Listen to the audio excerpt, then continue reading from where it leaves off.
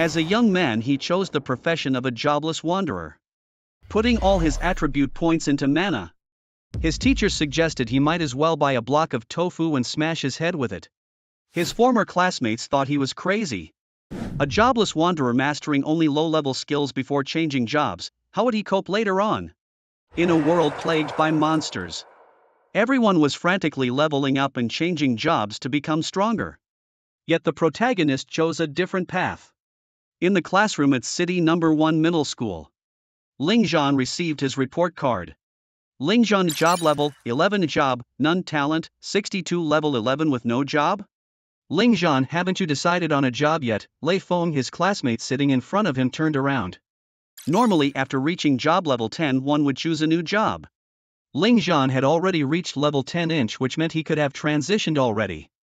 I haven't decided on a job to transition to yet, Ling Zhan replied calmly. Well, you'd better hurry up. Then Lei Feng turned his head back. The homeroom teacher nodded encouragingly from the podium. Alright, tomorrow is the job transition trial and assessment. I hope you all seize your destiny and do yourselves proud.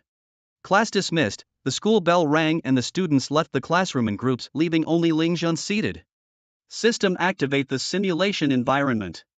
Ding, simulation environment function activated. The next second Ling Zhan disappeared from his seat. In the virtual space, Ling Zhan was sweating profusely. Practicing his swordsmanship 100 times, then 1,000 times, practicing archery 100 arrows, then 1,000 arrows. Daily challenge completed, strength attribute, plus 5 in shooting accuracy, plus 5% max mana, plus 5% mana regeneration speed, plus 5%. Listening to the system prompts in the virtual space, Ling Zhan wiped the sweat from his forehead. Tomorrow was the day of the Dragon Nation job transition trial and assessment. Fortunately, Ling Zhan had bound this full job system a few months ago. The system regularly issued tasks, and Ling Zhan only needed to continually practice various professional skills in the simulation space. After completion, he would receive various rewards. The condition was that Ling Zhan must follow the system's demands, not allowing any job transition. Ding, new challenge task has been released. Please complete the following challenge tasks in tomorrow's trial: Secret Realm, Slaughter challenge tasks. 1. Kill 1000 white named monsters alone. 2. Kill 500 blue named monsters alone. 3. Kill 1 purple named monster alone. Task failure penalty: termination of host's life. The day of the job transition trial and assessment began.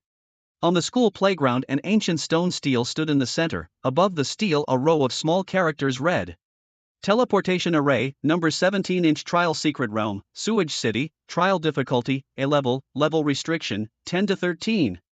The task requirements: kill 1000 sewage crabs, 300 sewage crab elites, and defeat the final boss to obtain a beast crystal. The leaders on the stage said, candidates, the teleportation array has been activated. Please form your teams and enter in an orderly manner. Thousands of students on the playground were in uproar. My god, an A-level difficulty level? That's insane. Teacher, I'm ready to enter the level. Ling Zhan suddenly approached his homeroom teacher and said calmly. The teacher was momentarily stunned, inadvertently glancing behind Ling Zhan. You can, but where is your team? Ling Zhan shook his head, his expression still calm.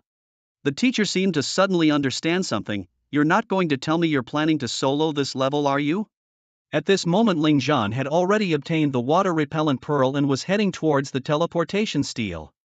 The entire class was stunned and the homeroom teacher hadn't even come back to his senses. In front of the stele, Ling Zhan was bathed in a dazzling white light. The next second, his figure suddenly vanished, entering the level first. This scene left countless people astonished and the whole school was in an uproar. On the stage, the person in charge of the job transition trial and assessment, Director Zhou, known as Zhou Yanwang, bellowed in anger. Which class is this student from? On the stage, all the homeroom teachers were silent. At the entrance to the Sewage City Secret Realm, a flash of white light appeared, and a figure stepped onto the solid stone ground. On the big screen outside, because Ling Zhan was the first to enter the level, he attracted the attention of thousands. Suddenly, toxic sewage crabs appeared. Ling Zhan had just entered the outskirts of the water city and shadows were moving quickly under the cold running water. The next second, several shiny black sewage crabs emerged from the water flow. Their huge pincers were like knives. With a swoosh, the sewage crabs attacked. Ling Zhan drew a knight's long sword from his back, his movements ghost-like as he dodged. Swordsman's basic skill, sword chi dance. The sword moved like the wind cutting through With a soft plop, a sewage crab was split in half, green blood spilled into the river, highly corrosive. Hissing as it reacted with the water. Was this a basic swordsman skill? This guy actually used a basic swordsman skill to kill a regular sewage crab. Ling Zhan's homeroom teacher and classmates were also dumbfounded. By now Ling Zhan had successively killed several sewage crabs each with a single strike, but then 3 giant sewage crabs slowly emerged from the underground river. Their enormous crab tails stood upright like heavenly sabers, their eyes blood-red blue, named sewage crabs. Level 12 sewage crab elites. This was trouble. This guy had used at least 3 or 4 skills when he was just killing the regular sewage crabs. His mana must have been exhausted by now. Strangely though, facing the 3 sewage crab elites, Ling Zhan showed no sign of panic. Instead, he raised his knight's long sword again. The teachers and students watching from the outside were stunned. He wasn't giving up? He was going to fight. Sword raised, sword chi dance, chop. It was the familiar move again. A sword struck the back of a sewage crab elite, sparks flying everywhere. The 3 sewage crab elites grabbed Ling Zhan, their purple poisonous tail spines flashing like lightning towards him. Ling Zhan immediately pulled out a staff, activating a spell in an instant, thunderclap. Ling Zhan took a step forward, his figure disappearing from the spot like lightning, dodging the deadly attack of the sewage crab elites. He immediately chanted a spell, water prison technique. The river water transformed into a huge water sphere, quickly trapping the 3 sewage crab elites. Earth split technique. Ling Zhan continued chanting. The ground began to tremble. A crack in the earth over a dozen meters long crazily spread from under Ling Zhan's feet. The 3 trapped sewage crab elites fell straight into the earth split technique without any deviation.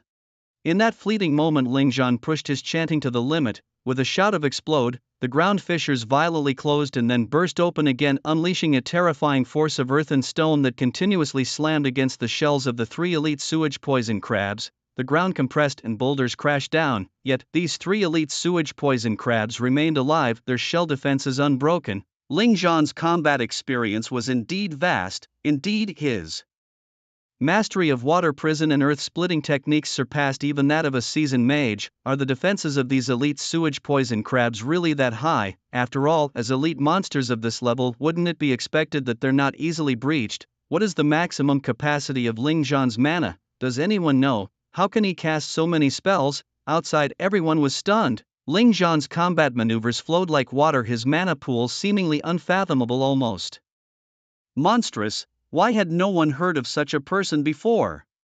Was it his own low profile, or was principally that old fox deliberately concealing his skills? Regardless, Ling Zhan was indeed a remarkable presence in middle school. On the main stand, various principals and directors were taken aback that the 3 elite sewage poison crabs had not been breached. Clearly, they thought that this level's transfer trial and academic assessment were too difficult. These were just the elites encountered at the periphery of the level boasting such high defense. What then of the monsters deeper within the level? Of course, while they internally complained about the difficulty of this assessment level, they dared not voice these thoughts in front of Lord Zhou Yanwang, whose expression had turned placid. The purpose of setting up this level was to test the teamwork of the student groups. The high defense of the elite sewage poison crabs precisely demonstrated that this level couldn't be passed by a solo player. Moreover, the waters of the Water City weren't just simple underground river waters.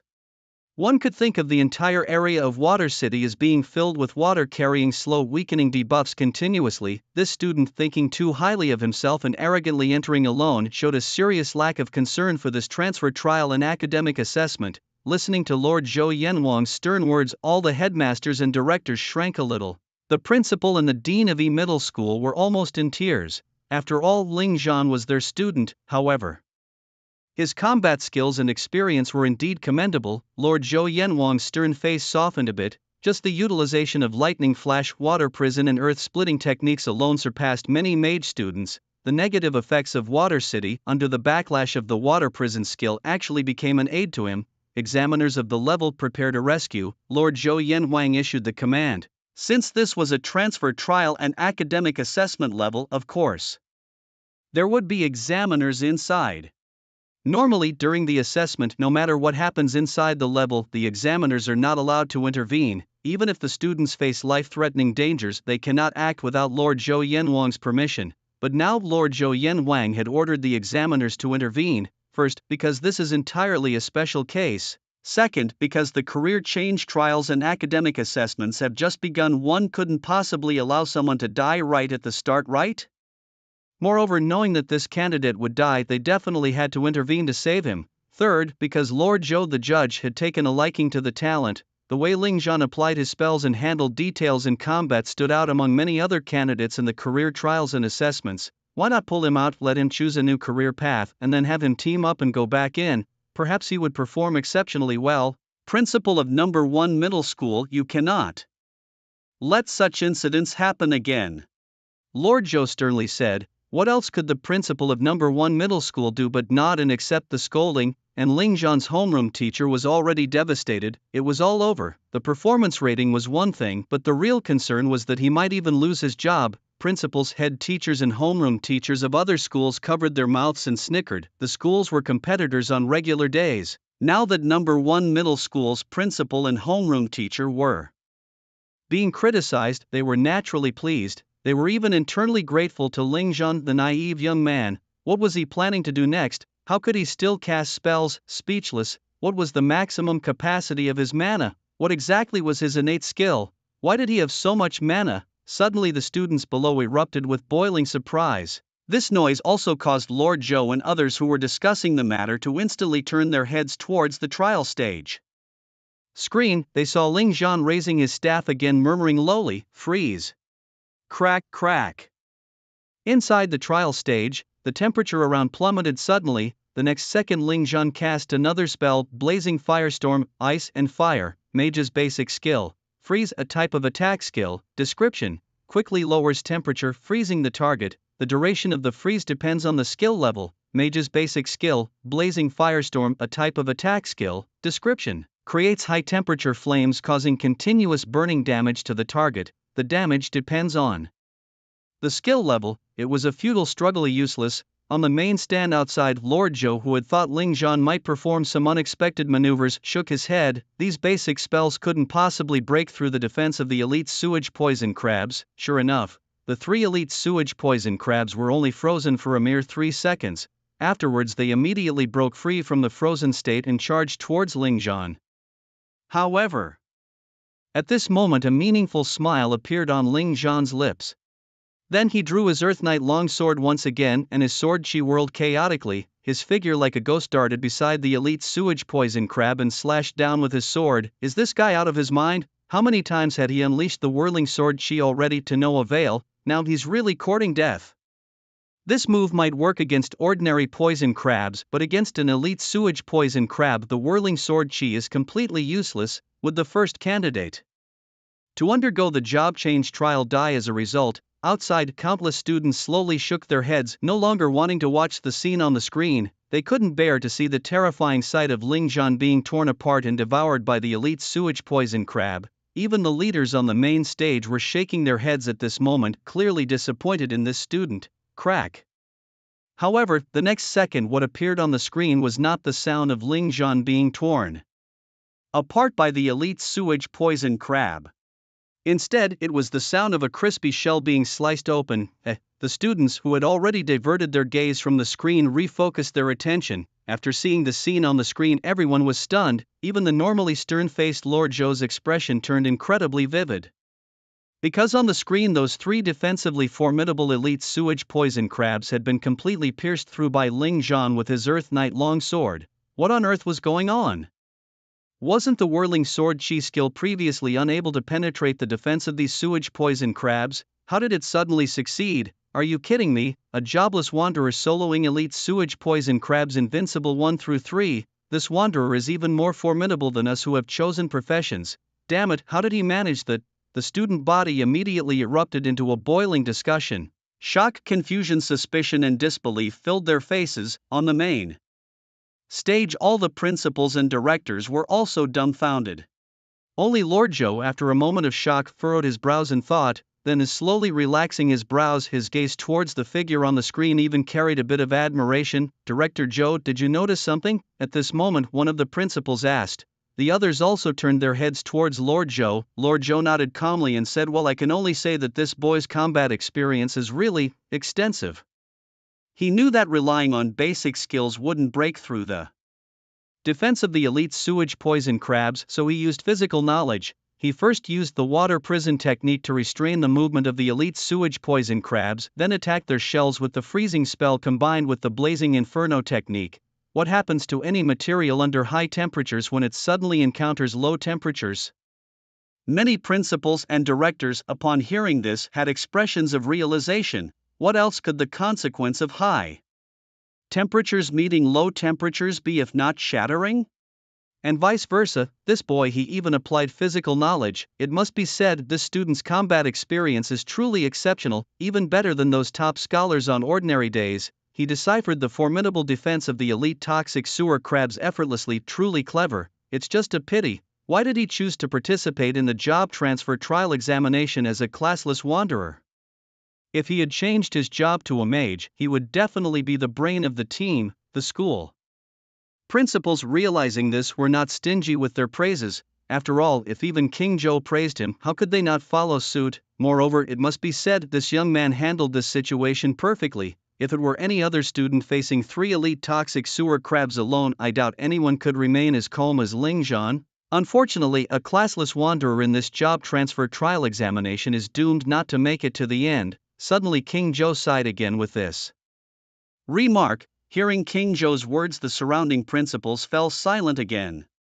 Indeed, no matter how perfect his handling of the situation as a classless wanderer, he is destined not to pass the toxic sewer city level. You see, the mission requirement of the toxic sewer city level is to kill 1,000 toxic sewer crabs to barely pass, and to achieve an excellent score one must also kill the elite monsters that appear in this level. The 3 large toxic sewer crabs that just appeared can at most be considered quasi-elite monsters, not true elite monsters. True elite monsters are much more difficult to deal with than these toxic sewer crabs, and their health, defense, speed and other aspects are also higher. If you want to top this job transfer trial examination, your team must successfully kill the supreme toxic crab king who governs the sewer city. These mission requirements are obviously not something a single person can accomplish. Director Joe, shall I now intervene and teleport this examinee out of the trial level? The trial examiner communicated telepathically. No need, let's see how far he can go first, King Joe said. Initially he had no expectations for this classless wanderer, however, the brilliant combat handling and experience just now had impressed him. If you were to rate Ling Zhan's recent combat, it would definitely be a perfect score. Therefore, King Joe was curious to see how far such an oddity could go in this trial. At this moment, the students who watched Ling Zhan's splendid battle were no longer delaying and entered the trial one after another. After sending off the last student, Ling Zhan's homeroom teacher watched him disappear from the teleportation formation. Finally, he could breathe a sigh of relief. Unconsciously, this teacher had broken out in a cold sweat. Frightened, being singled out for criticism by King Joe, he almost risked his career. But as frightened as he was, he also felt honored by Ling Zhan's dazzling performance in the trial as his homeroom teacher. Unlike others, Teacher Chi is Ling Zhan's homeroom teacher had always known that Ling Zhan was hiding his true strength. Previously, the school had also organized similar mock trials and Ling Zhan had always performed averagely. This probably was a case of not showing off until he could truly astonish everyone. Unfortunately, Teacher Chi couldn't help but sigh. He believed that not just him, but probably everyone present had pegged Ling Zhan's growth potential to be limited to this point. He had reached the ceiling of the freelancer profession with no further progress possible. At this moment, on the sports field, the majority of the people had shifted their attention away from Ling Zhan. Only a few lower-grade students who had genuinely been impressed by Ling Zhan's stunning performance earlier kept their eyes fixed on him, eager to see his next move. After all, they were still young and did not understand the shortcomings of the freelancer profession as deeply as the teachers and the principal present. Blind admiration, one might say, but understandable. On the outskirts of Shuichang, Ling Zhan, having slain 3 elite sewage poison crabs, showed no signs of fatigue. His speed was extremely fast under the enhancement of a lightning flash. At the same time, he moved towards the inner area of the sewage city. Along the way, Ling Zhan chose not to continue fighting with the few remaining poison crab monsters. He knew that to slay 1,000 sewage poison crabs, he needed to find a swarm of them first, otherwise it would take ages to kill enough crabs to reach his goal. By that time, the top student teams would have already broken through and taken the championship, leaving him far behind. since it was a system task. Ling Zhan was determined to exceed expectations. In this National Unified Job Transfer Trial and Academic Assessment, he was set on being the first. Heaven helps those who help themselves. In Ling Zhan's deliberate search, he finally found a group of 200 sewage poison crabs near the edge of the inner area in an underground water prison. Monster. Sewage poison crab health, 300/300 defense, 100 attack power, 73. Quality, white state, irritable, hungry.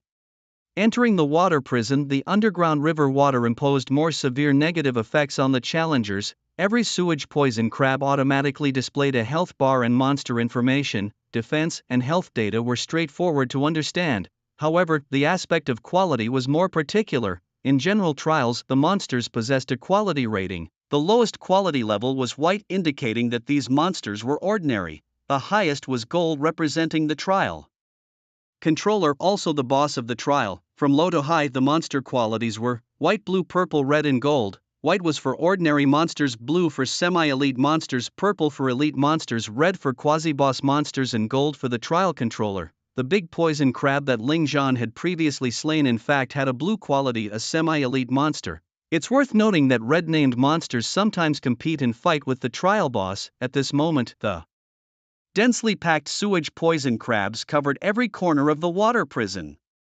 My claustrophobia kicked in. Wow, was Ling Zhan planning to take on this swarm of poison crabs? Quite bold indeed. 3 elite sewage poison crabs are no longer enough for Senior Ling Zhan.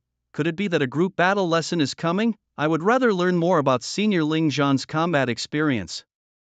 Outside, the students, having watched Ling Zhan travel for half a day, were excited as he finally stopped with his sights set on a group of poison crabs in the water prison. The water prison is vast, providing ample space for dodging. After all, with 200 sewage poison crabs, it's impossible to annihilate them all at once. Even a team of 5 would need a well-thought-out plan and be ready to manage the battle dynamics effectively. This time, facing the group of poison crabs is more challenging than dealing with those 3 elite sewage poison crabs. Let's see how this lad handles it. He seems eager to complete the job transfer trial and pass the examination.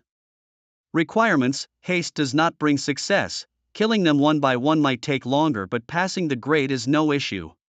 However, taking on 200 at once significantly raises the likelihood of death. Indeed, on the presiding stage, many principals had shifted their attention to other candidates undergoing the trial, yet a few kept their eyes on Ling Zhan. True, Ling Zhan's performance against the 3 poison crabs was flawless, but facing 200 poison crabs and 3 elite ones is a different story altogether. If Ling Zhan truly takes on this group of poison crabs, failure is certain. Zhou Yanwang, who initially criticized Ling Zhan, now remains silent. He thought this young man is no fool, but why is he making such a foolish move? Could it be he actually has the strength to defeat these 200 poison crabs? At this moment, Ling Zhan in the trial is completely unaware of the outside world's opinions and views of him. Of course, with his indifferent nature, even knowing would not affect his combat. He first surveyed the surrounding terrain, not missing any corner, including places that might offer brief respite from the attacks of the poison crabs, and terrain that could facilitate the use of techniques, etc. After all preparations were made, Ling Zhan smiled slightly. It's time to make a move. In the vast water prison resembling a valley, 200 sewage poison crabs wandered aimlessly. After careful observation, Ling Zhan had already noticed that not all of these 200 sewage poison crabs were ordinary monsters. About a third of them were quasi-elite monsters, that is, blue-named creatures. Monster, sewage poison crab health, 300/300 defense, 100 attack power, 73 talent, white. Status: irritable, hungry. Monster, sewage poison crab, defense mutant, health, 400/400 defense, 150 attack power, 110 status, irritable, hungry. Talent, blue. Monster, sewage poison crab, resistance mutant, health, 200/200 defense, 100 attack power, 70 traits, basic purification serrated bite. Talent, blue. Each monster's information panel showed slight differences. The healing poison needle skill can, of course, be used to heal injured companions, restoring their health. Basic defense enhancement can strengthen defense. The creatures known as anti-natural mutants possess an extraordinarily high resistance to abnormal statuses. Most importantly, Ling Zhan discovered that this group of sewer poison crabs also exhibited a certain degree of coordination. In other words, the difference between a single monster and a group of monsters is not as simple as the sum of 1 plus 1. Ling Zhan became slightly more cautious. He did not wish to capsize here in this murky water. Descend. Beneath Ling Zhan's feet a flash of white light appeared, slightly slowing his descent. It was a basic mage skill, levitation. He flew into the watery prison. At this moment the sewer poison crabs had already detected Ling Zhan's presence. Hiss. Startled, one of the sewer poison crabs launched the first attack. Swish, sword/blood splatter. The sewer poison crab dead. Outside the trial stage, the junior students from the first and second years watched the scene, their eyes shining. Another instant kill. How impressive, however. Below the watery prison were not just 1 inch but a swarm of sewer poison crabs. They admitted to themselves that facing such a scene would surely send them fleeing in terror. On the main stand, all the principals and directors watched the screen intently, not blinking. King Zhou remained silent. The trial examiner also paid close attention, ready to intervene should an accident occur, as King Zhou had instructed. However, under the solemn gaze of all, Ling Zhan slowly raised his beginner's magic staff, flames of annihilation.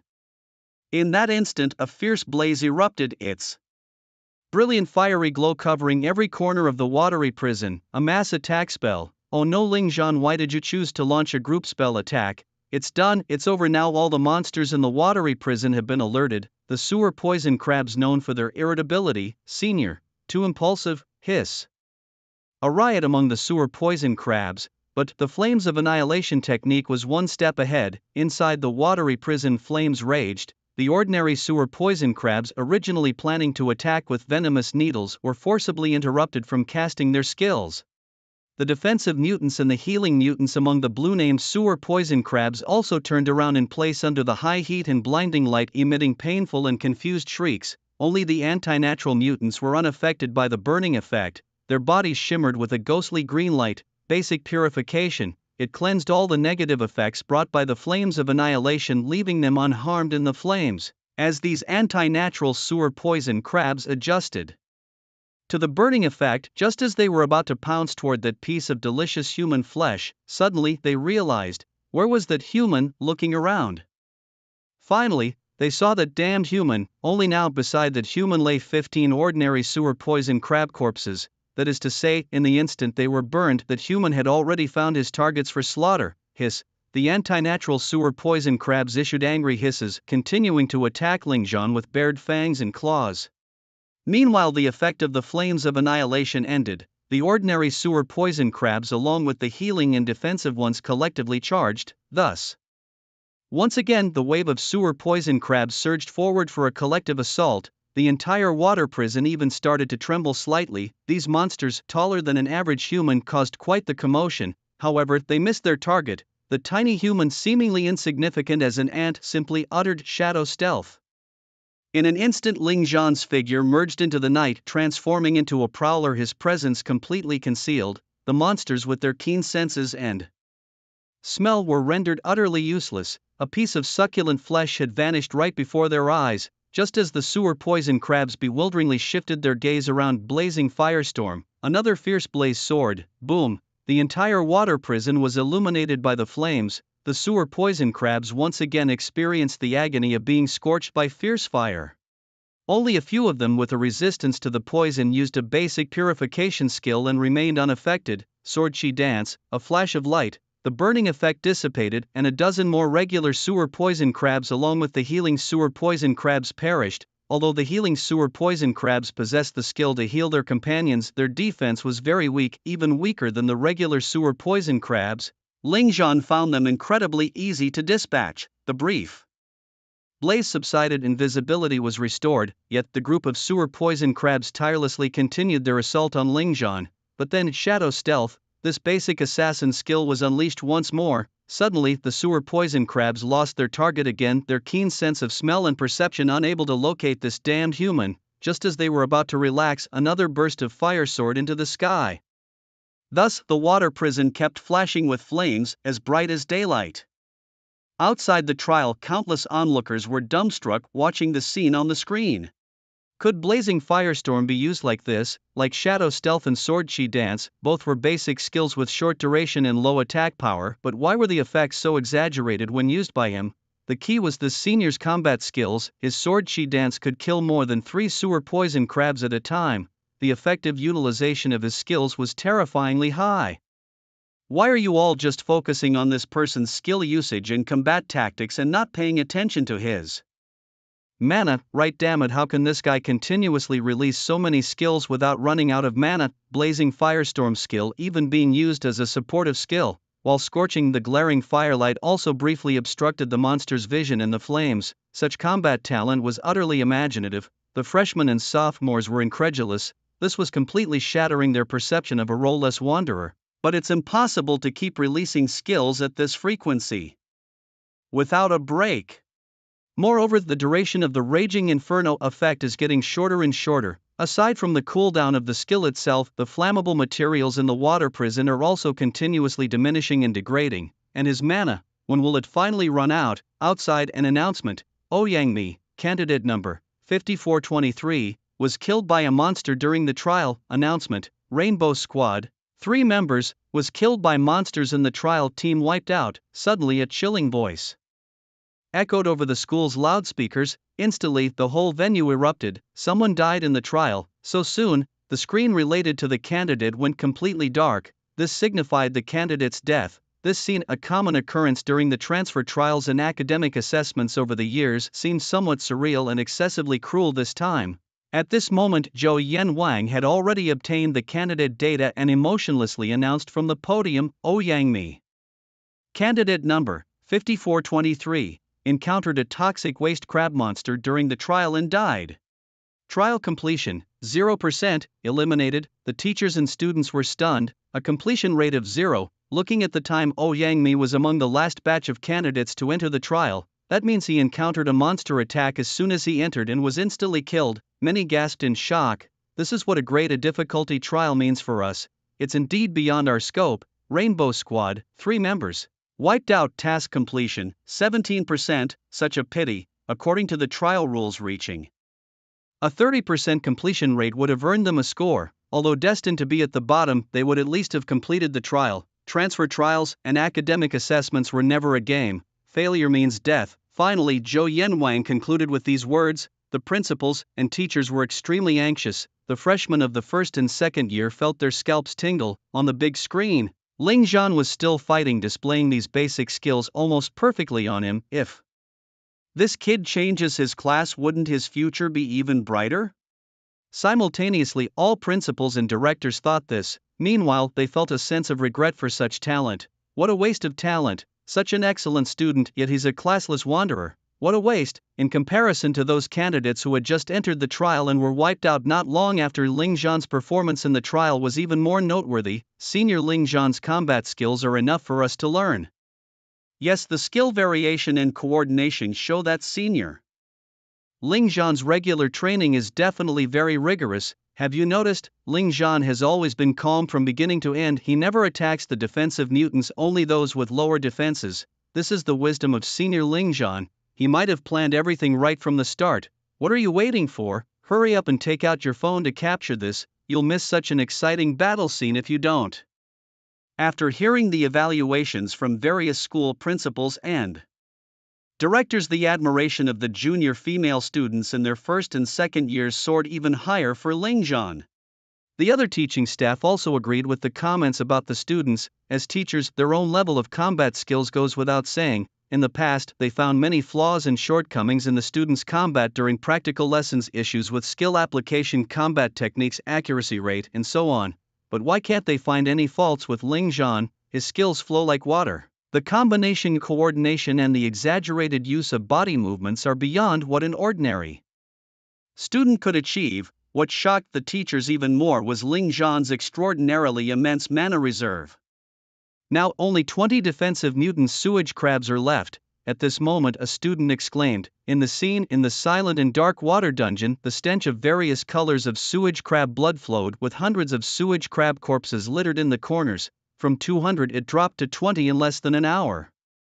The key is to see how he deals with these defensive mutant sewage crabs, as their defense is even stronger than the previous blue-named sewage crabs.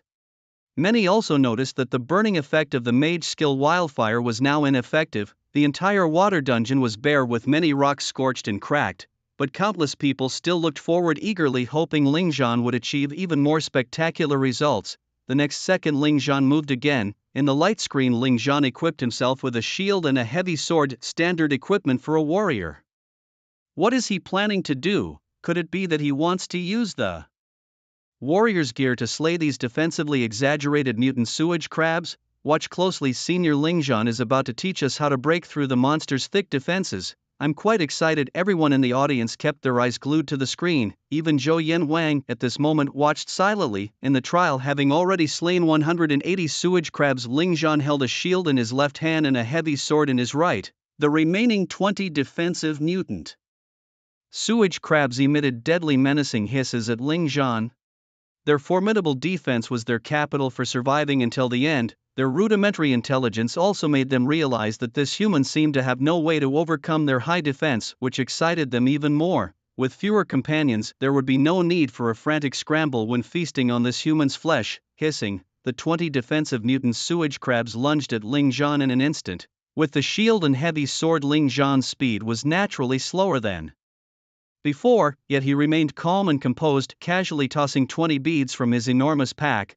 The beads lined up in a row as they were thrown. Click, the beads exploded into 20 giant mushrooms. Hunter's basic skill, scent attraction skill type, support skill description, giant mushrooms that emit a delightful scent fatally attractive to low-level monsters. Note, if the target's level is higher than the hunter's, the effect of scent attraction is halved. The 20 aligned giant mushrooms released an enticing aroma in the water prison. With a gust of wind, the monsters within the water prison went wild. To them, these mushrooms were like the most delicious food in the world, even more appetizing than human flesh. As a polluted water crab took a huge bite, nearly swallowing half a mushroom, the battle fervor roared. Ling Zhan opened his mouth and let out a furious roar, the sound waves spreading out. Suddenly, the battle roar activated. Warrior's basic skill, Battle Fury Roar skill type, support skill description. The warrior emits a roar, increasing the enmity of the target and reducing the defense of nearby targets by 5% for 2 minutes. This effect can stack up to 3 times. Note, if the target's level is higher than the caster's, the duration will be reduced. Ling Zhan roared 3 times in succession. The 3 layers of debuffs directly reduced the defense by 15%. The group of monsters startled stopped feeding. But, monster trait, quick to anger, the monsters were completely enraged by Ling Zhan. Rage value, 100 plus 300 plus 700 plus, still not enough. Ling Zhan with a fierce gaze stowed his shield in his pack and took out a staff without any hesitation. Water prison technique, the cold river water on the ground churned, trapping the 20 defensive mutant polluted water crabs in large bubbles. He then took out his shield again, paired with a heavy sword, and performed another skill, shield breaking sword sweep. Ling Zhan swung the huge heavy sword around in a circle, the invisible thick sword. She swept all 20 polluted water crabs together. However, when the sword she struck the polluted water crabs, it did no damage to them. Their health did not decrease at all. Warrior's basic skill, shield breaking sword sweep skill type, support skill description. The warrior swings his huge sword, releasing a circular sword chi that sweeps nearby targets. The sword chi does no damage, but the defense of targets hit by the sword chi is reduced by 10% for 1 minute. Not stackable. Note, if the target's level is higher than the caster's, the duration will be reduced. Feeding was forcibly interrupted for the nth time. Rage value, 1000 plus, and their defense was also reduced. As is well known, in a team, the mage is responsible for high damage output, the healer for team healing, the assassin for targeting kills, and the warrior is known for his high defense and high health, serving as the team's frontline, but he has another role, reducing defense and drawing target aggro. Both roles are extremely crucial in difficult and unknown trials. Monsters with high defense, strong attack power, and thick health emerge one after another. Without the War Earth's ability to attract hatred and reduce defense, even the strongest team output would hardly make a significant dent in the monsters. Now Ling Zhan has switched to his War Earth gear specifically to reduce the defenses of these 20 defensive mutant wastewater crabs. You might wonder why Ling Zhan didn't use his previous tactics of Scorched Earth and Frost Spell to shatter the defenses of these creatures with a dual force of fire and ice.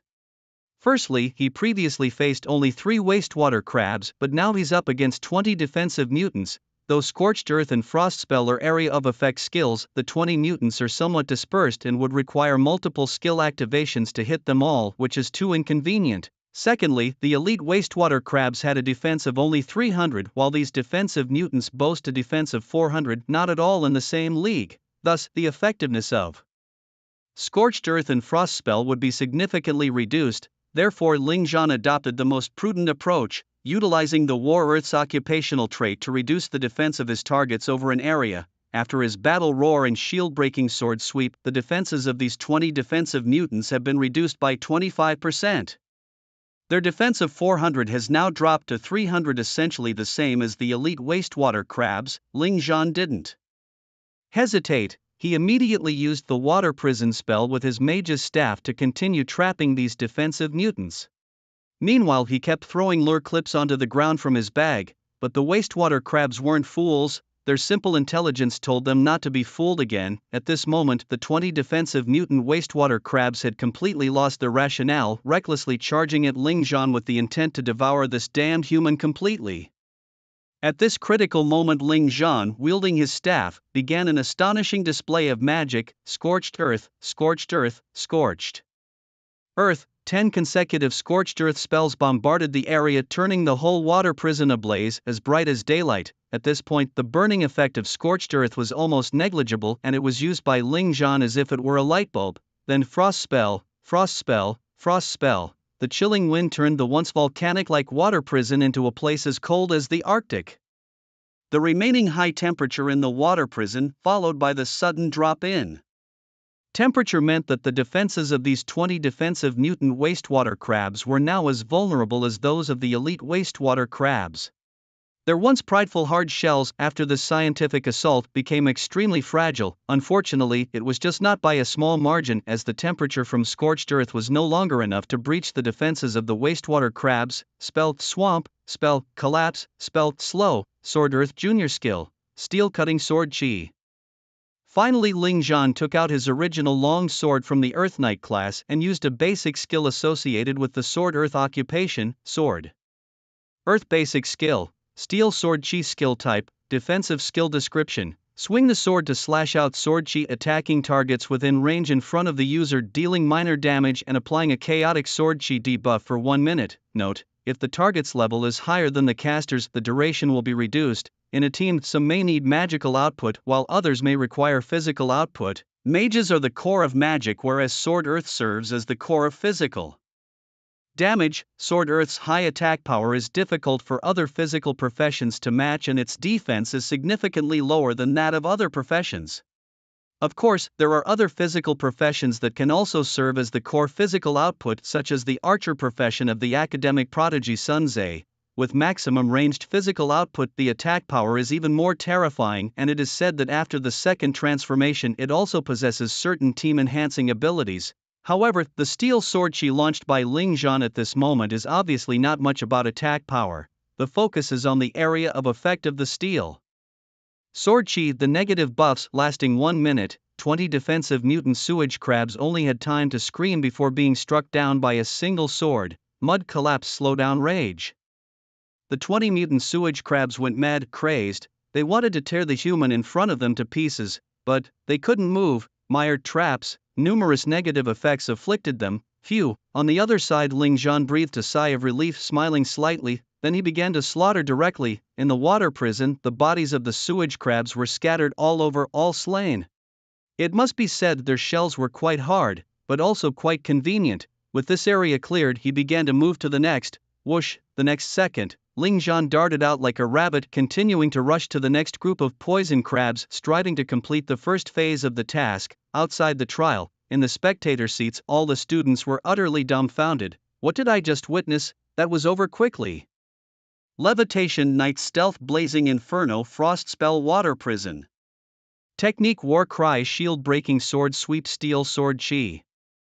My god, who could withstand such a combo? I don't know why, but I suddenly feel a bit sorry for the sewage crabs. Really, the last move by Senior Ling Zhan was too ruthless. Putting myself in the shoes of the sewage crabs at this moment, they would probably be cursing Ling Zhan's ancestors. Many people felt as if their worldviews had been turned upside down. It was also their first time witnessing such a method in the transfer trial and academic assessment.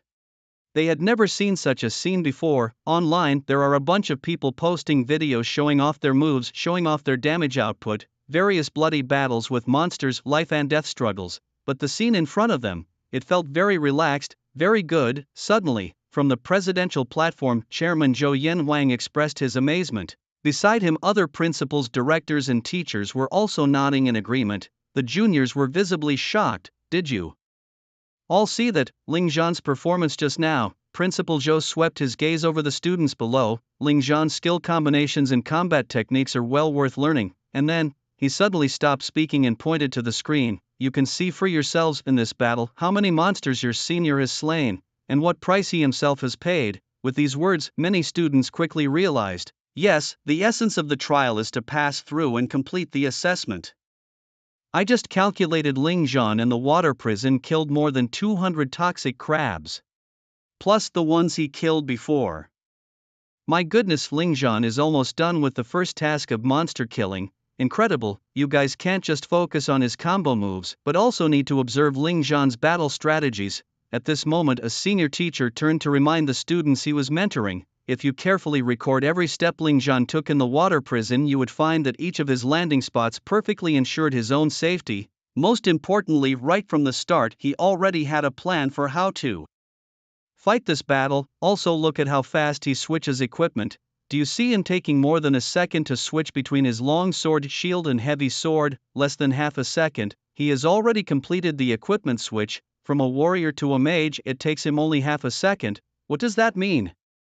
It means that whenever you face Ling Zhan in combat, in just half a second he can transform from an assassin into a mage and hit you with a powerful fire spell.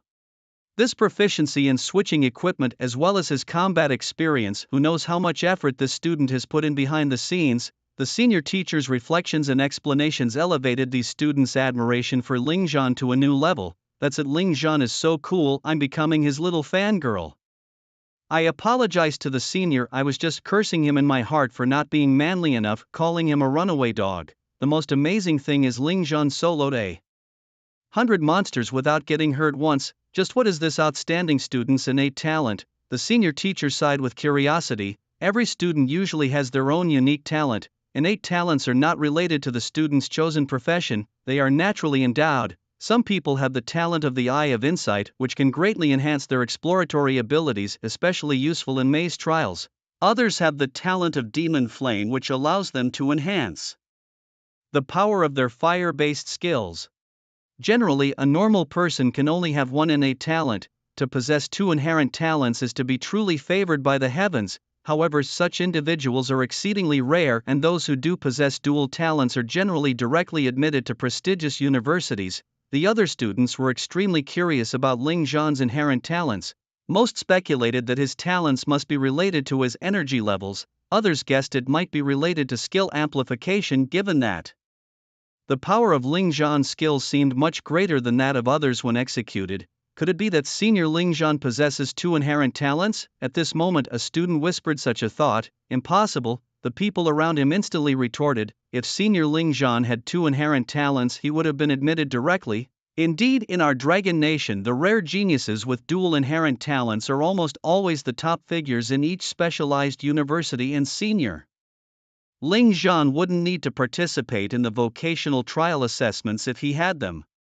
Yet, senior Ling Zhan's current performance is already near perfection. Continuing as he is, his scores in the vocational trial assessments could place him among the top in our city. He's the first in the nation to participate in the vocational trials as a freelancer and achieve such excellent results. It's truly astounding. Ha, someone scoffed coldly. Ling Zhan is indeed performing well, but to aim for a top city ranking might be an overstatement, as if there are no geniuses at our school.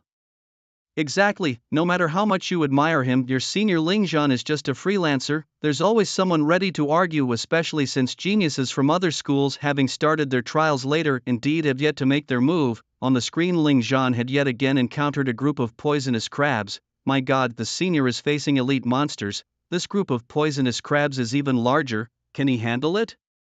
Soon Ling Zhan had slain the group of monsters and made a swift escape.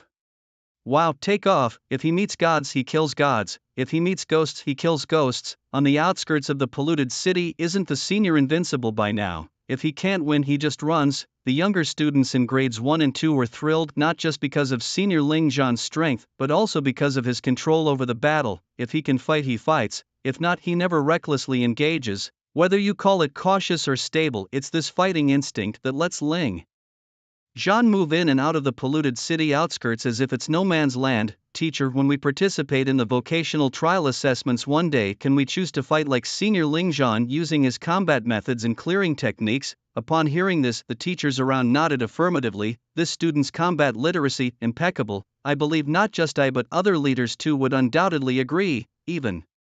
The teacher didn't finish his thought aloud. He simply said to himself, this student's performance in the trials could probably be textbook material if only he wasn't a freelancer. Impeccable, huh? This brief remark, like a cannonball, explosively hit every student's heart. For the first time, they heard their teacher describe a student's performance as impeccable. On the podium, the principal of No. 1 Middle School even privately instructed the director of education to include Ling Zhan's performance in the trials in the video teaching materials. The director of education looked up abruptly, thinking the principal must be out of his mind, but soon, he understood the deep consideration of the principal. Yes, below the podium, a student suddenly asked teacher, why do I feel that when senior Ling Zhan retreated, it wasn't that he couldn't fight back, it seemed like he was intentionally concealing his strength. It's hard to say. The teacher hesitated for a moment. Ling Zhan's performance had been too perfect earlier, and because it was too perfect, the teachers felt it wasn't too much to think that Ling Zhan still had something up his sleeve. But they also felt that no matter what, a person's energy is limited. Even if he was hiding his strength, it couldn't be too outrageous. Another wave of toxic crabs was cleared. Senior Ling Zhan seemed to be getting more skilled this time, finishing the battle in less than 15 minutes. Amidst the discussions of countless onlookers, Ling Zhan dealt with another wave of toxic crabs, truly worthy of being senior Ling Zhan. Did you notice this time senior Ling Zhan killed all the toxic crabs, not sparing a single one? My god. So was senior Ling Zhan really just hiding his strength when he retreated before? Watching Ling Zhan on the broadcast screen, countless people exclaimed in surprise, he could be even stronger. I don't believe it, a lone fighter could go this far in the trials. The crowd gasped. Who could have thought? Despite the fierce battles and confrontations before, Ling Zhan still had reserves. A single person fighting 1,000 monsters, still hiding his strength. Is he a man or a monster? In the trials, Ling Zhan continued to roam around the outskirts of the sewage city, sometimes even nearing the inner area where the monsters were more numerous and stronger. Over time, people began to realize something was amiss. Such great ambition. On the podium, as Lord Zhouyan spoke, the surrounding principals and directors were slightly shocked. As everyone knows, the content of the vocational trial assessment released before, like killing 1,000 ordinary sewage crabs, was just the passing requirement. Naturally, after passing, one should aim for extra points. How to earn extra points? Kill more monsters, exceed the task. 1,000 ordinary sewage crabs.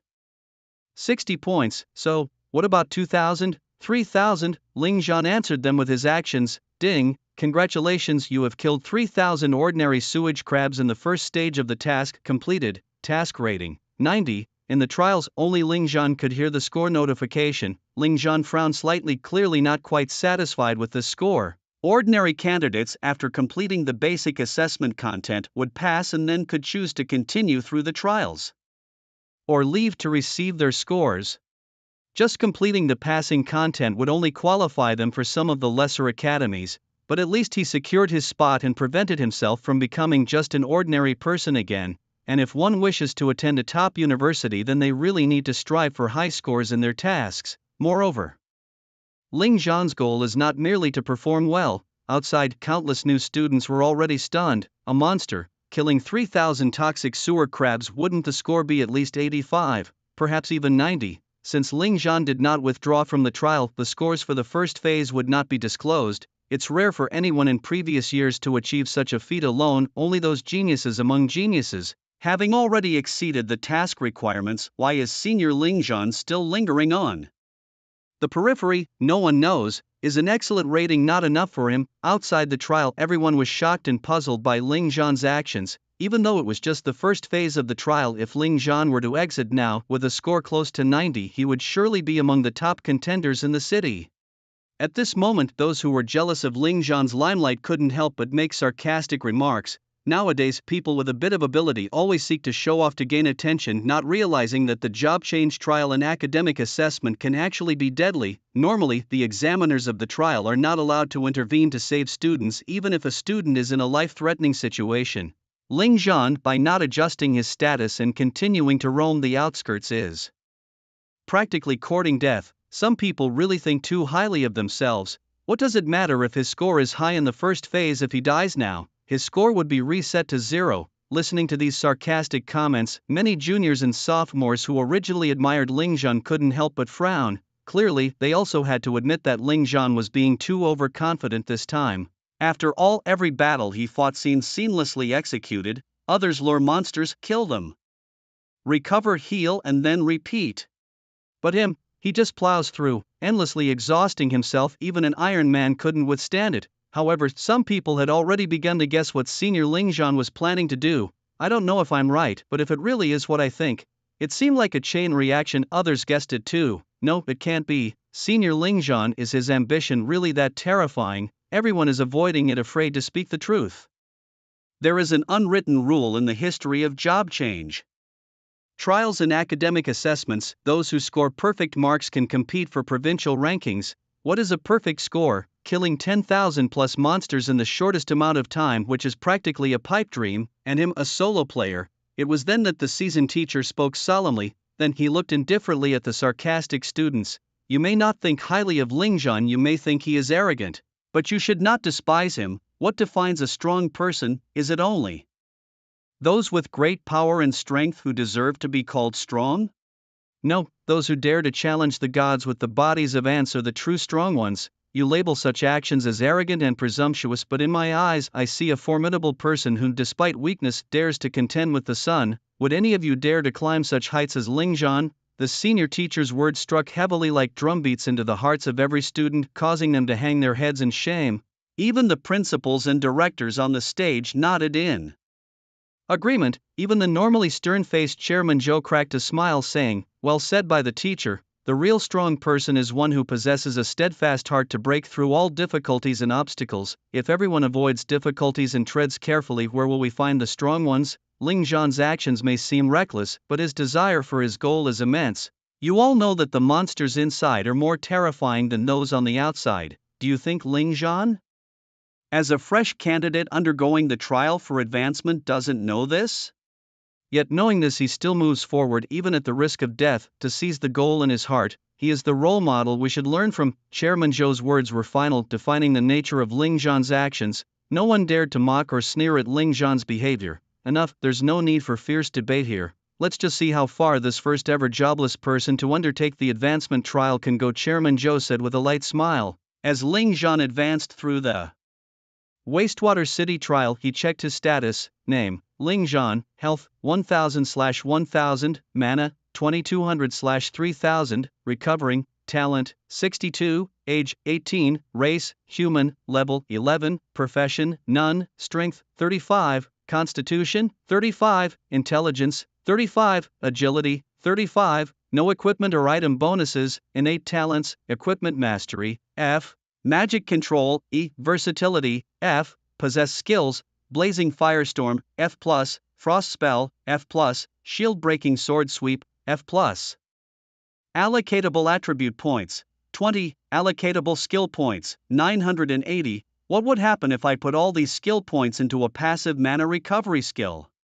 Ling Zhan mused during the trial, though he quickly dismissed the idea, knowing that while he might have unlimited mana, he would lack any offensive capabilities, which would be pointless. Nevertheless, these 980 skill points required careful consideration, along with the 20 attribute points rewards from the system's daily challenge tasks and Ling Zhan's ace in the hole. Normally, after a job change, everyone would allocate their attribute points to match their profession's requirements, and skill points could be used to upgrade skill levels, though some skills couldn't be upgraded. For example, the basic skill level of a profession is fixed at F rank, and no matter how you allocate skill points, you can't break through F rank. Only profession-specific skills can be upgraded with skill points, however some skills also have an upgrade limit. You shouldn't use your trump cards carelessly. Playing a hand with 4 twos and 2 jokers is a foolish move that Ling Zhan has always avoided.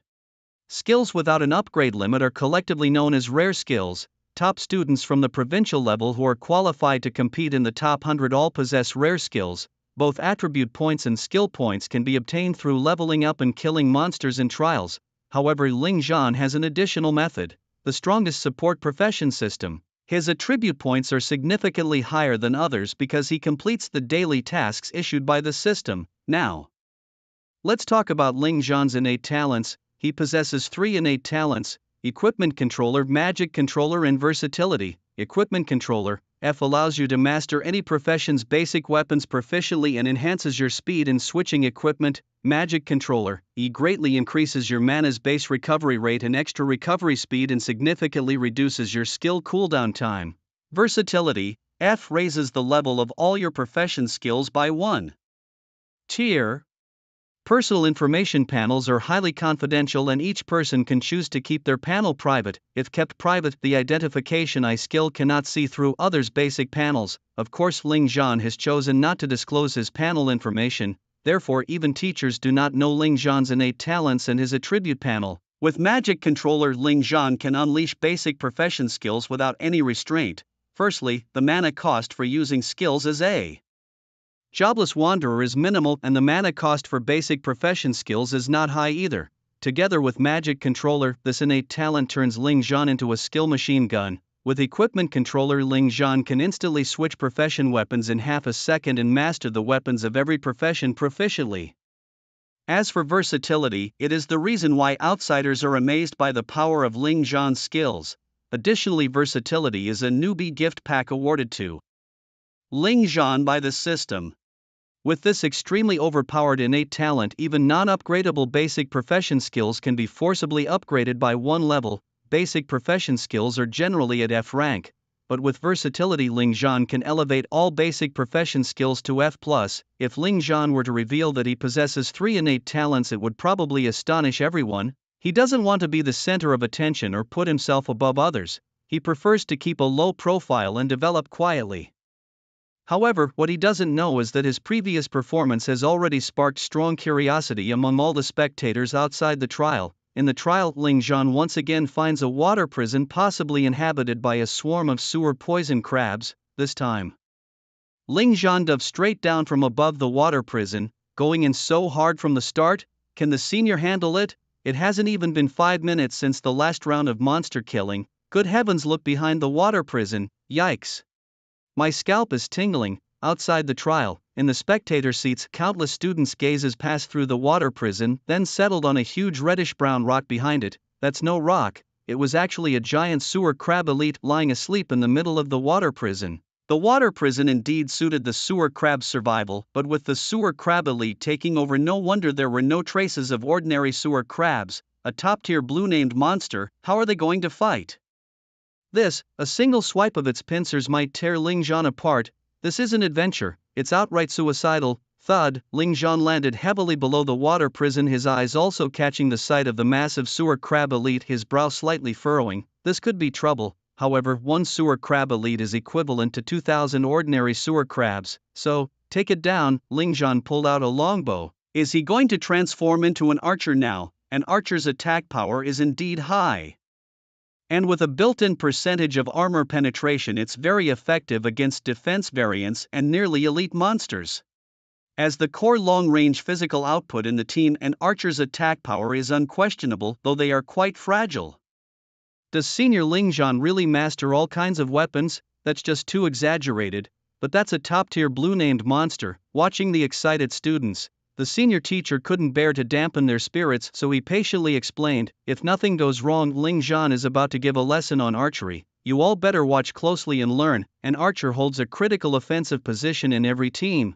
An archer's basic skills include precision, whisper, blink, explosive arrow, scatter, and fiery death dance. Choosing to use an archer in this environment likely aims to quickly resolve the battle, as the senior teacher's words ended. On the screen, Ling Zhan also made his move. Inside the water prison, Ling Zhan drew his bow, scatter, explosive arrow, precision, whisper. For basic skills instantly mastered, scatter, F+ instantly shoots 3 feathered arrows. Explosive arrow, F+ makes the shot arrows carry an explosive effect but increases the bow drawing duration. Precision, F+ increases the archer's hit rate by 5%. Whisper, F+ after the archer's arrows hit the monster, it reduces the monster's armor by 25%, lasting for 5 seconds. Though basic skills are only F grade power, with the enhancement of versatility, they are forcefully brought up to F+. Swoosh, 3 feathered arrows shot out like meteors, carrying explosive armor. Piercing effects hitting the sleeping sewer crab elite. The 3 feathered arrows hit accurately. Boom! The explosion from the arrows burst open, causing the underground river to explode into a flying waterfall. Roar! A roar! The sewer crab elite was awakened. A row of data appeared above the head of the sewer crab elite. Monster: Toxic sewer crab, mutant variant, HP 890/900, defense 300, attack power 120, traits, chance of damage, immunity, serrated bite quality, blue. This monster actually has a chance of being immune to damage.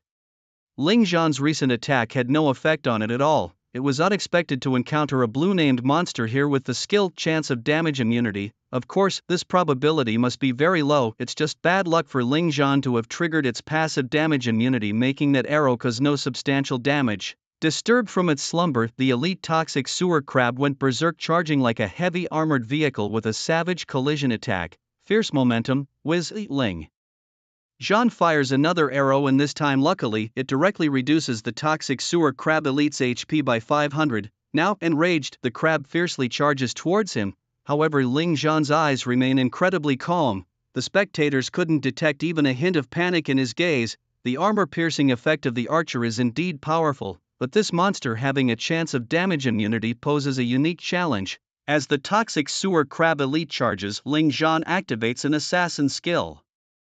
Quickly repositioning himself, he knocks another arrow. The armor-piercing capability of the archer skills naturally counters defense-focused monsters. Although weaker in single-target output, it's only relatively speaking. This toxic sewer crab has 2 high attributes. If using mage skills, Ling Zhan would exhaust himself and still might not break through its defenses. This is the natural advantage of the archer class. Those who are extremely confident in their combat abilities often choose to switch to archers because it is one of the hottest classes for solo trials. Its advantages include numerous basic skills, strong passives, high attack power, inherent armor penetration, and agility. Moreover, after the second class change, it's said to possess quite impressive support abilities. Both for the future and the present, archer remains the top choice for many elite players. However, the archer class also has significant drawbacks. First, archers require a high accuracy rate, very high, because if your accuracy isn't high enough, then it's very easy to break the continuity of passive effects.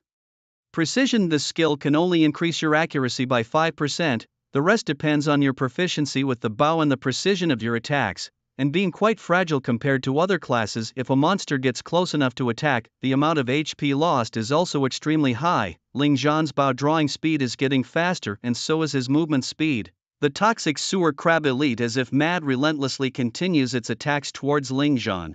However, Ling Zhan feels no tension at all. Holding his bow and arrow, each shot he fires hits its mark precisely. Although the explosive effects of the arrows do little damage to the heavily armored toxic sewer crab elite, they still manage to disrupt its vision and slow it down with negative effects. With a series of arrows piercing through armor, each shot struck its target with unerring accuracy. Ling Zhan was determined to exhaust the elite sewer crab to death. Outside of the trial, the spectator stands were already filled with numerous students exclaiming in awe. So accurate, not a single shot wasted. His skill with the archer's bow was impeccable, and he would likely perform just as well as a sniper if he switched classes. But there was a problem: should the elite sewer crab get too close, and with no teammates to shield him, he wouldn't be able to maintain such unrestrained output. This realization seemed to awaken the surrounding audience. Indeed, Ling Zhan was only managing so effortlessly because he had mastered the attack rhythm of the elite sewer crab. But rhythms could change. Just as everyone thought Ling Zhan might be overwhelmed up close, the scene suddenly shifted. Ling Zhan stopped shooting and switched to a staff. Was he planning to use a mage's AoE skills to obliterate these creatures? that seemed unlikely. There were too many. Like archers, mages were fragile. But wait, what was that formation of light at his feet? A summoning circle. It was a summoning circle. Damn, he actually knew summoner skills too. Summoners. Also, a basic class could call upon spirit contracts to assist themselves. Typically playing a supportive role in a team, summoners could use their basic skills to summon spirits with various functions. For instance, healing slug, F+, summon a slug spirit that attaches to an ally or oneself, slowly healing their wounds. Giant goblin, F+, summon a giant goblin spirit characterized by high health and defense but low attack, capable of acting as a frontline in battle. Binding vines, F+, summon a vine spirit that spits out seeds which take root upon hitting the ground, forming binding traps that immobilize enemies for 3 seconds. The staff, not only a mage's weapon but also a summoner's, was now in full use. As the grand summoning circle glowed beneath Ling Zhan's feet, he completed his chant, "Summon giant goblin." Buzz, a brilliant light burst forth. When the light finally faded, there stood a towering 3-meter-tall red-skinned goblin holding a bone club, splashing through water and hammering wildly at the elite sewer crab in front. Bang, bang, bang. Although it hardly dented the armor and barely reduced the crab's health due to the goblin's low attack, it disturbed the elite sewer crab's rhythm of attack. Hiss. As a top-tier blue-named elite, the sewer crab wouldn't just passively take hits. It opened its mouth and sprayed venom at the giant goblin. The goblin's health decreased slowly, its high health and defense allowing it to temporarily serve as the frontline. But one giant goblin wouldn't be enough. Indeed, it wasn't enough. The elite sewage toxic crabs were dealing too much damage and the health of the giant goblin plummeted dramatically. However, summoning the giant goblin consumes a huge amount of mana, much higher than other basic skills. He could only summon 3 at most. Outside the trial, many students felt that Ling Zhan was now in a perilous situation. The dignitaries on the presidential platform, including Zhou Yanwang, watched Ling Zhan on the screen with serious expressions. They probably also felt that it would be difficult for Ling Zhan to pass this challenge. On the screen, Ling Zhan continued to summon and 2 more giant goblins appeared, standing like mighty mountains in the front. Just when everyone thought he would switch to archer gear, he still raised his staff.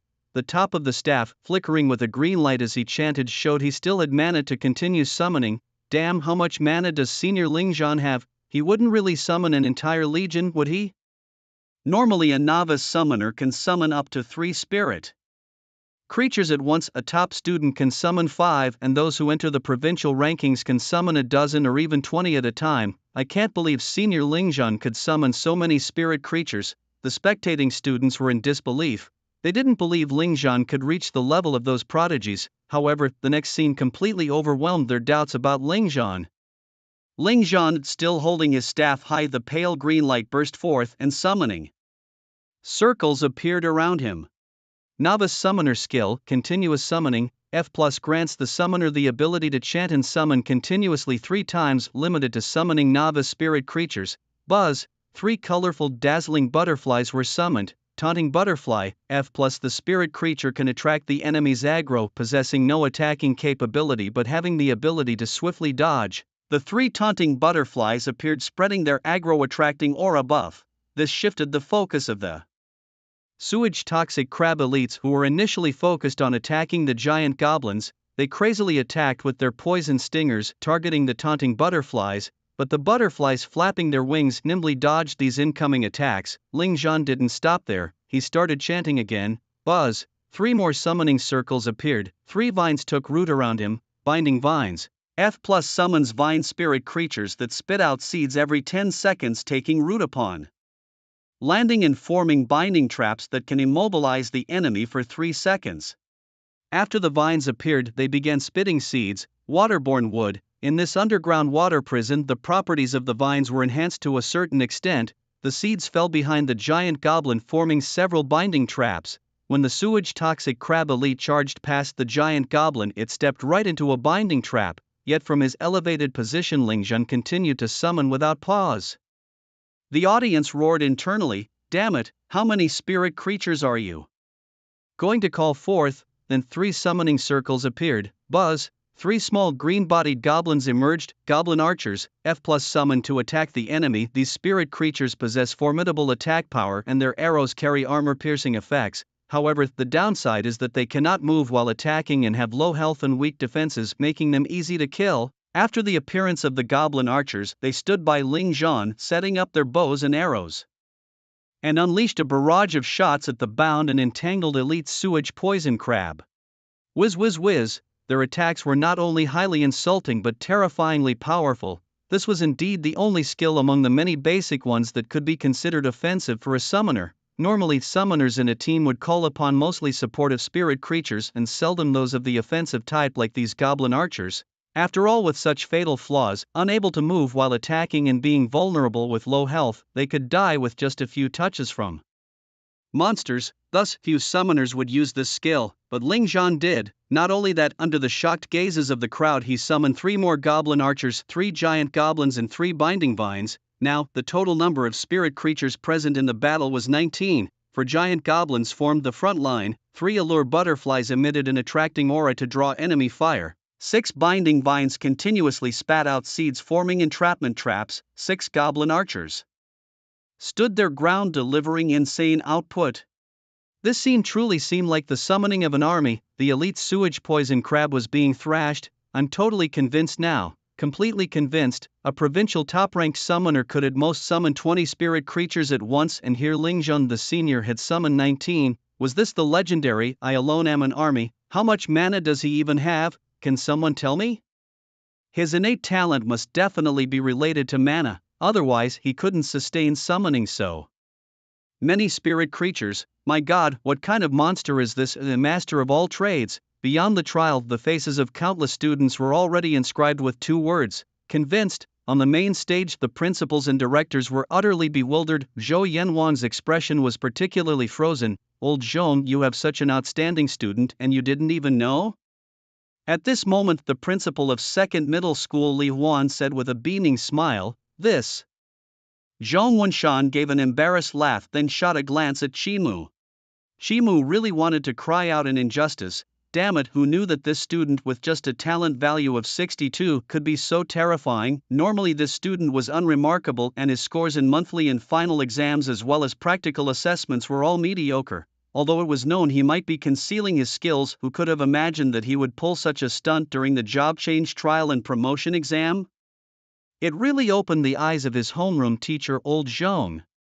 Old Zhong, having such a top-notch student and not placing him in the elite class is truly a waste of talent. The principal of 3rd Middle School also commented. Pfft. Those words struck Zhong Wenshan like a sharp sword. They meant, "Zhong Wenshan, is this how you treat a genius?" Yet Zhong Wenshan still wore a smile of joy on his face. Ling Zhan had brought glory to their school. The class teacher, Qimu, now had mixed feelings about Ling Zhan. He loved him for his outstanding performance.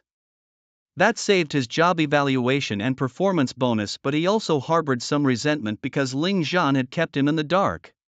As his class teacher, he knew nothing about Ling Zhan's capabilities. To put it bluntly, it meant that he had failed in his duties as a teacher. But let's continue. Ling Zhan was not done yet. At this moment, Zhou Yanwang uttered a sentence that shook all the headmasters and directors present. What is this kid planning to do next? During the trial, Ling Zhan, who had summoned 19 spirit beasts, chose not to summon anymore. It wasn't that he couldn't, but he felt it was enough. Now it was time for his own performance. With frontliners to draw aggression and backliners to deal damage, what was he up to? Of course, he was free to act. Ling Zhan didn't just stand there leisurely shooting. Instead, he plunged into the fray like a sheep entering a pack of wolves, directly attacking the elite toxic sewage crabs. This scene made the audience outside exclaim in awe. Ling Zhan continued to wield his bow and arrow using basic archer skills like flash move and invulnerable slide, which allowed him to navigate around the elite toxic sewage crabs as if he was in a no man's land. Flash move allowed him to instantly blink a considerable distance, but it didn't render him invincible during the move, so he could still be attacked. Invulnerable slide, on the other hand, allowed him to slide a short distance while being invincible for a second, during which he could not be targeted or attacked. The elite toxic sewage crab's attacks missed him completely. His top-notch movements combined with the archer's skills allowed Ling Zhan to move effortlessly, especially since the summon forces had entangled the formidable toxic sewage crab. But such ease came with great risks. Any slight mistake in his maneuvers could lead to instant defeat or even death. This made countless spectators outside sweat for Ling Zhan. However, Ling Zhan did not stop there. Instead, he began to attack the toxic sewage crab using his arrows like a sword in a frenzied shooting spree. In the midst of this, he even switched to a long sword to precisely slash at the armor-broken monster. He was utilizing the archer's armor-piercing effect along with the continuous damage from the sword outputting insane amounts of damage. The incredibly fast weapon-switching speed and his exquisite movements left all the onlookers in awe. Outside the trial, countless students were on the edge of their seats. Could a jobless freelancer really achieve this? Shocking, a true dance on the blade's edge. Damn, his utterly reckless fighting style combined with his seemingly limitless mana is truly breathtaking. Watching the scenes unfold on the screen, the junior students could only stare in shock. They promptly took out their cameras and phones to record the spectacle. They even had a headline in mind. Shocking, a jobless wanderer does this during the job transition and school assessment trials. Exciting highlights from the job transition and school assessment trials. Top-level agility. On the VIP stand, the expressions of the school principal and directors were numb. It seemed they had grown accustomed to being surprised by Ling Zhan's performances. Whenever they looked at Zhong Wenshan, their expressions seemed to scream, "You're really wasting your talent." Zhou Yanwang sat with his arms crossed on the desk, his cold eyes gleaming with deep admiration. "This kid is interesting. I thought he was just a clown seeking attention, but his performance now is astonishing. Perhaps he could really make it into the top 100 of the provincial trials." Yes, everyone could see what Ling Zhan was aiming for. He wanted a perfect score in one stage, competing for a provincial ranking. Such ambition from a wanderer, it's madness. Thinking this, Zhou Yanwang shook his head slightly, perhaps thinking his own thoughts were too naive. Although the boy was excellent, being a jobless wanderer meant he couldn't use the high-level skills exclusive to specific professions. As the trials progressed, the monster's defense, health, and attack became more formidable. How would he handle that when the time came? In the midst of the trial, Ling Zhan was slashing like a madman, 10 swords, 100 swords, 1,000 swords, while simultaneously switching to a bow to accurately shoot and imbue the poison crabs with armor-piercing properties. He was also using the longsword's high attack power to inflict damage. His archer's armor-piercing ability was maximized at this moment. His sword transformed into a machete, boiling with the will to fight. The speed of switching weapons was simply astonishing. Perhaps only a wanderer like Ling Zhan could utilize such unique combat tactics? After all, even the top archers facing powerful monsters couldn't approach and slash wildly like him, nor could they switch skills as swiftly as Ling Zhan. Finally, the seemingly indestructible defense shell of the elite sewage poison crab was brutally penetrated. At that moment, Ling Zhan's summoned spirit also began to falter. The giant goblin's defense and health were extremely high, but it couldn't withstand the dense, ant-like attacks of the poison crabs. After losing the goblin frontline, the binding traps didn't last long. With the death of the binding vines, the goblin archer couldn't struggle and was also overwhelmed under the feet of the elite sewage poison crabs. Only the nimble taunting butterfly continued to attract hatred in the air. Ling Zhan's hands were numb from chopping. Armor penetration successful. Flash step. He used the skills consecutively. Ling Zhan's speed was unbelievably fast. From below the water prison, in a breath's time, he stood midway up the water prison. From a high position, the speed at which he drew his bow was ridiculously fast. In 1 second, he had drawn his bow 5 times. Archer basic skill, whisper. Archer basic skills, scatter plus explosive arrow. Warrior primary passive skill, strength amplification. 15 arrows fired simultaneously. 15 scatter feathers, each carrying the explosive effect, pierced through the armor-broken head of the elite sewage poison crab. Boom boom boom. Although no mage's wildfire was used, a dazzling explosion of firelight was triggered in this water prison. Can you believe this was caused by a novice archer? Roar.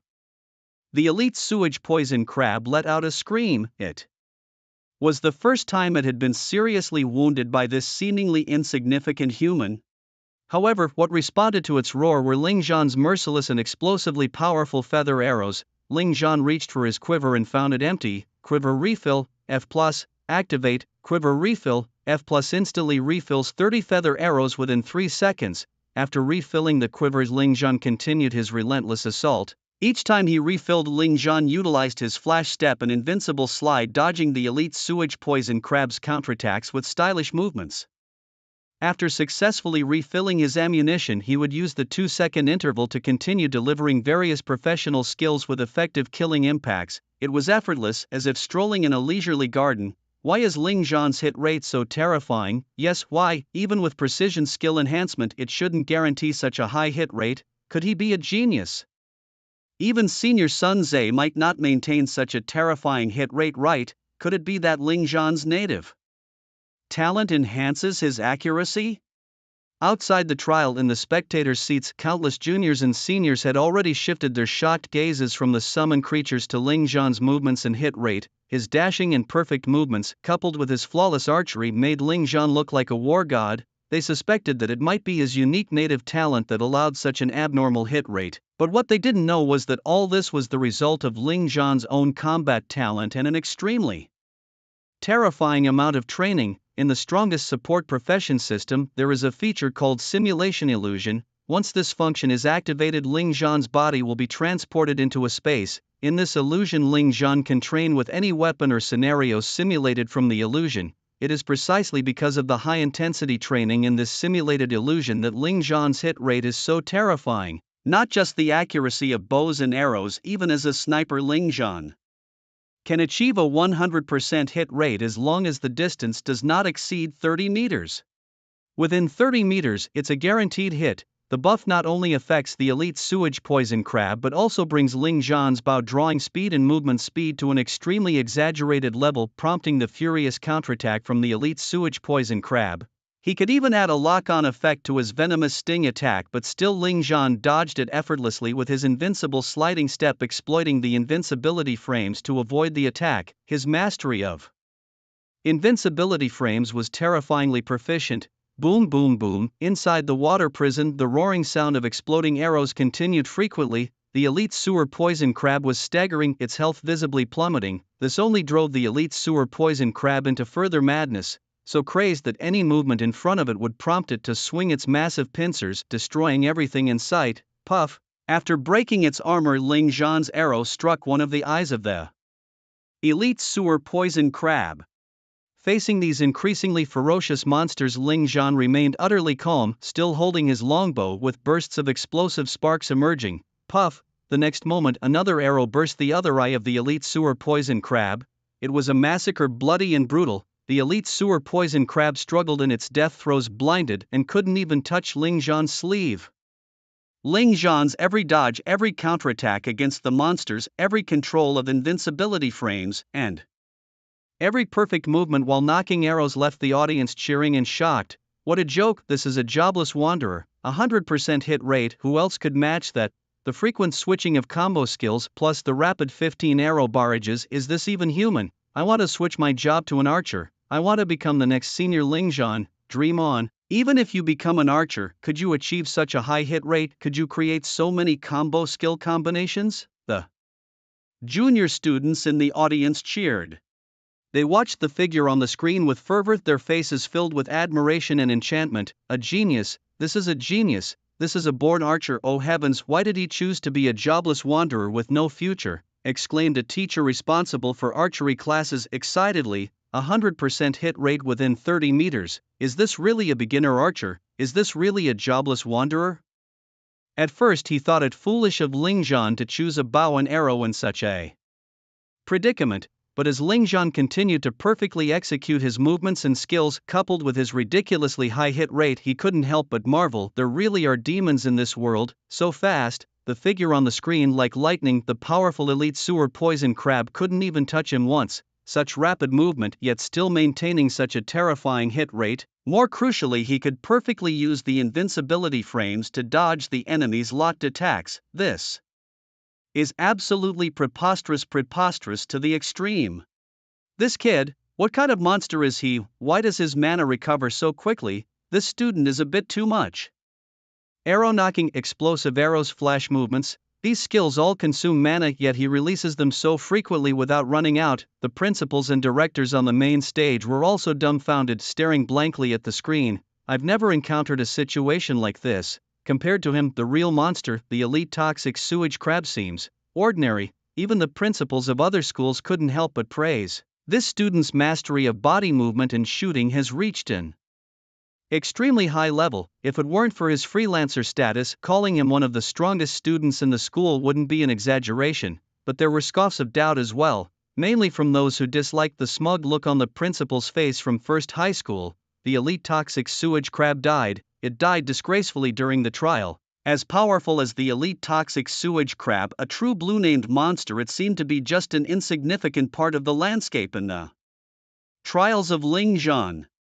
He quickly left the water prison, on the outskirts of Sewage City. Using the attract sense skill, he directly lured countless toxic sewage crabs to besiege him. Look, this guy isn't just using the archer's displacement skills, he's also using the common block and counterattack for all classes. Just then someone in the audience exclaimed. Many principals hurriedly looked up. In the scene behind Ling Zhan, a toxic sewage crab, its body a ghostly green, emerged, a mutant toxic sewage crab with an added stealth skill. This sewage crab silently approached Ling Zhan from behind, opened its venom-coated fangs and bit down on Ling Zhan, but Ling Zhan turned around instantly, drew his long sword and executed a block and counterattack. Block and counterattack, F plus, a common skill for all classes. It can block an opponent's attack once and retaliate with sword energy. The blocking damage level is related to one's own level and the counterattack damage is related to the attack. Clang!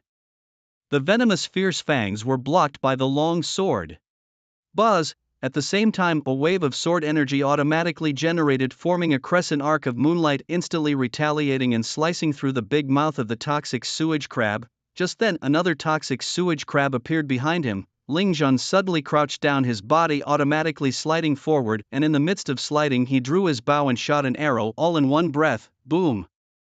The sneak-attacking toxic sewage crab was instantly killed. Isn't that the crouching slide step of a fighter? Gee, if we were to PK with senior Ling Zhan, we probably wouldn't even be able to touch the hem of his garment. Ling Zhan's outstanding performance made many people sigh. They dared not underestimate Ling Zhan, the jobless freelancer, anymore. Although a jobless freelancer can only use basic professional skills, displacement skills are abundant. Archers, fighters, swordsmen, etc. actually all have displacement skills, and senior Ling Zhan's choice of skills is just too perfect.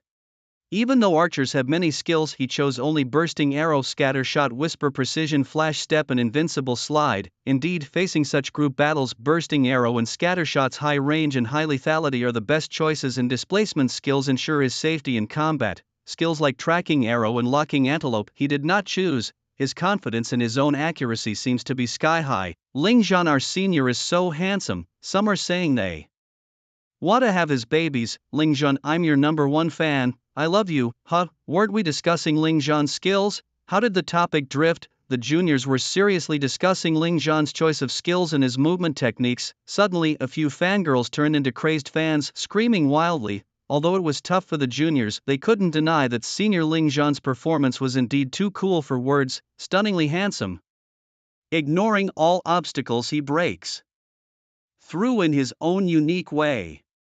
But the most astonishing moment was still to come. With a flick of his left arm, Ling Zhan launched a grappling hook directly at a sewage poison crab. The crab was caught by the hook and stiffened in midair. While still in the air, Ling Zhan swiftly drew his bow, and an arrow shot out like lightning. Thud! The poison crab hadn't even recovered from its stiffness when it was pierced by the arrow. A midair shot, fancy and fantastic, just how I like it.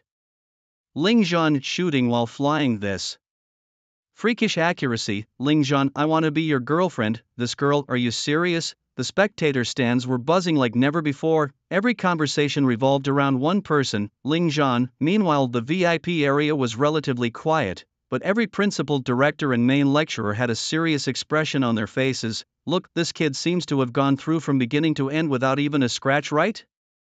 He doesn't even have decent armor on. This statement silenced many principals, directors and lecturers. Usually in trials suitable for their level, they would also need a full team to dare to enter. Frontline DPS, rear healing and team support, all these positions must be filled. But here was Ling Zhan taking on the job transfer and academic assessment trials alone, and as a freelancer without any position, even without preparing much in terms of armor. What does this mean? Does it mean that in Ling Zhan's eyes, the job transfer and academic assessment trials matching his level don't even require good armor? Damn.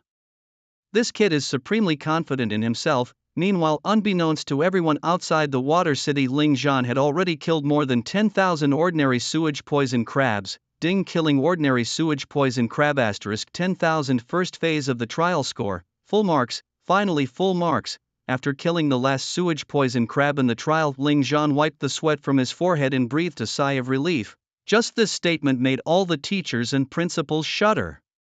What did he just say? Full marks, he actually did it. The scene showed that around 95% of the monsters outside the water city had been completely cleared, and the underground rivers were filled with the stench of dead poison crabs. The remaining ones, the white-named and blue-named monsters, had all been harvested by Ling Zhan. This meant he had passed this trial. This trial was difficult because of the thousands of blue-named monsters. For a regular team, it would have been a tough challenge to overcome. Every team that has been able to conquer this challenge has achieved outstanding results, not to mention excellent undergraduate institutions are within reach. If he can pass the next trial, then the possibilities are limitless. He might even compete with those geniuses, and Ling Zhan in the first challenge scored perfectly. The second challenge naturally is the Purple Name Elite Challenge. This occupational transition and academic examination trial isn't like the unknown trials. There are no red name creatures here. As mentioned before, red name creatures and bosses are in a competitive hunting relationship because red name creatures also want to be trial controllers. But since this is a transition and academic examination trial, the red name creatures have already been cleared out, leaving only the sewage poison crab elite as the boss firmly in place. If he really passes the next elite creature challenge, then he might even become the top contender on our city's trial leaderboard. Yes, as of now he is indeed qualified to challenge for the top spot. I remember there are many excellent students and the competition is very fierce. For the same challenge, it depends on the speed of clearing the elite creature challenge. The principals and teachers are all talking about it. Zhang Wenshan's smile is very clear now. He did not expect an uncredentialed student to reach this step of challenging for the top spot in the trials. Have you ever thought that this kid is aiming for the provincial leaderboard? Suddenly one teacher said this. As soon as these words were spoken, the original chatter on the main stage quieted down for a moment, then everyone shook their heads. Don't joke, an uncredentialed solo player competing for city-level ranking is already excellent. Provincial ranking, that's something only the truly favored can compete for. Indeed, Ling Zhan's combat experience and handling are excellent, but unfortunately, as an uncredentialed solo player he is destined not to go far. The difficulty level of elite creatures is much harder than dealing with 1,000 or 2,000 sewage poison crabs. After hearing this, the teacher also showed a sheepish smile. Indeed, my guess was a bit exaggerated. Oh, so many reporters, the campus security can't hold them back. On the outer walls of the campus, rows of long and short cameras had been set up at some point, densely packed. Camera flashes kept flashing. This scene, it was just like the trial levels where Ling Zhan constantly unleashed devastating fires on the monsters. The crowd of reporters was massive, surrounding the school tightly from 3 layers inside to 3 layers outside. A teacher responsible for maintaining discipline in the trials rushed from the school gate to the playground and up to the main stand, out of breath. Director Zhou, the official station reporters have also come requesting an on-site interview, and also the recruitment leaders from various regular schools, they have all arrived. Wow! In an instant, a huge uproar erupted on the vast playground. I believe the official station reporters are genuinely here for an interview, but why are the local station reporters joining in the commotion, and the recruitment leaders from regular schools? They really went too far. Indignant, some freshmen were utterly confused, not understanding the truth until a senior student explained carefully. They learned that there was an unwritten tradition in the past trials to refuse media interviews and early recruitment. But why? A freshman asked, puzzled. Sighing, his homeroom teacher signaled the new students to look at the large screen. Displayed prominently on it were some chilling numbers: 39 failed the trial, 11 dead. The trial had only started a few hours ago, and the numbers of eliminated and deceased were continuously rising. As time passed, this increase even seemed to multiply geometrically. Do you know why the school refuses media interviews? Because the media's only targets are 2 types: 1, those who are eliminated; 2, the families of the deceased. As for the vocational school recruitment leaders, their aim is more explicit. They try to recruit students who fail the trials into their institutions. It's harsh, but that's the truth. On the podium, Zhou Yanwang's face was stern, making others dare not breathe too loudly. However, finally he signaled the supervising teachers to play a video as per the tradition. The video was projected on the large screen, visible to every teacher and student present. My goodness, the students in the audience were startled by the gruesome scene that appeared. The screen was filled with explicit gore. It showed 3 students whose heads had been completely smashed by a mutated sewer crab using its fierce fangs. The grotesque and bloody scene immediately made the students in the audience feel nauseous, their faces turning pale with horror. This scene instilled in them an endless fear. The teachers, deeply saddened, had to explain to their students. Despite their sorrow, they had to remain as strict as ever, even more so than usual. This was just a short segment from the videos left by previous trials. No one could succeed easily. Once you undertake the trial, death is omnipresent. The predecessors left these videos as lessons written in blood and tears, not to scare you or make you timid. They used their lives and blood to warn everyone. This trial is no game. It is a devouring demon, feared trembling. This is the most genuine scene of the vocational advancement exam. Who knows how many freshmen cried out of fear, yet many began to regain their rationality. Have you ever thought that we only feel the trials are easy because senior Ling Zhan was exceptionally outstanding? Announcement: Zhao Luan, candidate number 5423, was killed by a monster in the trial. Announcement: Zheng Sisi, candidate number 8521, was killed by a monster in the trial. Announcement: Zhao Jia, candidate number 3875, was killed by a monster in the trial. Once again, the broadcast announced deaths, 3 people at once. The freshmen from first and second year shivered on the podium.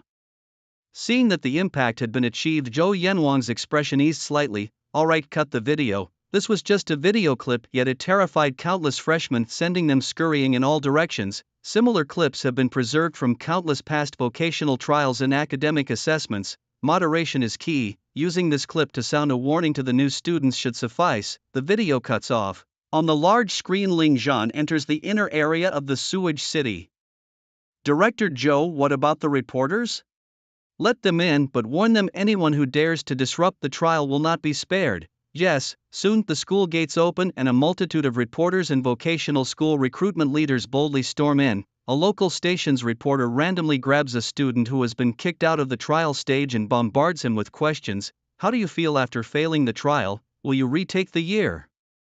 Hello student, we are from the Enchanters School, a vocational institution. Are you interested in joining our school after failing the trial? Faced with the barrage of questions, the student trembles with anger. Get lost, I've been eliminated, understand? Damn it all of you. This is considered a mild reaction. Those with shorter tempers have already started cursing outright. Thud. A student being interviewed faints from anger. The field becomes a scene of utter chaos. This was precisely why Director Zhou initially forbade these interviews. It's essentially a second psychological blow to the students who failed the trial.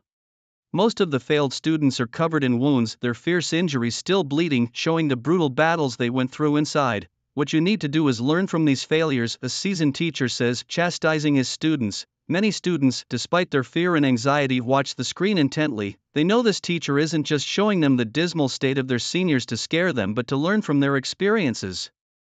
They now know how to use their skills and equipment, but what they lack is real combat experience. No matter how good your test scores are during normal times, if you lack real combat experience, you will still die on the battlefield. Look, that senior failed because he didn't use the archer's invincible slide in time and got hit by the monster's targeted attack. And that mage senior, she didn't use the water prison spell to bind the enemy first, but started chanting directly, and her team's front line got tangled up and couldn't protect her in time, so she could only watch as the monster approached her. Facing a defensive mutant, their team actually let the archer use locking antelope and tracking arrows. It's clear they couldn't break through the opponent's defense. Why didn't their team leader reduce the defense first instead of charging in mindlessly? Scene by scene on the screen sparks intense discussions among the students with their team members. From the moment they start their first year of high school, the school has students form teams. Because teamwork isn't something that can be built overnight. Of course, there are some who only choose their teams in their senior year, but this often results in insufficient team cohesion and can lead to unexpected outcomes. Now, these students realize the importance of teamwork, so it's crucial to start working together immediately. One should never wait for an accident to happen before regretting not taking action sooner. Amidst these students' excited discussions, the vocational school recruitment leaders are fervently persuading all the students who failed the trials. King Zhou Yan watched all this with a heavy heart but did not intervene. He understood that failing the trials meant that enrolling in a vocational school might be the only path left for these students. His indulgence only made the vocational school recruiters more aggressive. A large group of them crowded around the stone tablet transport formation, eagerly promoting their schools to anyone who emerged. King Zhouyan's expression was as cold as ever. Was it because he was emotionless? No. He too was heartbroken, but this was a necessary ordeal in this era. Every student must be prepared to face death at any moment. If you've chosen this path, then you must be prepared for such eventualities. In the audience stands, the students' emotions had shifted from initial excitement to fear and gloom. It was only now that they realized that people could actually die during these trials. Senior Ling Zhan's effortless performance had misled everyone into thinking that this stage was easy. Alas, next year it would be our turn, the sophomores. Seeing Senior Ling Zhan easily handle thousands of venomous crabs, I thought I could do it too, but this scene was a rude awakening. Ling Zhan's performance was simply too perfect, too effortless. It gave us the illusion that the trial was a simple task. Now everyone has finally awakened from this illusion. Effortless, that was only in relation to Ling Zhan. For us ordinary students, the trials are still filled with deadly dangers. Some of us even thought about soloing the trial when our turn came. Looking back, such a bold thought was truly foolish. It was practically suicidal when the first teams suffered a fatality. It meant that other teams would also face casualties, even though these teams chose levels of lesser difficulty and there were few mutants among the crab swarms. Casualties still occurred frequently. The frequent images of death displayed on the screens made the students in the audience look even more solemn. Some of the more timid students, just thinking about facing such terrifying trial monsters in the future, were shaking uncontrollably, their faces pale with fear, in summary with varied expressions. The freshmen and sophomores felt deeply moved.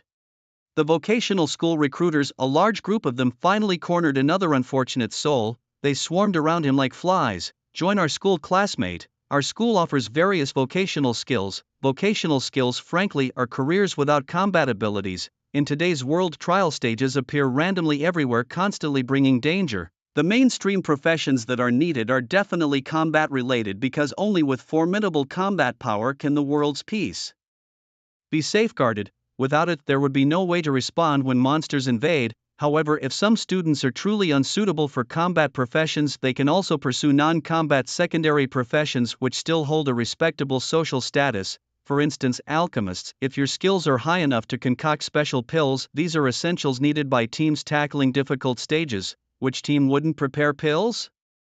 There are pills to boost attack power, increase movement speed, and enhance attack speed. All in all, being an alchemist is a fine choice for a secondary profession. Enchanters are also a popular secondary profession. Any profession's weapon can be enchanted. If you have the materials, you can perform enchantments. Moreover, the higher the enchanter's skill level, the higher the success rate of the enchantments. It's worth noting that when you seek an enchanter to enchant your weapon, you must bear the risk of failure, while the enchanter is not responsible for any unsuccessful outcome. Therefore, if you're looking for someone to enchant, it's crucial to find a highly skilled enchanter to increase the chances of success. At least there's hope then. The faces of those students who failed their trials gradually looked much better. Indeed, fate never completely closes all doors. This is also the path Zhou Yanwang has found for these students who failed their trials, hoping they would seize it. Unknowingly, the number of deaths has already reached double digits, and in the future this number will continue to rise.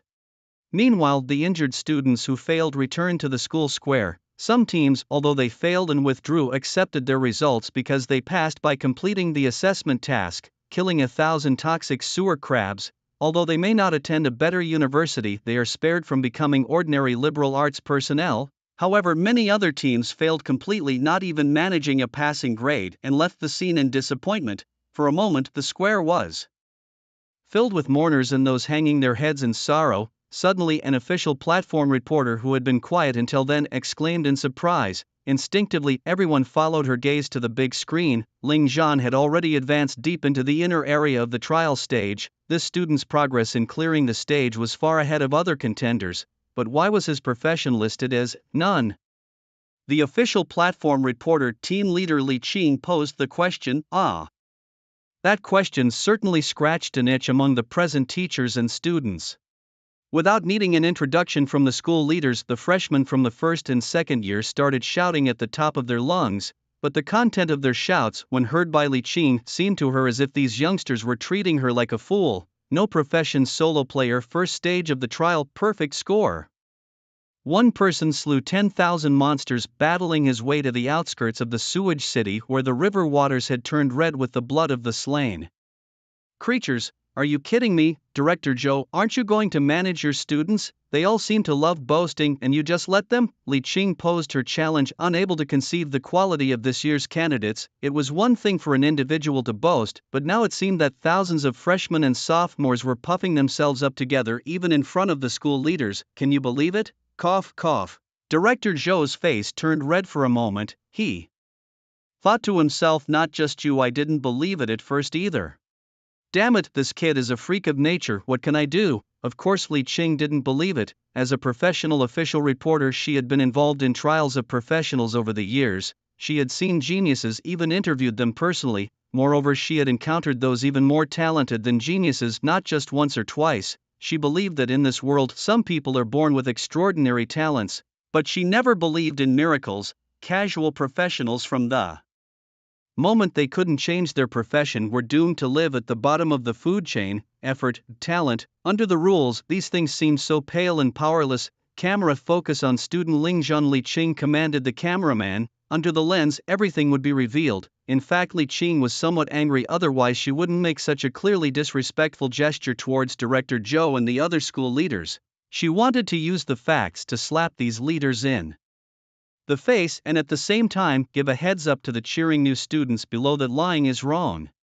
On the big screen, Ling Zhan had already entered the inner area of the sewage city, his body flashing with speed effects, continuously using skills to hasten his journey. Fast, like a bolt of lightning, is Senior Ling Zhan in such a rush? A student below wondered aloud. On the stage, Principal Chimu and Principal Zhang exchanged glances, their hearts trembling slightly. At this point, only a few hours had passed since the start of the advancement assessment trial, and logically Ling Zhan had ample time to recover heel wounds and so on. Moreover, his seemingly crazy slaughter in the water prison area seemed to have delayed him, but in reality Ling Zhan's speed of killing 1,000 ordinary sewage crabs was even faster than a regular team killing dozens of sewage crabs. The trial stage was abundantly generous with time.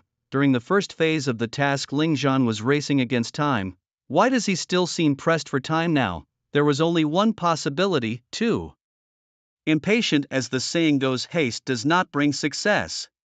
Principal Zhang was somewhat displeased. At this moment he fully realized that Ling Zhan was 100% preparing to compete for the top spot at the city level. Even from his insistence on getting full marks in the first phase, this young man was also planning to challenge the provincial rankings. Full marks in the first phase, Ling Zhan was enough to enter the top 100 at the city level.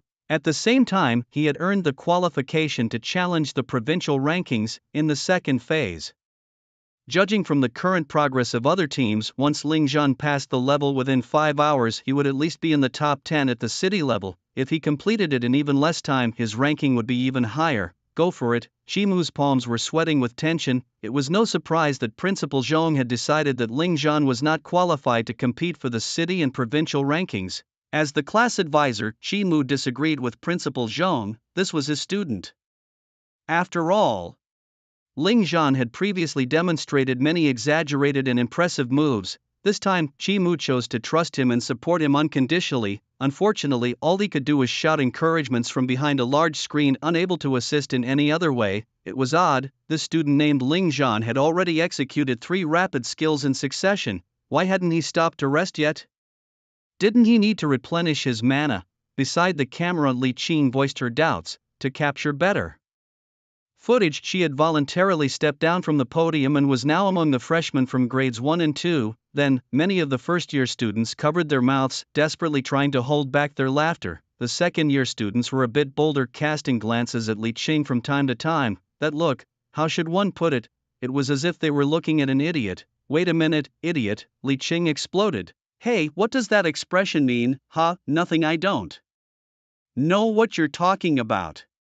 Clearly, there was something. Li Qing, annoyed, rolled her eyes at him. After all, he was just a freshman. She couldn't be too harsh. Her focus returned to the screen. Rapid, rapid, rapid, 7 times now. Still going, 8 times. How does he still have mana? Shocked, unbelievable, Li Qing felt sure she must be seeing things. Next to her, someone in the crowd of freshmen couldn't hold back any longer and suddenly burst out laughing. Like a chain reaction, the next second, laughter thundered through the entire venue. I can't hold it in anymore. This idiot woman is killing me with laughter. Ling Zhan, senior is awesome. That line, he still has mana, totally broke my defenses. Li Qing I really feel like dying. Her colleagues couldn't stand it anymore. They quietly pulled out a video they had pre-recorded and played it for her. In the video, Ling Zhan was soloing with 15 buffs. Beneath his feet, mountains of toxic crab corpses accumulated with green blood flowing from the bodies.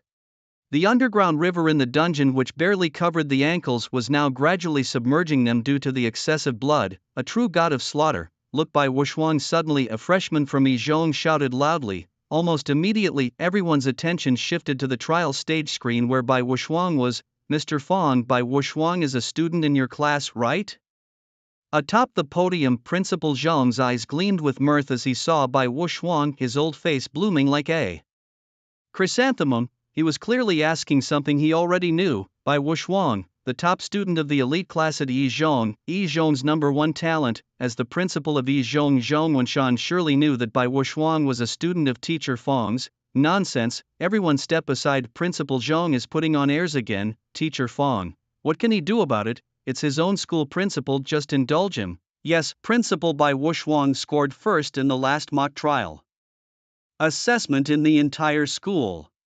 Senior Bai Wuxuang also completed the first stage task and has entered the second level of the polluted city, Ghostly Pond. Senior Bai Wuxuang's first stage task scores are out. Wow. Instantly, everyone curiously looked towards the big screen for the scores. 93 points, truly deserving of being the top student of #1 middle school. What an amazing senior, some admired, but the voices were few. Something's not right. In the history of vocational trial assessments, 93 points is already an excellent score. At the very least it ranks in the top 10. Where are the cheers? Where are the shouts? Many people had strange expressions, guessing what others were thinking. Then, collective frustration. Ling Zhan, the independent fighter, first stage task, full marks, damn it, who is truly the #1 genius of #1 middle school.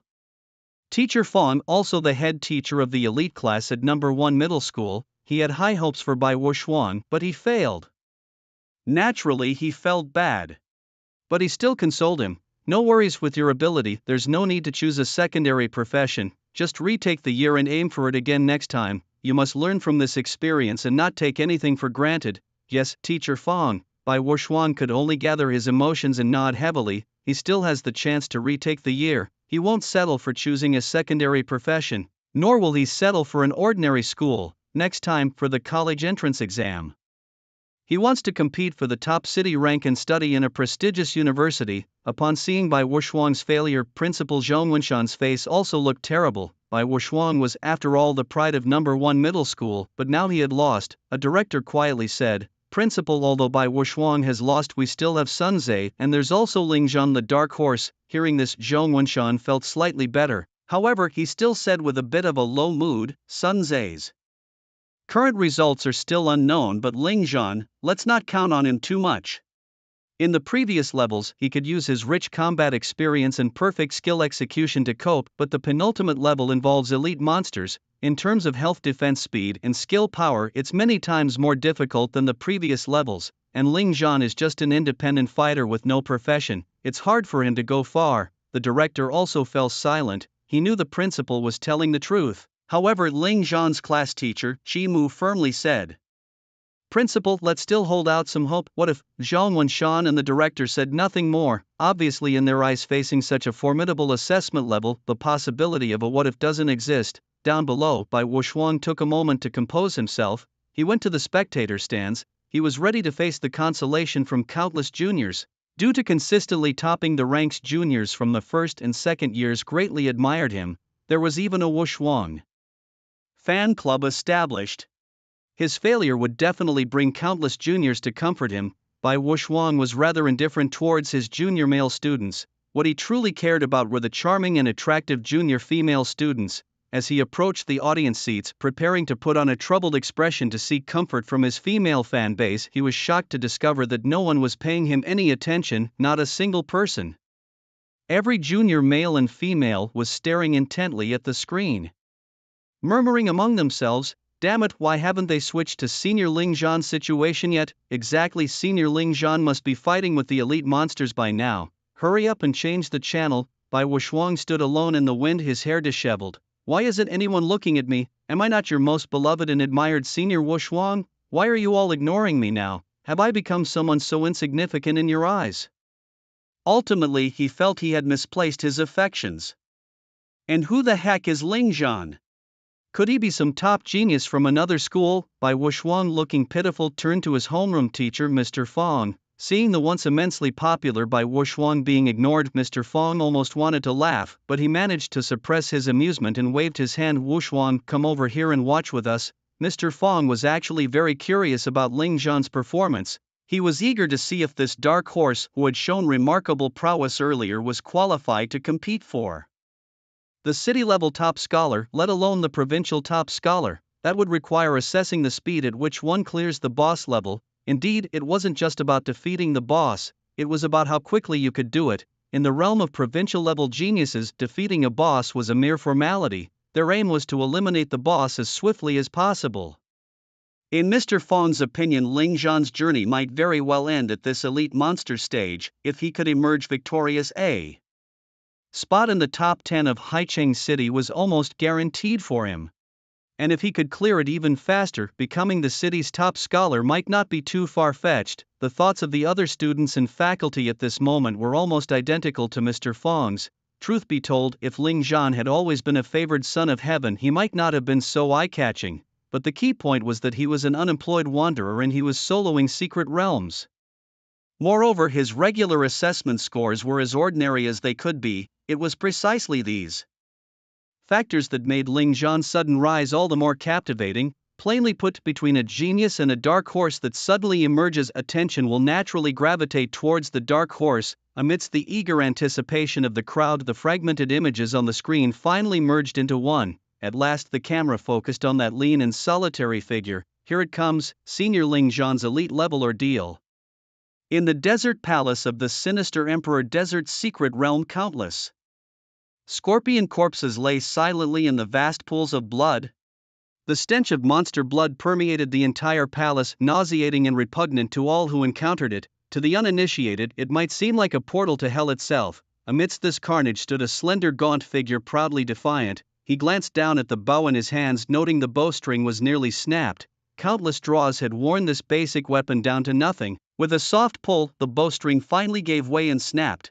Farewell, old friend, Ling Zhan murmured, discarding the ruined bow and arrow into a pool of blood. He then turned his gaze toward the deepest part of the desert palace, where a towering bronze door stood. From the gaps, a faint blue light and the sharp, piercing roars of monsters seeped through, suggesting not a passage to the next level but to a realm of agony. Without hesitation, Ling Zhan stepped lightly and floated over to the bronze door, pushing it open. The odor that hit him was vile, a mix of rotting flesh and a peculiar monster scent that had been festering for days, filling the chamber and turning stomachs.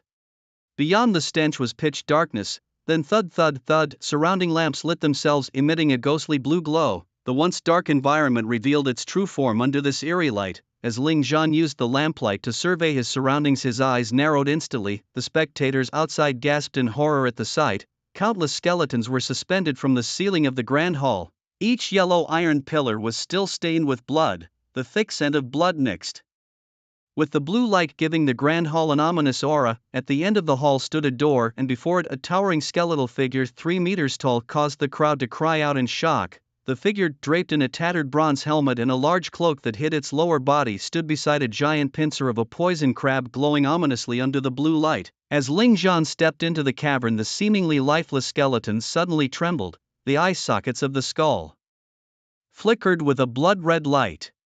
The figure shook violently, dust and sand rolling off its cloak. As it stood up fully, its lower half revealed the dark, poisonous legs of a crab, and its height increased from 3 to 5 meters. With a roar, it gripped the giant crab pincer in its right hand and opened its massive mouth, bellowing at Ling Zhan. The entire cavern shook slightly with the force of its roar.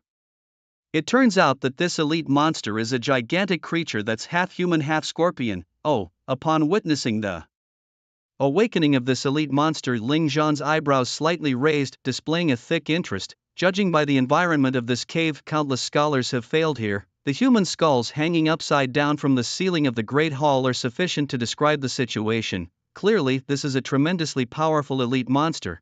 True to its reputation, the challenge set by Lord Zhou Yan never disappoints. Displayed before him now is the basic information of the monster on an information panel. Monster, General Quel, Level, 15, Health, 2000/2000, Defense, 800/800, Status, Bloodthirsty Belligerent, Quality, Purple, Monster Notes. In life, he was a war general of a minor country in a certain challenge level, died from an attack by a toxic waste crab, mutated and reborn as a half-human, half-scorpion monster, and later pledged loyalty to the elite toxic waste crab, a purple quality monster. Indeed, initiating a battle just by looking at these attributes does increase the difficulty of the combat. However, Ling Zhan doesn't seem bothered, because he plans to make this a quick battle. Clang! A massive black sword suddenly appears in Ling Zhan's hands. The tip of the sword hits the ground, actually smashing a pit into the floor. This alone shows the exaggerated weight of the sword. When the sword appears in Ling Zhan's hands, Rage activate, Bloodthirst activate, Elf's Blessing activate, Boiling Battle Intent activate. Ling Zhan's aura suddenly condensed, then explosively released. Boom! Originally calm like an ancient well, he now exudes an extremely brutal aura. Even more exaggerated, a blood-red aura begins to swirl around him. At this moment, Ling Zhan's demeanor is like a mad demon, yet his eyes are so calm and confident. Multiple debuffs stack, unprecedented. Simultaneously, Ling Zhan's aura reaches its peak with all buff effects amplified on his Berserker Earth attribute, stacking his Battle Intent.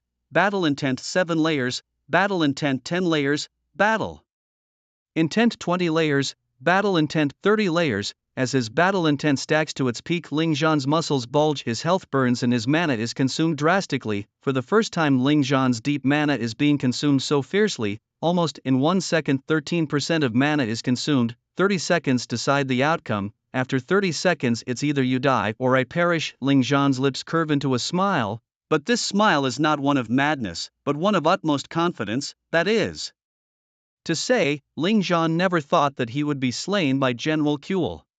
He is destined to be the victor of this battle. Outside, when the fragments of the light screen merge back together, projecting that slender figure again, all the spectators' faces light up with excitement, because the top-ranked person in the city is very likely to emerge soon, so of course they are thrilled. General Quel, this monster is said to have slain over 500 students, half man, half crab.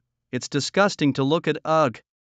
It's roughly 5 meters tall, like a small mountain, immensely oppressive. When the younger students saw General Quel in full, their faces were filled with terror. The bloodstains in the great hall, human skeletons hanging from the ceiling, the eerie blue lights, and the ferocious and brutal General Quel, all these elements combined, those with weaker mental fortitude almost fainted at the sight. A giant sword. Senior Ling Zhan actually pulled out a giant sword.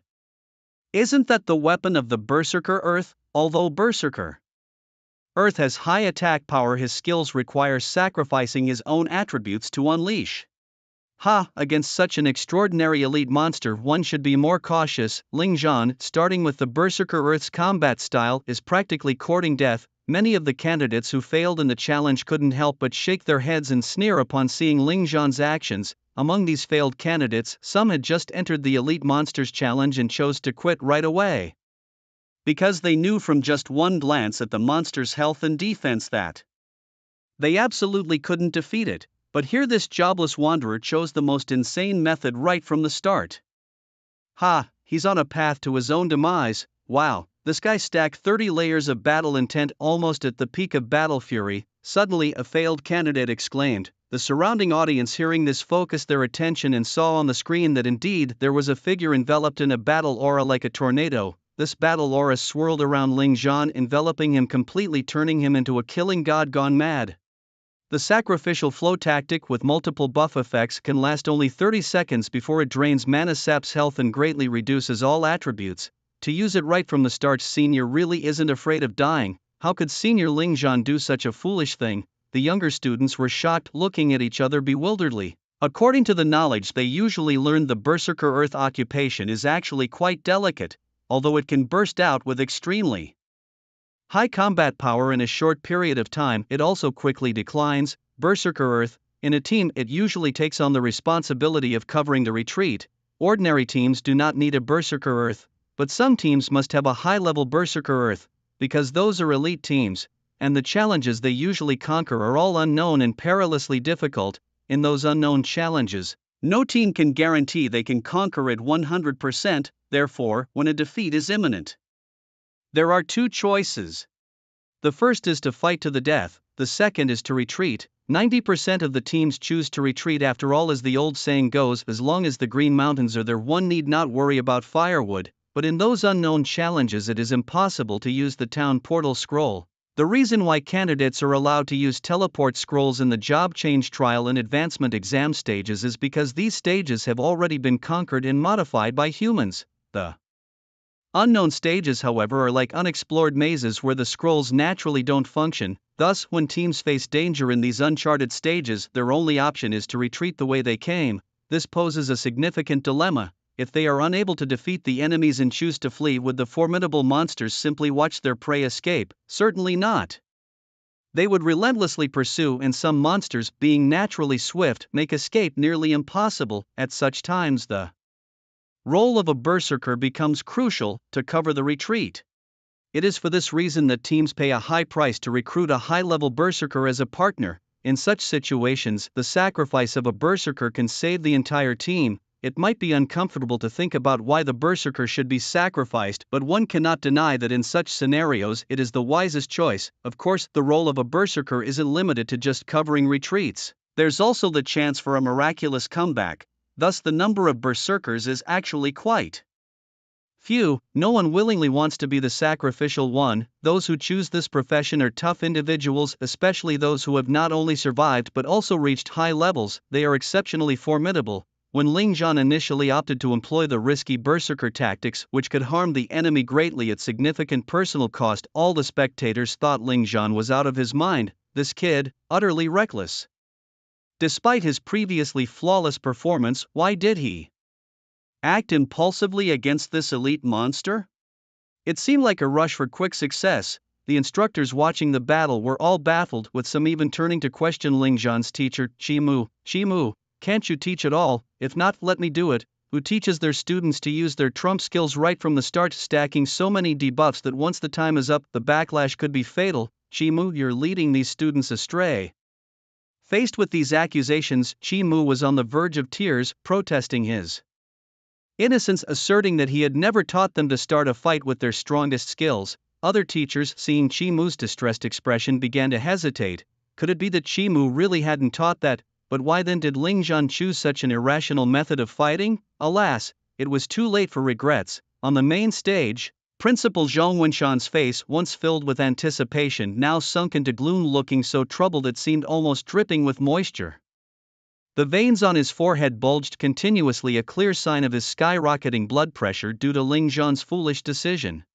This boy, sigh. In the end, Principal Zhong could only let out a deep sigh. In the midst of the squeaky gates, the half-human, half-crab monster stirred. It moved without causing any vibration on the ground, its movements so light that it made only a faint sound. Then, it effortlessly climbed the high wall with its 8 crab legs hanging upside down like a spider. It fixed its crimson eyes on Ling Zhan, filled with intense confusion. Why, did this human show no fear? Did he not fear being pierced by its giant spike, turned into a specimen and hung to dry into a skeleton in this palace? At this moment Ling Zhan had no extra energy to care about what General Queel was thinking. His muscles and limbs began to expand wildly. His originally dark pupils were now dyed with blood red, and the corners of his mouth revealed a fierce, bloodthirsty grin. His giant sword, washed over by a bloody aura, trembled slightly. Centered on Ling Zhan, the bloody air swirled around him like silk, making him look like a bloodthirsty lord bathed in blood.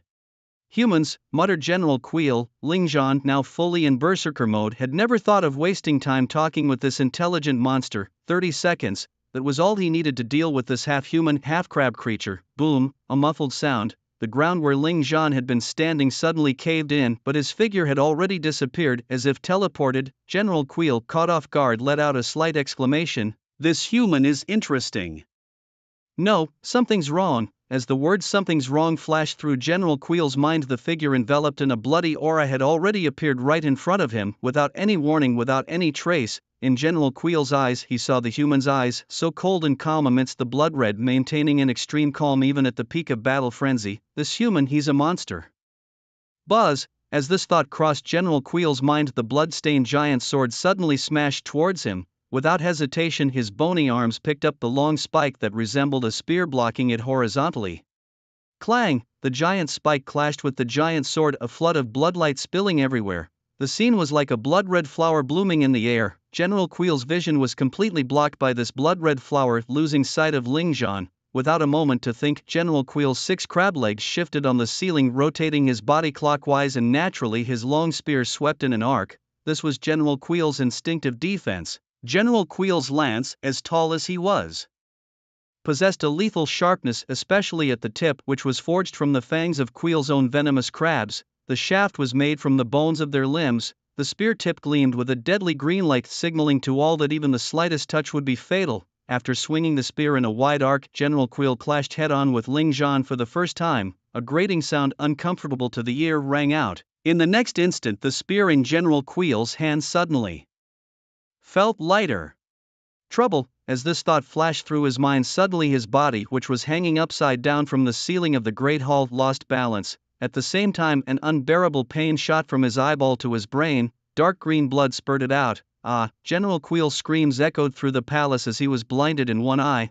The eye, as large as a lantern, had been sliced across, spewing foul-smelling toxic dark green blood. They say each finger is connected to the heart, but a pierced eyeball hurts even more. The excruciating pain from his pierced eye overwhelmed General Quill and made it impossible for him to remain hanging from the ceiling. His mountainous body crashed onto the floor of the great hall, stirring up clouds of dust. Damnable humans, to employ an assassin's basic skill, shadow stealth, during combat with me, he thought furiously as he lay on the ground, his jawbone quivering with rage. In fact, when he had executed the sweeping arc, Ling Zhan had already used the archer's basic skill Blink to dodge the attack and even moved to the ceiling. Blink could still be used even in midair, unlike the invincible slide, which required the user to be on the ground. After Blink, Ling Zhan had again used the assassin's basic skill, Shadow Stealth, and had even found the opportunity to pierce his eyeball. General Quill could never have imagined that in less than 5 seconds Ling Zhan had executed 2 instantaneous skills.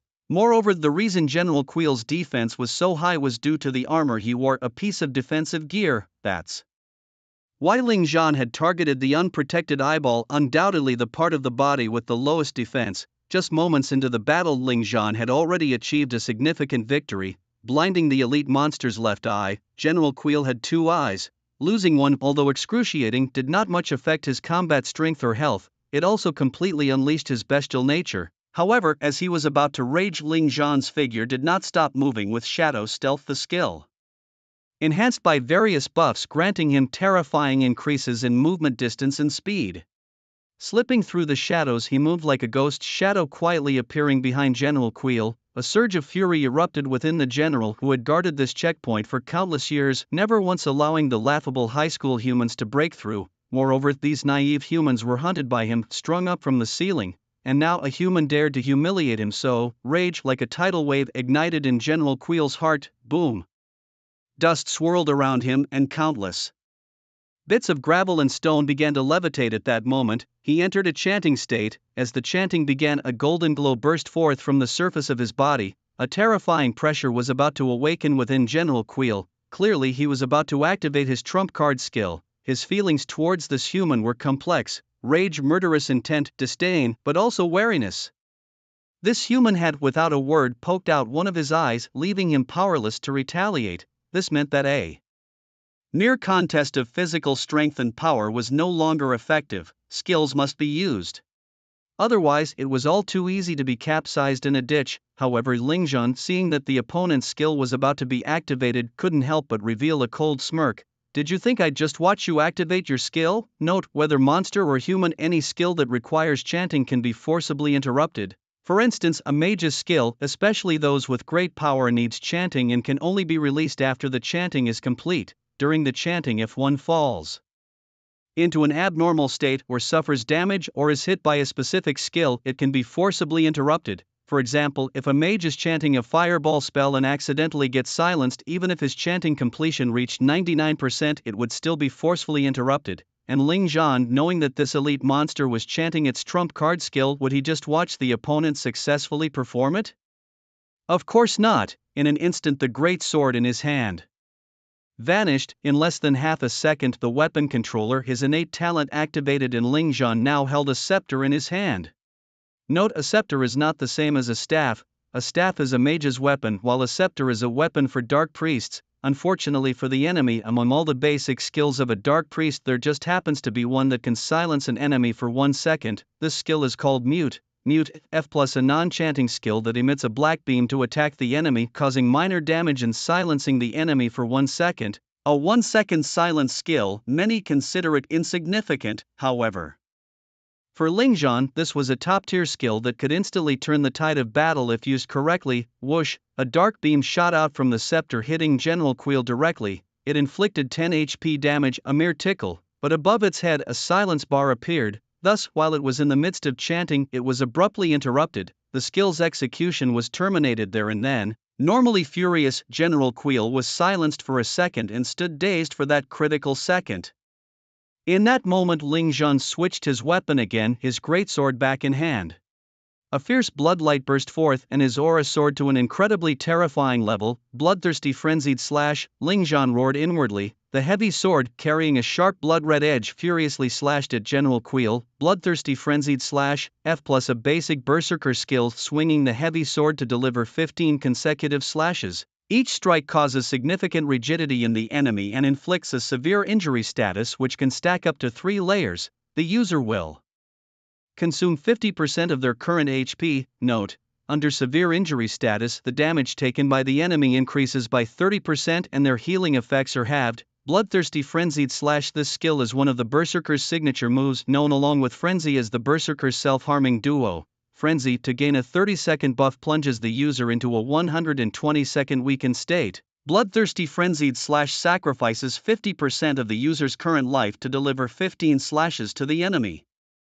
When Lingzhan used the skill, the greatsword in his hand burst with dazzling blood-red light, his seemingly frail arms swinging the massive sword with ferocious power. After being hit by the first slash, General Queel instantly fell into a massive rigidity. His huge body was relentlessly struck by a seemingly insignificant human figure, rendering him unable to move. Thud, the first slash. He smirked disdainfully. Is that all? His armor unscathed. Thud, the second slash. His scorn grew, as if to say, is this it? Thud, the third slash. He realized he was still unable to break free, and after being inflicted with 3 layers of severe injury buffs, something seemed off in his eyes. Thud, the fourth slash. The thick armor under the shadow of the bloodlight sword cracked audibly and his HP was directly reduced by 100 points. By this time his expression started to change. Thud, the fifth slash. Crack, General Queel's prized armor was directly smashed. This defensive equipment completely lost its function, his original 800 points of defense reduced to 500. Moreover, this time the damage took off another 200 points of his HP. Thud. The sixth slash. Thud. The 10th slash. Thud. The 14th slash. The 15th slash. Lingzhan, like a mad demon, unleashed his frenzied blood-red sword energy, slashing wildly at the armorless elite monster. This caused the monster's health and defenses to dramatically decrease. As the 15th strike descended, whoosh, the massive sword blade deeply penetrated the lower half of General Queel's body. In his critically wounded state, General Queel took 90% more damage. His armor shattered completely. Another eye was blinded by Lingzhan, who could now only support himself with his skeletal arm and the remaining leg to avoid collapsing to the ground. The area was splattered with dark green blood from Queel, emitting a nauseating foul stench. His abdomen, particularly the venomous crab area, bore nearly 10 deep and ghastly wounds, continuously dripping blood. The tremendous force of the 15th strike pushed General Queel's body back, slamming it against the palace wall like a giant rock, hitting the sea's surface. Boom! The wall cracked deeply under the impact of Queel's massive body. Crack, crack, crack. General Queel's breath was utterly feeble at this moment, but his ferocity reached its peak. 20 seconds had passed by now. The first round of combat took Lingzhan 4 seconds, the second round took 16 seconds. General Queel was still not defeated, thus Lingzhan could not stop. After the 15th strike, his already low health was reduced by an additional 50%. Due to the berserk release, his health had already been greatly reduced, and now after unleashing the bloodthirsty frenzy slash, his health was at a critical low. Critically, Lingzhan was only wearing basic armor. A single hit from General Queel would fatally wound him there. However, he did not retreat, but instead, with the tip of his toe he flashed forward, triggering a movement that turned him into a fleeting shadow. Instantly appearing in front of General Queel, he swung his massive sword down in a slashing motion. Blood slash. Ling Zhan's body was still enveloped by fierce blood light, and as he used the flash move and charge, it was as if he drew a thin line of blood through space. Roar! The severely injured General Queel let out a furious roar. He saw this human daring to drive him to death. Despite being covered in wounds, he still gripped his long spear tightly, facing the blood-red slash. General Queel roared and thrust forward directly. Boom!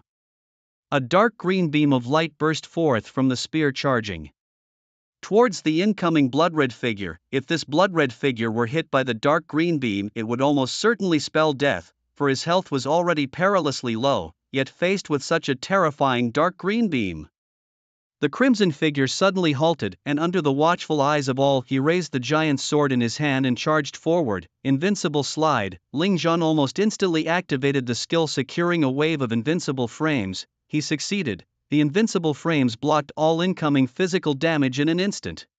A dark green shockwave thunderously struck Ling Zhan's giant sword, but he remained unaffected. Ling Zhan's mastery of invincible frames was truly exquisite. General Queel could no longer continue using his attack skills. Not only that, but Ling Zhan also took the opportunity to fiercely thrust his giant sword upwards. This move caused General Queel's long spear to be knocked out of his hands.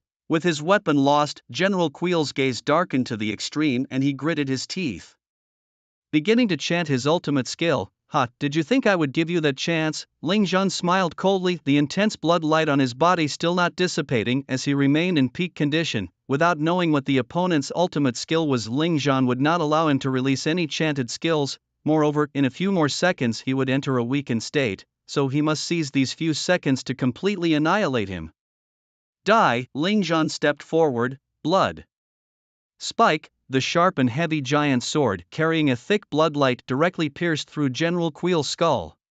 Brain matter instantly splattered out. The scene was extremely gruesome. It was thought that the inside of this skeletal skull was hollow, but unexpectedly there was still a brain inside. General Queel's chanted skill ultimately did not release anything. He fell under Ling Zhan's giant sword. Clang! Ling Zhan planted his giant sword into the ground. A deep sense of weakness surged from within. Here it comes. The frenzy debuff is here. But with General Queel dead, Ling Zhan had nothing left to worry about. On the outside on the main stand, Zhou Yanwang, who had been intently watching the screen, jumped up in shock the moment he saw General Queel completely dead. The final boss, Emperor Shanli, is dead. What, wasn't this the second stage boss, the elite monster General Queel? Why is it Emperor Shanli, the final stage ultimate boss? He held the title of the Sinful Emperor and his real form was the Supreme Poison Crab King. The audience erupted into boiling shock and confusion. Even the school's principal on the main stand showed an incredulous expression. But they knew this must be Zhou Yanwang's doing, thus, they turned their heads towards Zhou Yanwang, who was sitting in the middle of the main stand. "Director Zhou, what is going on?" Zhou Yanwang slowly stood up, hands bracing on the table, and spoke into the microphone with a grave voice. Silence. Whoosh. The previously volcanic eruption-like boiling scene instantly quieted down. Zhou Yanwang's authority was still very high. After all, he was the leading figure in charge of transmuter education and trials in the southern province. The principal, directors, teachers and students present were all under his management. Each one of them looked at the imposing figure of Zhou Yanwang with eyes filled with curiosity and eagerness for knowledge. Clearly, they were waiting for Zhou Yanwang's explanation. With a faint smile, Zhou Yanwang spoke in a deep and authoritative voice. "I suppose all teachers and students are curious as to why, even though Ling Zhan only passed the elite monster stage, it is said that he defeated the final boss, Emperor Shanli. Here, let me explain the answer to you. Actually, this stage was divided by me into 3 levels. The first one is to test the candidates' basic combat abilities as well as to deepen their understanding of skill application." All the teachers and students nodded in agreement upon hearing this. The arrangement of Zhou Yanwang's stages was extremely meticulous and carefully planned, testing various aspects of the candidates' abilities. In the first stage, the candidates only needed to solidify their basic combat skills to pass easily. The subsequent onslaught of quasi-elite monsters tested the candidates' proper use of skills. These quasi-elite monsters are not as easy to kill as ordinary monsters, so it requires the candidates' teams to use their skills wisely. You can neither allow your mana to deplete too quickly nor give those monsters any opportunity to exploit. Plainly speaking, this stage for ordinary candidates is a test of their team coordination and skill application. Those who passed this stage didn't have to worry too much about their scores. if not able to enter a top combat academy, they could still attend a standard combat academy and avoid being allocated to an insignificant one. After understanding Zhou Yanwan's intentions, all the teachers and students were eager for Zhou Yanwan's explanation of the second stage involving the elite monsters. Why was it considered passing the stage just by defeating an elite monster? As for the second stage, it was not actually an elite monster stage, but a boss stage. Zhou Yanwan's voice struck everyone's hearts like a hammer, bringing shock and confusion to their minds. But before they could even ask, Zhou Yanwang calmly explained, "At this point, I guess all teachers and students are wondering why that monster displayed a purple name and even other information such as level and health were at the level of an elite monster. Let me clarify that actually the true health, defense, and level of this monster are all fake. I arranged it this way on purpose. In fact, this monster is the supreme poison crab king Emperor Shanli Du Boom." Everyone's hearts were shaken once again. The purpose of this setting was to test the mettle of the top students. Some top students who have consistently ranked at the forefront for years have developed a disdainful and arrogant mindset. I thought if I disguised the boss monster's information as that of an elite monster, how many top candidates would fail at this? The fact proves that my initial intention for setting up this stage was correct. Indeed, some top students ended up quite disheveled by this stage. Zhou Yanwang's stern voice resonated powerfully. Some of the candidates had already bowed their heads in shame. All of these candidates were top students who had failed at the third stage. Without exception, they were the cream of the crop in their high schools, always ranking at the top in evaluations and upon whom teachers and students had placed great expectations. However, they had all faltered, and now they finally understood why the abilities of this elite monster were so terrifying and why it was so difficult to deal with. Bai Wuxuan's face was the reddest because Zhou Yanwang had hit the nail on the head. Previously, when he reached the third stage and saw that the opponent was just an elite monster with only the standard amount of health and defense for such a creature, he became careless. The result was that when the elite monster used its abilities, Bai Wuxuan nearly lost his life. At this point, some other candidates might have wanted to say, a boss is naturally tough to beat. Who could possibly get past this stage? Zhou Yanwang gave a cold smile, his gaze fixed on those who had failed. His voice icy as he said, I know that among the candidates from Yundong City there are very few teams and top students who can defeat the boss, but that does not mean there are none. Moreover, the final judgment of this stage is not about whether you can kill this boss or not, but about how much of the boss's health you can deplete. In other words, if any of you can reduce the boss's health by half, your final evaluation can still be marked as excellent. But ask yourselves when you fail, due to your arrogance, how much health did the monster lose?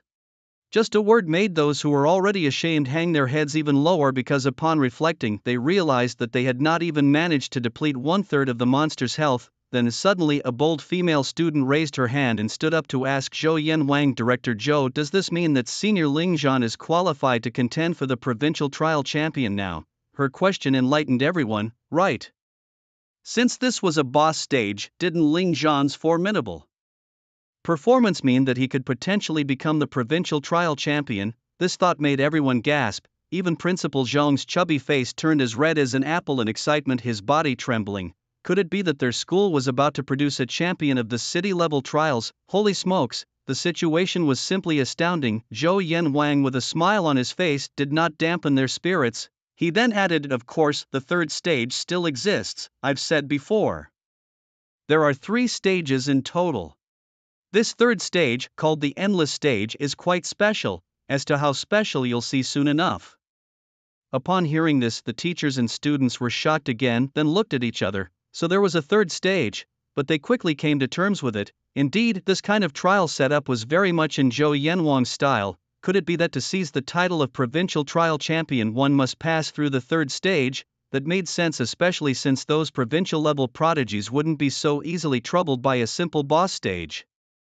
Everyone anticipated what this special third stage would entail. After finishing his explanation, Zhou Yanwang settled back into his seat, leisurely sipping his tea. In fact, he himself hadn't expected that Ling Zhan, a casual player with no particular role, could have made it this far. It truly shocked him, yet he did not let the shock show on his face. The previously noisy stands fell silent as if one could hear a pin drop. Even the sound of breathing seemed unusually loud.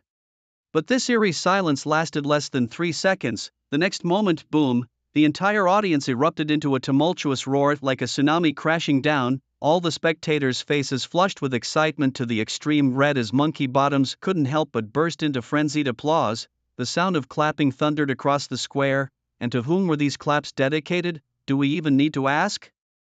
It was for Senior Ling Zhan, mighty Senior Ling Zhan. In just 30 seconds he had defeated the boss, surpassing even by Wushuang in might. The title of the best in the city was practically reserved for him. Click. Hearing these words by Wushuang felt as if a sword had pierced his heart. It hurt deeply, my friend. If you look closely, Senior Ling Zhan used primarily the Berserker Earth skills, only interspersing them with minor skills from other classes like the Silent Priest and the Archer's Blink. But this also shows that the Berserker Earth class is not just about sacrifice, it has the capability to directly overcome challenges. Yes, for the first time I feel this unfortunate class is so cool. Berserker Earth, if I don't go mad, who will? To many, the Berserker Earth has always been seen as an unlucky class because often in a team it's the one sacrificed. There's even a saying that goes, when in doubt, sacrifice the Berserker. But today Ling Zhan showed everyone that Berserker Earth is not just for holding the rear, it can also take on challenges head on. I've decided I'm going to pursue Senior Ling Zhan. Oh. Please, with that look, what's wrong with my look? I'm beautiful, have a sweet voice and a great figure, just perfect for Senior Ling Zhan. Dream on. When Senior Ling Zhan comes out, I'm going to block his house. I'm going to follow him every day. Wow, I didn't realize you were both a stalker and a yandere, said someone in the stands. All the students' admiration and reverence for Ling Zhan flowed endlessly like river water. If Ling Zhan's previous performance had merely surprised them, this clean and crisp defeat of the elite monster made them see him in a new light. Ling Zhan was neither a dark horse nor a white horse, he was a prodigious genius. Well done, Ling Zhan, our school is proud of you. On the main stage, Principal Zhong's chubby face was flushed with excitement. He never expected that Ling Zhan could really solve this extremely tricky elite monster within 30 seconds. This little guy is a monster. I always feel that even without using the Berserker's Fury he would have other methods. It's just that he chose this desperate method for the sake of speed. Desperate, it seems desperate, but look at Ling Zhan's determined expression within those 30 seconds. He didn't feel at all that he was risking his life, he simply thought this was a reasonable way to tackle the challenge. Does that mean Ling Zhan could easily clear the level using other methods too? Correct, he just wanted to kill the elite monster faster. The teachers and principals around began discussing this monstrous student Ling Zhan. Qimu was glowing with pride, feeling extremely honored. After all, Ling Zhan was a student in his class. How could he not be thrilled to have such an outstanding student in his class? Moreover, if nothing unexpected happens, the top spot on the city-level trial leaderboard could very well be secured. But why had Teacher Qimu never mentioned this student before? Teacher Qimu, you really don't pay enough attention to your students. Suddenly two teachers glared resentfully at Qimu. These two were head teachers of the elite classes. Caught by their words, Qimu showed an awkward smile, realizing that Ling Zhan had been quite the secret keeper. However, he thought to himself, if I really had unearthed this monstrous student, would he still be in my class later? Surely those elite class teachers would snatch him away. Thinking this, Qimu breathed a sigh of relief, thankful for his blindness to Ling Zhan's excellence. But why does this feel like I'm scolding myself? Apart from the frenzied students and teachers, the one with the most complicated feelings in the venue was reporter Li Qing. She was a professional journalist who prided herself on having seen countless geniuses, yet in the end she realized how short-sighted she was. Like a frog in a well, completely humiliated by Ling Zhan's prowess, Li Qing was numbed. So this is what a solo player can achieve, amazing isn't it? Li Qing stared blankly at the camera, which replayed the moments of Ling Zhan defeating Mount History Emperor. Thinking back on her previous snarky attitude and the sense of superiority as a professional journalist, Li Qing felt even more disheartened. It turns out I was the clown all along. Without a doubt, Ling Zhan's ranking as the number one in the city was firmly established, and if he dared to enter the endless levels next, he might compete for the top of the provincial trial leaderboard. Meanwhile, at the main podium, Zhong Wenshan was ecstatic. Who would have thought that his school, City Number 1 Middle School, would see the day when it produced a city-level champion? This was indeed a cause for celebration. Principal Zhong Wenshan's face was full of excitement, his voice hoarse from shouting. The principals nearby all revealed congratulatory smiles, sincerely offering their blessings. After all, City Number 1 Middle School had always been at the bottom in terms of trial results. Suddenly a prodigy emerged, greatly likely to snatch the title of city-level trial champion. How could Zhou Wenshan not be excited and thrilled? Since hundreds of years ago, when the world drastically changed due to an unexpected monster invasion, nations faced catastrophic strikes, but humanity, being innately resilient, faced these challenges head-on. After surviving the toughest times, countless strong individuals emerged. Nowadays, various combat-specialized high schools have been established worldwide to cultivate core talents to resist monsters.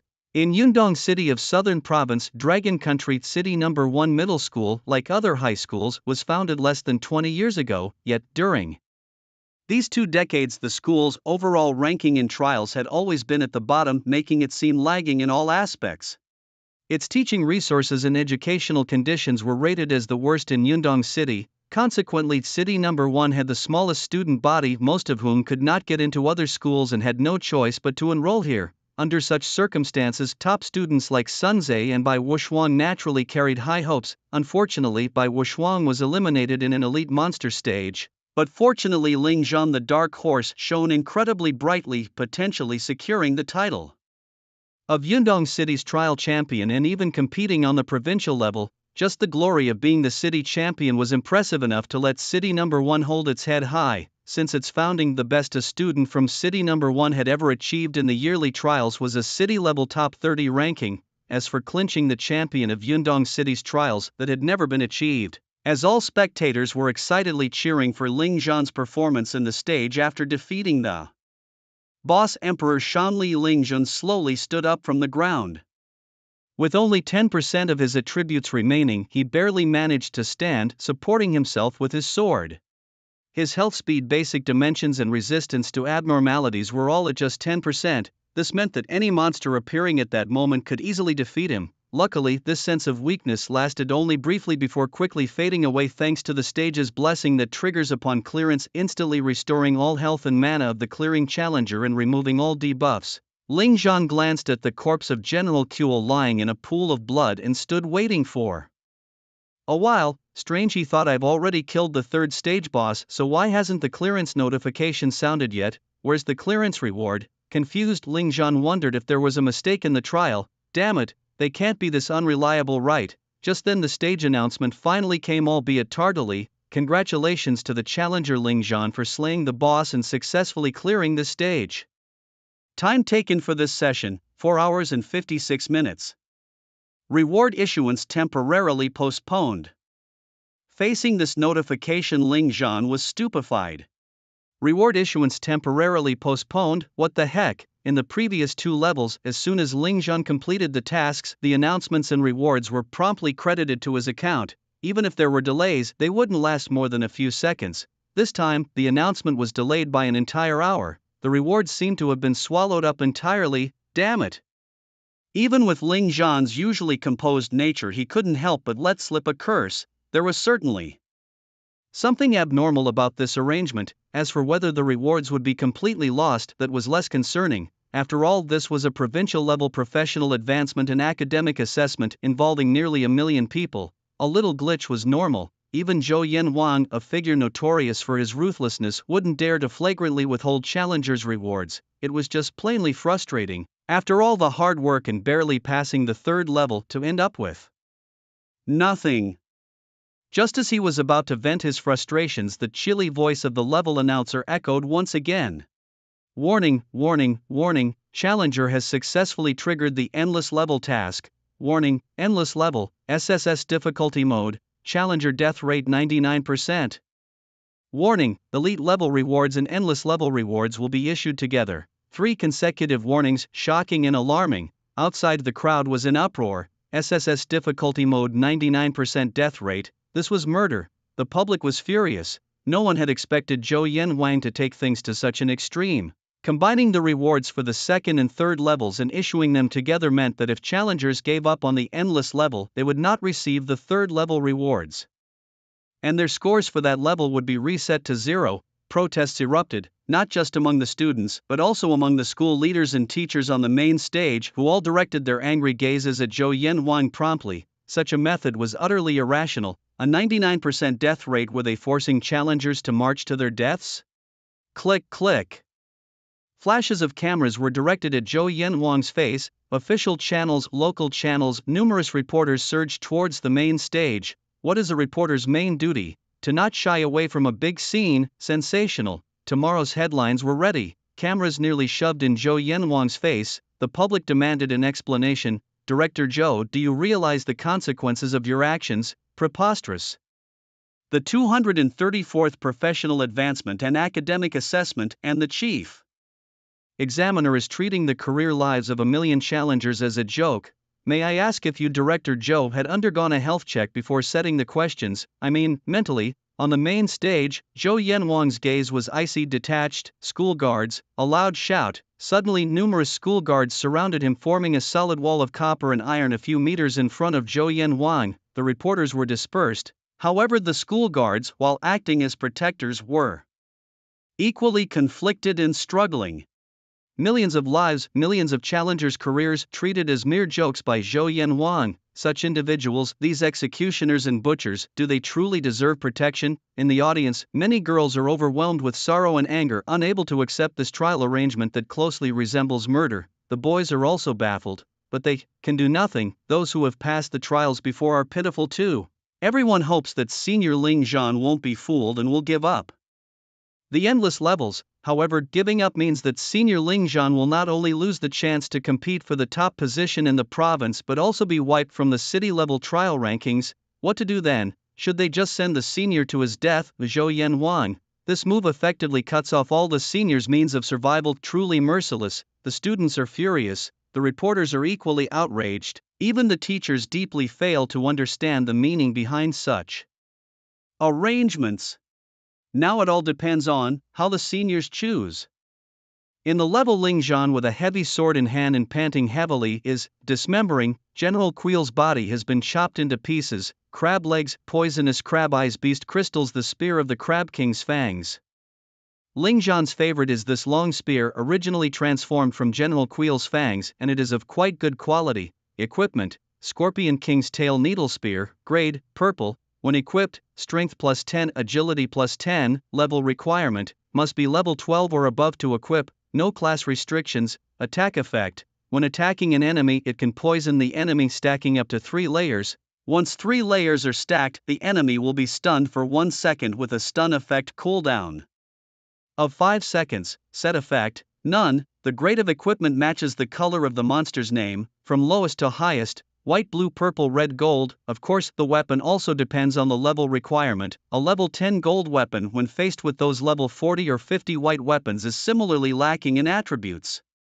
This spear, for someone of my level, is indeed a top-notch weapon. Ling Zhan, with a beaming smile, tucks the long spear into his backpack. He doesn't let go of the other items either. Crab legs, poisonous crab eyes, those are also collectible items. Although their quality isn't as good as the spear, adhering to the principle of not leaving empty-handed, Ling Zhan collects them all. And the heart blood?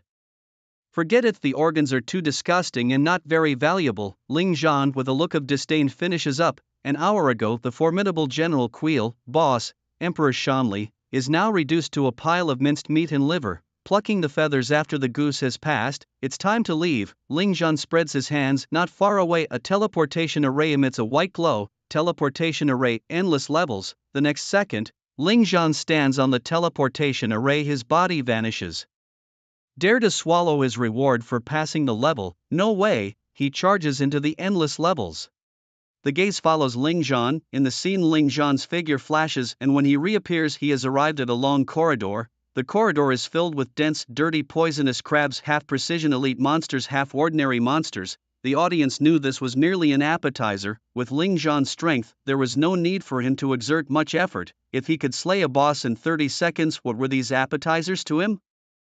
The audience was correct in their thinking. On the screen, Ling Zhan raised his staff once again. Flames engulfed the area. The tip of his staff burst into a dazzling red light. The dark monster corridor was suddenly as bright as day. The sewer crabs, accustomed to the gloomy, damp environment, were suddenly bathed in the light. They held furiously, forced to shield their vulnerable eyes accustomed to the darkness with their pincer claws, unable to withstand the blaze's glare. Then go. In an instant, no more than 3 seconds, boom boom. Boom, a dozen fireballs carrying scorching heat hurtled towards the group of monsters. Dozens of sewer crabs were scorched into charcoal under this terrifying heat, devoid of any signs of life. What did I just see? How did Ling Zhan's magical power increase so much all of a sudden? My goodness.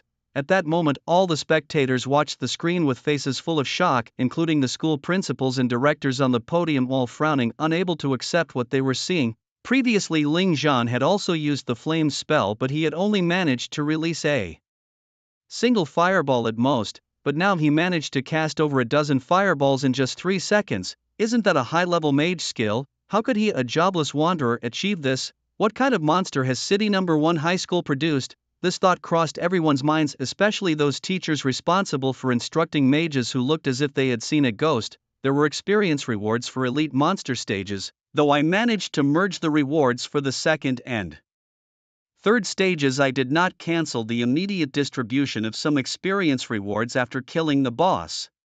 At this moment, Zhou Yanwang mentioned this casually. Everyone then had their moment of realization. Right, he had slaughtered thousands of elite monsters at the elite ghost pool stage and then killed the final boss. With all these experiences combined, what level was Ling Zhan now at? Damn, as a mage, I officially envy Ling Zhan's explosive output. He's a jobless wanderer familiar with all basic skills of every profession.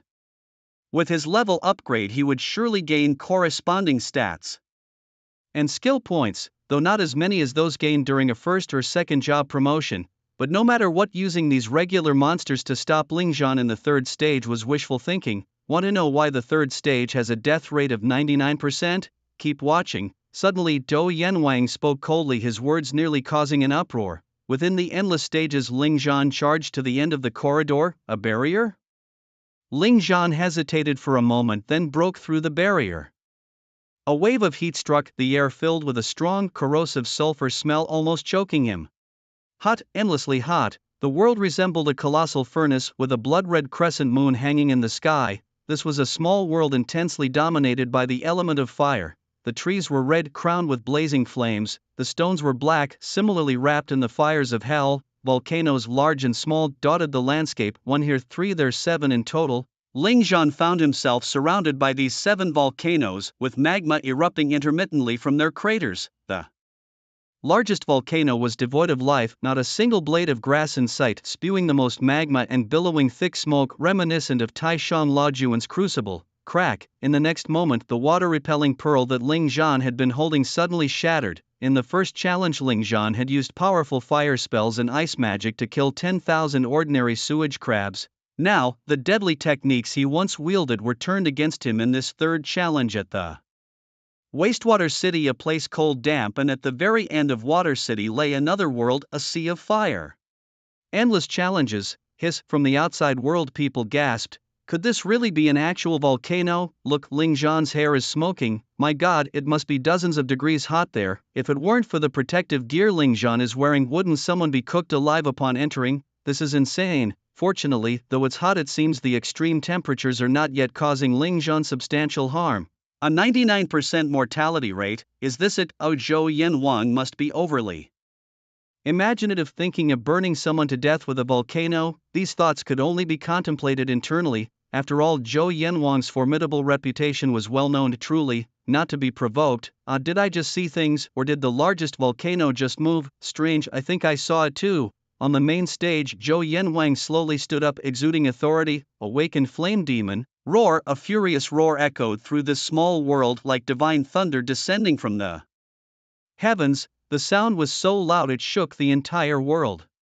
The massive volcano truly revived, the mountain trembled, countless rocks and magma cascaded down its vast body as if heralding the apocalypse. An indescribable terrifying pressure began to awaken, spreading fear throughout. The world shivered. The volcano grew even larger, now a humanoid beast towering 1,000 meters high. The magma it spewed formed its hair, and 2 vast caves were its nostrils.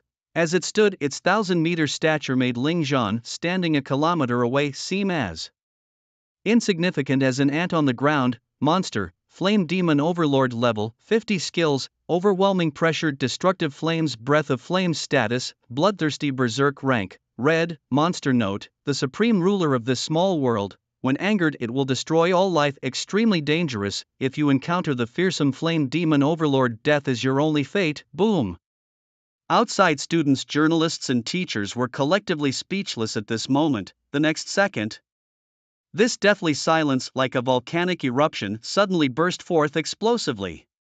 Level 50 with a red name. That's so strange. I remember that monsters with red names are usually weaker than those with gold names, right? Well, that's the general case, but don't forget, within the same secret realm, red-named bosses and gold-named bosses are in competition. This means that sometimes the strength of red-named monsters is not inferior to that of gold-named bosses and might even surpass them. But this one is absurdly strong. A level 50 red-named boss appearing in a trial.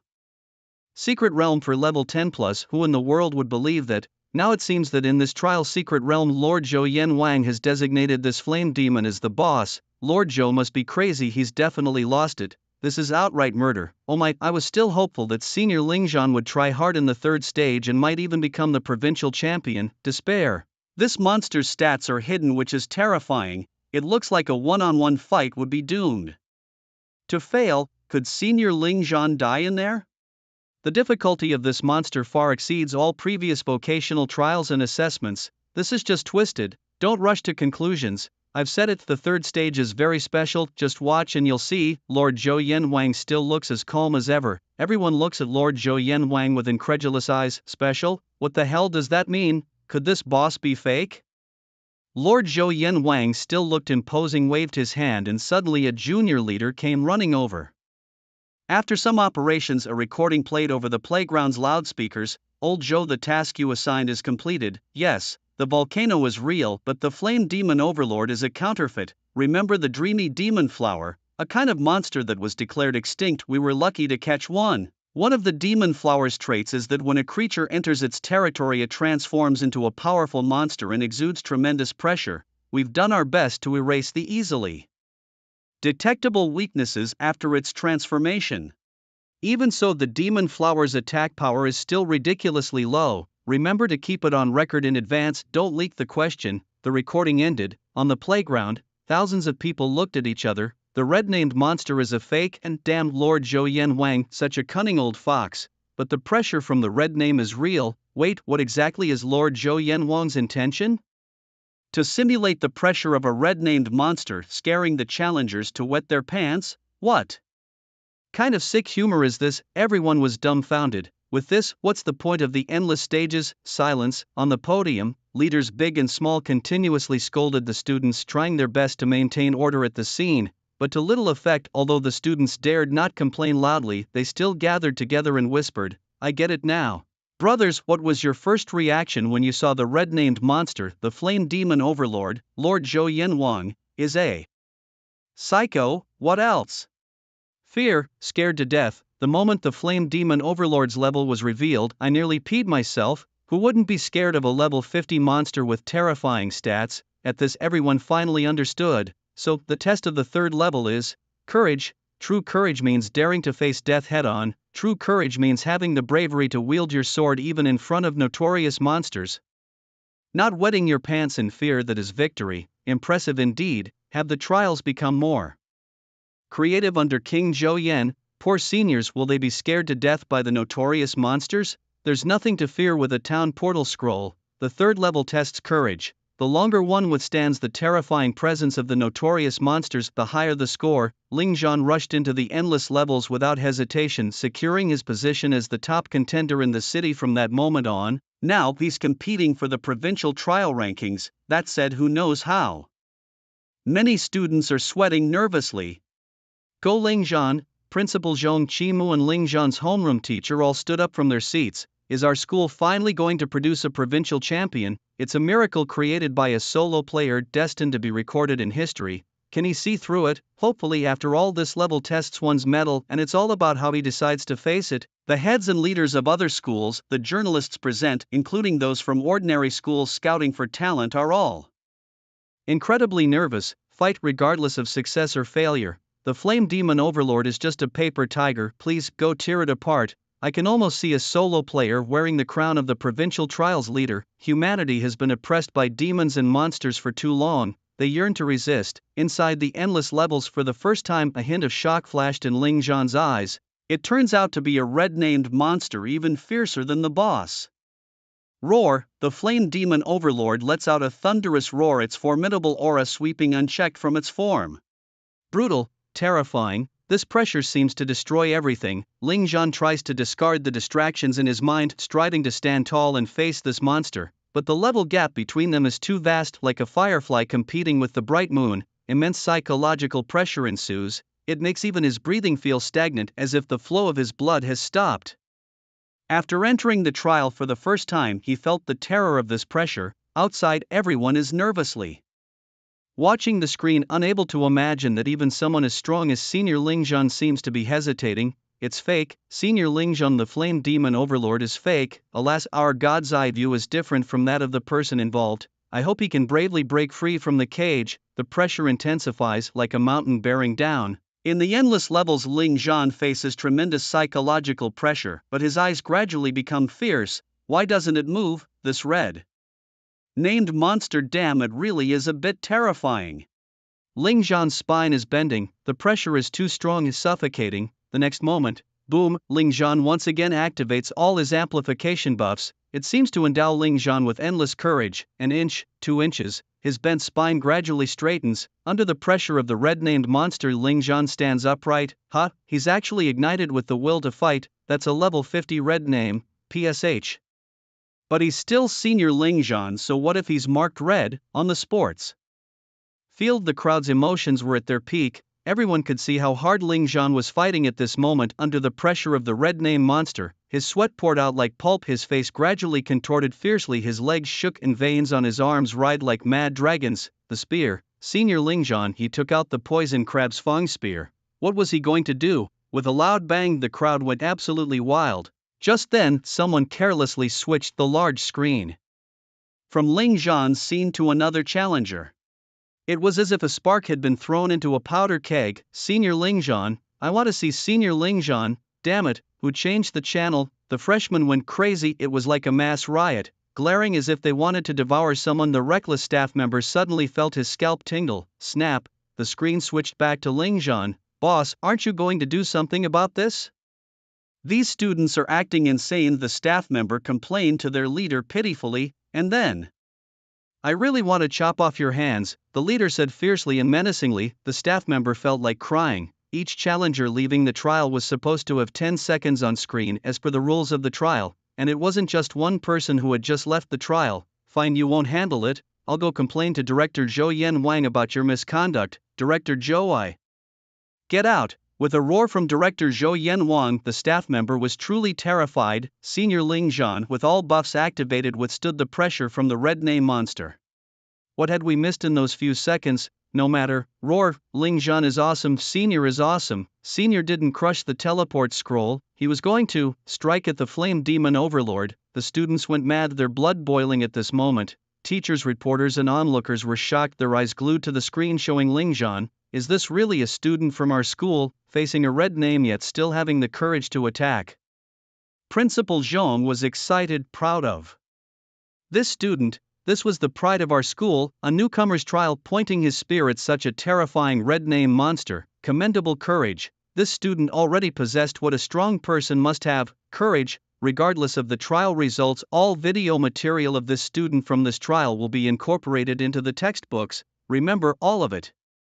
On the main stage, Director Zhou Yen Wang remained dignified, full of admiration for this student. The student's performance from start to finish could perfectly describe it as flawless.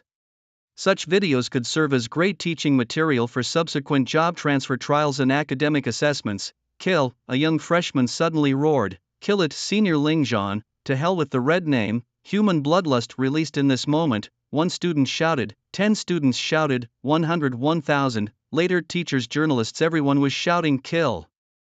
In the midst of the trial, Ling Zhan's eyes turned blood red as he gripped the spear made from the tail needle of the Scorpion King, and with a fierce stomp on the ground the earth cracked and he shot up into the sky. Thump, the spear fell. The tip of the Scorpion King's tail needle spear seemed to pierce a gigantic balloon. With a soft pop, the massive body of the flame demon overlord began shrinking at an unbelievable speed, its terrifying aura rapidly fading away. Fragile as a sheet of paper, Ling Zhan was stunned. Instinctively, he activated his archer skills to blink away, then crazily chained other skills together.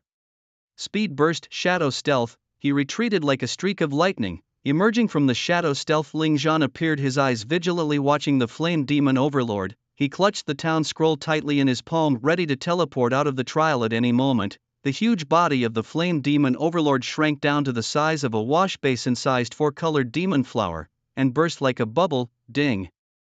Congratulations to the candidate Ling Zhan for successfully passing the endless trial. The trial is over, your trial record has been archived. We are now assessing your combat achievements and will determine your final score based on your data and performance. Passed. Why, the final boss, the red monster, is dead. Well, at that moment a string of monster information appeared above the shattered remains of the demon flower. Monster, Dream Demon Flower level, 10 skills, Transformation Suppression Health, 100/100 Defense, October 10th Status, Deceased Talent. Blue, a fake? What's with the 99% death rate? Damn, was it a scam? Ling Zhan was somewhat baffled. Before he could ponder further, the mechanical voice of the trial announcement rang out again. Considering candidate Ling Zhan's clearance time and combat performance, the final trial score is SSS grade. Your trial results have been recorded, ranking at the provincial level. Also, the clearance rewards have been credited. Trial clearance reward 1, level +3, current level is 14. Trial clearance reward 2, distributable 4-dimensional attribute points +38. Trial clearance reward 3, King Crabflying Spear, purple. Trial clearance reward 4, title Fearless Heart. Trial clearance reward 5, unlock trial talent Magic Resonance. Rewards have been fully distributed. Ling Zhan quickly opened his personal panel. Name, Ling Zhan. Health, 1000/1000. Mana, 2700/3000. Continuously recovering. Talent, 62. Age, 18. Race, human. Level, 14. 2920/10000. Occupation, none. Strength, 35. Physique, 35. Intelligence, 35. Agility, 35. No item or equipment bonuses. Innate talents, Equipment Mastery, F. Magic Mastery, E. Versatility, F. Trial talent, Magic Resonance, B+. Available occupational skills, Fiery Annihilation, F+. Frost Spell, F+. Shield Break Sweeping Blade, F+. Distributable 4-dimensional points, 58. Distributable skill points, 1018. The panel now featured an additional trial talent. The free 4-dimensional attribute points had increased from 20 to 58. Free skill points had gone from 1010 to 1018. Ling Zhan distributed his 4-dimensional attribute points evenly across his own attributes. Strength, 50. Physique, 49. Intelligence, 50. Agility, 49. As for skill points, Ling Zhan didn't need them yet, since all the skills he currently possessed were basic skills, and basic skills couldn't be upgraded unless specifically allotted by the system. Only the system could defy common logic. Of course, the skill points rewarded by daily tasks from the system did not count as special skill points. Only those granted by achievement tasks were considered special. After successfully completing this trial, Ling Zhan's gains were substantial. Moreover, the highlight was the reward of the trial talent. Trial talent, as the name suggests, could be obtained by challengers who managed to break through the trial levels with a likelihood based on their performance. In other words, the better your performance, the higher the probability of receiving the trial talent. If your performance reached the best record of that secret realm, then you would be awarded the trial talent with a certainty of 100%. However, some lucky ones could trigger a low probability and gain the trial talent even if their performance was not up to mark. It should be noted that the rewards for each trial level could only be claimed once. That is, once you've cleared a level and obtained its reward, you would not receive any rewards for clearing the same level again, no matter how much you improved your score. It was a one-time collection. Ling Zhan looked at the Magic Resonance trial talent and began reading its description. Magic Resonance B+ reduces the cooldown of all your magic skills by 30% and turns the cooldown time of all your basic magic skills to 0 seconds. For many magic classes, only the initial 30% skill reduction was useful, but for Ling Zhan, the latter part was what truly mattered. All basic magic skills having 0 cooldown meant no waiting time. magic resonance plus mana controller, took off. Completely soared, and there was also fearless heart, a title reward, title effect. Increases one's courage, allowing a degree of immunity to intimidation skills from the same level opponents. Outside, as time moved forward, many candidates were coming out of the levels. Some had faces filled with disappointment, likely far from their dream scores, while others were beaming with pride, evidently satisfied with their impressive performance. Su-ro emerged, but no one paid her any attention. Everyone was engrossed in the images displayed on the big screen. In city number 1 high school, Su-ro was quite well known. Firstly, she was very attractive. Secondly, her talent score was 78 and she was a converted assassin, consistently ranking in the top 10 in her school's evaluations. Delicate and beautiful with an intelligent nature, Su-ro naturally had a constant stream of admirers. At this moment, her expression was a gentle smile. Clearly, her performance must have been very good. Not all top students have a poor attitude. Those top students with good attitudes also achieve extremely good results, alas.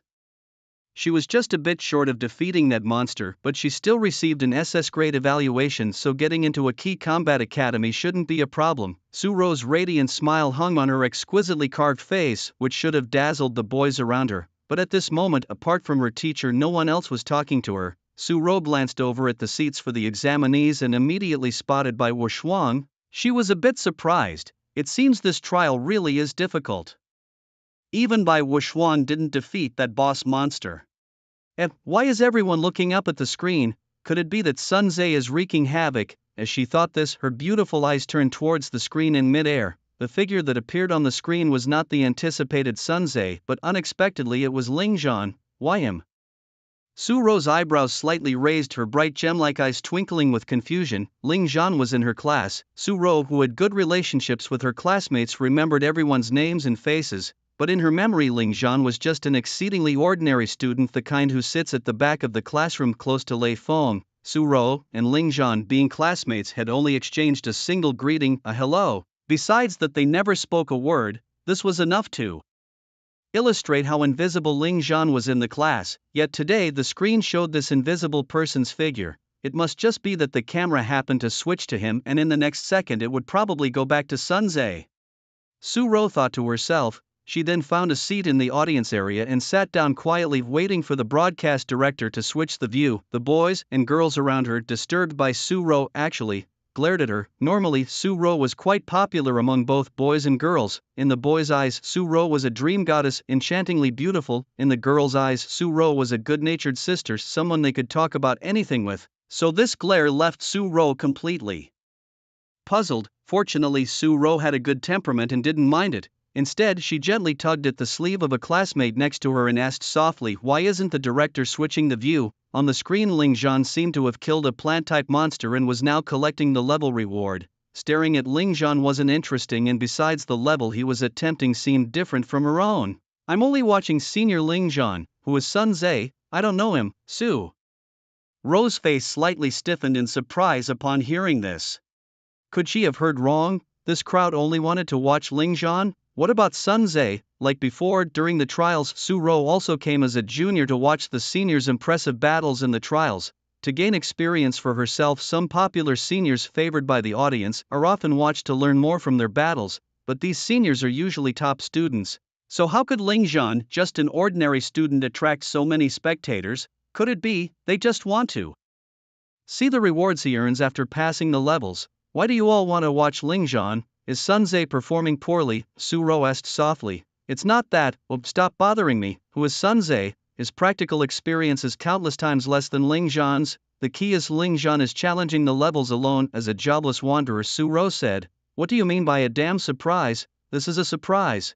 Su-ro entered the level just a little after Ling Zhan, so she had no idea that Ling Zhan had entered as a jobless wanderer, and moreover, he was challenging it solo. Normally, the trial levels allowed teams of 5 to enter, but this year Lord Yin decided on a whim to change it to groups of 3, significantly increasing the difficulty. However, for those seniors who were accustomed to solo challenges, this rule change was trivial. According to her, Ling Zhan should have just found a team to cling onto for a good score, but now he was challenging the level alone and as a jobless wanderer. Su-ro found it hard to accept. Then why is his level different from mine? Su-ro asked urgently. her question was met with a strange look from a male classmate. What's wrong? Is my question strange? Su-ro wondered. Well, it indeed is, the boy nodded and bluntly said, because Ling Zhan is not on the second level, then it must be the first level. After all, he's a jobless wanderer and soloing it that it's normal he wouldn't reach the second level, but there are no volcanoes in the first level either. Su-ro became even more confused, however the boy looked at her strangely again.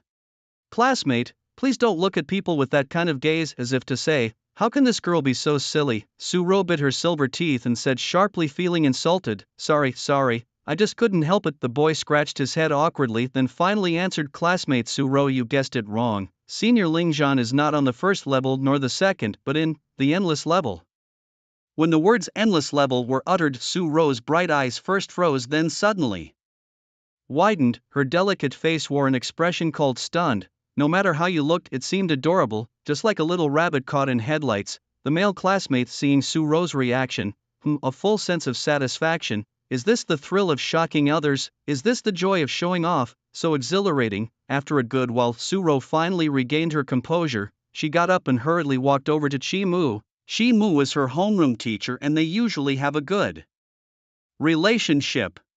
Teacher, Su-ro called out softly, judging from the expression on your face when you came out earlier, it seems like you've achieved the results you were hoping for, Chi-mu said cheerfully. His class had produced a dark horse like Ling Zhan and his smile seemed wide enough to split his face. Su-ro's results must be quite ideal. Sun Zhe's results probably aren't far behind hers either. With performance and professional evaluations accounted for, this year has been a fruitful harvest.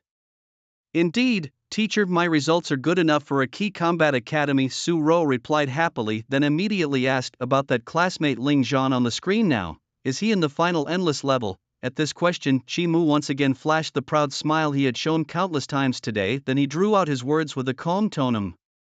At that prolonged it seemed as if Su-ro could hear the sound of her worldview shattering. Su-ro was once again struck by surprise. She wouldn't easily believe other students, but words from her homeroom teacher Chi-mu, how could they be false? Thinking this, Su-ro felt as if her heart was stuffed with a large clump of cotton, uncomfortable wanting to smash it, but the cotton was soft and could not be broken. It was stuck in her heart and she was temporarily unable to accept this development. Thinking this, from the corner of her eye she noticed Bai Wuxuan looking despondent, so she walked over. Su-ro and Bai Wuxuan usually had a good relationship, often exchanging combat experiences with each other. Seeing Bai Wuxuan's dejected appearance, it seemed his results were poor, which was normal. Trials were a brutally tough assessment. You could score perfect in regular evaluations 100 times, but a single failure in the trials meant starting over. Bai Wuxuan, Su-ro greeted. Bai Wuxuan nodded. You look like you did well. Yes, within my ideal range, Su-ro replied, sitting down next to Bai Wuxuan, then asked, can you tell me about Ling Zhan? At that question, it was as if Su-ro could hear the sound of a sword piercing someone's heart. Bai Wuxuan, already in a bad mood, looked even more upset. Talk about bringing up a sore subject. A female teacher nearby, unable to bear seeing her beloved student distressed, took Su-ro by the hand to a side. She explained everything about Ling Zhan, from his initial slaughtering of minor monsters to wiping out a horde of crabs to slaying the boss and finally entering the endless level and taking down notorious characters. She left out no detail. Su-ro's expression went from mild surprise to astonishment, then to shock, and finally she was just numb and dazed. This student, who usually kept a low profile, had shocked everyone with his performance in the trials, scaring everyone. Everyone had doubted him, and even Zhou Yanwang was furious at the start, saying that he wanted to heavily punish Ling Zhan for his contempt of the trial. Now, if you look at the expression on Zhou Yanwang's face, isn't it all smiles? Tell me, when have you ever seen Zhou Yanwang with such an expression? The female teacher spoke tirelessly, her face filled with emotion. Meanwhile, Su-ro, while she had quietly found the best seat to watch from and sat down obediently, lifting her delicate face that seemed almost flawless, she began to watch intently at the screen where a figure that seemed so ordinary was being displayed. In her heart she thought, after the exam I must ask the teacher for Ling Zhan's battle videos to watch. Su-ro had seen geniuses before, but she had never seen a red named monster with such terrifying stats in the National Job Change Preliminary Trial Assessment, nor had she seen a job change newbie daring to fight such a fearsome red-named monster. In the trial, Ling Zhan was completely unaware of the heated discussions he had sparked in the outside world, even less did he know that he, who was so ordinary, had already gained countless admirers. Some people had even recorded his entire performance during the trials, planning to use it as teaching material. It was time to leave. Without any hesitation, Ling Jun crushed the teleportation scroll in his hand. The teleportation array's white light dispersed. Ling Jun stepped down the stone steps and then froze. This isn't the school, where is this? A vast square, and he was the only one there. However, it only took a minute. The teleportation array flickered with white light again and a person came out, and it was a girl. This girl was tall, standing at around 17 meters and dressed in a school uniform. She had long silver hair that shimmered like a radiant galaxy, and what made her even more unique were her red pupils. Her eyebrows were arched, her lips were rosy and fresh like peeled water caltrip, and her sharp melon-seed face was beautifully ethereal, yet the cold glint in her red pupils gave her an aloof aura. Beneath her school uniform skirt, she wore black over-the-knee socks, and her delicate size 36 feet were in a pair of small leather boots. She held a thick book in her left hand. Well, in Ling Zhan's eyes, she looked like a silver-haired, red-eyed beauty straight out of an anime, though her gaze was a bit cold. The silver-haired girl stepped out of the teleportation array and did not speak. She of course noticed Ling Zhan but soon lost interest in observing him after seeing the bulging items he carried, which from the exposed parts she could tell were all beginner-level professional equipment. After the appearance of this silver-haired girl, another 10 minutes passed. During these 10 minutes, Ling Zhan did not continue to gaze at the beautiful silver-haired girl but instead surveyed his surroundings. It was a large square, only a few staff members present. The rest were peers who were gradually teleported from other directions, likely also trial students. The atmosphere was a bit awkward, but fortunately after another 5 minutes, candidates wearing various high school uniforms continued to appear. At this moment, Ling Zhan finally understood that the so-called endless levels end was actually a gathering of trial students who had already passed their trials from various schools. Another half an hour passed. Finally, the gate ceased to appear, gathering 100 individuals in the square, namely 100 examinees. Notably, Sun Ze also arrived, the last person to enter the area. His expression briefly paused when he caught sight of Ling Zhan, his eyebrows tightly furrowing. Clearly he was puzzled as to why someone as ordinary as Ling Zhan could be present here. In the audience, everyone was glued to the screens, their faces a picture of disbelief. Wasn't that Zhu Yaoguang from Yunbei City's top high school known as the White-Haired Witch? Indeed, she had also passed the level. And there was that handsome senior remembered to be Huang Bai from Qingjiang City's third high school, right? It seemed as if all the renowned prodigies of Nanzhou province had gathered in this endless challenge. What was this all about? Not only were the students dumbfounded and shocked, but the principals and directors on the stage were equally stunned. Due to different test locations and individual challenges, it was generally impossible to bring so many examinees into the same endless challenge. Thus, the principals and directors turned their heads towards Zhou Yanwang. The endless challenge was Zhou Yanwang's creation, and naturally, only he knew what was going on. Zhou Yanwang slowly stood up, stepped forward, and approached a teleportation circle that appeared on the field. With his hands casually tucked in his pockets, he strolled in nonchalantly. What a show-off! Everyone watched Zhou Yanwang's figure, unable to help but inwardly criticize, though they dared only to do so in their minds. Yet, many were visibly excited, for they had not expected Zhou Yanwang to pull such a move at the last minute. The arrangement of the endless challenge had taken everyone by surprise. Truly worthy of being the leading figure in Nanzhou province's educational trials, perfectly managing the mindset of all the participants in the national job transition examination, he had even gathered the top students from various cities and districts of the province. What was Zhou Yanwang planning to do? Could it be that he had one last assessment up his sleeve? This was truly shocking. With all these prodigies assembled, one wonders if a conflict might arise, though that seems unlikely. However, it must be said the emerging prodigies, both in looks and demeanor, were exceptionally outstanding, especially Zhu Yaoguang with her long silver-white hair cascading down her back, her delicate features, and her autumn water-red eyes shimmering brightly. Truly a top-notch beauty. This left many of the boys on site staring blankly. Of course, among the emerging prodigies were also handsome and tall young men catching the attention of the girls. At this moment, schools across the major cities and districts of Nanzhou province were likely watching this scene. Zhou Yanwang was probably planning a province-wide broadcast. Many journalists were thrilled and excited, quickly grabbing all their cameras to record the upcoming scenes. Anyway, these reporters were hoping that the prodigies from all over would challenge each other and then fiercely clash in battle. That would make for the most heated and explosive scene. They just love such fiery spectacles. Teachers from various top universities were also watching this scene with great interest. These must be the top 100 talents from the provincial trials list. When these prodigies meet, does it mean that none of them recognize the others as superior? It's just like Zhou Yanwang. His actions and strategies are always well thought out, leaving everyone guessing what he's up to. Under the crowd's anticipation, Zhou Yanwang finally appeared in the plaza of the trial secret realm. At this moment, he was facing the top 100 talents of the 234th provincial trials of Nanzhou province. In the vast secret realm plaza, Zhou Yanwang's figure appeared in the middle. All the gathered prodigies quickly withdrew their evaluative gazes and obediently stood still. Zhou Yanwang's prestige in Nanzhou province was significant. Every student knew who he was. He was famously strict. When Zhou Yanwang appeared in the secret realm, he looked around and nodded in satisfaction.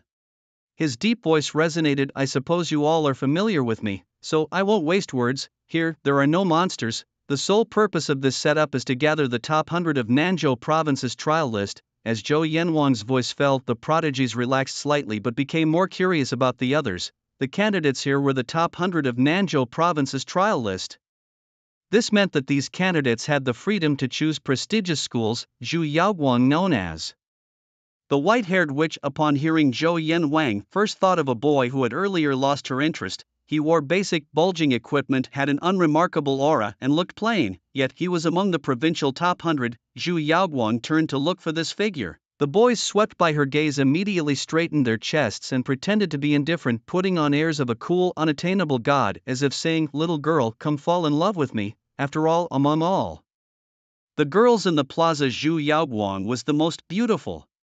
Many boys would have already rushed to flatter her if not for maintaining their pride. They knew too well that being a sycophant to such a distinguished lady was futile. You had to attract her, spark her curiosity. How does the saying go? When a woman becomes very curious about a man, it means she's not far from falling for him. Thus, all the prodigy boys deliberately posed as aloof and indifferent while internally screaming, "Beauty, look at me, look at me." Zhu Yaoguang didn't think too much. Her gaze quickly found that ordinary figure. He was now huddled in a corner eating a biscuit and occasionally sipping water, unnoticed by anyone. Actually, the reason I gathered all the students here is quite simple. Zhou Yanwang, with his usually cold face, let slip a faint smile. It's simply to have you all meet and exchange ideas with each other. After all, in the future you will all be attending various combat academies, and knowing each other might just allow you to form an SSS tier team after graduation, right? Currently, our Dragon Nation has 3 SSS tier teams battling in unknown trial realms, which is not as simple as these assessment trials. For these prodigies, lower-level trial realms can be easily soloed. However, the real high-level unknown trial realms absolutely require teamwork, because the monsters there are far beyond anyone's imagination. Every combat student will form their own assault squads after graduation. The strength of the teams ranges from the lowest to the highest levels, e. DCBASSSSS. Zhou Yanwang holds high hopes for this group of prodigies. Alright, now you all have 10 minutes to interact with each other. After 10 minutes I will announce the top 10 provincial rankings. With a light smile, Zhou Yanwang's figure disappeared from the square. He knew that his presence was too imposing and could prevent the students from being at ease, so he decided to leave temporarily. Sure enough, once Zhou Yanwang left, the atmosphere on the scene relaxed considerably. The top 100 prodigies of the province began to interact with each other. Most prodigies could guess the names of others just by their school uniforms, for example Zhu Yaoguang Huang by Lu Chang and so on. These were the top prodigies frequently featured in the newspapers of Southern Province. Sun Zhe from Yundong City was rather unknown. He came next to Ling Zhan, his expression one of great surprise. "Ling Zhan, you actually made it into the top 100 of the province too, though." He said this, he was secretly relieved inside. It seems I'm not the bottom one, it must be Ling Zhan at the 100th place. Thinking this, the inferiority complex he felt upon seeing these proud prodigies lessened considerably. Human nature is such that when you face someone much stronger than yourself you feel somewhat inferior, but if there's someone worse off right beside you, you suddenly regain your confidence. "I'm not the worst, I'm just lucky," Ling Zhan muttered dismally. Sun Zhe didn't mind. In his eyes, Ling Zhan was always a quiet, introverted person, a wallflower with an honest disposition. "You really are lucky managing to make it to the top 100 just like me. You must have burned some serious incense before the exams," joked Sun Zhe. Ling Zhan didn't bother to explain, simply munching on his cookie. he had thought there would be a big battle at the last moment, not a mere exchange meeting. He didn't really like such gatherings, as he could acutely feel that almost all the gazes on him carried a hint of disdain, including Sun Ze's. Although Sun Ze hid it well, pretending to be a good classmate, Ling Zhan wasn't a bit inferior. He simply couldn't be bothered with these arrogant prodigies. In his eyes, these prodigies of the future would never intersect with his life, so he couldn't be bothered to cozy up to them. But sometimes, the more you want to avoid something, the more likely it is to happen, just like now. Ling Zhan had just finished his little biscuit when a pleasant fragrance of osmanthus wafted towards him. Looking up, he saw the aloof white-haired girl already standing in front of him. Sun Zaid beside him was ecstatic, inwardly screaming, "She must be here for me, definitely for me. What tone should I use when I talk to her, aloof or enthusiastic?" He extended his hand, posing in what he believed to be the most perfect posture, and began with his deep, bubbly voice, "Hello fellow student, my name is..."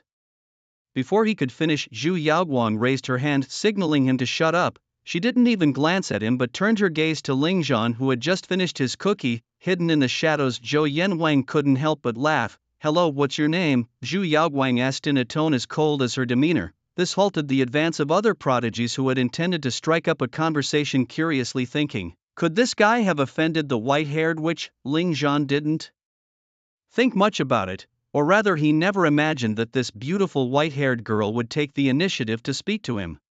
But his mood didn't fluctuate much. He just nodded calmly and said, "Hello, I'm Ling Zhan, Zhu Yaoguang." Zhu Yaoguang extended her delicate hand. Ling Zhan was startled but still reached out and quickly let go. "May I ask what your profession is?" she asked directly, purely out of curiosity, for he carried too many things on his back. Zhu Yaoguang's straightforwardness was apparent. She gave off the impression that she asked simply because she wanted to, without caring about others' opinions. It's not surprising that Zhu Yaoguang would ask this. Everyone present was among the top talents of the province, but none of them carried as much stuff as Ling Zhan. A mage would only carry a staff, a warrior a shield and heavy sword, and an assassin a single dagger. Their professions were clearly identifiable at a glance, but Ling Zhan, looking like a little vagabond with his back full of stuff, was unique in the crowd. Of course, the white-haired witch's proactive questioning was driven by one thing: Ling Zhan had arrived here before her. Could it mean he completed the challenge faster than she did? With such curiosity, Zhu Yaoguang asked. The other prodigies, including Sun Ze, were also curious about Ling Zhan's profession. Ling Zhan sighed, really not wanting all this attention. Even trying to keep a low profile seemed impossible. Why must a cool goddess like beauty insist on asking this question? However, Ling Zhan honestly answered, "I am an unemployed wanderer." As soon as these words were spoken, whoosh, the entire square was left with only the sound of the night wind blowing, silence, an eerie silence where even everyone's breathing could be clearly heard. Everyone's expression was one of stupor. Zhu Yaoguang, usually with her cool and indifferent beautiful face, now wore a look of astonishment. Sun Ze was even more dumbfounded. An unemployed wanderer among the top 100 in the province? What kind of joke was this? Hidden in the shadows, Zhou Yanwang, seeing the confused expressions of these proud talents, suddenly felt a sense of satisfaction. It was unclear how much time had passed before someone finally murmured, "Classmate, you must be joking, right?" Only then did the talents come to their senses, thinking this person must be joking. However, Ling Zhan shook his head. "I am not joking, this is my simplified information panel." With a wave of his hand, the information panel appeared in front of everyone. Name: Ling Zhan. Occupation: none. Talent: 62. Below his innate talent, trial talent, etc., none of these were displayed. That was personal privacy, optional to disclose or not. When everyone saw that Ling Zhan was truly an unemployed wanderer, their first reaction was, how could he be in the top 100 of the province? Zhu Yaoguang, with an incredulous look, parted her red lips slightly, about to speak. Clap, clap, clap. Suddenly, the sound of applause interrupted everyone's thoughts. Everyone turned back to see Zhou Yanwang's figure reappearing. "Alright, 10 minutes are up. It's time for me to officially announce the top 10 of this provincial level." Upon hearing this, countless students tensed up, fully attentive. They knew their respective rankings within their districts, but the specific provincial rankings were still unknown. Each of these proud talents was eagerly anticipating their ranking, confident in their chance to vie for the top 10 positions of the province. Ling Zhan alone showed little interest. Be it first or 100th in the province, it didn't matter to him, as he had already completed the system-issued challenge task. Old. "We'll start the announcement," Zhou Yanwang instructed. The watcher of the secret realm Old Wu then activated the announcement feature. At this moment, the screens at every test center in Nan province could transmit the voices of Zhou Yen Wang and the talents. Next, on behalf of the Nan Province Department of Education, I announce the rankings of the top 10 of the 234th National Unified Job Transfer and Academic Advancement Trial in the province, as the audiences at various district centers heard this, they instantly erupted into excitement.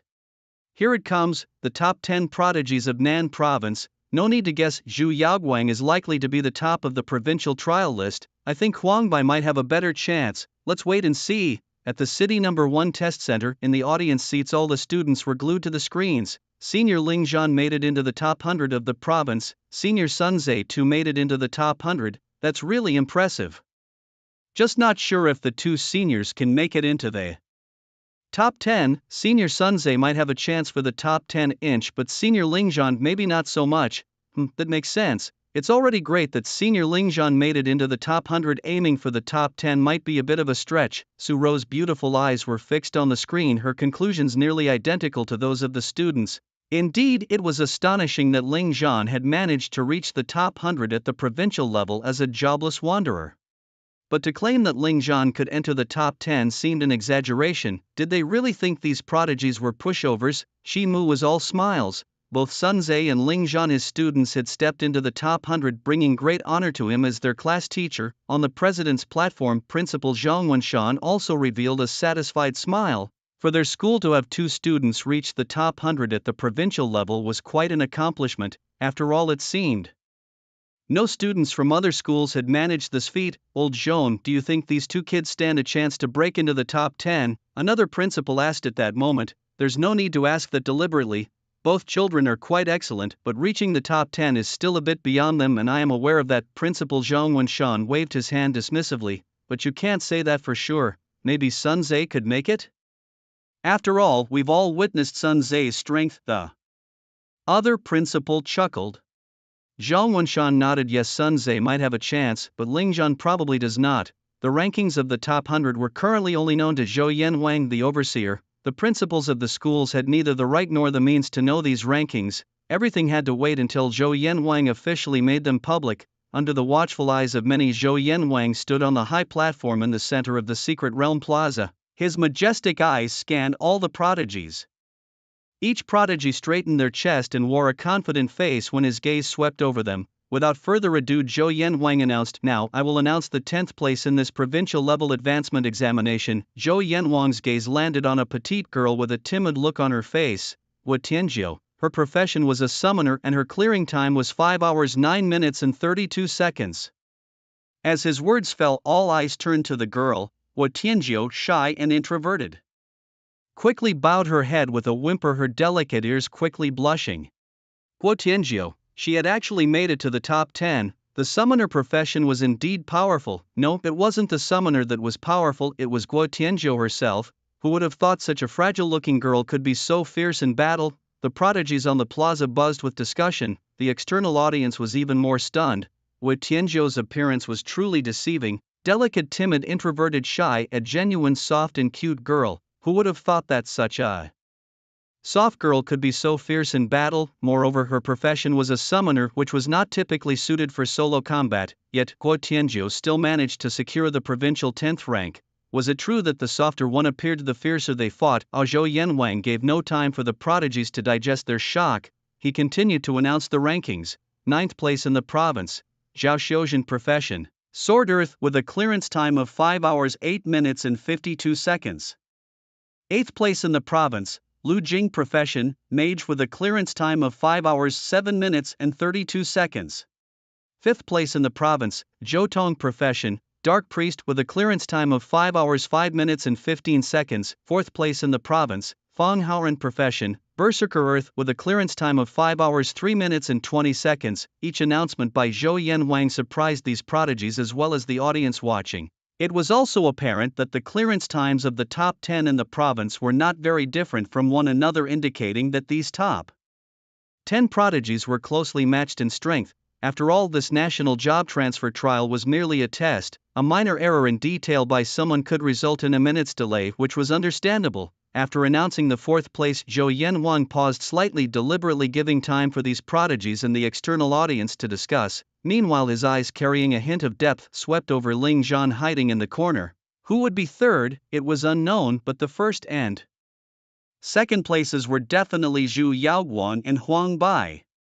Yes, I think so too. Huang Bai is deeply in love with Zhu Yaoguang, and these two securing the first and second places really made a perfect pair. Hence, I was even more curious about who the third place would be. The prodigies were abuzz with discussion. The young man named Huang Bai stood proudly, hands behind his back, embodying the most mature and handsome demeanor.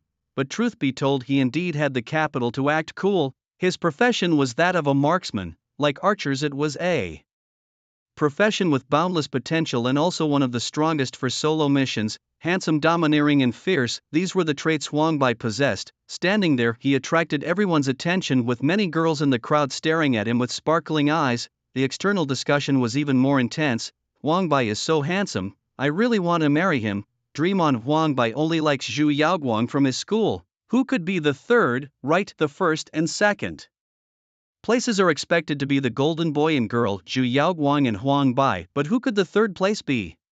Curious, at the city's first high school, the student discussion was vehement. Could the third place be Sun Zhe? I don't think so. Although senior Sun Zhe is formidable, he couldn't surpass so many prodigies. Yeah, that makes sense, but who really is the third place? Could it be senior Ling Zhan? At this moment, a young female student quietly made this remark. Upon hearing this, everyone immediately shook their heads. Impossible.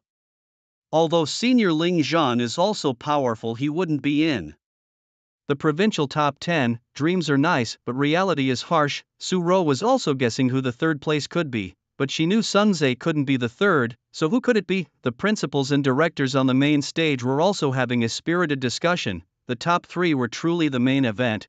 Everyone internally affirmed the first and second places, making the third place even more intriguing. In the secret realm, Zhou Yanwang gave everyone time to discuss. After a while, with a playful smirk hardening his features, he teased, I believe everyone is quite curious about who placed third, right?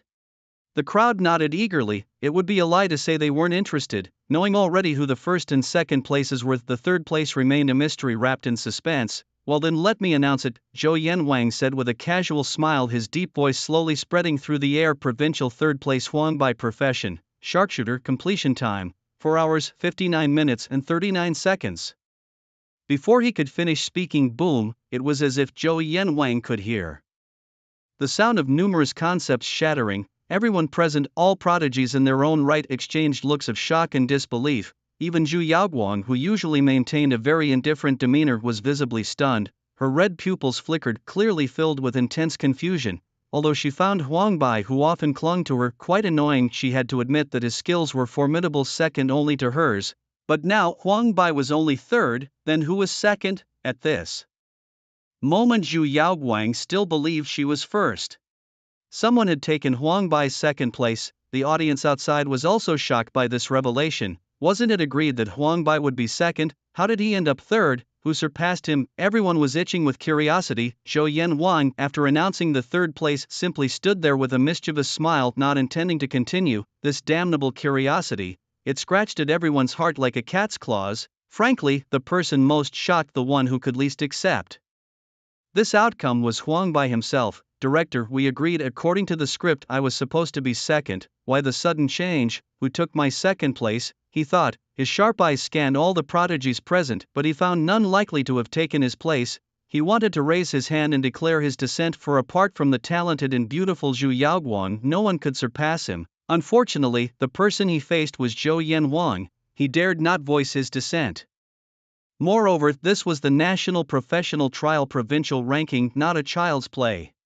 Since Zhou Yanwang dared to announce it this way, it meant someone truly was stronger than him. Fine, then I will see who is better than me. Huang Bai narrowed his eyes, staring intently at Zhou Yanwang. Seeing that everyone had accepted the ranking, Zhou Yanwang once again revealed a strange smile. That smile, just like before, made one's heart skip a beat. Out of nowhere, the usually timid Guo Tianzhu nervously muttered, could it be? Even Sister Yaoguang's first place has been taken?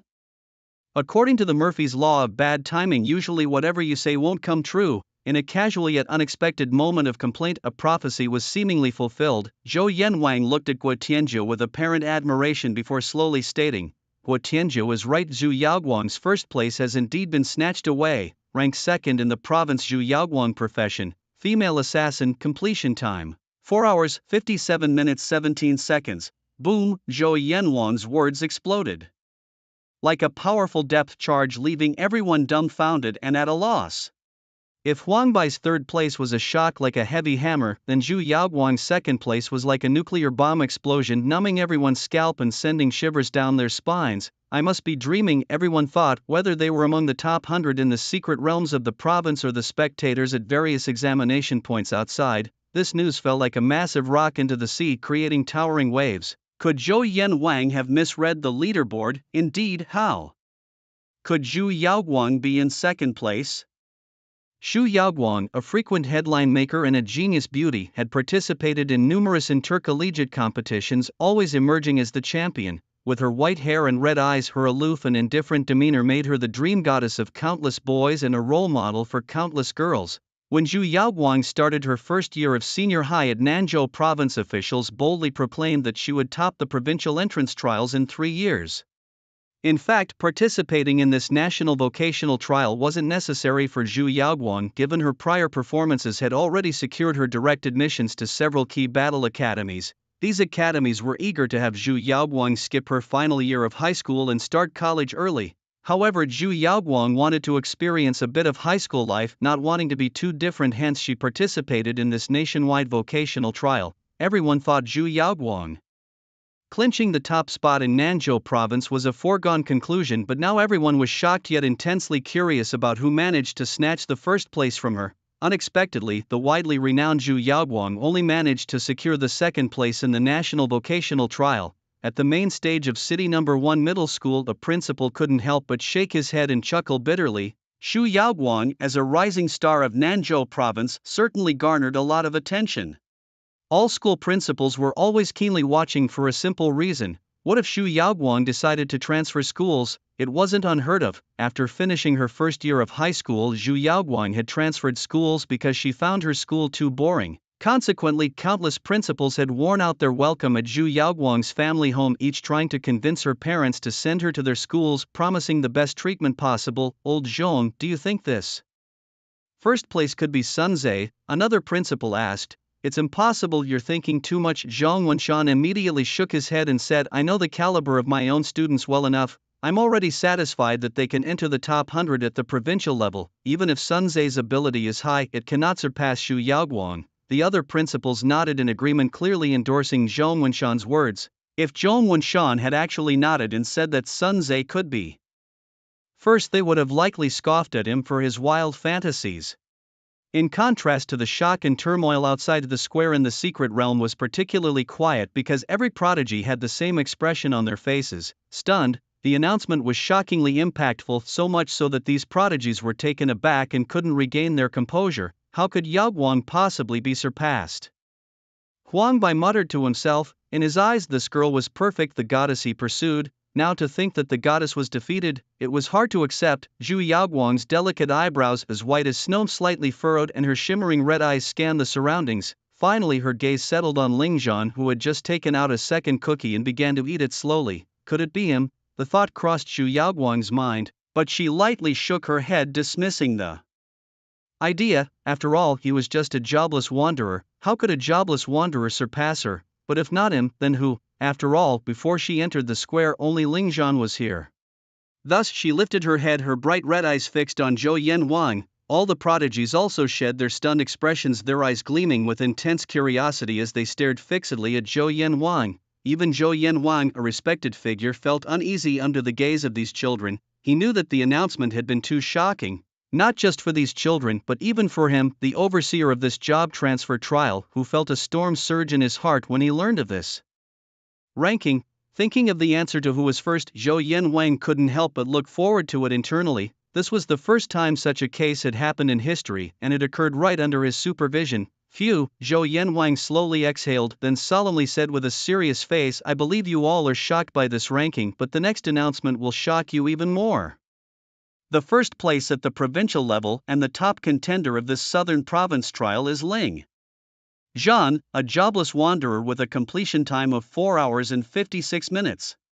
Duong, duong, duong, everyone felt as if their heads were struck by a massive bell, buzzing. The noise was so loud that Sun Tze's ears were ringing. At this moment, whether it was outside or in the secret realm square, everyone felt their blood pressure rise with an uncontrollable urge to roll their eyes and foam at the mouth. Outside the arena, Suro, who was usually graceful and polite, now had her mouth open wide enough to fit a duck egg. Bai Wuxuang simply lay down on the spot, his expression dulled, muttering to himself, "It must be a dream, it must be a dream."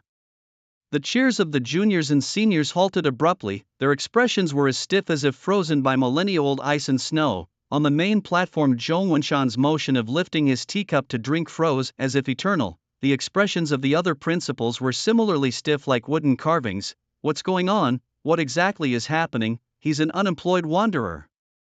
How did he become the top scholar of Nanzhou province? Countless people roared in their hearts, yet when the screen shifted to that figure, he had just finished his second cookie, cheeks puffed out, looking every bit the naive, good-natured man. He wiped his hands, swallowed the cookie with a gulp, and finding it too dry, choked and hurriedly pulled out a bottle of water from his bulging backpack. After taking a big gulp, he wiped his mouth and turned to Teacher Zhou Yanwang. "Teacher Zhou, is the announcement over? Can I go home now, everyone?" Whoosh, standing next to Lingzhan, his Sun Tze grabbed Lingzhan's shoulders, his gaze fierce enough to devour him. All the prodigies around stared at Lingzhan as if they had seen a ghost. Sun Tze had a lot to say, a lot to complain about, but in the end all he could utter was a faint "You. Don't you have anything to say?"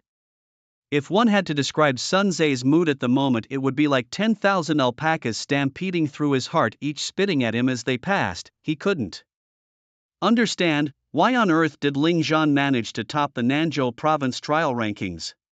He's an unemployed wanderer, an unemployed wanderer. Why? Faced with Sun Tze's questioning, Ling Zhan tilted his head, the iconic naive smile returning to his face, and scratched his head. "I don't have much to say. Isn't it just about having hands?" Pfft. In an instant, the 99 prodigies felt a sting in their hearts. What does he mean by having hands is enough? Does that mean we, a bunch of prodigies, can only shout for nannies to feed us?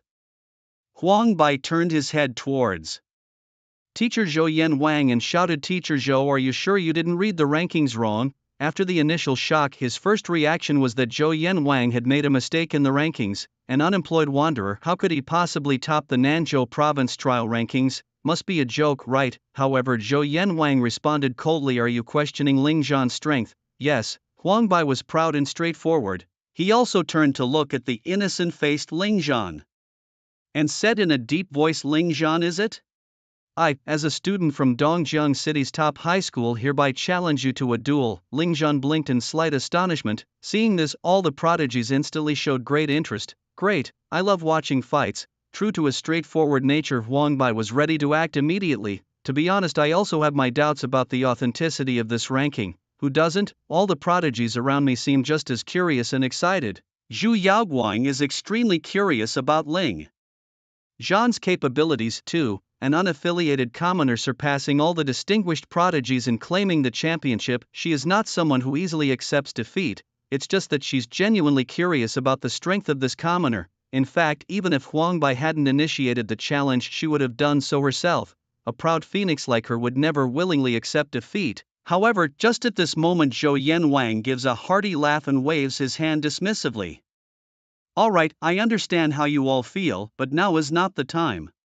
If you want to challenge each other, there will be plenty of opportunities in the future. Don't forget, once you enter the Key Combat Academy, there is an annual collegiate exchange competition where you can challenge each other however you like." Zhou Yanwang's words are quite effective. The arrogant Huang Bai has no choice but to give up reluctantly. From his expression, it's clear he is not convinced by the rankings. At this moment, all eyes among the prodigies are frequently turning towards Ling Zhan. Sun Tze seems almost desperate to get closer to Ling Zhan. Zhou Yanwang sighs helplessly, saying, "You kids, why can't you just accept defeat? Seeing how you are still eyeing Ling Zhan, the honest fellow, with such envy, remember that in half a month, the officials will release each candidate's battle recordings. Of course, I suppose many people have already recorded Ling Zhan's performance. Why don't you go online and check it out today? You'll see Ling Zhan's true level." The prodigies think about it and seem to agree, finally withdrawing their gazes reluctantly. Lingzhan here. I want to congratulate you. Congratulations on becoming the first unaffiliated commoner in history to top the Southern Province trial rankings. Zhou Yanwang looks at Lingzhan with a satisfied expression. Lingzhan nods and says to Zhou, "Thank you, teacher Zhou. Alright, this exchange meeting is now over. In 3 minutes all candidates will be teleported back to their respective exam centers and you can go home and share the good news with your parents." With a grand gesture, Zhou Yanwang's figure instantly vanishes from the secret realm. Lingzhan, I never would have thought, really never would have thought you really kept your true abilities hidden. Sun Tzu looks Lingzhan up and down as if he's discovered a new continent. Lingzhan, a bit helpless, was just about to speak when that pleasant scent of osmanthus wafts to his nose again. Turning his head, indeed Zhu Yaoguang is already standing in front of him with Huang Bai still looking unconvinced by her side. Lingzhan, I want to know, which city are you from? Zhu Yaoguang asks directly. She doesn't say please or could you tell me. It's just I want to know, as if saying I want to know so you have to tell me. There's no malice in it, but Zhu Yaoguang has long been accustomed to speaking in this direct manner, so she just asks very straightforwardly. Lingzhan furrowed his brows, showing no intention of answering the girl's question. However, Sun Tzu couldn't hide his excitement as he responded, "He's a student at Yundong City's top high school, the same one I attend, and he's even in my class. My name is Sun Tzu and Miss Xu. If you want to know everything about him, I promise to tell you the truth." Lingzhan opened his mouth in disbelief. Damn it, Sun Tzu, do you realize that right now your face might as well be branded with the words loyal dog? Yundong City's top high school. Zhu Yaoguang's eyelashes fluttered like snowflakes as she softly said, "If I had known that such a unique character was at the first high school, I would have transferred there to compete with you." The principals on the podium groaned quietly upon hearing Zhu Yaoguang's words, thinking to themselves how fortunate it was that she hadn't gone to their school, or else Principal Zhang Wenshan would have been unable to stop smiling. Inside the secret realm, Huang Bai, overhearing Zhu Yaoguang's words, glared at Lingzhan with even greater fury. Lingzhan, on the other hand, mused to himself, Huang Bai is loyal dog number 1 as Sun Tzu is loyal dog number 2.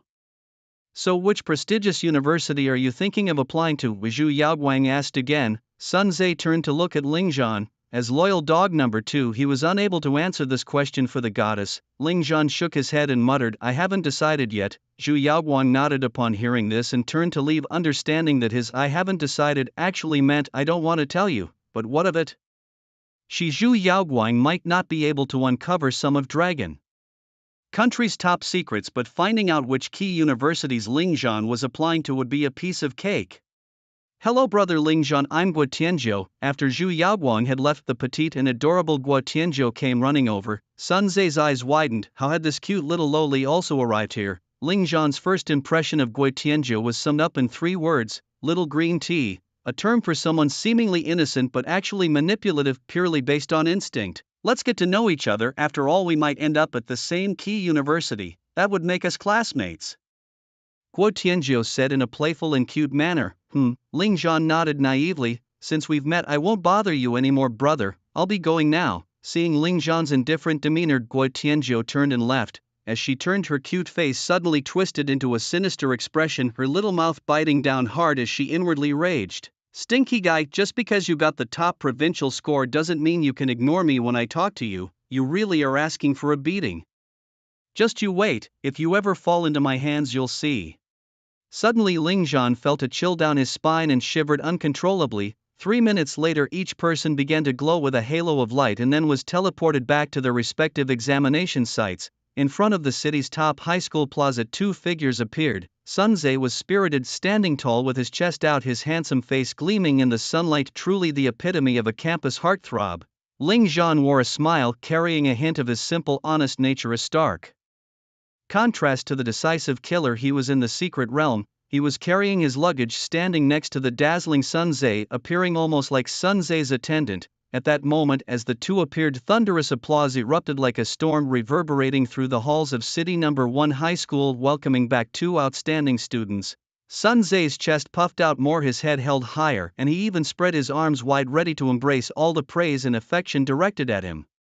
However, shouts of "I love you, Senior Lingzhan," "Welcome back, Godling," "Senior Lingzhan, you are amazing," "I really like you, you truly deserve to be called Senior Lingzhan, your performance was like a descent of the gods," filled the air. Screams, praises and exclamations intertwined in a chaotic yet bustling scene. Sun Tzu, who had his arms open to receive the glory, froze when he heard these voices. A deep sigh welled up inside him. If say exists, why need Jean, Principal Jean one? Mountain had already called a photographer who rushed over, first pulling on Sun Tze's hand with a few compliments, then turning to Ling Zhan he grasped his hands tightly, his face filled with excitement. Ling Zhan, you have brought great honor to City Number 1 High School, we are proud of you. Hearing Principal Zhang's lavish praise, Ling Zhan was a bit overwhelmed. Of course, faced with such overwhelming praise and cheers, he was even more at a loss. Shimu, what are you waiting for? Come over here, both of these students were trained by you, come join the photo. Principal Zhang. When Mountain chided Shimu, who was still grinning foolishly, Shimu hurried over, his face beaming with pride. He had trained 2 students who ranked in the top 100 at the provincial level, and one was even the top of the provincial trials list. Oh, what a fulfilling life! Many juniors gathered around, chirping questions at Ling Zhan. Senior Ling Zhan, what were you feeling when you faced that boss? That's a silly question.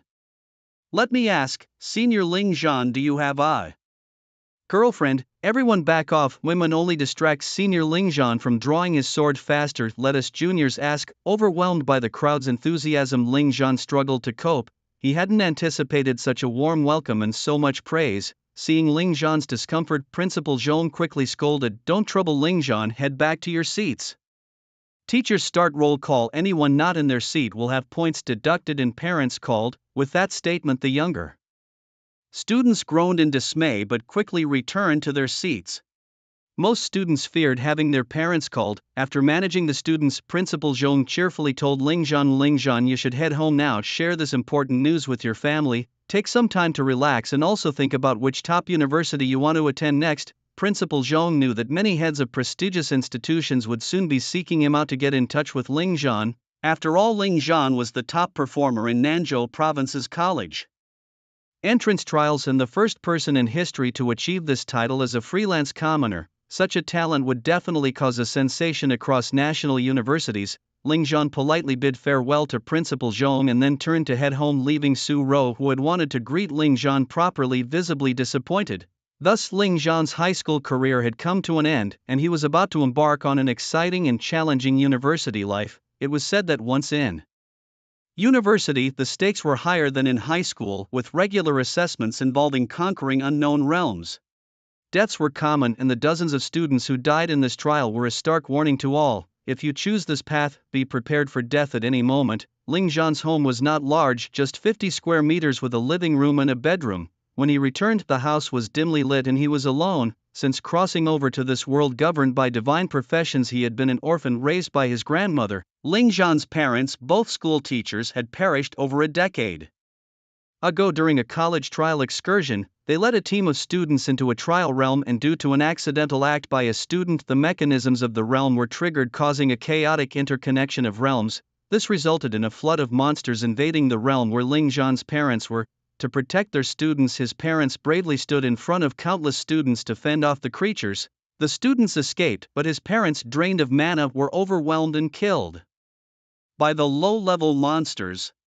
His grandmother had passed away a year ago due to illness. Now the house left to him by his grandmother was all that remained. In the living room, he lit 3 sticks of incense for his parents and grandmother at their memorial tablets and softly shared the day's events with them. After speaking, Ling Zhan headed to the kitchen and cooked himself a bowl of noodles, rewarding himself with an egg for his excellent performance that day. After eating, he took a deep breath. Life had to move forward. He returned to his room and sat quietly at his desk, contemplating his past and future. The Dragon Nation's mandatory education for combat professions and poverty alleviation assistance had kept him going over the years. His basic gear had all been issued by the school. Some students whose families were wealthy could afford to buy better equipment. Generally speaking, when trial students face their advancement exams, they typically upgrade from their basic equipment. Even families with limited means will stretch their budget to purchase at least a blue-tier weapon for their child.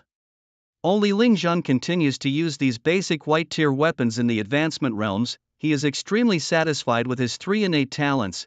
The only innate talent he has revealed to the public is that of an equipment controller, F, the other 2-inch magic controller, E, and the system-granted versatility, F, he keeps secret. The equipment controller talent led to Ling Zhan being placed in the regular class upon division. Sun Tze and Su Ro also have strong innate talents but chose not to be in the top class for reasons unclear. Innate talents are actually of little use to many people since they are randomly assigned. For instance, the eye of detection is only useful for scouting the surroundings and the layout of labyrinth realms, offering little help in combat. Of course, some are exceptionally beneficial, like Zhu Yaoguang, hailed as the foremost prodigy of Nanzhou province. She possesses 2 innate talents: Sovereign of Night, S+, and Shadow Assassin, S+, both perfectly suited to her role as a female assassin and enhancing her attributes by 300% at night and her attack power by 500% in stealth mode respectively.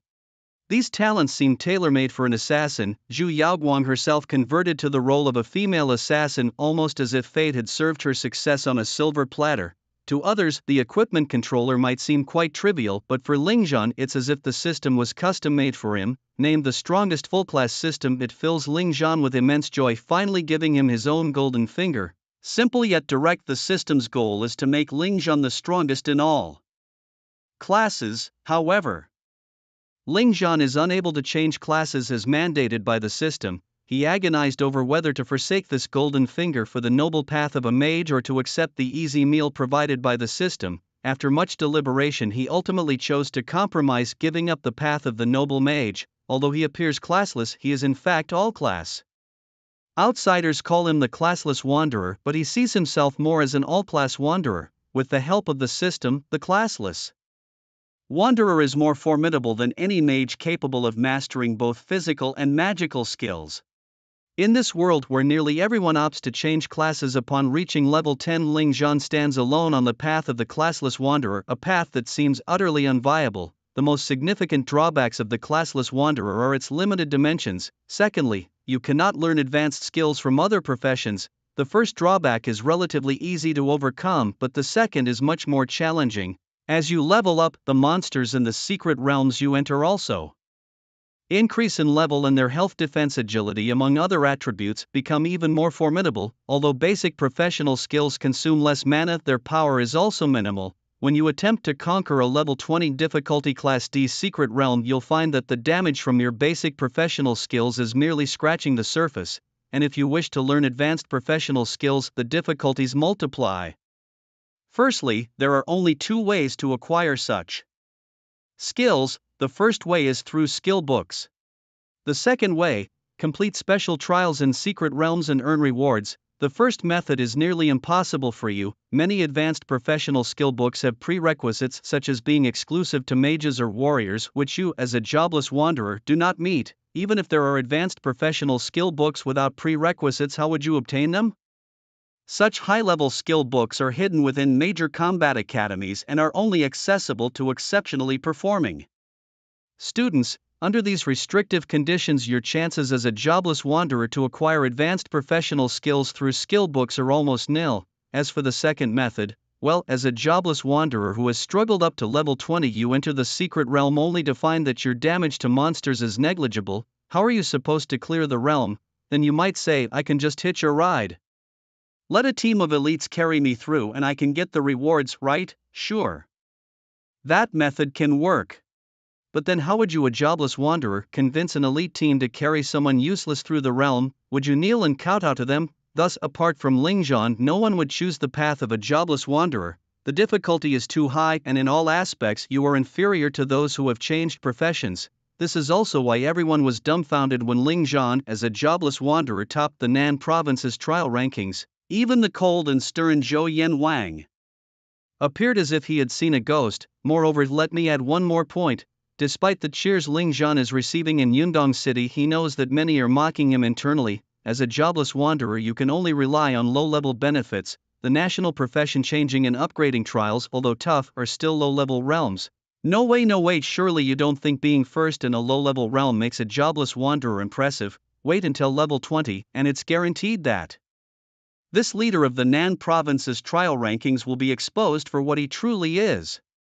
Yet Lingzhan remains entirely unfazed inside, as calm as an ancient well, even as he is observed by the top 100 provincial elites and supported by juniors and peers alike. His heart remains clear and undisturbed. Lingzhan never cared about what others thought. With a sigh, he rose from his chair, turned on the light, and basked in the soft glow that added a touch of warmth to the dim, quiet room. He looked out the window. Night had fallen and the city lights were just beginning to twinkle. What he looked forward to most now was the reward from the system. However, the reward had not yet been issued, possibly because his ranking had not been officially announced by the authorities. Everything had to wait until all students' scores were finalized and officially published. Only then would the system's reward be distributed. In the following week, besides buying some daily necessities and food, Ling Zhan hardly ever left home. Even when he did step out, it was only to complete the daily challenge tasks issued by the system. Come rain or shine, Ling Zhan diligently completed these tasks, which offered rich rewards. 1. Intelligence attribute plus 5, 2. Perception range plus 5%, 3. Ice attribute resistance plus 3%. Ding, a system prompt announced. Host has successfully received the reward, which can now be viewed in the personal panel. To him, these daily challenge tasks were merely a way to compensate for his weaknesses. Although the rewards seemed small, they accumulated over time into a formidable enhancement of his attributes. Therefore, he welcomed these daily challenges. Additionally, as everyone knows, upgrading skill levels requires skill points. However, primary professional skills cannot be upgraded with skill points, so Ling Zhan had been saving his skill points without spending them recklessly, as he might acquire upgradable skills in the future. Days passed by with him undertaking daily challenges and reading books. On the 8th day, just after waking up, Ling Zhan found his old smartphone bombarded with calls, messages, phone calls, and notifications from social media apps came flooding in like artillery, overwhelming his battered little phone. What a nuisance, Ling Zhan muttered. Just as he was about to answer the phone, a notification sound echoed in his mind. Ding, congratulations to the host for exceeding the system-issued challenge task. Rewards are now being distributed, and the top scholar emerged. This explosive news spread like wildfire, quickly reaching every corner of Yundong City and even throughout Nanzhou Province. The citizens of Yundong City, a third-tier small city with neither the educational resources nor the faculty strength of the first-tier cities in Nanzhou Province, were in disbelief. Historically, Yundong City had invariably ranked at the bottom in the provincial professional conversion and educational assessments.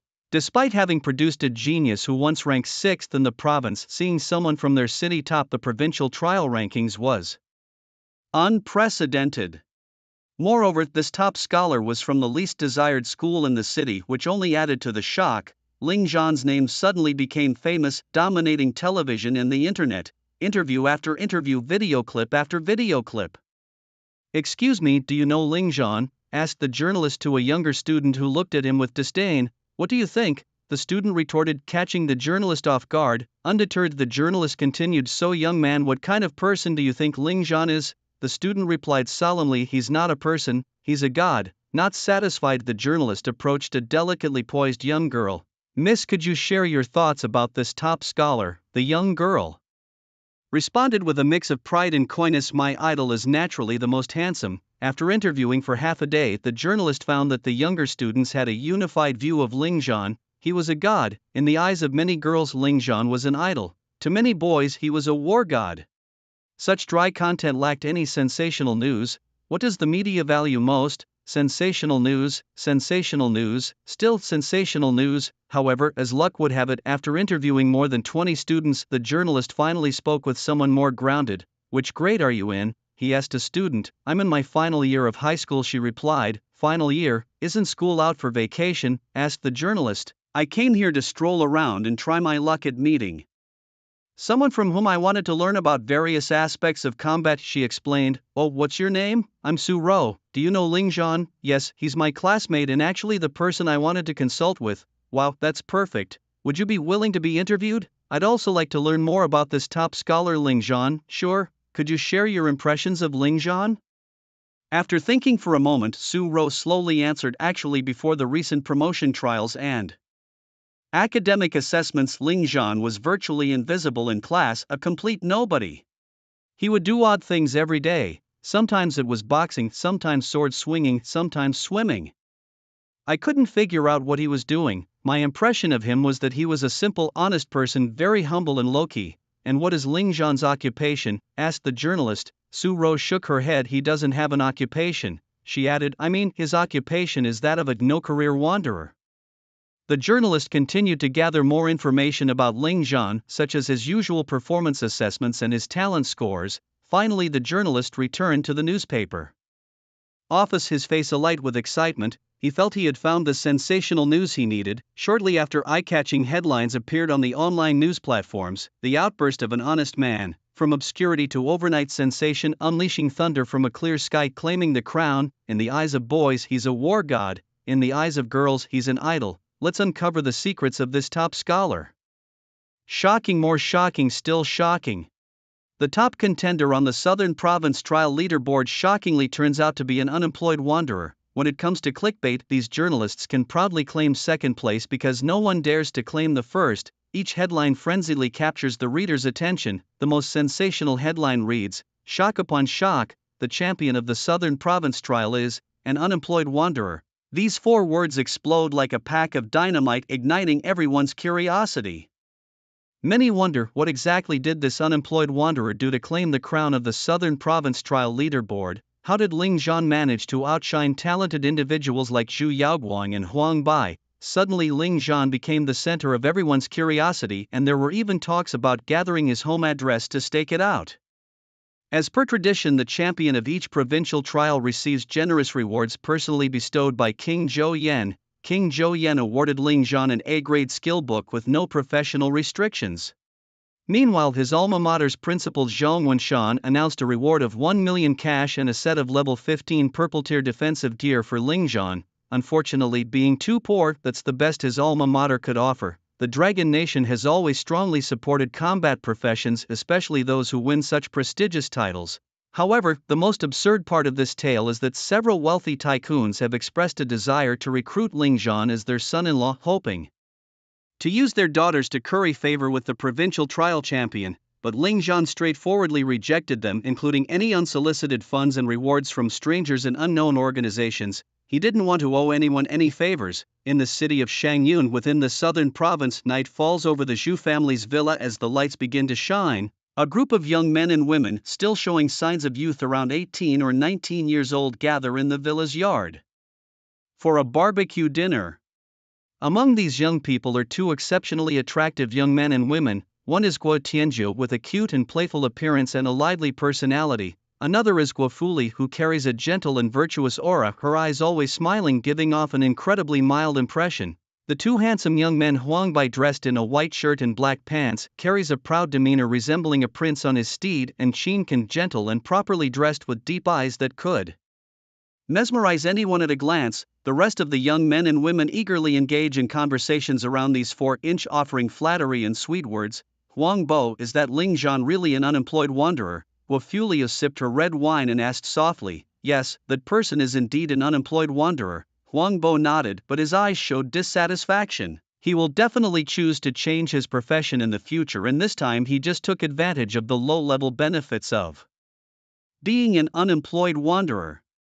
Guo Tianzhu, arm in arm with her sister Guo Fulia, giggled and said, "Sister, don't believe Huang Bo's words. Ling Zhan is really impressive." Even Sister Yao Guang looks at him with new respect. Just as this little green tea finished speaking, Qin Can, who had been focusing on grilling, slightly raised his head. Huang Bo snorted coldly. Yao Guang just thinks Ling Zhan is a bit odd, that's all. You know Yao Guang's character. She always finds novelty in things she hasn't seen before, but once she gets to know him, she will lose interest in Ling Zhan. Qin Can continued to grill for these classmates who were also his playmates. I'm not so sure if Sister Yao Guang really gets charmed by Ling Zhan, then Huang Bo, you would be devastated.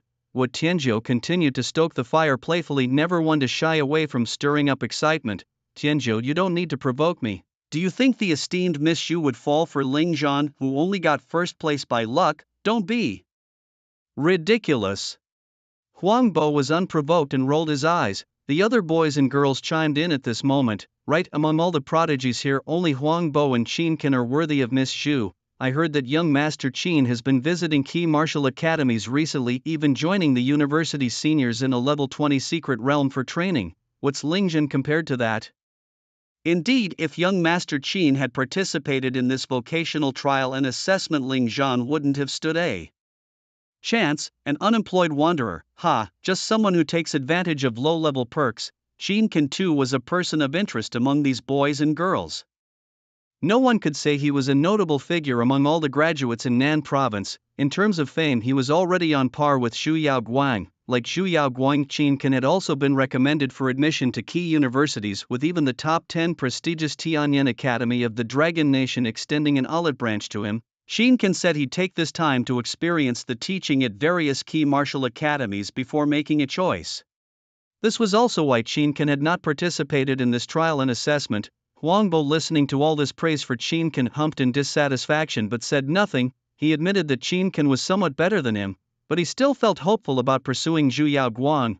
"What are you all talking about?" Suddenly a clear bell-like pleasant voice rang out. Everyone turned their heads. In an instant their expressions froze. There she stood, Zhu Yaoguang, dressed in a white princess gown, wearing a tiara, looking absolutely charming. Her eyebrows arched like distant hills, her eyes like stars. Her stunningly beautiful features made everyone internally exclaim, "This lady should belong only in the heavens." Just by standing there, she became the most dazzling presence, making even the intense lighting seem merely as a backdrop. "Wow, Sister Yaoguang, why are you wearing a princess dress? You really look like a princess." Wu Tianzhou's eyes gleamed as she bounced over, affectionately wrapping her arms around Zhu Yaoguang's jade-like arms. Qin Kan and Huang Bai inwardly felt how wonderful it would be if they could be as close to Zhu Yaoguang as Gu Tianzhou was. "I was forced to wear this by my mom," Zhu Yaoguang said helplessly. Her mom has a lively personality, almost childlike, which quite exasperates her. Hearing Zhu Yaoguang say this, all the boys and girls present couldn't help but laugh. Everyone knew that the usually aloof and cool Zhu Yaoguang had a lively and quirky mother. To many it seemed odd that the ethereal fairy, like Zhu Yaoguang, who attracted so much attention, had a mother who was expected to be a dignified and graceful queen. The contrast in their personalities was striking. "Yaoguang, I've grilled your favorite potatoes. Come and taste my cooking," Qin Kan said with a smile as he handed a freshly grilled skewer of potatoes to Zhu Yaoguang. "Thank you," she replied politely. "Yaoguang, have some juice first." Huang Bai offered her a glass of juice, and once again she thanked him politely. Qin Kan and Huang Bai exchanged glances, each seeing the hostility in the other's eyes. Suddenly Gu Tianzhou, with her eyes darting around, asked Sister Yaoguang, "Now that the stressful academic assessments are over and only summer vacation is left, where do you plan to go for a holiday?" At her words, both Huang Bai and Qin Kan's attention sharpened, and the rest of the boys and girls also grew curious.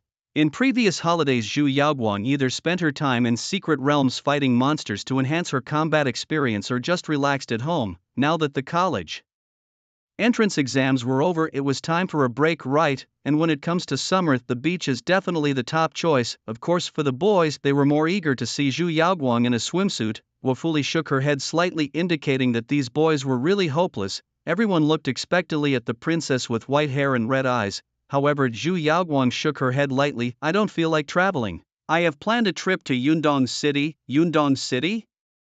Wasn't that the city where the unaffiliated wanderer Ling Zhan resided?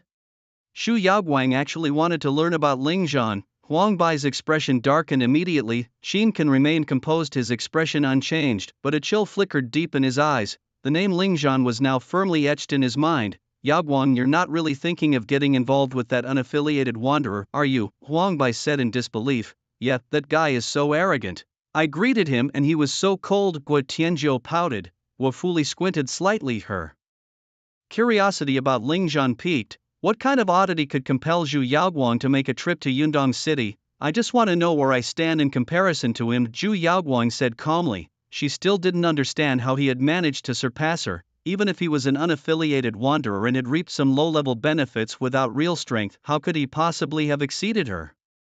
"Yaoguang, there's really no need to concern yourself with that person. Once an unaffiliated wanderer reaches level 20 in the secret realm, they'll completely lose their power."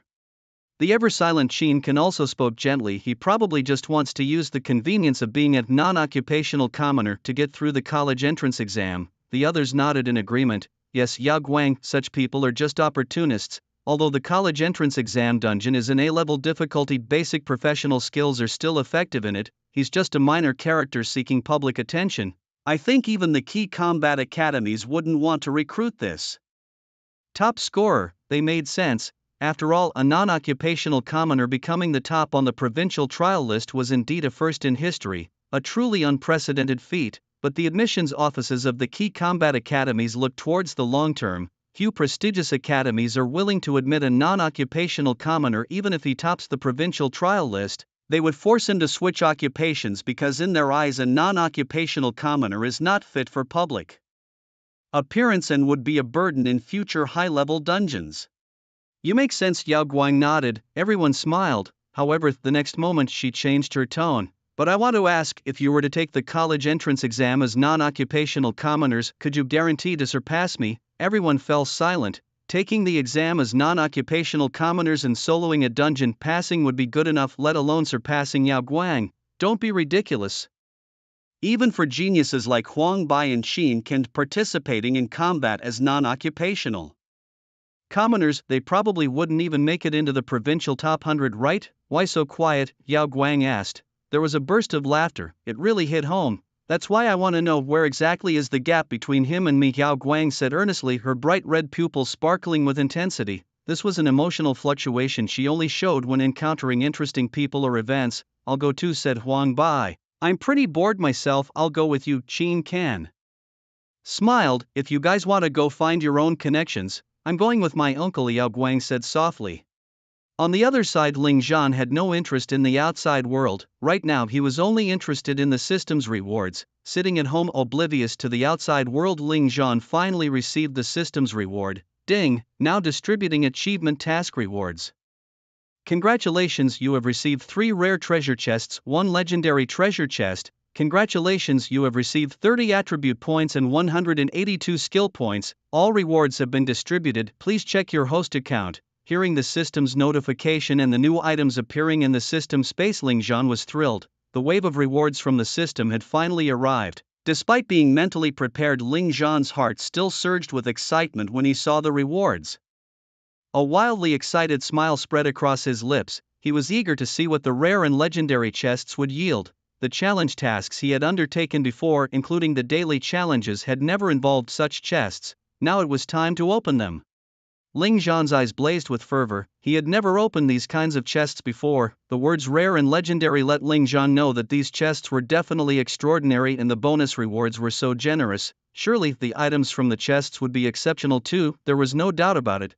Thinking this, Ling Zhan had already opened the system space. Their 4 chests lay quietly, yet they emitted a dazzling brilliance. System opened 3 rare chests in a row. Ling Zhan didn't hesitate. He directly opened 3 rare chests. Ding, 3 rare chests opened. Congratulations, you have obtained the everlasting set. Congratulations, you have obtained the red grade item Strawman Substitute. Congratulations, you have obtained the S-rank trial talent Undying Body. Seeing the rewards he had obtained, Ling Zhan was even more satisfied. He hadn't expected that rare chests could yield an S-rank trial talent. Ling Zhan opened his backpack and the information panel to check his rewards.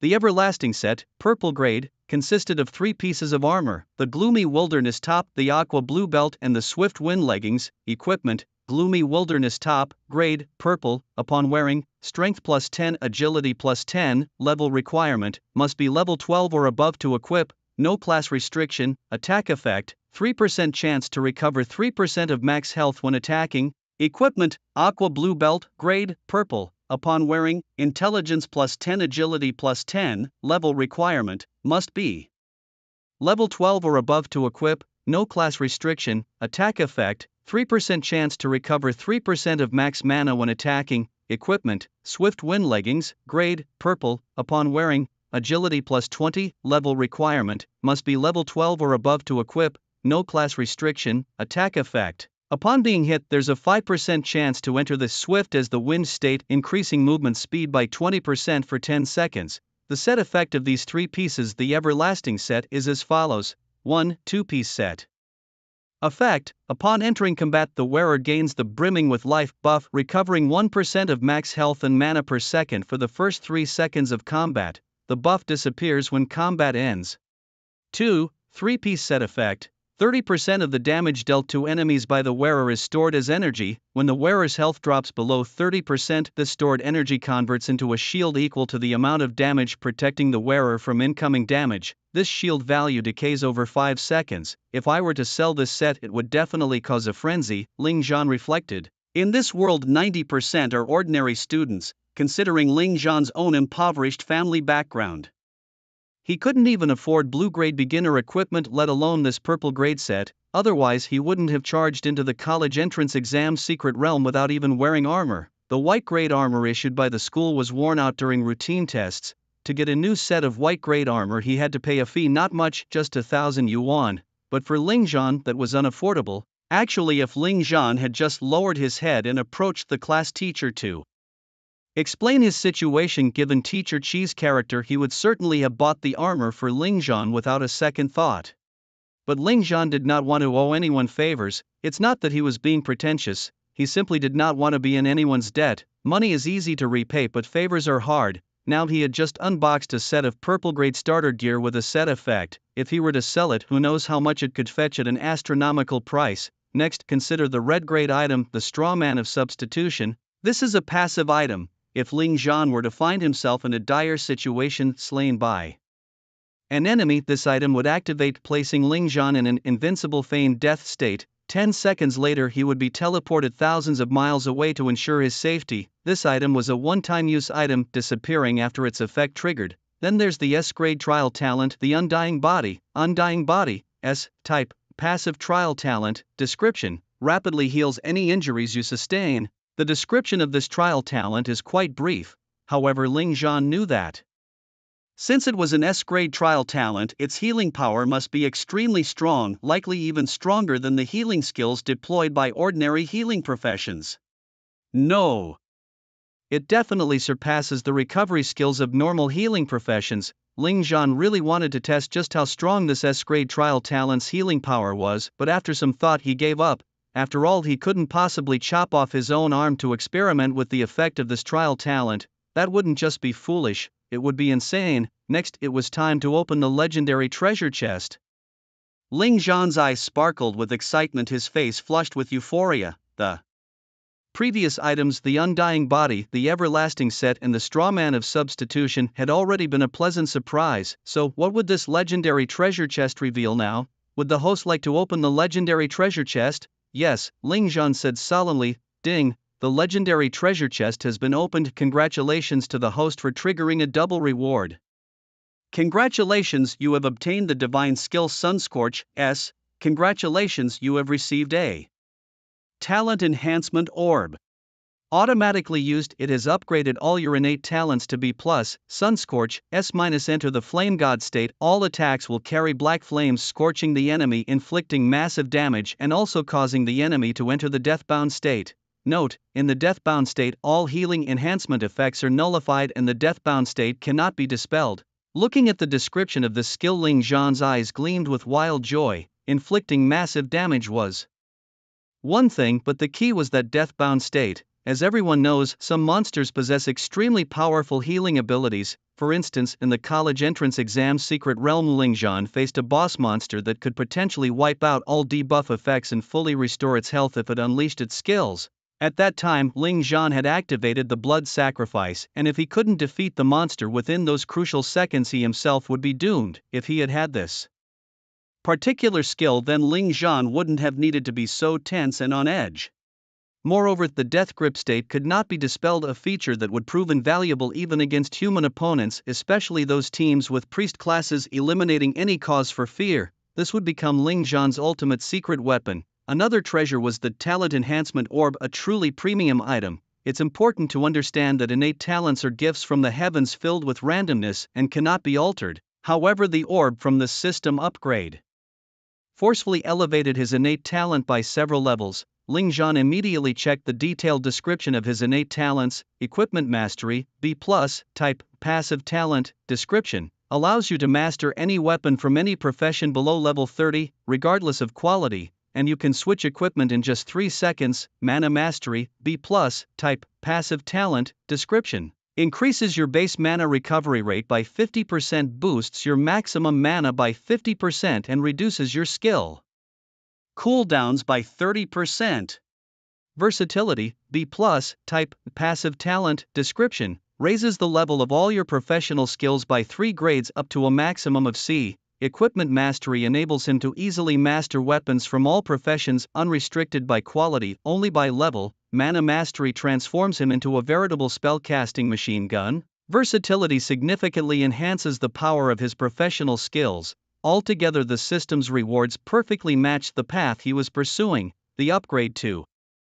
Versatility also caused a significant qualitative change in the levels of skills Ling Zhan possessed. Exploding Arrow, initially a grade F basic skill that couldn't be upgraded with skill points, had with the aid of versatility, B+, transformed into Exploding Arrow, E. The skill level upgrade enhanced the skill's power and attack range. Compared to its grade F state, the splash range of Exploding Arrow had increased by 15% and its damage had increased by 15% as well. Moreover, the speed of drawing the bow for Exploding Arrow had also improved. There were significant transformations in Ling Zhan's other skills too. Shield Breaking Sword Sweep, F+, was elevated to Shield Breaking Sword Sweep, E. Initially reducing an enemy's defense by only 10%, it now reduced it by 25% and had a 10% chance to inflict an enemy with a layer of demoralizing debuff. Battle Roar could now stack up to 4 layers, and it included a minor psychological impact effect. The Earth Prison technique can now extend the duration of imprisonment and comes with a 3-second slowdown effect after the effect ends. The Sandstorm technique has enhanced thickness and ferocity. Lightning Flash, originally increasing movement speed by 15%, now boosts it by 30%.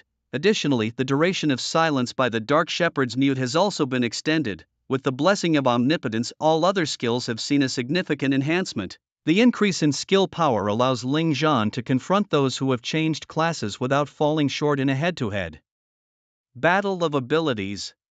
Moreover, as a magic controller, this talent allows him to cast spells wildly on the battlefield, turning into a spell machine gun. Reading the information on the panel, Ling Zhan let out a hearty exhale. Exciting, truly thrilling, worthy of the system, and a just reward for his hard work conquering the Gaokao mysteries. The enhancement of his core talent is in fact the most crucial for Ling Zhan, since he has firmly decided to follow the path of the unaffiliated wanderer. Only by this path can he tackle any vocational mysteries in the future. Worthy of a legendary treasure chest, the rewards did not disappoint. Ling Zhan lay on his bed, grinning ear to ear, overwhelmed with joy. The rewards from the system's latest achievement task were so substantial they left him speechless, but this was good. In the future, Ling Zhan would tread even more steadfastly on the path of the unaffiliated wanderer. After being offline for several days, he enjoyed the quiet, but now it was time to deal with some matters. Thinking this, Ling Zhan turned on his phone. To avoid distractions, he had been laying low and had even turned off his phone. Upon turning it on, Ling Zhan felt his decision was right. The missed calls list was filled with countless unfamiliar numbers. Of course, there were also calls from his teacher and classmates. Numerous strangers on social media also wanted to add him as a friend. The unread messages were 99+. Fame does bring more trouble, Ling Zhan muttered to himself. He explained to his only close friend, Lei Feng, why he had turned off his phone. His class teacher Chimu responded well too. This teacher was diligent and attentive to every student, truly a good teacher. After replying to the messages, suddenly another call came in. It was the academic dean from his school. The academic dean was brief, just notifying him to visit the school in 3 days to discuss school choice matters. The dean also advised him to maintain a humble and gentle attitude during the meeting, as teachers from prestigious schools would be interviewing outstanding graduates. Even though Ling Zhan topped the trial rankings in Nanzhou province, it was important to avoid any conflict with the admissions teachers, particularly those from prestigious combat schools who were very discerning and proud. For ordinary students, the attitude of these elite combat schools was, take it or leave it, and if you do want in, we still have to see if you qualify. For the top-tier students, the attitude takes a subtle shift. Come to me and I will equip you with advanced skills, pair you with formidable teammates and elevate your combat level. And finally, for the cream of the crop, those facing the provincial top 100, the attitude does a complete 180. Dear young masters and princesses, hurry over to my side. Although Ling Zhan has become the top contender in the Southern Province trial rankings, in the eyes of others, a freelancer like him is seen to have limited potential. Thus, teachers from prestigious schools might hold a different view of him, but it doesn't matter. Ling Zhan responded to the dean, promising to be there in 3 days. 3 days later at 8 a.m., Ling Zhan finished washing up and was just about to leave his residential complex when he noticed a noisy commotion at the gate. Looking down from his window, he saw a huge crowd blocking the entrance. Each person either held a smartphone or a camera. It was entirely a group of gossip reporters. The residents of the complex were stunned. Only after inquiring did they learn from the crowd that Ling Jean had topped the Southern Province trial rankings. Oh my goodness, how did we not know this before? The aunties and uncles were utterly bewildered. The media grabbed any resident they could find to ask questions. Do you know Ling Jean? What do you think of him as your neighbor? Does Ling Jean have a girlfriend? Does Ling Jean keep any naughty books in his room?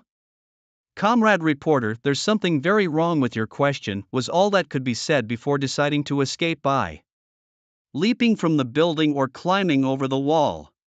Ling Zhan decisively chose not to exit through the main gate to avoid being spectated like a monkey. He hung a grappling hook from a window and slid down a rope from the 10th floor. For ordinary people, this height would be daunting to even touch the rope, but for someone like Ling Zhan who was trained in combat, even a leap from the 10th floor would be easy. Yet, to keep things quiet, he opted to slide down the rope instead. After climbing over the wall and leaving the complex, he put on a cap and a mask and quickly walked towards the school. At this moment, at Yundong City's first high school, the spacious office was packed. Leaders and teachers from the school were there, looking both cautious and excited. The school had truly made its name now. Among the guests in the office were several teachers from the top 10 prominent combat schools. At this time, teachers from each combat academy were smiling and greeting each other politely. Only the recruitment officers from the top 10 schools were noticeably arrogant, practically snorting through their noses.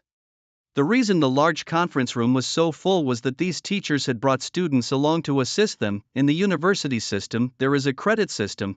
For some students whose grades aren't very stable, they need to help their teachers out to accumulate some credits. Some students have the opportunity to enter mysterious realms to help teachers collect materials in exchange for academic credits. The teachers responsible for recruitment visit high schools within the top 100 of the province each year, and naturally, they need student assistance. Shi Mu, as the homeroom teacher of Ling Zhan and Sun Zhe, was naturally present. Sun Zhe was also early in the meeting room, following his homeroom teacher. However, Sun Zhe's expression was extremely smug. Suddenly, the thought of Ling Zhan arriving later and stealing his thunder made him sullen.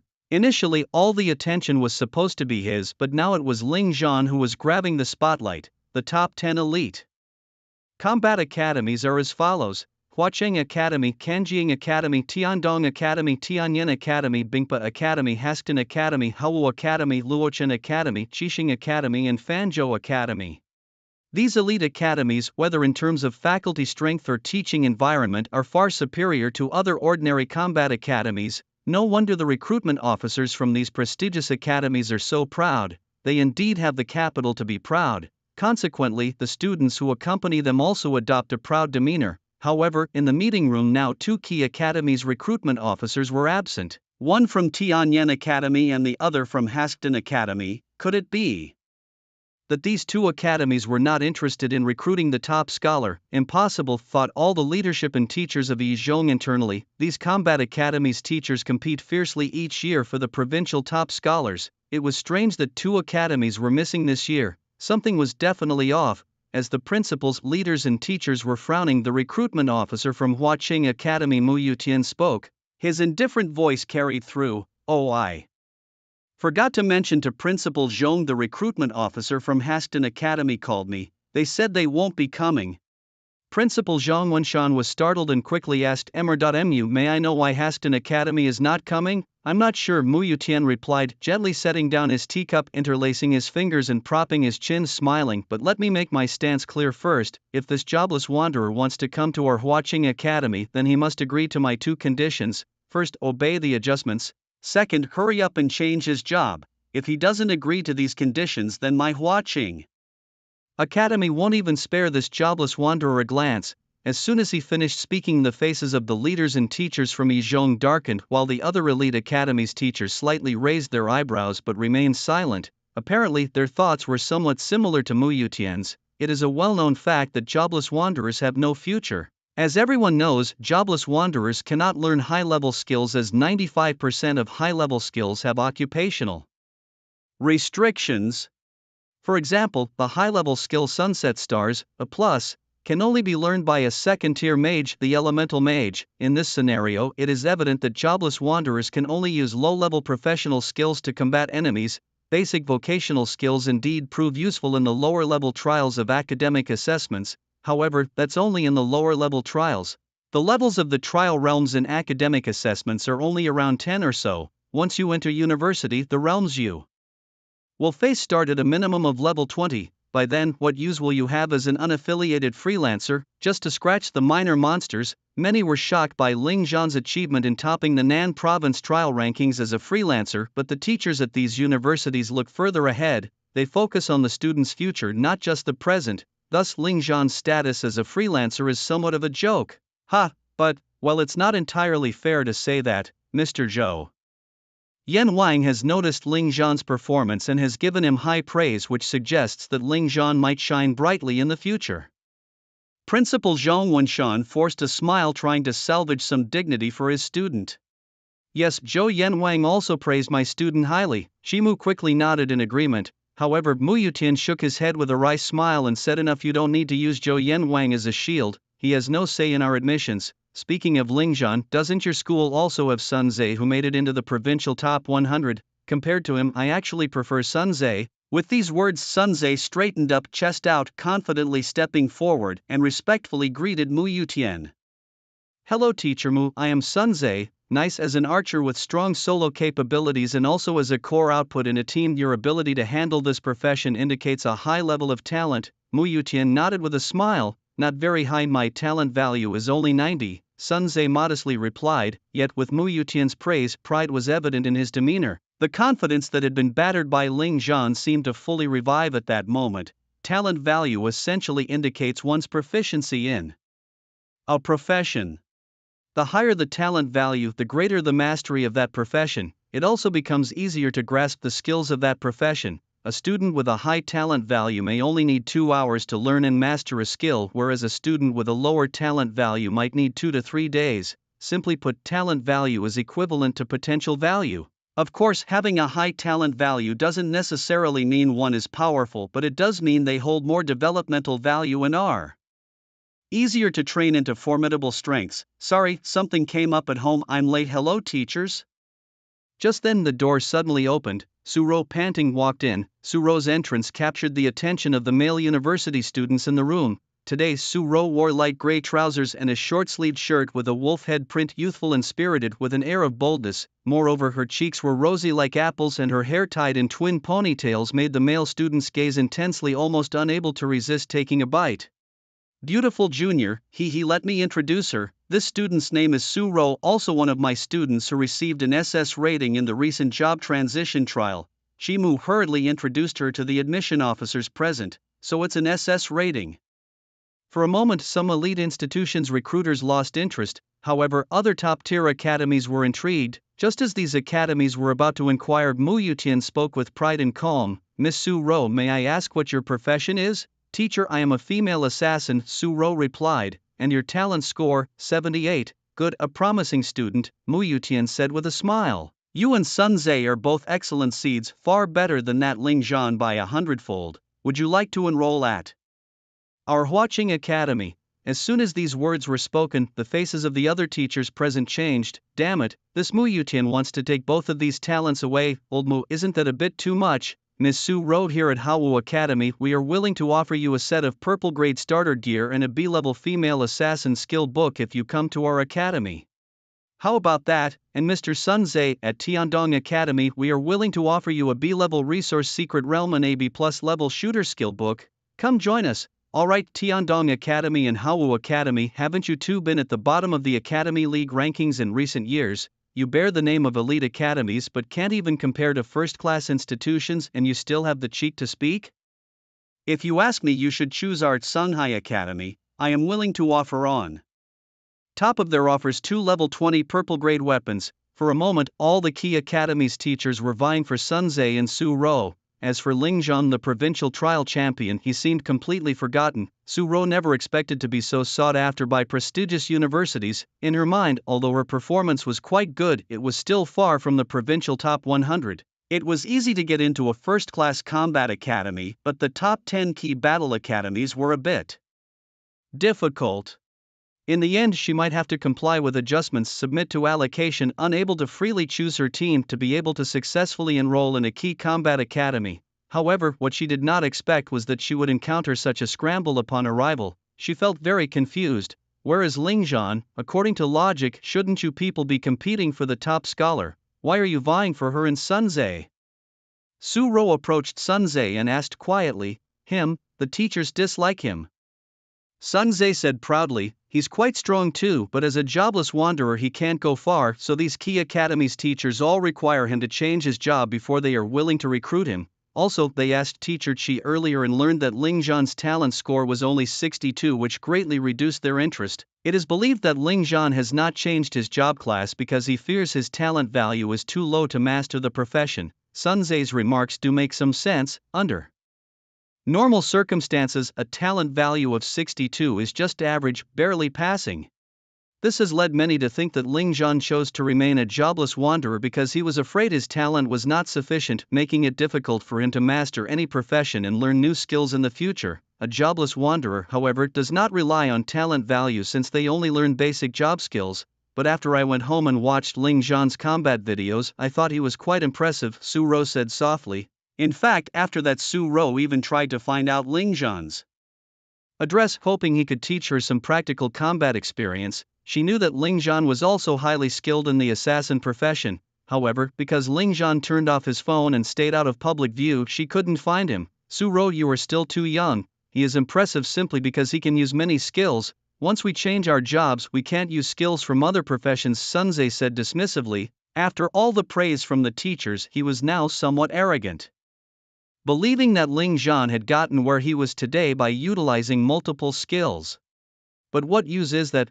Basic job skills do minimal damage to level 20 mythical creatures. Su Ro shook her head slightly as she had watched Ling Zhan's entire battle. She felt that Ling Zhan's strength was definitely not just because he could use multiple skills. In other words, if she participated in this upcoming academic assessment as a jobless wanderer, she definitely could not handle it as effortlessly as Ling Zhan. Zhang Wenshan and Qi Mu watched the group of teachers arguing over Sun Zhe and Su Ro exchanging looks of helplessness. It was both funny and ironic. The top scholar was right here in their school, yet these recruitment teachers showed no interest in him at all. Just then the door suddenly opened. Everyone turned to look and saw a tall but somewhat thin young man. Ling Zhan, you're here, Zhang Wenshan said with a forced smile. Su Ro's beautiful eyes lit up when she saw Ling Zhan, while Sun Zhe's expression darkened. Hello, Principal Zhang, Ling Zhan greeted politely, his honest expression returning to his face. Since you're here, come over and sit down. These are all the recruitment teachers. Say hello and introduce yourself. Qimu pulled Ling Zhan over. Hello teachers, my name is Ling Zhan, he greeted cheerfully. So you are the top trial candidate from Nan province. Not much to look at, huh? Indeed, I thought you were some impressive figure, but that's it?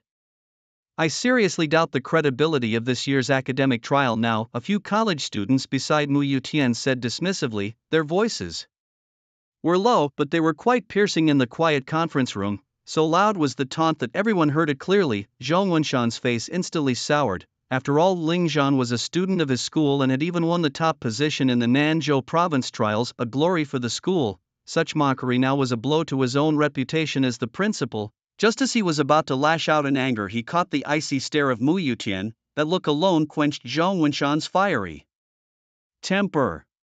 Being a teacher at Huacheng Academy, Mu Yutian naturally surpassed all the teachers and students of City No. 1 Middle School in terms of combat power. If Zhang Wenshan vented his anger now, he would likely end up being embarrassingly rebuffed. But then Zhang Wenshan turned to look at Ling Zhan, expecting him to be equally infuriated. However, Ling Zhan maintained a naive smile, nodding continuously. What the seniors say is right. I merely got lucky in achieving the top rank. Qimu sighed upon seeing this. Su Ro was puzzled and Sun Zhe sneered, secretly thinking that Ling Zhan had lost all his spirit and ambition. How could he ever become a strong fighter if he couldn't even handle criticism? Yet accepting criticism gracefully is also a commendable trait. Mu Yutian nodded calmly and said, Ling Zhan, your innate talent is too low. Even if you change your profession, your achievements won't be very high. If you want to join a key academy, just honestly change your profession. At most I can offer you a spot for adjustment.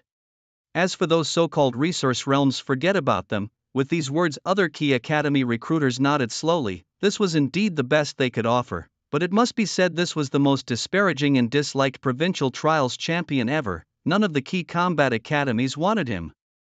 Ling Zhan glanced at all the academy recruiters present and continued with a smile, so it seems that none of the other teachers want me either. The teachers didn't speak, but their silence was telling. Alright, then I'll apply for a second-tier academy. Ling Zhan nodded, his heart as still as an ancient well. Zhang Wenshan, filled with regret, was just about to speak when suddenly, bam, the door was kicked open. But this time, it wasn't a teacher who walked in first, it was a girl dazzling. Like the stars, her long white hair was tied into a ponytail topped with a baseball cap, the snowy ponytail cascading from under the brim. Her bright red pupils were filled with pride. She wore a black leather jacket over a short tee paired with blue denim shorts, black thigh-high socks and white sneakers. Hands in her pockets, she blew a bubblegum bubble, her exquisite features and snowy long hair giving her an air of nobility, yet her attire made her look cool and ready to pick a fight like a proud little panther. After kicking open the door, her first words carried an overwhelming presence. You don't want Ling Zhan, but Tianyan Academy does. Having lived 2 lifetimes, Ling Zhan was no longer a naive hot-blooded youth. It all began the moment he, as a jobless wanderer, won first place on the provincial trial list. He knew then that he was destined to face skepticism and disdain. The admissions officers from the premier combat academies were particularly cold towards Ling Zhan, while they were much warmer towards Sun Zhe and Su Rou. Was Ling Zhan angry about this? Naturally, he was a bit upset, but he wasn't about to rant and rave, spouting old sayings about how fortunes change over 30 years. He was weak now, so he understood the importance of keeping a low profile and slowly growing stronger. Applying to a second-tier academy would certainly be within Ling Zhan's reach, but as for those so-called premier combat academies, he was indifferent. He could take them or leave them. After all, he had the system. Did he really need their so-called educational resources? It was laughable. Did they really think Ling Zhan couldn't become stronger without them? However, Ling Zhan hadn't expected that this girl, whom he had only met once, would appear, nor had he expected her to say, if you don't want Ling Zhan, our Tianyan Academy will take him. Not only was Ling Zhan stunned, but everyone present was also astonished. They were surprised not only by Zhu Yaoguang's appearance but also by her declaration on behalf of Tianyan Academy. Could it be that she was representing Tianyan Academy's admissions? At this thought, the faces of the admissions officers from other key academies darkened. Zhu Yaoguang was in their eyes the true champion of the provincial trials, and she had chosen Tianyan Academy? Logically, Zhu Yaoguang should be in her high school office right now, carefully considering offers from various major institutions. Yaoguang, don't be foolish, came a voice from behind her at that moment. Everyone looked up to see a middle-aged man in his 40s, dressed in a suit with a dignified demeanor. Zhu Yaoshan, wasn't he the head of admissions for Tianyan Academy? Why was he here? Some of the teachers immediately recognized the man's identity. Director Zhu, how come you are in Yundong City? Mu Yutian asked, rising in surprise. Like the other teachers, he felt that Zhu Yaoshan shouldn't be here. The reason was simple. Yundong City was just a third-tier small city. Even though it had produced the champion of the provincial trials, what of it? This year's champion had no real value, being nothing more than a sensationalist jobless wanderer. With Zhu Yaoshan's status, he should be recruiting in other provinces, specifically targeting prodigies like Zhu Yaoguang. Now, here he was, and no wonder all the admissions officers were surprised. It's all because my niece insisted I come, he explained. She was worried that the champion of Nanzhou province might be snatched away by other academies. Zhu Yaoguang looked indulgently at Zhu Yaoguang and shook his head before saying, what's the matter? From what the teachers are saying, it seems that none of the academies really want this top scholar? Teacher Zhu, you might not be aware, but this Ling Zhan is just a clown seeking public attention, deliberately choosing to be a jobless wanderer to catch everyone's eye. Which academy would want such a clown whose future prospects are utterly dim? Even if an academy were to accept him, sending him to the front line of the Dark Night Plains would probably just make him a deserter. Before Mu Yutian could speak, a student beside him chimed in. His name tag read Fong Bo. Proud and scornful, he spoke because he wanted to show off in front of the teachers. Of course, the main reason was that Zhu Yaoguang and Su Rou were present. It was like when boys play basketball and suddenly 2 beautiful girls appear to watch. Naturally, the boy would want to impress. Clearly, Fong Bo felt he was the most splendid peacock on the court.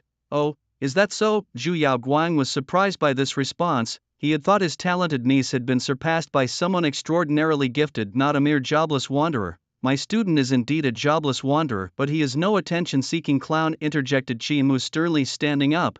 I have witnessed this student's capabilities, and I hope you won't slander him without understanding the reasons. Where have I Slandered him? I am merely stating the truth, Fong Bo retorted with a smirk, confident with his own teachers around. It seems none of the teachers from Haston Academy have shown up, and though I don't know why, I guess they just don't think much of this top scholar from Nanzhou province. We only came here out of respect for Yindong City, which has managed to produce a provincial top 100. Fong Bo's words were a bit much, directly implying that Ling Zhan was merely a figurehead. He even looked down on Yindong City for being a small place.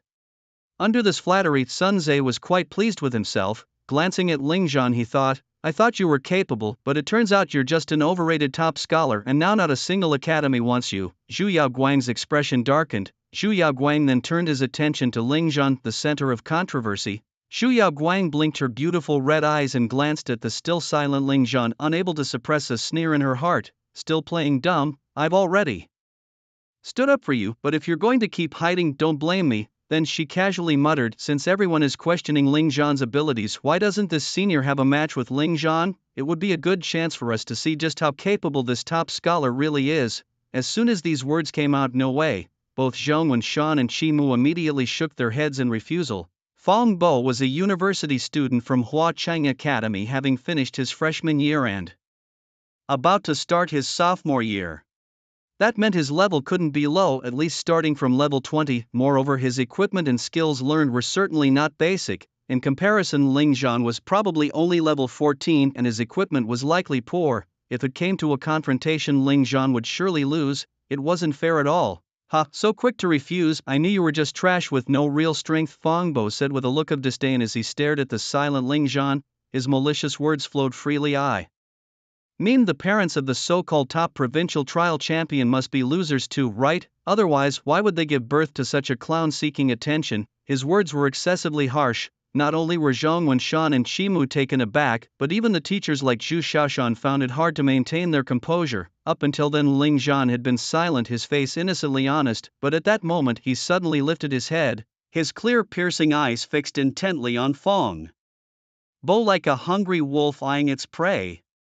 Xu Yaoguang and Su Rou, who had been observing Ling Zhan, shuddered slightly as they sensed his astonishing killing intent. At that moment, they suddenly realized that beneath his naive appearance lurked a fierce dragon. Ling Zhan had always lived by a simple rule: do not provoke others, but if provoked, forgive thrice. If provoked again, eradicate completely. Now Ling Zhan was like a lone wolf. His parents had died honorably saving their students, and his grandmother had passed away due to illness. As for those so-called relatives, Ling Zhan had once called them only to have the phone slammed down as soon as he mentioned his name. Since then, Ling Zhan understood his situation. He was entirely alone, relying solely on himself, yet he was too weak. What could he do? Just endure ridicule, slander, contempt, insults and bullying. But there are some things even a lone wolf cannot endure, and for Ling Zhan that was his family. The one unforgivable mistake Fong Bo made was insulting Ling Zhan's parents.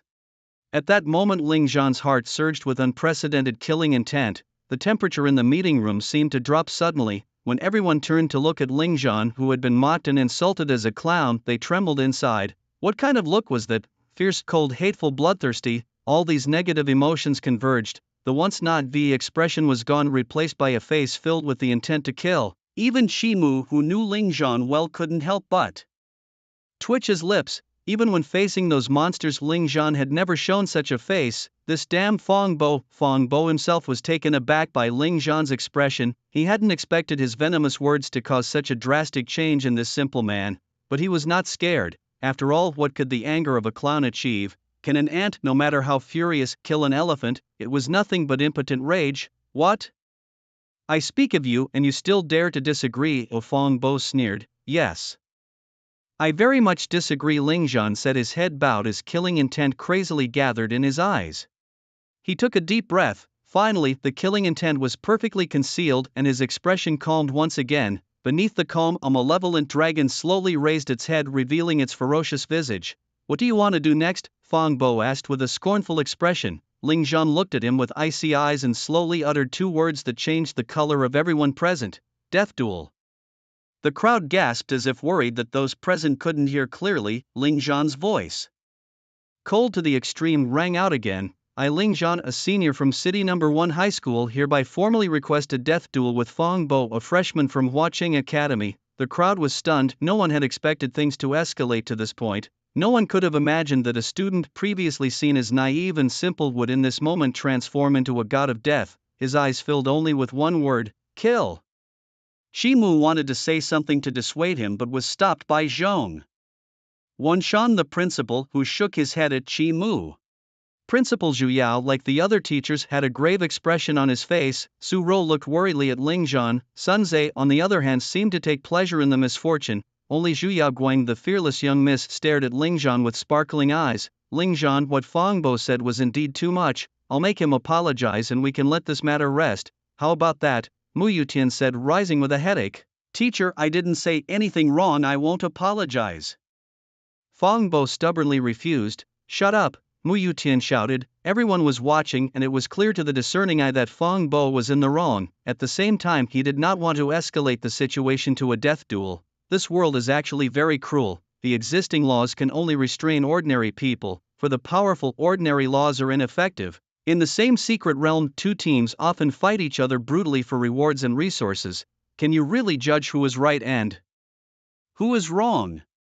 Clearly not. Therefore, in order not to let the hatred between the powerful continue to grow and affect the balance of the situation, Dragon Country has listed the most fair solution: a death duel. Each school has a simulated secret realm. Within this realm you can have 1v1, 3v3 or 5v5. Usually, the arena is used for student training aimed at fostering team coordination and skill mastery, but a death duel is also conducted in the simulated realm. The prerequisites for a death duel are that both parties must be of age, that a form must be filled out and uploaded to the Dragon Country Law Platform Center, and after official approval and stamping, the death duel becomes officially effective. During the death duel, no one may intervene. The battle continues until one party dies, or both parties agree to dissolve the death duel contract. The family or friends of the deceased cannot hold the victor responsible. In a word, it's a matter of life and death responsibility. Mu Yutian never expected such a simple student, once provoked, could become so fierce.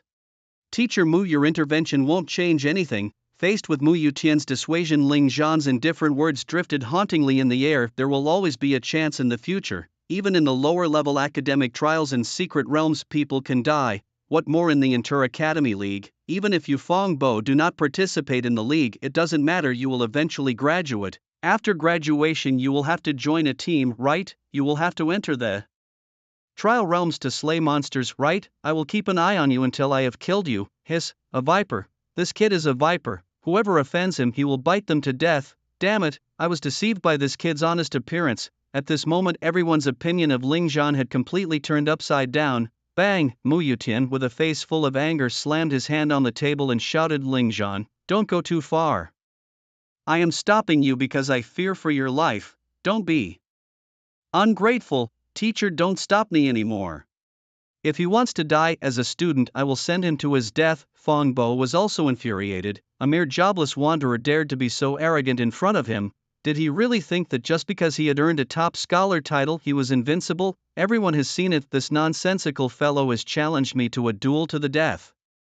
Moreover, he has even declared that if I do not accept now, he will pursue me until my death. If I refuse it this time and word gets out, it would disgrace the reputation of Huaqing Academy. When people mention Huaqing Academy, they will laugh and say that its students are afraid even of a jobless wanderer. Teacher Mu, I earnestly request your permission for me to engage in a duel to the death with this ignorant fool. Fang Bo's reasoning was sound. The other party had already threatened to pursue him to death. If there was no response, that would indeed be inappropriate, and it would also bring shame to the academy. Truth be told, duels to the death, although serious, were not unheard of in major academies.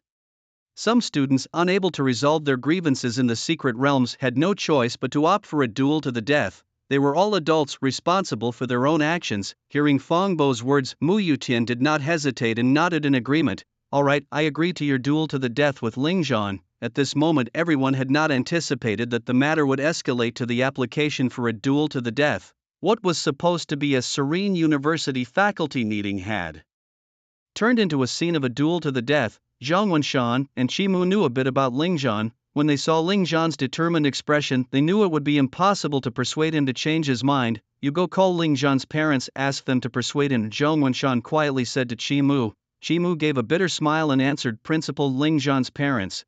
they passed away a long time ago. Zhong Wenshan fell silent. This time, he finally understood why Ling Zhan had reacted so violently when Fong Bo insulted his parents.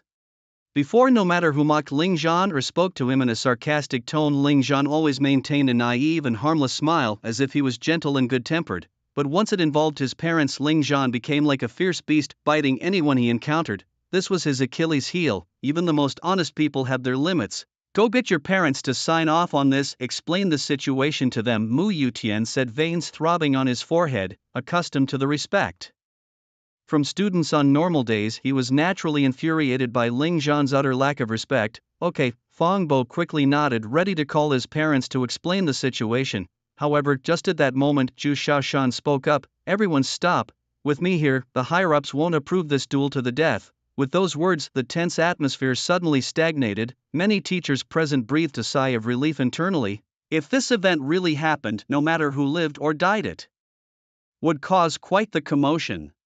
If it caused a commotion, these teachers would also be criticized for provoking Ling Zhan, who had issued the duel out of humiliation. They were genuinely relieved at Zhu Xiaoshan's arrival. Unnoticed by all, Zhu Yaoguang, seeing the duel stopped by her uncle, couldn't help but pout. Fong Bo stopped his call, visibly upset. In his view, Ling Zhan was doomed to die. Ling Zhan glanced at Zhu Xiaoshan, tugged at the corner of his mouth, but said nothing. Not approved? No matter, there would be other opportunities to strike. This time it was indeed Fong Bo's fault, but since Fong Bo was unwilling to admit his mistake, it was a tricky situation. Zhu Xiaoshan adjusted his collar and smiled. In this world, power is respected. How about this? You two just have a friendly spar. I'll be the referee and will stop when a point is made. The loser apologizes. How about that? The other teachers exchanged glances and nodded slightly. Such a controlled spar was acceptable as it wouldn't risk anyone's life. I agree. Fong Bo nodded without hesitation. He sneered and turned to Ling Zhan. Aren't you looking for revenge? Here's your chance. Let's see some action. Fine, I'll collect some interest first, Ling Zhan said, restoring his naive and harmless smile. But this time, no one believed this kid was truly naive and harmless. Anyone casually suggesting a duel to the death was definitely ruthless.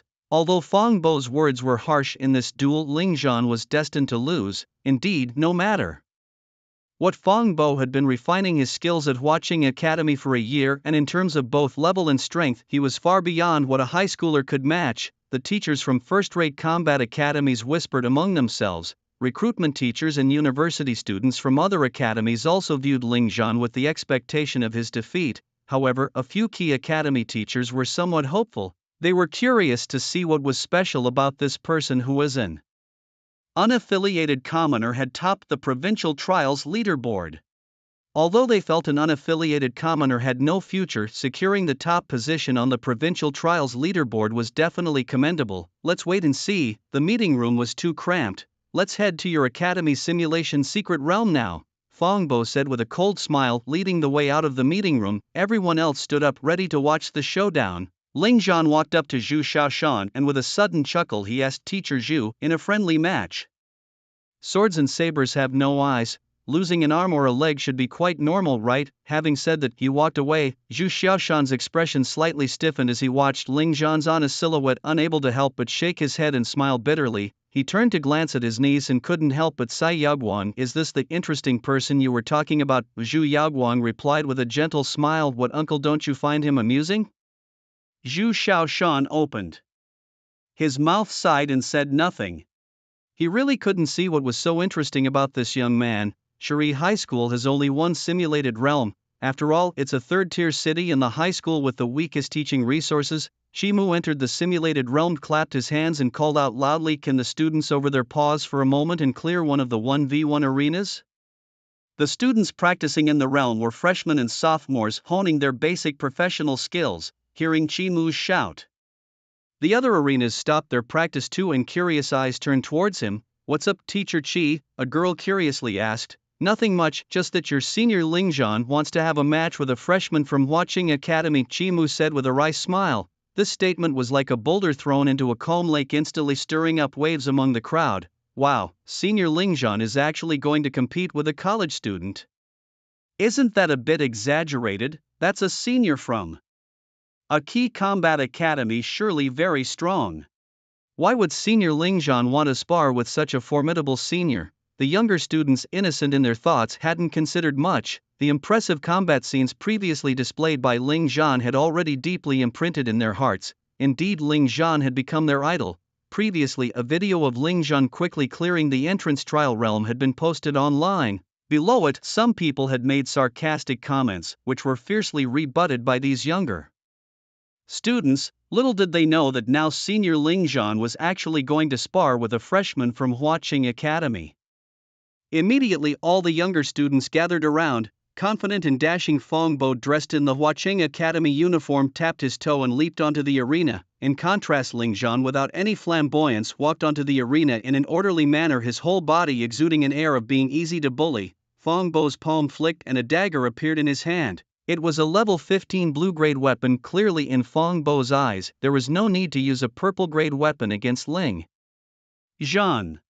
Meanwhile, Ling Zhan took out a long spear, the Crab King's Fong Spear, a reward from clearing the entrance trial realm. Even though Ling Zhan wielded this purple-grade long spear, none of the spectators below believed that Ling Zhan could win. Go Ling Zhan Senior. I believe Senior Ling Zhan can win. Is that a senior from Huaqing Academy? He looks so annoying. The younger students from Shuri High School were Ling Zhan's loyal little fans. Ling Zhan's performance in the entrance combat trials had captivated everyone. Despite the younger students thinking that Ling Zhan couldn't win, they didn't hesitate to cheer for him. Ha, a bunch of naive kids thinking Ling Zhan could win. They scoffed, amused by their innocence. If only Teacher Zhu allowed a fight to the death, Fong Bo would surely kill Ling Zhan. Nearby college students from various prestigious institutions listened to these cheers and couldn't help but shake their heads and sneer.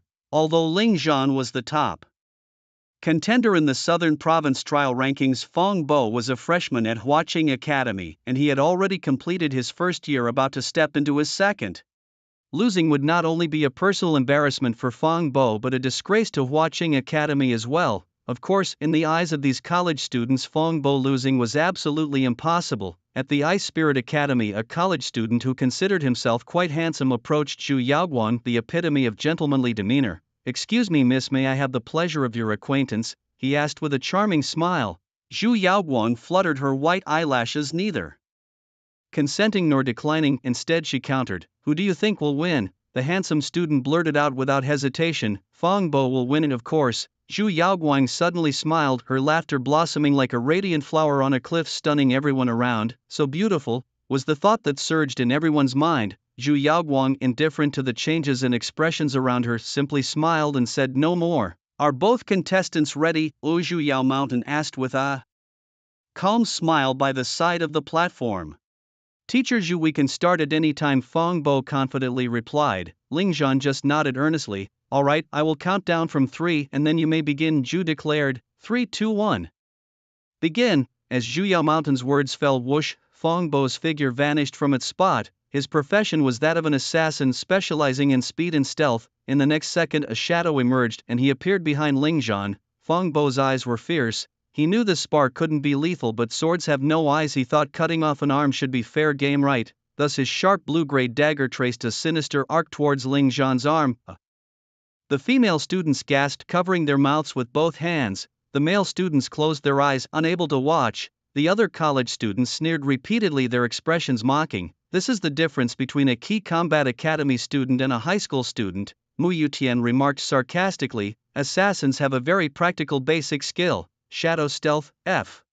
Shadow Stealth, F instantly turns into a shadow, entering a stealth state, greatly enhancing agility and concealing all traces of presence. This basic skill allowed Fong Bo to silently sneak up behind Ling Zhan. As for why he chose such a basic skill, it was because, in Fong Bo's eyes, dealing with Ling Zhan didn't require anything more sophisticated. Sun Zhe watched the scene unfold, his eyes gleaming with satisfaction. The glory of City First Middle School should have been mine, he thought. But then out of nowhere a jobless wanderer appeared. "Now that your arm is ruined, let's see how you can still be arrogant." However, the very next moment, as Fong Bo made his move, his brow furrowed and a strong sense of danger overwhelmed him. Strange, why do I feel this danger?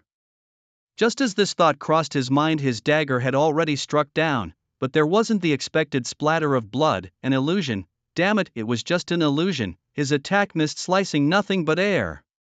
Fong Bo immediately realized that his opponent had used the illusion skill. Illusion, he leaves a lifelike shadow in place, but when had he cast the spell? illusion required a chant of 1 second. Why hadn't he seen any chanting movements? Fang Bo was utterly shocked. Despite his shock, he was after all a student of Huaqing Academy. His strike missed and he immediately thought to retreat. Miss, and retreat, regroup. That's the assassin's code. But he couldn't move. Looking down he saw his legs were inexplicably bound by the earth. Not only that, the earth was also covered with ice. Earth prison technique plus freezing technique. Damn it, where was his chanting time? Just as he thought to quickly stab at these basic skills with his dagger, suddenly 2 vines shot out from the ground, wrapping around Fang Bo's arms like venomous snakes. Both his hands and feet were restrained. Fang Bo's face finally changed dramatically at this moment. This series of skill combinations left him no time to react. Now he was completely powerless in combat, a jobless wanderer. How could he be so terrifying? Impossible, impossible, his heart roared, but Fang Bo had to admit he was in extreme danger. Completely immobilized, he was like fish on a chopping board, at the mercy of others. What else could he do? He could only admit defeat, otherwise, who knows what that waste would do to him. I admit. But before the words "I admit defeat" could be shouted out, buzz, a scorpion tail spear thrust forward, and with a flash of the spear, whoosh, an arm was thrown into the air. Blood splattered everywhere. Aha, Fang Bo screamed. You think it's over? Ling Zhan's spear was about to thrust again. Enough, stop. Zhu Yaoshan's thunderous shout suddenly rang out, even carrying a certain mental shock effect. Everyone present, teachers and students alike, felt their eardrums tremble in their mind's daze. Even Ling Zhan on the stage was forcibly interrupted in his attack, frozen in place. The next second Zhu Yaoshan appeared on the stage, his gaze stern yet solemn as he looked at Ling Zhan. It took a full 3 seconds for Ling Zhan to come to his senses, his heart heavy. So this is the skill of a high-level warrior. Through this roar, Ling Zhan had confirmed Zhu Yaoshan's profession, and his level was probably not less than 60. Pastor, come and stop the bleeding, Zhu Yaoshan shouted urgently. The group of university students snapped out of their daze, their eyes wide with horror as they finally looked towards the arena. What are you waiting for? Pastor, hurry up, Zhu Yaoshan shouted again. At last, a female university student trembled as she stepped onto the stage and began applying healing spells to the screaming Fang Bo. But at that moment everyone's gaze was fixed on the figure standing proudly with a long spear in hand. No one cared about Fang Bo's misery. Is there a second-tier pastor teacher here? Zhu Yaoshan turned to ask the recruitment teachers. The teachers merely shook their heads with wry smiles. There was no second-tier pastor among them. That's unfortunate, we've missed the best time for healing. Now the arm can't be reattached, Zhu Yaoshan said, shaking his head as he looked at the severed arm not far away. The cut was as smooth as a mirror and scorpion poison lingered on it. It wouldn't be long before the arm would be completely infected by the scorpion poison. Fang Bo's arm was utterly ruined. No one had expected that a one-on-one friendly match would end with Fang Bo's defeat, let alone with his arm being disabled by Ling Zhan. Ling Zhan stood on the platform, spear in hand, exuding pride. On the other side, Fang Bo cried out in pain, needing the gentle comfort of the female pastor. The stark contrast made everyone's heads buzz. Don't rush to scream and wail. I told you, I'm just collecting some interest in advance Indiana Future School League matches. Don't let me see you or else. Ling Zhan's words, cold as ice, echoed throughout the arena. If this had been before, many might have mocked Ling Zhan for overestimating himself. But now no one dared to accuse Ling Zhan of being presumptuous. This kid really keeps us on our toes. Zhang Wenshan shook his head with a wry smile, yet his expression was one of relief. Beside him, Qi Mu, if not for considering the feelings of Mu Yutian next to him, would probably have jumped up and cheered loudly. Oh my god, Senior Ling Zhan has succeeded in a challenge beyond his level, a senior from a major combat academy. Ah, no more than that. Who was mocking us before for being naive? Stand up. The younger students were clearly elated, having vented some of their frustrations. On the other side, hearing these words, the group of university students quickly bowed their heads, their faces a mix of shame and embarrassment, unable to retort. Embarrassed, truly embarrassed, their faces metaphorically slapped. The university students internally cursed incessantly. Damn it, it's all Fang Bo's fault. The admissions officers who once looked down on Ling Zhan were now eyeing him with fervor. From the recent battle, they finally realized their mistake. A level 14 unaffiliated wanderer had easily defeated level 21 Fang Bo. Infinite potential, absolutely infinite potential. Shadow clone, earth prison technique, freeze spell, binding vines.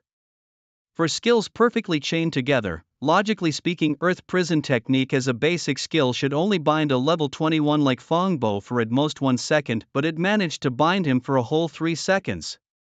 This suggests that there's definitely something off with his innate talent. Are you saying he's underreported his innate talent? The likelihood is substantial. In the past, which top contender has ever fully disclosed their innate talents? This young man is quite clever. Indeed, basic professional skills cannot be leveled up unless his innate talent is at play. Moreover, his skills do not require any chanting or casting time. He, a jobless wanderer, has achieved what only elemental mages could. The teachers from these prestigious academies, being experienced and knowledgeable, could tell at a glance how Ling Zhan's basic skills were different.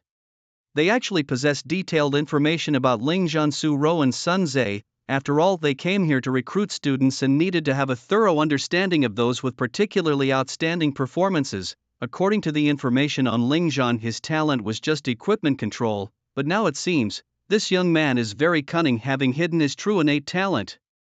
That is to say, he possesses dual innate talents. Regarding Ling Zhan's concealment of his innate talent, none of the teachers felt there was anything improper, because it involved personal secrets. Even the schools, after learning about a student's innate talent, had to sign a confidentiality agreement and upload the information to the Dragon Nation Security Information Center for centralized confidential management.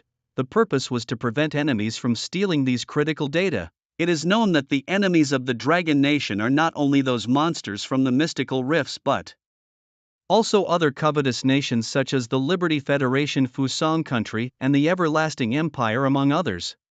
The current peace is just superficial. Undercurrents are swirling beneath. As the backbone of the Dragon Nation's combat professions, this information certainly cannot be disclosed lightly. Of course, there are some geniuses who do not mind their innate talents being known, like the proud White Phoenix Zhu Yao Guang. Even if others knew her two innate talents, what then? They simply cannot be targeted because these are talents that amplify her own abilities. At most, people just need to avoid fighting Zhu Yao Guang at night because her innate talent, the King of Night, makes her much stronger under the cover of darkness. Of course, Zhu Yao Guang is an exception. For most geniuses, the Dragon Nation must strictly keep their information confidential. Now, when these recruitment office teachers saw Ling Zhan's information, it was actually quite simple. His innate talent was only listed as equipment controller. This is also why the recruitment office teachers could immediately sense that Ling Zhan had dual talents. This little guy even deceiving me, Chimu sighed with a face full of emotion. However, he did not blame Ling Zhan at all. On the contrary, he was relieved by Ling Zhan's concealment. Concealing it is better. Only by keeping it to oneself can the risk of exposure be completely avoided. Once these recruitment office teachers realized Ling Zhan's great potential, they shamelessly pursued him. Ling Zhan, I must apologize for my earlier mistake. Now, Tiandong Academy would like to extend a formal invitation for you to join us, offering you a level 20 gold tier weapon as a gift. Ha, are you treating me like a beggar? Tiandong Academy? Here at Songying Academy, we'll add on a set of level 20 gold tier armor on top of that. Songying Academy has always been at the bottom in the annual Academy League, and you still dare to send out invitations? Our Haowu Academy is truly the best choice for student Ling Zhan. We at Qi Xing Academy are willing to offer Ling Zhan a grade A skill book. What is a turncoat? This is it, and all these teachers have lost their shame. They previously despised Ling Zhan, treating him like trash. Now, they are shamelessly begging him to join their schools. This is all because they have discovered Ling Zhan's potential and his twin talents. All the admissions officers have changed their faces. Only Mu Tian has not changed. It's not that he doesn't want to change, he is too embarrassed to change. He was the one who ridiculed Ling Zhan the most, and he even made his own students duel to the death with Ling Zhan. Now it's clear as day that even if he shamelessly bowed his head to invite, Ling Zhan would never choose Huaqiang Academy. Ling Zhan is out of his reach now, but Sun Zhe is still up for grabs. Mu Tian let out a sigh, turned to Sun Zhe and Su Rou. Student Sun Zhe and Su Rou, what is your choice? I would love to attend your academy, Sun Zhe excitedly said. After speaking, he turned to look at Su Rou. He hoped Su Rou would join him at Huaqiang Academy.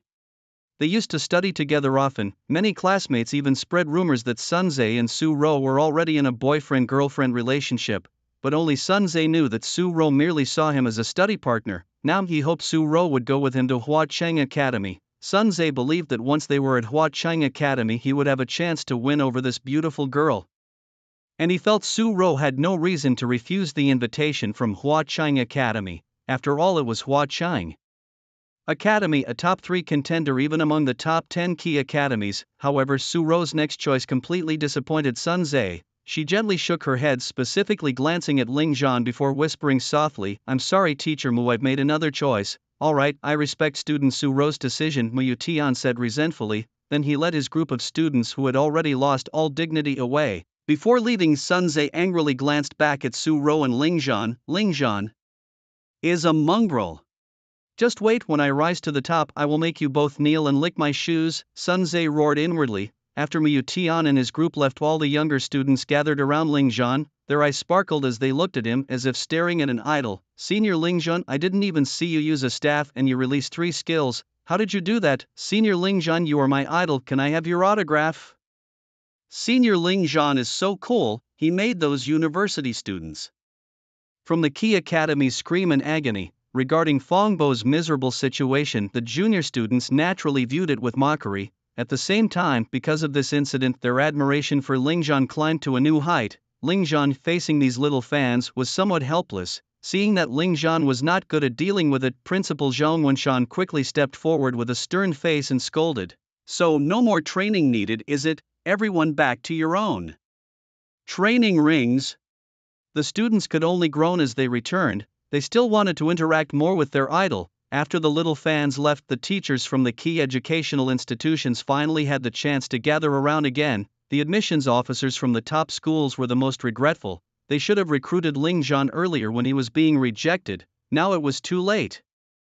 Just as the admissions officers from the key schools were about to speak, a cold and clear voice came from Shu Yaoguang. "Teachers, surely you haven't forgotten how you used to disdain Ling Zhan?" This noble yet dashing white-haired beauty stood with her arms crossed, a mocking expression on her delicate and pretty face, and her bright blood-moon-red pupils gleamed with a playful look. With just one sentence, these admissions officers were plunged into an awkward situation, and indeed they dared not scold this student. After all, she was Zhu Yaoguang. Not only was her family background noble, but her own potential was also extremely strong. As long as nothing unexpected happened, she would definitely become a top powerhouse in the future. Zhu Xiaoshan, standing nearby, also said with a chuckle. Previously, it seemed that the teachers weren't very optimistic about Ling Zhan, but no matter, those you don't want our Tianyan Academy will take. Our academy is very inclusive and we can accommodate any kind of powerhouse. Ling Zhan, what are your thoughts? Through this battle, Zhu Xiaoshan had completely revised his view of Ling Zhan. It wasn't just because of Ling Zhan's outstanding combat performance, but also because of his terrifying technique of instantaneously casting 3 skills. The teachers present might have only noticed Ling Zhan's instant cast skills, but Zhu Xiaoshan noticed more details. For instance, the illusion. After casting, Ling Zhan used the archer's basic skill flash in that second, switching to a staff. Then, without any need for chanting time, he instantaneously cast Earth Prison, Frost and Binding Vines, these 3 skills. Another point to mention, Binding Vines has 2 forms. The first form is Bastion, which can spit out seeds that take root upon landing, forming binding traps. The second form is Entangle, where the vines come out and can bind the opponent without spitting seeds. This is a basic skill of the summoner. But the convenience point is, the summoner's weapon is also a staff. So Ling Zhan was able to seamlessly integrate the Binding Vines right after using his Earth Prison technique and the freezing spell, which greatly shocked Zhu Xiaoshan. What impressed Zhu even more was Ling Zhan's decisive killing intent and excellent reflexes. The moment Fongbo made a move, Ling Zhan had already thought of a countermeasure. This guy was simply a natural-born warrior on the battlefield. Moreover, crucially, this guy also possessed a dual talent.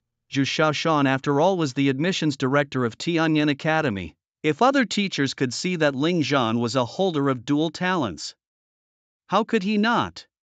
Therefore, he must secure this student. "Teacher Zhu, we simply misjudged earlier and now we are here to apologize to student Ling Zhan," said a teacher from Hawu Academy with a smile, then turned sincerely to Ling Zhan. "Student Ling Zhan, if you choose our school, we are willing to offer an A-grade skill book with no occupational restrictions, plus a set of level 20 gold armor." Student Ling Zhan. Other teachers wanted to offer more, but Ling Zhan gently shook his head and calmly said, "I'm sorry teachers, I have already made my choice." His words instantly disappointed all the teachers. But think about it, there's a saying, isn't there? The me of today you ignore, the me of tomorrow you cannot afford to reach. So student Ling Zhan, your choice is Tianyin Academy, Ling Zhan answered. Ling Zhan has always been clear about his grudges and gratitude. The disdain and mockery previously shown by these people were vivid in his memory. Ling Zhan wouldn't degrade himself by attending these academies. In fact, for him the choice of academy wasn't very important because he had a system. But he remembered when Zhu Yaoguang, the beautiful girl, kicked the door open and boldly declared, "You don't want Ling Zhan, but Tianyin Academy does." This favor had to be returned. "Treat me with an inch of respect and I'll treat you with a yard," he thought. Zhu Shaoshan nodded in satisfaction upon hearing the answer. Zhu Yaoguang snorted, leaned back against the wall with her hands in her pockets, her sharp chin tilted up, thinking about the straightforward yet ruthless Ling Zhan joining Tianyin Academy, which she found amusing. The students of Tianyin Academy were no different from those of other key academies, all aloof and arrogant. Ling Zhan entering as a non-professional individual would still face today's disdain and mockery, however. Zhu Yaoguang was very much looking forward to this scene unfolding. Teacher Zhu, I would also like to apply to Tianyin Academy, may I?" Suddenly a soft, frail voice spoke up.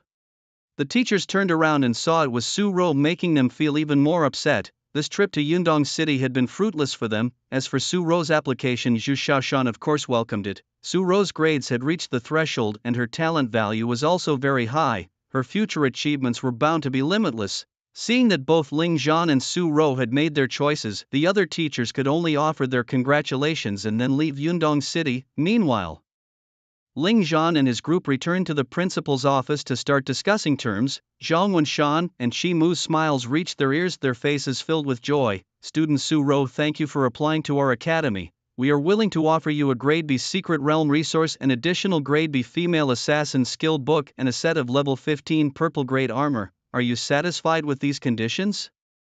Principal Zhu Shaoshan asked with a smile. Satisfied, Su Rou nodded like a pecking chicken. Then Zhu Shaoshan turned to Ling Zhan, but his tone changed. "Student Ling Zhan, what conditions do you desire?" This was indeed differential treatment. When facing Su Rou, Zhu Shaoshan proactively offered conditions. If Su Rou were not satisfied, she would have to apply to other academies, as with her results, she could only secure these offers. Of course, this isn't to say Su Rou is poor in ability, but her situation is entirely different from Ling Zhan's. Everyone else also turned their attention to Ling Zhan, curious about his demands. After some thought, Ling Zhan said, "I want all the basic skill books of every profession, including those from abroad." Zhu Shaoshan was stunned. Just that, this condition, to be honest, is too easy to fulfill. For the average person, obtaining basic skill books of foreign professions might be challenging. However, for Tianyin Academy, it's a trivial matter. This can't even be considered a condition because Tianyin Academy also has foreign exchange student quotas and collaborates with some renowned foreign academies. Therefore, there are also exchange programs. With this project, acquiring numerous foreign professions' basic skill books is effortless.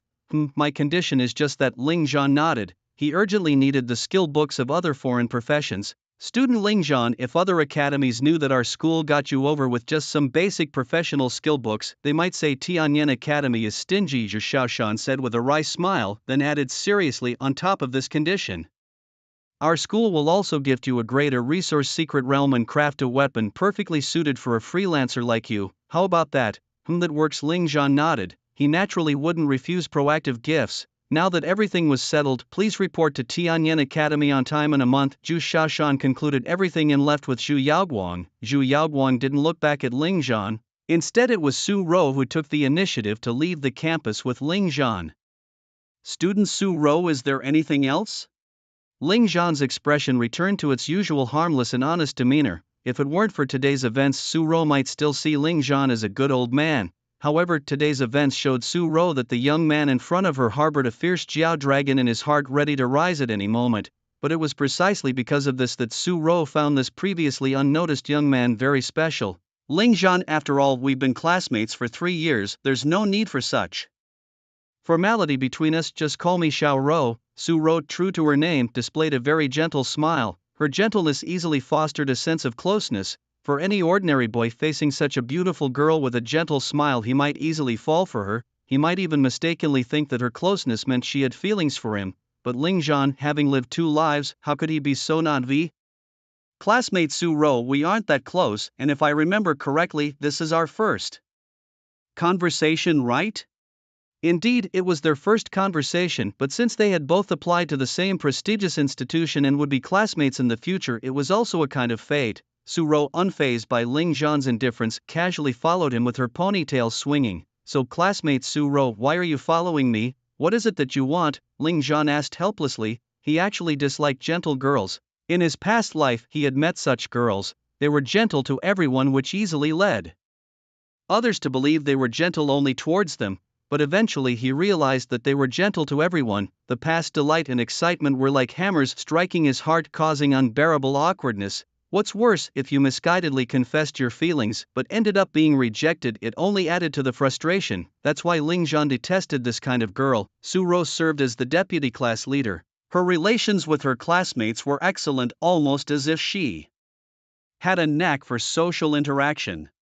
Every male student treated gently by her would display an overjoyed, adoring expression. Over time, not just in her class, but boys from other classes also found Su-ro very charming. With her attractive appearance and gentle personality, who wouldn't want her as a girlfriend? This, however, led many boys to bravely confess their feelings, only to be rejected, becoming a topic of idle conversation among the students. Ling Zhan did not want any involvement with Su-ro. Any interaction would only increase future troubles. Typical melodramatic scenarios might unfold. For instance, after arriving at Tianyan Academy, getting too close to Su-ro could provoke jealousy among fools. Ling Zhan wanted to avoid these cliched plots and did not wish to experience them. Despite having read countless such brainless plots in online novels in his previous life and this life, he just wanted to quietly grow without attracting trouble. However, sometimes things don't go as planned. The colder Ling Zhan's attitude, the more it seemed like a challenge to Su-ro.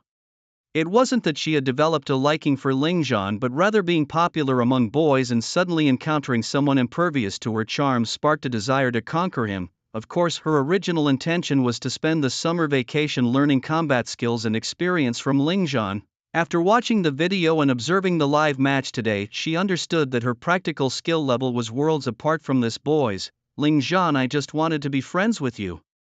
Normally, is there a need to be so cold? Su-ro said with a pleading look on her pretty face. But I don't want to be friends with you, Ling Zhan replied coldly. Why not? No reason. I just purely dislike people like you. Su-ro felt as if her heart had been stabbed. That's too much. I just wanted to be friends and you're driving me away? Even a beautiful girl needs some dignity, alright?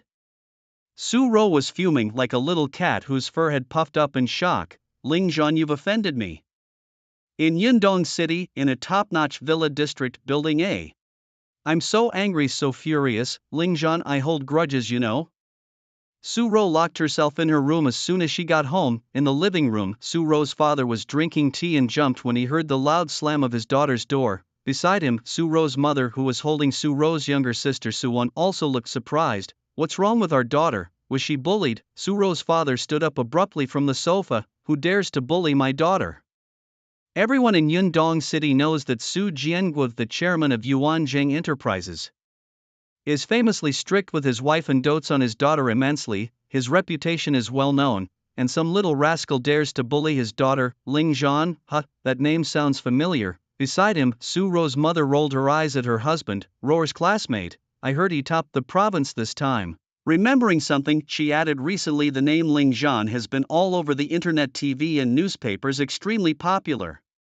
I vaguely remember that Yuandong Enterprises had a batch of advertisements ready to ride on the popularity of this top scholar. The investment proposal was signed by Su-ro's father himself and then it was sent back the next day. So what if he's the top scholar of the province? Does that give him the right to bully my daughter? Su Jianguo, the devoted father, was ready to take action. Oh, calm down. It's not what you think. Su-ro's mother pulled him back. She sneaked a glance at Su-ro's room, seeing that the door was tightly closed, then she lowered her voice to a whisper with her husband. Yesterday when our daughter wasn't home, I went to clean her room. Guess what I saw? What? Ling Zhan, that rascal, hiding in our daughter's room. Damn it, that's intolerable. Su Jianguo exploded in anger. Oh, listen to me first. Su-ro's mother pulled him back. Not a person, it's, how should I say it? This classmate Ling Zhan has become famous recently, you know that, right? And these past few days our daughter has locked herself in her room. I don't know where she got them from, but she collected many newspapers and posters, cutting out Ling Zhan's photos and plastering them all over her room. The TV is also continuously looping videos of Ling Zhan's trials. she's even taking notes, a whole notebook filled to the brim with the name Ling Zhan. Tell me, when has our daughter ever cared this much about a classmate, let alone a male classmate? Mrs. Su fell silent, her meaning clear. Mr. Su's face turned dark, and then it started turning green. Oh no, our precious daughter is going to be led astray by some boy. Mrs. Su sighed too. After raising their precious daughter for so many years, she couldn't bear the thought either. But what can you do? As daughters grow up, they eventually marry. I don't care, it's fine if our daughter wants to date, but she can't be bullied by other boys. Go now and have a heart-to-heart with our daughter. If that doesn't work, tell her to bring that classmate home, let us meet him first and see if he's suitable.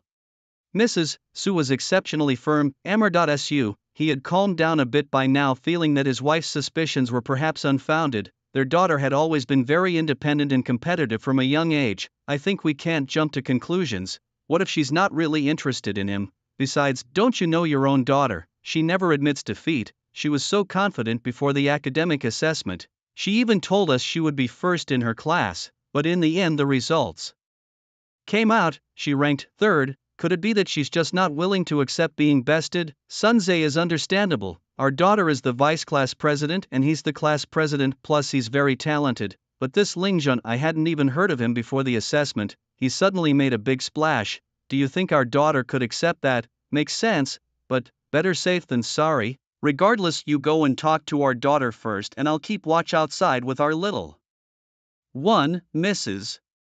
Su said. Su resigned himself to his fate. If it's to be, it's to be. She's my own daughter, what's there to fear? She's not going to eat me. The wind howls, the Yi river is cold, the brave once gone.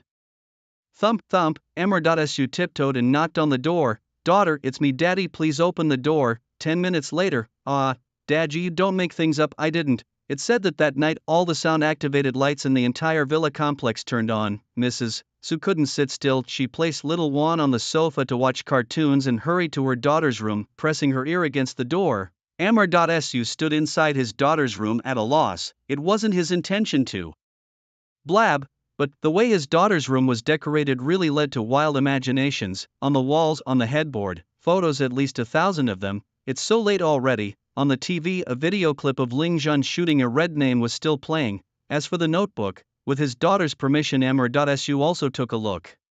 The entire book was filled with applications of combat techniques and comments from teachers and leaders on these techniques. The rest were Su Ro's own understandings and reflections on these techniques.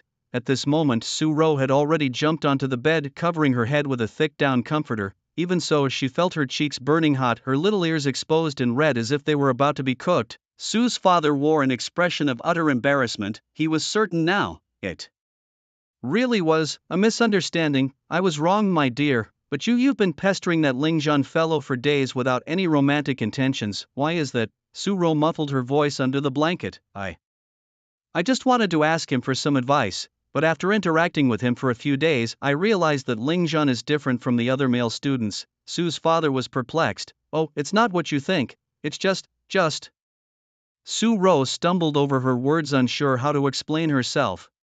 Normally, whether at home or in school, Su Ro was always the center of attention, but she knew in her heart that she was just a student, a very ordinary little girl. Even though many people surrounded her and some boys at school would deliberately try to please her or put on a cold front to attract her attention, she didn't pay much mind to these things. But Ling Zhan was clearly different. She approached Ling Zhan and persisted doggedly, which might look to others like she had a crush on him or that she was manipulative, but that wasn't the case. These past few days I've been staying up late to watch videos of Ling Zhan's combat skills in this assessment. He's really amazing, even more so than what I've seen before. Su Ro's bright eyes lit up as she spoke. She had never seen someone apply combat skills to such a degree. It was no longer just skill, it was like an artwork. Watching Ling Zhan fight was like appreciating a masterpiece by a great painter. It was beautiful, it was awe-inspiring. After watching for a while, I tried to imitate some of Ling Zhan's combat techniques. The result was less than satisfactory, so I wanted to ask him in person. She and Ling Zhan weren't very close. To be safe, she even pretended to want friendship as a cover, but Su Ro wasn't discouraged. She was patient and she believed that if she kept pestering him, she would eventually make an impression on this stubborn guy. Dad, I want to be strong. Why is it that every time in the assessments a boy is always first? I am really angry. Ling Zhan may be as unresponsive as wood, but I won't give up. One day I will prove to him and to everyone that we girls can also be leaders, can also be admired and respected." Throwing off the blanket covering her head, Su Ro clenched her fists. There was a fire burning in her chest. Su's father scratched his head awkwardly, unable to understand where his daughter's resentment came from. Could it be he hadn't been caring enough? Yes, that must be it. This kid named Ling Zhan is really too much. But for the sake of his daughter, Su's father decided to hold back his anger for now. He began to devise plans for her. With a slap, a bank card landed in the palm of Su Ro. The card had 10 million dragon yuan inside. "Your mother and I were saying that Ling Zhan fellow's family isn't well off. How about you give him the money and ask him to tutor you at home? Would that work?" Su Ro was dumbfounded by her wealthy father's way of thinking. "That won't work. It seems like Ling Zhan isn't very interested in money." "Is that so?" Su's father stroked his chin, thinking. "I got it. I can try to get some high-end equipment, weapons and medicines from the black market. As a reclasser he should be interested in these, right?" "No, that won't work either." Su Ro rejected again. From what she observed, Ling Zhan was infuriatingly low-key and seemed to desire nothing. What if Dad really tries to bombard him with money and high-end gear? Wouldn't that backfire? Might Ling Zhan think that he's being insulted? "This won't do, that won't do. I certainly can't have my precious daughter kneel and acknowledge him as her master." Su's father grew impatient. "Damn kid, really hard to deal with. Apprenticeship, right? Why didn't I think of that?" Su Ro's eyes lit up. She jumped up, hugged her father's neck and planted a kiss on him. "Dad, you're brilliant." The sudden happiness completely dazed Comrade Su. "My daughter kissed me?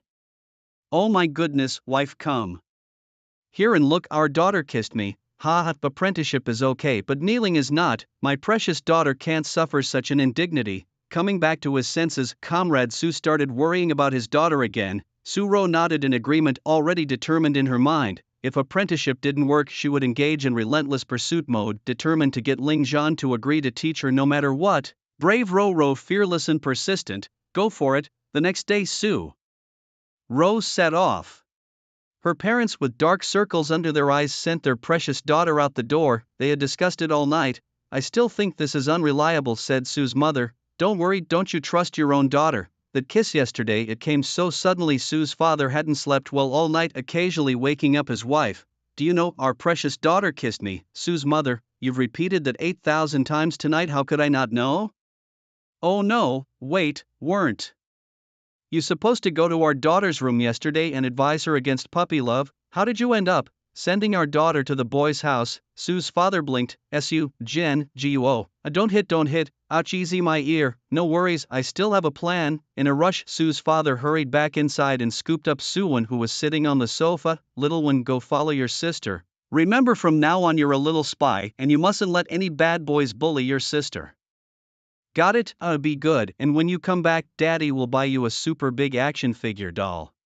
Little Wen's face turned dazed as she chased after her sister. At last Su breathed a sigh of relief, and Mrs. Su ceased her scolding. As their daughters walked away, their faces brightened with joyful smiles. Meanwhile, Ling Zhan, blissfully unaware, was steadfastly completing his daily system tasks with unyielding diligence. Swing a sword 100 times, done. Swing a sword 1,000 times, done. Practice archery, 100 arrows, 1,000 arrows. Ding, daily challenge completed. Rewards: 1 plus 10 to 4-dimensional free attribute points. 2. A random professional skill book. 3. Skill point increase for a random skill. As always, he chose option 1. The randomly awarded skill books were only domestic. The beginner skill books from overseas could only be accessed once he reached Tianyan Academy, which was slightly regrettable. Ling Zhan sighed inwardly. Beyond completing daily tasks, he spent the rest of his time training in the system's simulated secret realm. The most satisfying aspects of the system for Ling Zhan were indeed the rewards from challenge tasks and the existence of this simulated secret realm.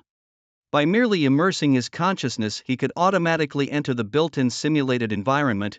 There Ling Zhan could train freely, and the training effect inside this system-provided realm was much better than in any external simulated environments. It was here that Ling Zhan practiced many beginner professional skills. However, the S-rank trial talent immortal body could not be tested in the simulated realm.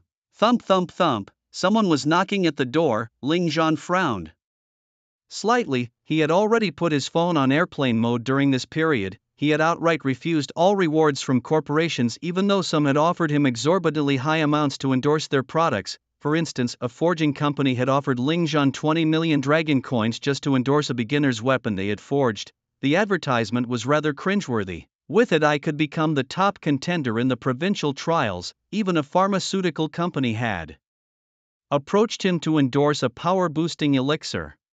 Regardless, Ling Zhan had declined all offers, only accepting the commendation from the Nan Province Education Bureau, 6 million dragon coins in funding, an A-grade unrestricted skill book, and a set of level 20 purple-grade armor. The 6 million dragon coins were enough to ensure Ling Zhan could live without worries. As for the level 20 purple-grade armor, Ling Zhan didn't care for it. Despite its higher level compared to the ever-growing suit, its individual and set attributes were significantly lower than those awarded by the system. Sometimes it's not just about the level of the equipment, the attributes matter more. Thus, the level 20 purple grade armor was relegated to the storage, left to gather dust temporarily. As for that A-grade unrestricted skill book, it was what Ling Zhan valued the most. Of course, Ling Zhan still hadn't decided on what type of skill to choose. Didn't I hang a do not disturb sign on the door? Why is someone still knocking? Ling Zhan muttered as he opened the door, only to freeze when he saw who was outside. It was none other than Su Ro. Today Su Ro was wearing a snow-white long dress with light makeup and her hair slightly curled, making her look like the pure and adorable girl next door. There she stood, poised at the doorway. Just as Ling Zhan was about to show a fierce expression and scold Su Ro, who was gentle to everyone, he looked down and saw a little girl about 6 or 7 years old with pigtails staring up at him with big, curious and innocent eyes. The appearance of this little girl made Ling Zhan swallow back his harsh words. Su Ro clearly saw the awkwardness of Ling Zhan, who had to bite back his words, and felt a bit wronged. For the sake of getting stronger, I'll endure. Shaoan, say hello to Big Brother. Su Ro gently tapped her sister's head and said, "Hello, Big Brother," the little girl called out in a sweet voice. Ling Zhan was in a dilemma, not knowing how to respond. "Hey, let's reintroduce ourselves. Hello, my name is Su Ro." Su Ro reached out her hand, her heart pounding but pretending to be calm. "Ling Zhan, forget it, whatever, I'm Ling Zhan." "Hello, you Su Ro with the bubbly brain." "Big Brother, my name is Suwon, this is my sister Su Ro, please take good care of us," Suwon said naively, even bowing to Ling Zhan, her gestures adorably clumsy. I'm okay." Ling Zhan could only nod awkwardly. What else could he do? He could scold Su Ro heartlessly, but he really couldn't bring himself to be harsh to such a little girl. Moreover, this little girl suddenly reminded Ling Zhan of his own sister from his previous life. Ling Zhan remembered, before he had crossed over to this world, his sister was only 1 or 2 years old, always calling out adorably for her brother to hold her. But then Ling Zhan unexpectedly crossed into this world. Now seeing this little girl made him think of his own sister. Let it be, just go with Su Ro. Speaking of which, did their parents know these sisters were coming to his house? Yesterday it was just Su Ro, and today both the big and the small one came. Buy 1 inch get 1 free. "Big Brother, can I come in and play at your house?" Suwon asked innocently. "Shaoan, it's your first time meeting Big Brother, it's quite presumptuous to suddenly ask to visit someone's home," Su Ro gently scolded. Oh, the little girl lowered her head, looking disappointed. "Alright, Su Ro, you don't have to use the little girl as an excuse. If you want to come in, just come in." Ling Zhan rubbed his temples and stepped aside. "Quick, thanks Suwon," Su Ro hurriedly said. "Thank you, Big Brother," Suwon shouted loudly. Already turning away, Ling Zhan could only feel a sense of helplessness wash over him. The little girl was very polite. When she entered, she took off her little shoes, neatly arranged them, and then looked around Ling Zhan's room with a face full of curiosity, just like Su Ro. For her, this boy who had been her classmate for 3 years yet had only spoken to her once, made a stunning display during the academic and career transition trials. Sparking her curiosity, the little girl was like a kitten, wandering and looking around curiously. Ling Zhan poured a cup of tea for the young girl and her elder companion before asking Miss Su Ro, "What exactly do you want to do?" "Just call me Xiao Ro," Su Ro replied with a smile. And me, Big Brother, just call me Xiao Wan." "Big Brother, do you know how to write the character Wan? I can teach you. A lot of my friends don't know how to write my name," the little girl said proudly and with a hint of arrogance. Facing the little girl, Ling Zhan showed a gentle expression. "Of course I can write it, but would you like to watch a cartoon?" "Yes," Shaoan exclaimed loudly. "Then Big Brother will put it on for you." Ling Zhan led the little girl to the living room to play a cartoon for her. After settling the little girl, he turned to face Su Ro, waiting for her to explain her purpose. Su Ro's expression turned serious as she said, I've seen the videos of you clearing the trial realms and the scene where you defeated the students of Huaqing Academy in seconds yesterday. I firmly believe that your practical skills are much stronger than mine, even surpassing our school teachers and those tutoring class instructors. Therefore, I want to learn from you. Of course, I'm not naive enough to think our relationship is so good that you would teach me for free. I am willing to pay. Additionally, I want to become your disciple. There are tutoring classes here too, but they are for combat, not academics. Only wealthy families can afford to send their children to these classes because the instructors are high-level professionals hired from outside, with the lowest being level 30 combat professionals. This has become an industry. Some higher-level professionals with nothing else to do also apply to work at tutoring companies for good compensation. But what is this about becoming a disciple? Ling Zhan fell silent upon hearing this. Honestly, he really didn't want to get involved with girls. It wasn't because he disliked Su Ro, but rather because Ling Zhan truly was a person who disliked hassle. Unfortunately, Su Ro was also very beautiful and talented. In a month's time, when he went to Tianyan Academy, if he continued to be close to her, the probability of a melodramatic plot unfolding was virtually 100%. But now, seeing her almost ready to kneel in desperation for his teaching, Ling Zhan felt helpless. Forget about becoming a disciple. Perhaps I am even younger than you, Ling Zhan muttered under his breath. Sitting so close, even if his voice was soft, could Su Ro not hear him? This man, he actually thinks I'm old? Su Ro was utterly speechless. Mr. Ling Zhan, you know, with that attitude you're going to be single forever, she retorted. Ling Zhan hadn't thought that much about it. All he knew was that this trouble seemed unavoidable. All right, I agree to teach you, but only for 3 hours. Outside of those hours you must not appear before me, and you must promise that once you get to Tianyan Academy you won't come to talk to me anymore, Ling Zhan said sternly. Okay, I agree, Su Ro nodded without hesitation, but I'll still call you master in private and classmate Ling Zhan when others are around, okay? Ling Zhan didn't respond, not bothering to argue with her. Fine, training starts tomorrow. Take your sister and head back now. Ling Zhan waved his hand dismissively. Just then, the little girl who was engrossed in watching a cartoon perked up her bottom and heard this. She walked up to Ling Zhan with a face full of grievance, her big gem-like eyes brimming with tears, and asked pitifully, Big brother, do you dislike little one? Ling Zhan cursed under his breath. Damn, nope, that's not it. You can stay and play here as long as you like. Big brother won't get annoyed. What I said just now was said in anger. Ling Zhan crouched down and ruffled the little girl's head. Is that so? The little girl asked curiously. Ling Zhan didn't know how to respond. He couldn't very well say her sister was a nuisance, right? Little one, be good and continue watching your cartoon, Ling Zhan said helplessly. On the side, Su Ro smiled like a sly fox. You win, I surrender. But let me be clear up front, I'm only teaching you fighting skills and we are just classmates, nothing more. Ling Zhan glared at Su Ro. You shouldn't refuse the payment I offer you. It's what you deserve. Su Ro had her own principles. Sighing, Ling Zhan admitted defeat and let the sisters stay in the living room while he went back to his room to read. Unbeknownst to him, Su Ro followed curiously, peering around. So this is what a boys' room looks like. Then she teasingly looked at Ling Zhan. I heard boys' rooms always have some naughty magazines hidden, is that true? Get out, Ling Zhan said irritably. Su Ro was becoming more and more presumptuous. She used to seem like a well-mannered, gentle and beautiful girl next door, but now she had turned into a complete nuisance. The more you want me to leave, the less I want, as Su Ro said as she sat down on Ling Zhan's bed, unabashedly crossing her legs and picking up a book to read.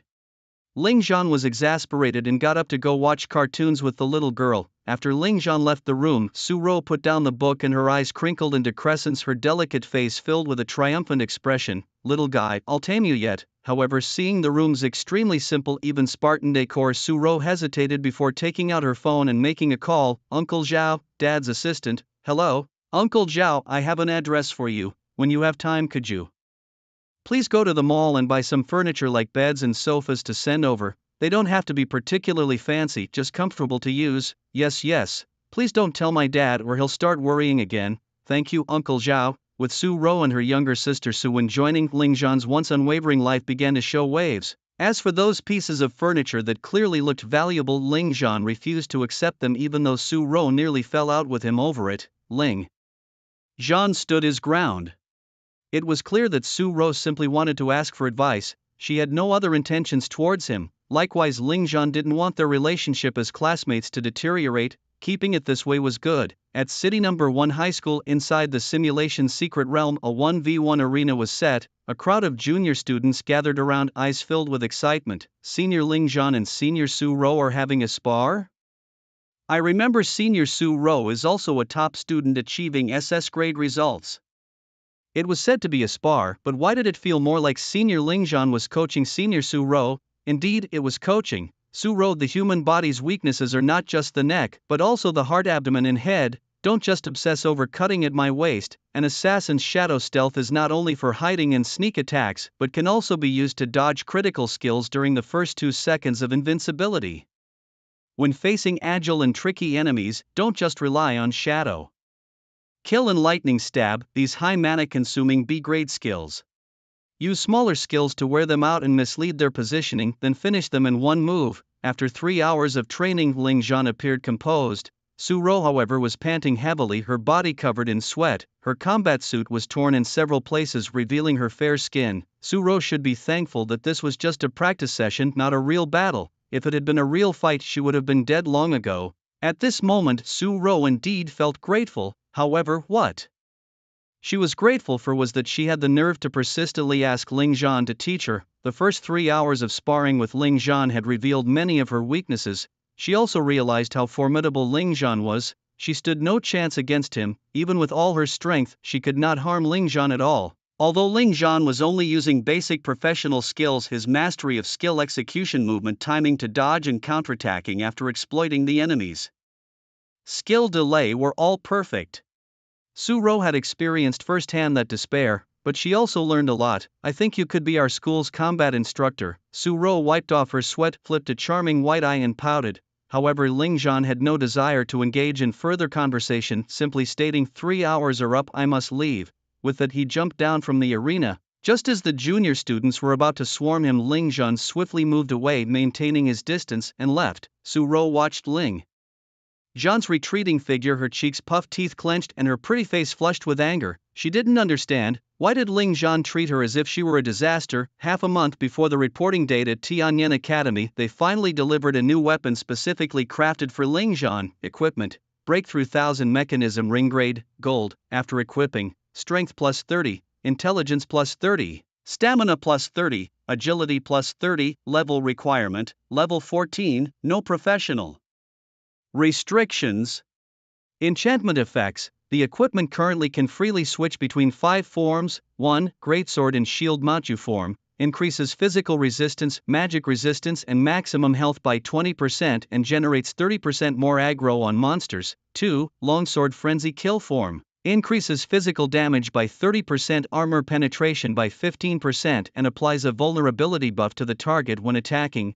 3. Staff Sunset Fall form, increases magical damage by 35%, magic penetration by 30% and applies a scorch buff to the target with spells. 4. Bao Doomstar form, increases physical damage by 15%, armor penetration by 40% and applies a shatter armor buff to the target when attacking. 5. Dagger Dusk form, increases agility by 40%, critical damage by 80% and applies a spine break buff to the target when attacking. Form notes: 2. Vulnerability state, increases damage taken by the target by 30%. 3. Scorch state, causes the target to lose 3% of maximum health per second. 4. Shatter armor state, reduces the target's armor value by 40%. 5. Spine break state, increases the stiffness caused by attacks on the target by 50%. Weapon remarks: 1. Debuff lasts for 10 seconds. 2. The weapon can serve as a base for further enhancements. 3. The weapon's enchantment slots can be expanded to 15. Inside the room, Ling Zhan gazed at the exquisite silver ring in his hand, his eyes burning with excitement. He hadn't expected such a small ring to be a rare weapon capable of switching between 5 forms. It's known that such form switchable weapons exist in the market, but weapons that can switch between 5 forms are exceedingly rare, mainly because there's hardly any demand for them. Moreover, what excited Ling Zhan the most was the fact that it was a base weapon, meaning it could be upgraded by high-level blacksmiths using rare materials. This means that as its level increases, so too will its attributes. Many people who get a low-level gold-tier weapon aren't very delighted because it can't serve as a base, thus becoming less useful as their level increases. But the weapon given to him by Tianyan Academy wouldn't be easily outdated. The second point, the numerous enchantment slots. Could it mean that in the future this weapon could be transformed into 15 different weapon forms? This was truly a top-tier weapon tailor-made for him, a jobless wanderer. Without any hesitation, Ling Zhan immediately left the room and headed to the school's free training ground. The simulation secret realm is a place for students to spar and exchange techniques. Whereas the free training ground is for trying out skills, weapons and equipment. Special targets are set up in the free training ground. When you want to know the damage boost your equipment and skills offer, you can attack these targets. The targets display damage numbers. Ling Zhan immediately put on the ring. Magical power surged into the ring from his body, instantly syncing with Ling Zhan's intentions. The ring instantly transformed into the frenzied Slayer longsword form, a silver white longsword materializing in his hand with a significant boost to both physical attack and armor penetration at this moment. Ling Zhan swung fiercely, unleashing the basic sword skill, sword chi horizontally and vertically. Whoosh, 5 streaks of sword energy ravaged out, slicing into the wooden stake. Wood chips flew everywhere and the damage value of 960 appeared on the screen. Additionally, a faint gray glow covered the surface of the stake, indicating it had entered a vulnerable state. Such high damage, Ling Zhan was amazed. It's important to note that the wooden stake he chose had a defense equivalent to the bosses found in the advancement trial secret realms. This meant that if he had this weapon at that time, he wouldn't even need to use the berserk skill. He could have killed that boss in just a few strikes. A golden quality weapon was indeed powerful. No wonder Tianyan Academy was so generous. Ling Zhan was very satisfied with the weapon in his hand. It was evident that Tianyan Academy had put great effort into crafting this weapon. The quality was extremely high, and it was not easily obsolete, able to be enhanced through forging and enchantments.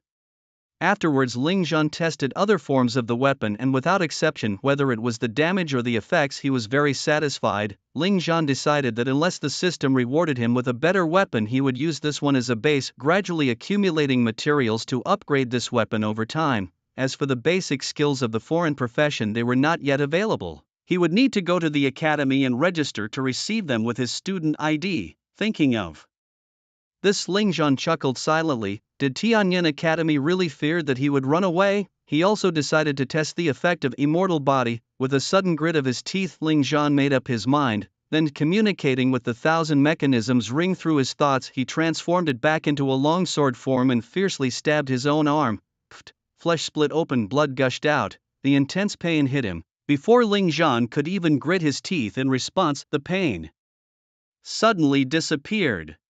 Looking down, the gruesome wound had healed. This terrifying healing ability, did it mean that as long as he wasn't instantly killed, he could potentially recover completely? Ling Zhan looked ecstatically at his arm where the gruesome wound had healed as if it were never there, not even leaving a scar. This trial talent was truly astonishing. As for the god-level attack skill Solar Flare, there was no need to test it for now. Once he was at Tianyan Academy, there would be plenty of opportunities. Ling Zhan was very satisfied with his current situation. In terms of survival, he had the everlasting set in the S-grade trial talent Immortal Body. For attack, he had the Formation Breaker, 1,000 Mechanisms Ring, and the god-level attack skill Solar Flare, S-.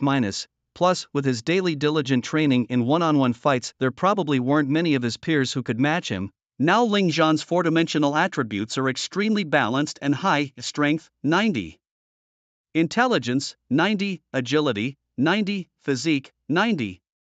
Ling Zhan has now completed the system's daily tasks. He no longer just chooses the four-dimensional attributes. Previously, he always focused on these attributes because he needed to raise his own four-dimensional threshold. It is known that one of the biggest weaknesses of a jobless wanderer is that they receive fewer attribute points upon leveling up compared to those who have class-specific advancements. Therefore, Ling Zhan must prioritize enhancing his four-dimensional panel, and all four attributes must be balanced. As a jobless wanderer, to ensure that he can utilize the characteristics of every profession, a balanced four-dimensional panel is essential. For instance, the skills of an assassin require agility bonuses when executed. Wizards benefit from intelligence bonuses, warriors from physique bonuses, and classes like swordsmen, berserkers, and archers benefit from strength bonuses. In summary, to persist on the path of a jobless wanderer, balance in the four dimensions is essential. Now Ling Zhan's attribute values are unbelievably high. Currently, Su-ro is completely overshadowed by Ling Zhan in terms of four-dimensional attributes. Even if Su-ro were to channel all her free attribute points into agility, she could not surpass Ling Zhan's agility. It is precisely because of this that Ling Zhan has begun to choose skill points, because of the divine level attack skill Radiant Strike, S-, which can be upgraded using skill points. Moreover, in the future after entering Tianyan Academy, Ling Zhan will have more opportunities to access other high-level skills that are not restricted by profession. He must be prepared. With Ling Zhan's current level of practical skills, he could instantly defeat 10 Fong boss. He is growing increasingly excited about Tianyan Academy. Ling Zhan's eyes blazed with fervor. Although he prefers to develop in a low-key manner, deep inside he craves battles with strong opponents. Complacency is not acceptable, failure is not shameful.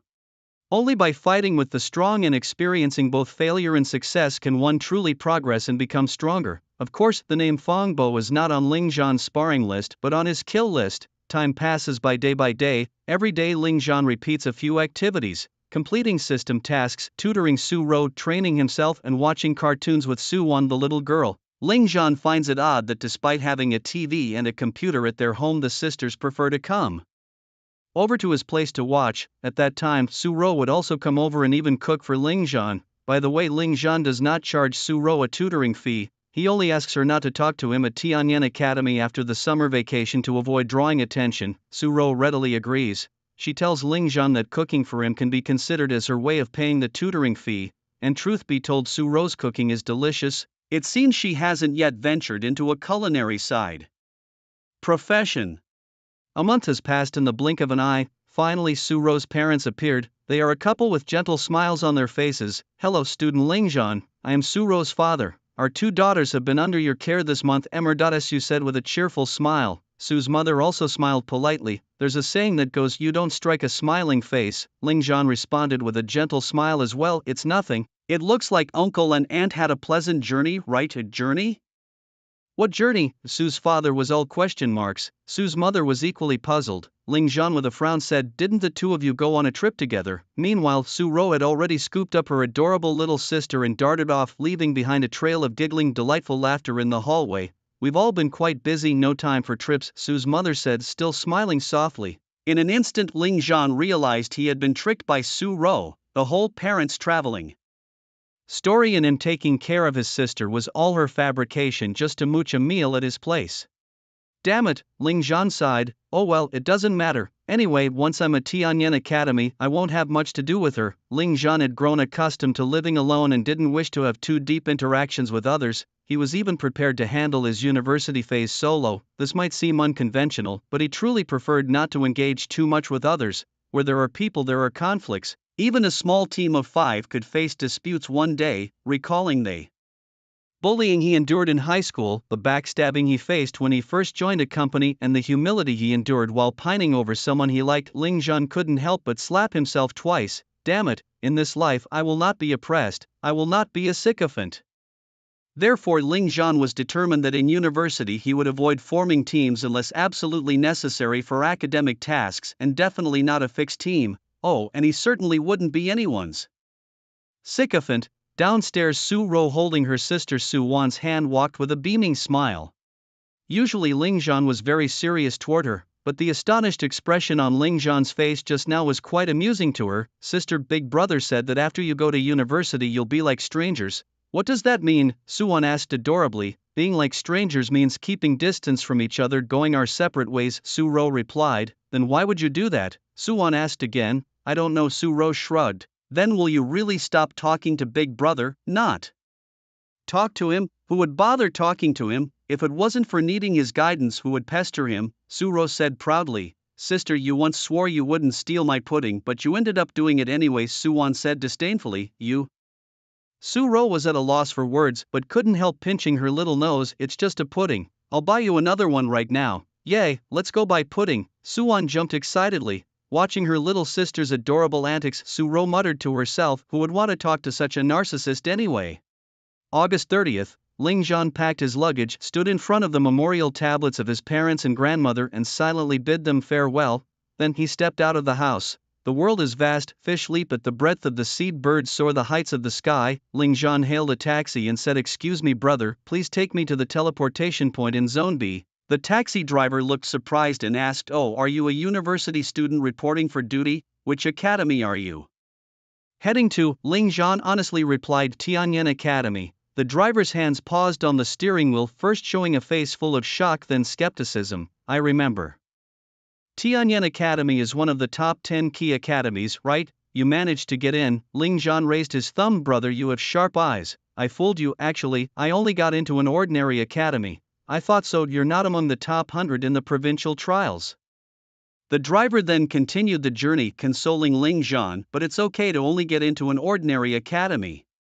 Remember to train hard and keep pushing yourself. You can still shine brightly in the future. My son is also preparing for the job advancement trials next year, as everyone knows." The driver continued, "Since the game covered the world and the calamity descended, the real world's landmasses expanded immensely. Many secret realms shattered, their territories merging into our world, causing many countries to expand significantly. For instance, long ago, Yundong City and Shangyun City were only a few hundred kilometers apart. You could get there by a direct flight or simply take the high-speed train. However, since the disaster, a vast forest emerged between Yundong City and Shangyun City, inhabited by numerous monsters. Clearly, a shattered secret realm brought this forest of monsters into our world, and because of this, planes are no longer allowed to fly over this vast forest as they might be attacked by monsters.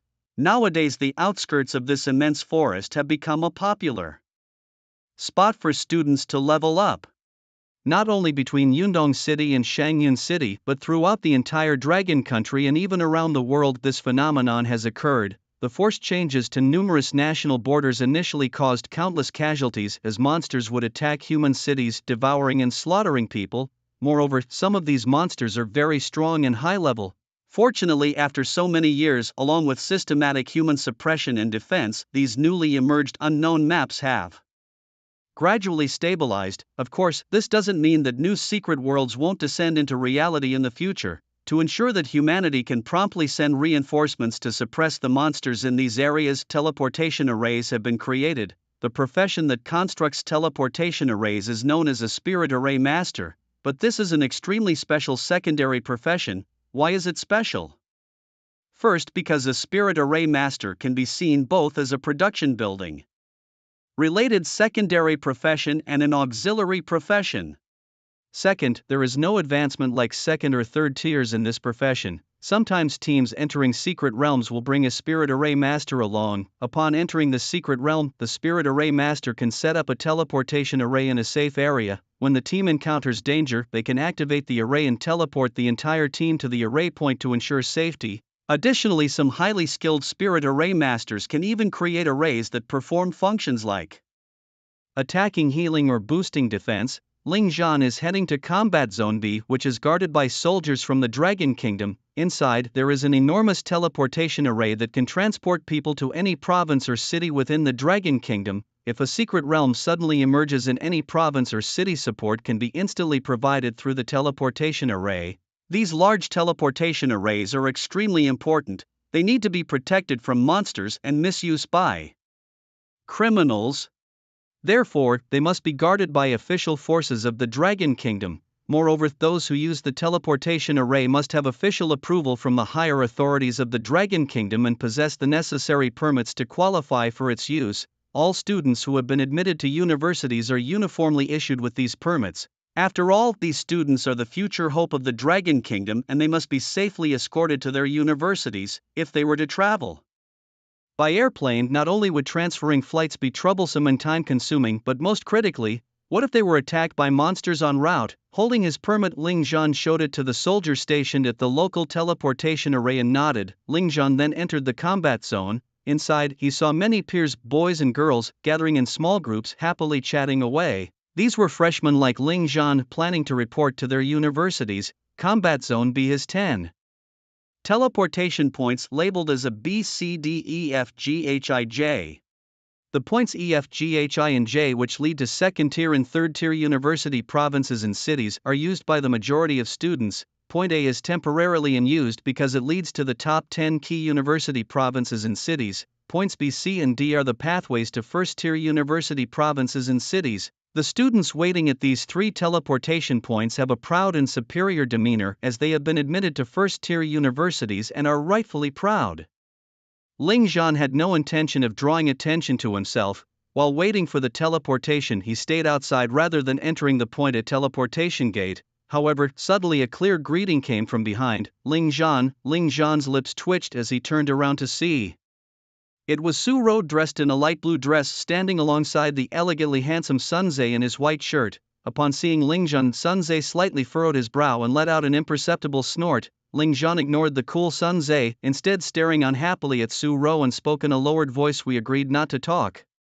"When did we agree to that?" Su Ro replied with a gentle smile. "I remember saying we wouldn't talk at Tianyan Academy, but I never said anything about not talking in Yundong City." "Su Ro, let's go, it's almost time for the teleportation, let's wait inside," said Sun Zhe, who then took the lead, entering the teleportation point waiting area. "Okay." Su Ro nodded and elegantly walked in. The surrounding students also noticed Su Ro and Sun Zhe, sparking a burst of discussion. "Sun Zhe is so handsome, I heard he was even interviewed by the Yundong City News, top 100 at the provincial level, a professional archer, his future achievements are limitless. Su Ro looks so beautiful today, the goddess of my dreams." Su Ro and Sun Zhe really match well, a talented man and a beautiful woman. Hearing these comments, Sun Zhe couldn't help but proudly lift his head and puff out his chest. However, suddenly someone said, "Pity, compared to Ling Zhan, Sun Zhe is still lacking quite a bit." Sun Zhe's face fell immediately. Meanwhile, Su Ro, with a delighted expression, waved at Ling Zhan from a distance and called out sweetly, "Hey, Ling Zhan, the top scholar, everyone here is talking about you, won't you come over?" The students, surprised, looked skeptically at Ling Zhan. Really, this gloomy man with a cap and head bowed is Ling Zhan? To the students of Nanzhou province, Ling Zhan was a well-known figure, yet they never imagined that this young man, wearing a cap and bowing his head, would be the famed top challenger of the entire province. Suddenly, many students started to gather around Ling Zhan. Seeing this, Ling Zhan couldn't help but curse inwardly. "Senior Ling Zhan, I've seen videos of you clearing the academic challenge dungeons online, you're really cool. Also, I heard about your sparring with the talented student from Huacheng Academy, you broke his arm and still won, is that true?" "Senior Ling Zhan, as a freelance gamer, I reached level 20 in the instance and got stuck. How would you handle it?" One after another, his peers crowded around him, bombarding him with questions. Ling Zhan wanted to pass by expressionlessly, but the genuine admiration and sincerity on their faces made him feel as if rejecting them would be a sin. Fortunately, the officer in charge of the teleportation point called out, "The teleportation point is about to activate, please be ready," giving Ling Zhan a perfect excuse to leave. He quickly walked into the teleportation area, leaving those who didn't get there answers looking disappointed and regretful. Sun Zhe, seeing Ling Zhan enter, snorted coldly and turned his face away, not even sparing Ling Zhan a glance. The glory that should have been his was now being overshadowed. Moreover, he couldn't understand why Su Ro chose Tianyan Academy. Ling Zhan didn't bother interacting with Sun Zhe. He could feel Sun Zhe's hostility towards him, but it didn't matter to him. It wasn't just about being at an academic institution. Of course, Ling Zhan didn't care now, but that didn't mean he wouldn't care later. Ling Zhan was someone who held grudges. Fongbo of Huacheng Academy, he would eventually have his revenge. Also, the Sun Zhe, if you can keep this hostility buried in your heart, then I, Ling Zhan, will not bother with you, but if you foolishly provoke me, don't blame me for taking you down too. Even a patient man can bite when pushed too far, don't provoke the patient ones. Ling Zhan turned to look at Su Ro, speaking earnestly, "I hope you will honor our agreement." Su Ro giggled, blinked her eyes, her delicate and pretty face full of innocent charm. "What agreement did we have? I don't seem to remember." Ling Zhan was momentarily at a loss for words. Just then, beneath their feet, icy blue patterns emerged, interrupting what Ling Zhan was about to say. A dazzling light flickered. In an instant, all 3 of their figures vanished. Tianyan Academy was located in Heiyuan City, the provincial capital of Dongling Province, as one of the top 10 key combat academies in the Dragon Nation. It boasted top-notch faculty and educational resources. Situated in the northern suburbs plains of Heiyuan City, the campus covered a vast area. The famous Black Flame Mountain Range was located to the east of Tianyan Academy. It was said to be the training ground for the students of Tianyan, where many instructors issued academic tasks that needed to be completed there. Naturally, the outer areas of the Black Flame Mountains were not very dangerous, but venturing deeper could lead to encounters with high-level red name monsters akin to Quasi-Lord level. Moreover, their level was quite high, not something ordinary students could handle. The architectural style of the academy was diverse, featuring ancient-style pavilions and bright, magnificent palaces. Inside a palace hall within the academy, a blue light flickered. Ling Zhan and Su Ro's figures appeared here. Seeing the unfamiliar palace, Ling Zhan and Su Ro knew this was their destination, Tianyan Academy. "You two little fellows have finally arrived." At that moment, a middle-aged man stood at the entrance of the palace smiling at them. It was teacher Zhu Yaoshan. The two hurriedly greeted him. Zhu Yaoshan wasted no time, handing Ling Zhan and Su Ro each a Tianyan Academy freshman guidebook. "Go and register yourselves. Everything you want to know is in this handbook," he said, pausing briefly before adding meaningfully, "because Tianyan Academy has consecutively won the Academy League Championship for several years, it has attracted countless prodigies to apply. This means that this year's freshmen are of the highest quality ever. They include the top students from various provinces of the Dragon Nation, even top scholars. Furthermore, thanks to cooperation projects with some top foreign academies, some outstanding international students also attend as exchange students. So both of you should be more prudent at school in the future and avoid conflicts as much as possible. After all, you are adults now and must take responsibility for your actions," Zhu Xiaoshan said before he left. Hearing this, both Ling Zhan and Su Ro's expressions turned serious. Zhu Xiaoshan's words were straightforward. He was reminding them that this batch of freshmen was full of hidden dragons and crouching tigers teeming with talent. It's best not to stir up trouble if it can be avoided. This is no longer high school, and you are both adults. If conflicts arise between students and hatred ensues, as long as school rules and the laws of the Dragon Nation are not violated, the academy will not side with any party but will only support friendly sparring between the two. How friendly this sparring could be, nobody really knows. It is no wonder this is among the top 10 key combat academies. The way they handle issues is so direct and straightforward. However, Ling Zhan likes this way of dealing with things. Strength reigns supreme. The Tianyan Academy consists of 5 colleges in 7 major areas. Even with a map and the freshman guidebook, it took Ling Zhan and Su Ro half a day to find the registration area for new students. What beautiful juniors! The quality of this year's female freshmen is really high. Hurry up and ask for contact information. The end of single life is in sight. Su Ro's arrival excited the male students at the registration area. In fact, every year a large group of senior students with ulterior motives volunteer eagerly to help with the new student reception. Obviously, their purpose is to see if there are any handsome boys or beautiful girls among the newbies. "Junior sister, let me help you with your luggage," a senior said with a bright smile, rushing over. Su Ro nodded with a smile. "Thank you, senior." The senior took the cute pink suitcase from her hands and his arm sank. "Ha, is this suitcase filled with bricks? Why is the junior sister's suitcase so heavy?" The senior's face looked a bit off. Today he had helped 10 junior sisters and each suitcase was heavier than the last. Damn it, what the heck is inside these? His profession was a mage, with all attribute points allocated to intelligence and agility, the agility to better kite enemies in battle. As a mage, he dreaded close combat, so his strength and physical conditioning were somewhat lacking, causing him to struggle with the cute pink suitcase. Still, he gritted his teeth and persevered. He couldn't lose face in front of such a pretty junior. In contrast, Ling Zhan, who was standing right next to Su Ro, barely received a glance from the senior students. Whether in his past life or this one, it was always a world that judged by appearances. Ling Zhan couldn't help but sneer inwardly. After a moment of reflection, Ling Zhan carried his luggage to the registration desk and signed in. The student council member sitting behind the desk was a pretty senior sister. After one glance at the plain-looking and simple-faced Ling Zhan, she couldn't be bothered to look up again. "Here's a form, fill it out first." Ling Zhan took it and immediately filled out the information. After he finished, the senior sister took it over and glanced at it. A look of surprise appeared on her delicate face as she exclaimed, "Ling Zhan, are you the one who topped the provincial trials in Nanzhou province?" Her words struck like a bolt from the blue. The volunteer students nearby, upon hearing the word top scorer, immediately turned their heads to look. After all, in any major academic institution, anyone associated with the title top scorer would receive significant attention. "Ling Zhan, this honest-looking guy, is that Ling Zhan, the one who, as an unaffiliated wanderer, topped the Nanzhou province trial rankings?" TSK, you really can't see anything special about this guy at first glance."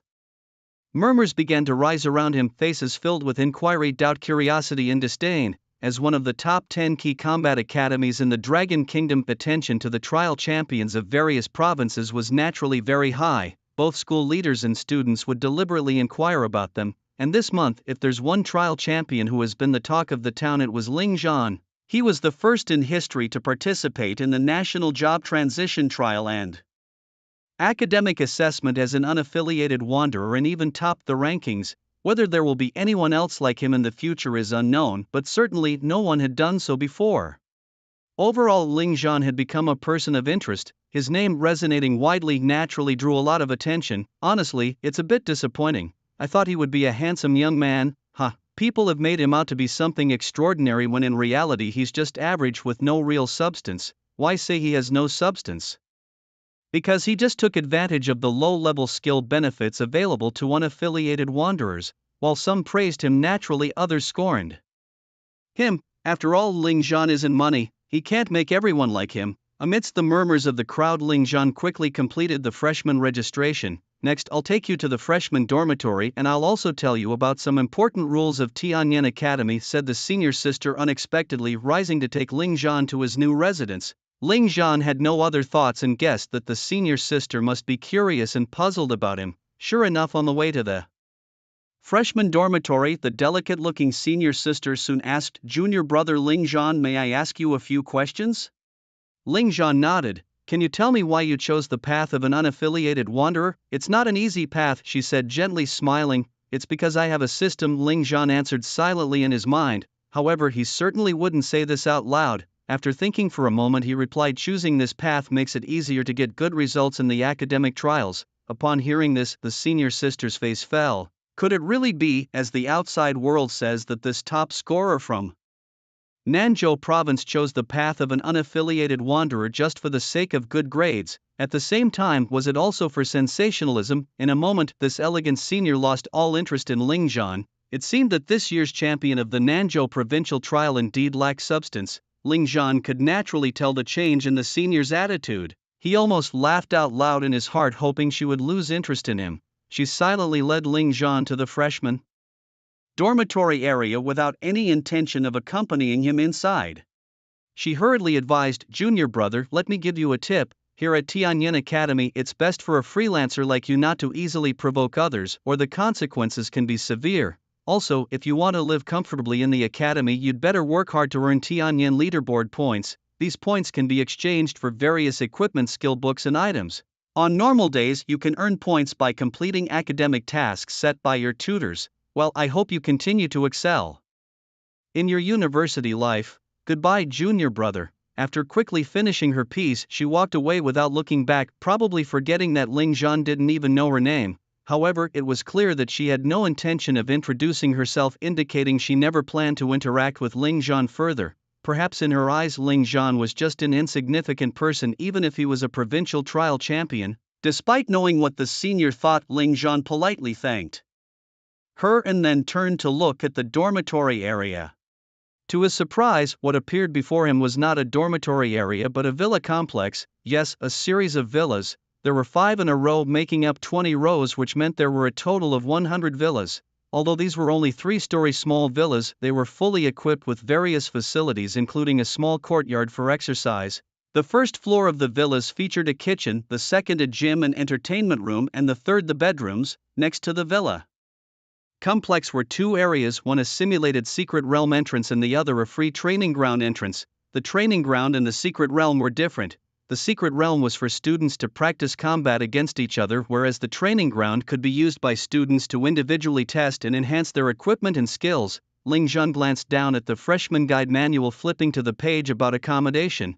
It read, "Our school allocates dormitories to all freshmen based on their academic performance. The top 100 can stay in first-class dormitory areas, each with a single 3-story villa fully equipped with all facilities.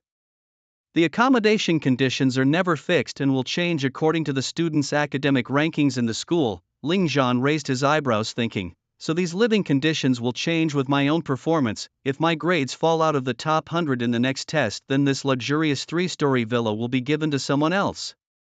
According to the freshman guide manual, the dormitory areas were divided into 4 grades. A B, C and D. Grade A was a single luxury villa, B was a double-room dormitory, C was for 4 people and D accommodated 8 people. Perhaps some might argue that arranging dormitories so explicitly based on performance is a bit inappropriate, potentially damaging some students' self-esteem. Indeed, it would. In Ling Zhan's previous life, universities generally didn't differentiate living conditions this way. However, in this life it's a world where strength is revered. Although there are laws to follow, the strong do indeed receive better treatment. Without strength, you can only grit your teeth and endure inferior conditions. To put it bluntly, the school does this to encourage students to train hard and enhance their personal power. Now, in the academy, at worst you might end up in a poorer dormitory due to lack of strength, but in the secret realms, if you're not strong, there's only one outcome: death. Thinking of these things, Ling Zhan smiled. Just for the sake of these living conditions, he had to at least secure a spot in the top 100. Maybe that goal is a bit low. Ling Zhan's small villa has the door number 015-inch, which means that, in the eyes of the school authorities, there are 14 freshmen deemed better than him. However, there will definitely be a freshman trial assessment for all first-year students. After all, everyone wants to be the brightest star. This freshman race trial will allow all newcomers to clearly understand their own level. It's also a way for the school to gauge the strength of new students, and the only way for the students to fight for their benefits. As long as one achieves satisfactory results in this big test, the academy will reward the top performers with some nice equipment and items. Due to the anomaly that hit Blue Star, the land plates have shifted and Dragon Country now has 48 provinces. Freshmen from all over will be arriving at Tianyan Academy today and tomorrow, and the opening ceremony will officially take place on September 1st. After entering the small villa with his luggage, Ling Zhan discovered that there was an automated storage shed in the backyard. The shed could be used to store various sundries, and it even had automatic sorting cabinets. The entertainment room on the second floor was equipped with high-end computers, projectors, PlayStation consoles, VR glasses, and more. The gym was fully stocked with all kinds of fitness equipment. The bedroom's soft, large bed felt like lying on a cloud.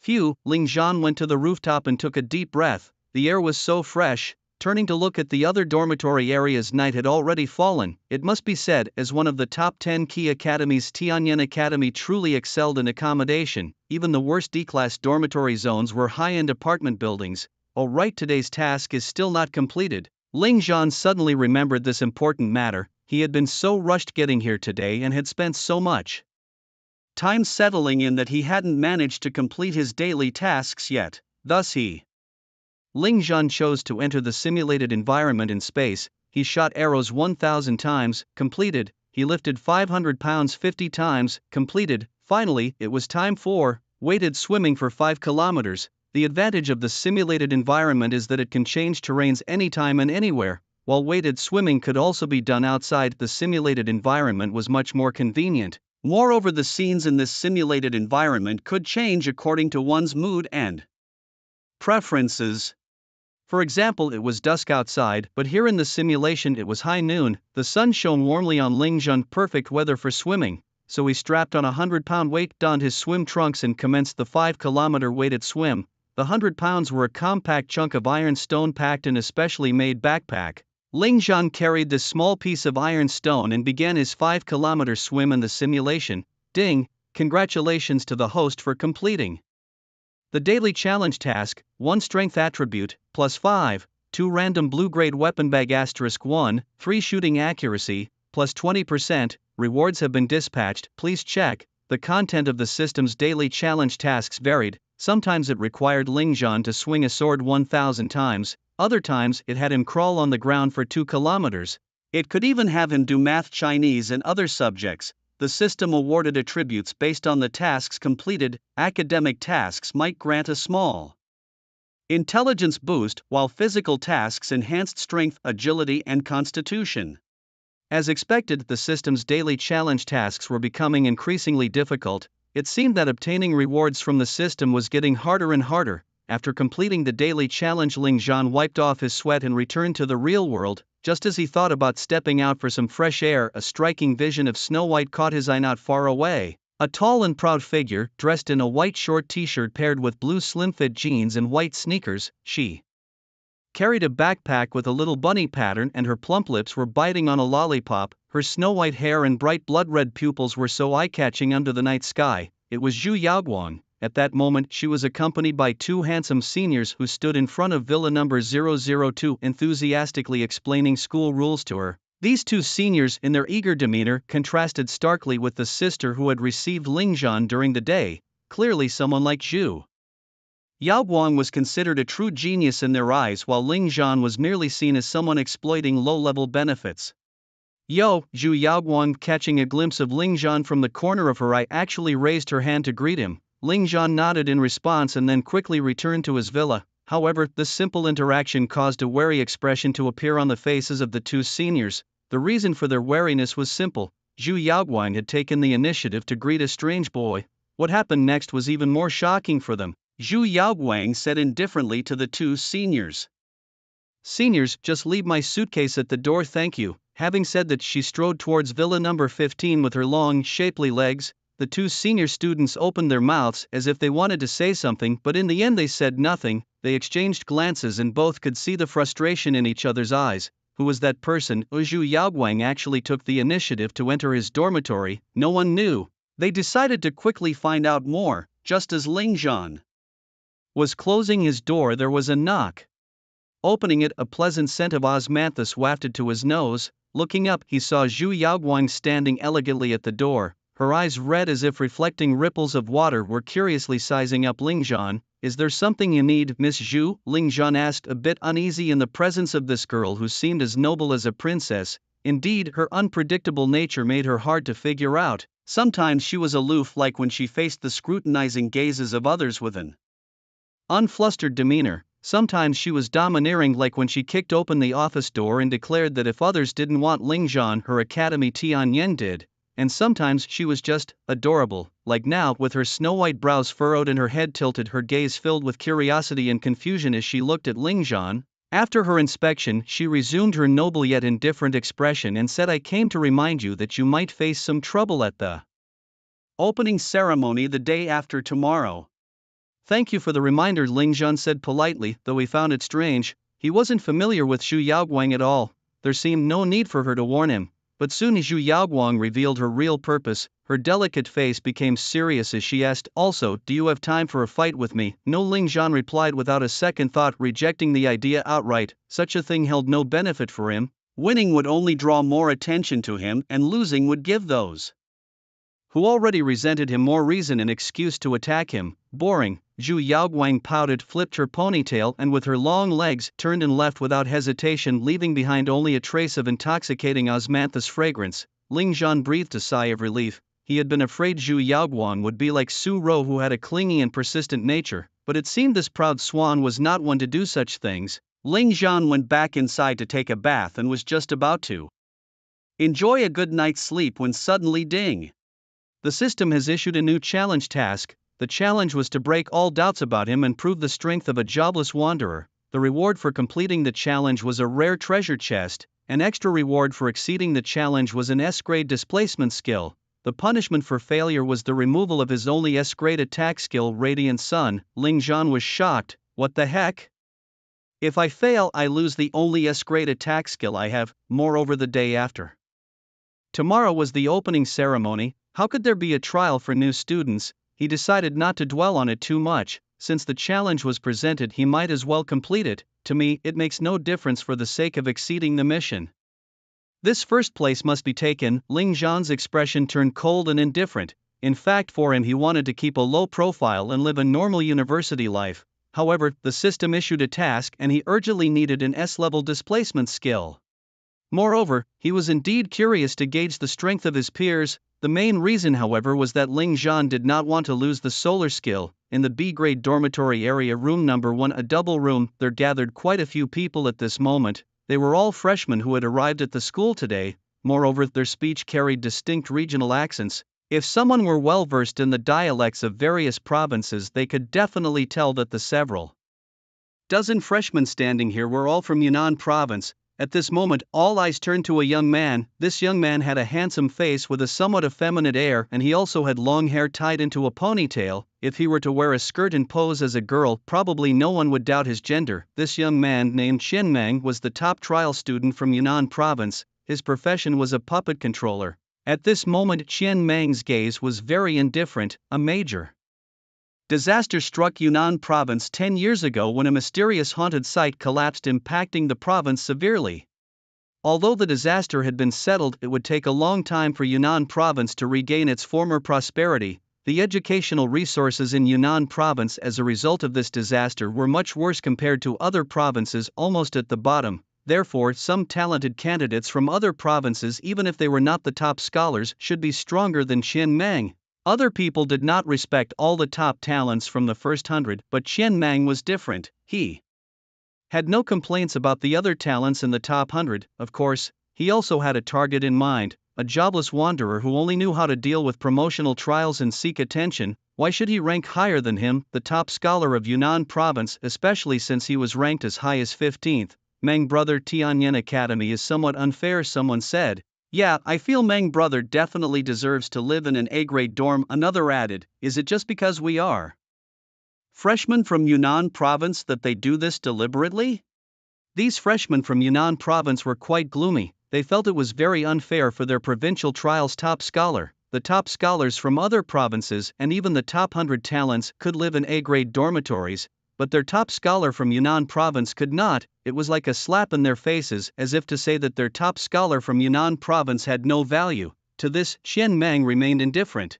Don't be angry, it's normal for us to be looked down upon since our educational resources are weak, but rest assured I will soon fiercely slap the faces of the other prodigies, let them know who really is the underachiever. Qian Meng's voice was as crisp as that of a girl's. Perhaps it was an illusion, but the boys standing beside Qian Mang could even smell a faint scent of perfume. However, they were very angry at the moment and paid no attention to it. Bro Mang, I've already started a protest on the Tianyan Academy forum, and many supporters are backing us up, including some seniors and alumni. The likes and shares have already surpassed 10,000. At that moment suddenly a freshman in the crowd shouted excitedly, Hearing this, everyone's eyes lit up instantly. Qian Mang was also a bit surprised. He quickly grabbed the person's phone and checked the comments. Netizen A, support the protest. Netizen B, as a senior I suggest writing directly to Dean Zhou. Netizen C, as a freshman I also feel it's unfair. Netizen D, you won't believe it, but I found a jobless wanderer among the freshmen in the A-grade dormitory area. Such trash can even get in. I am amazed. Qian Mang with his sharp eyes noticed that the forum's administrator, who was also a senior sister from the student council, had left a comment. Tianyan Academy has always been about meritocracy, only the strong enjoy everything. Since you've raised this issue as the president of the student council, I will personally bring up your suggestions to Dean Zhou. Dear juniors, wait for my news. Seeing this, the netizens were immediately overjoyed. Senior sister is awesome. Not sure if it will help, but hopefully Dean Zhou will hear our protests. We indeed need a fair competition to see who is the mule and who is the horse. Let's bring them out for a walk. No need for us to protest anymore. The student council president will make the suggestion. We just wait for the news, Qian Mang said calmly. Many freshmen nodded, but still couldn't suppress the turmoil within them. Not only were the freshmen around Qian Mang indignant, in fact at this moment freshmen in other dormitory areas were also suffocatingly frustrated, but they were all waiting. In the spacious and bright office of the Tianyan Academy Student Council, a girl in a water-ink yin-yang robe sat at the desk looking at the computer. She wore glasses and had her hair tied in 2 braids. Her face was pretty, her demeanor cold, exuding an irresistible desire to conquer. Interesting. This situation happens every year and it hasn't even officially started school yet, but they're already at odds with each other. The girl smiled faintly. She then dialed Dean Zhou's phone. Dean Zhou, the student council has reported that this batch of freshmen are experiencing intense dissatisfaction. This is a ticking time bomb. If not handled properly, it might cause a backlash. In the main building of Tianyan Academy, on the 7th floor in the conference room, a teacher walked in with a smile to report. Inside the conference room there were 5 big shots seated, and these 5 big shots were the deans of the 5 colleges of Tianyan Academy. The 5 academies are the Combat Academy, the Magic Academy, the Shadow Academy, the Prayer Academy, and the Strategy Academy. There are no occupational restrictions in any of the academies, but each has a focus. The Combat Academy focuses on physical professions, the Magic Academy on magical professions, the Shadow Academy on critical hit professions, and the Prayer Academy on support professions. As for the Strategy Academy, strictly speaking, it is a non-combat academy officially named the Tactical Guidance Academy. The students here primarily study not combat skills but tactical command, practical guidance, and theoretical research. In the meeting room, the 5 deans listen to the teacher's report, each smiling faintly. The quality of this year's freshmen is the highest ever, with top scholars from 48 provinces, 15 of whom have joined our ranks. This includes some of the most talented students from provinces known for their educational excellence, though not all are top scholars there. Abilities surpass some of the top scholars from other provinces. It's normal for new students to confront each other at this time, the teacher continued. Dean Zhou Hongfu of the Combat Academy, a kindly old man in his 50s, wasn't upset about the freshmen's protests. So, Zhou, what do you think? Asked Li Manchun, the dean of the Magic Academy. What else could I think? Let's stick to the old tradition of Tianyan Academy. Let them fight it out, but let me just say when it's time to assign the new students to the academies, no one better compete with me for Zhu Yaoguang, interjected Han Xiao, the dean of the Shadow Academy, a corpulent woman with a dignified air, lounging with one leg over the other, idly twirling a dagger with her slender fingers.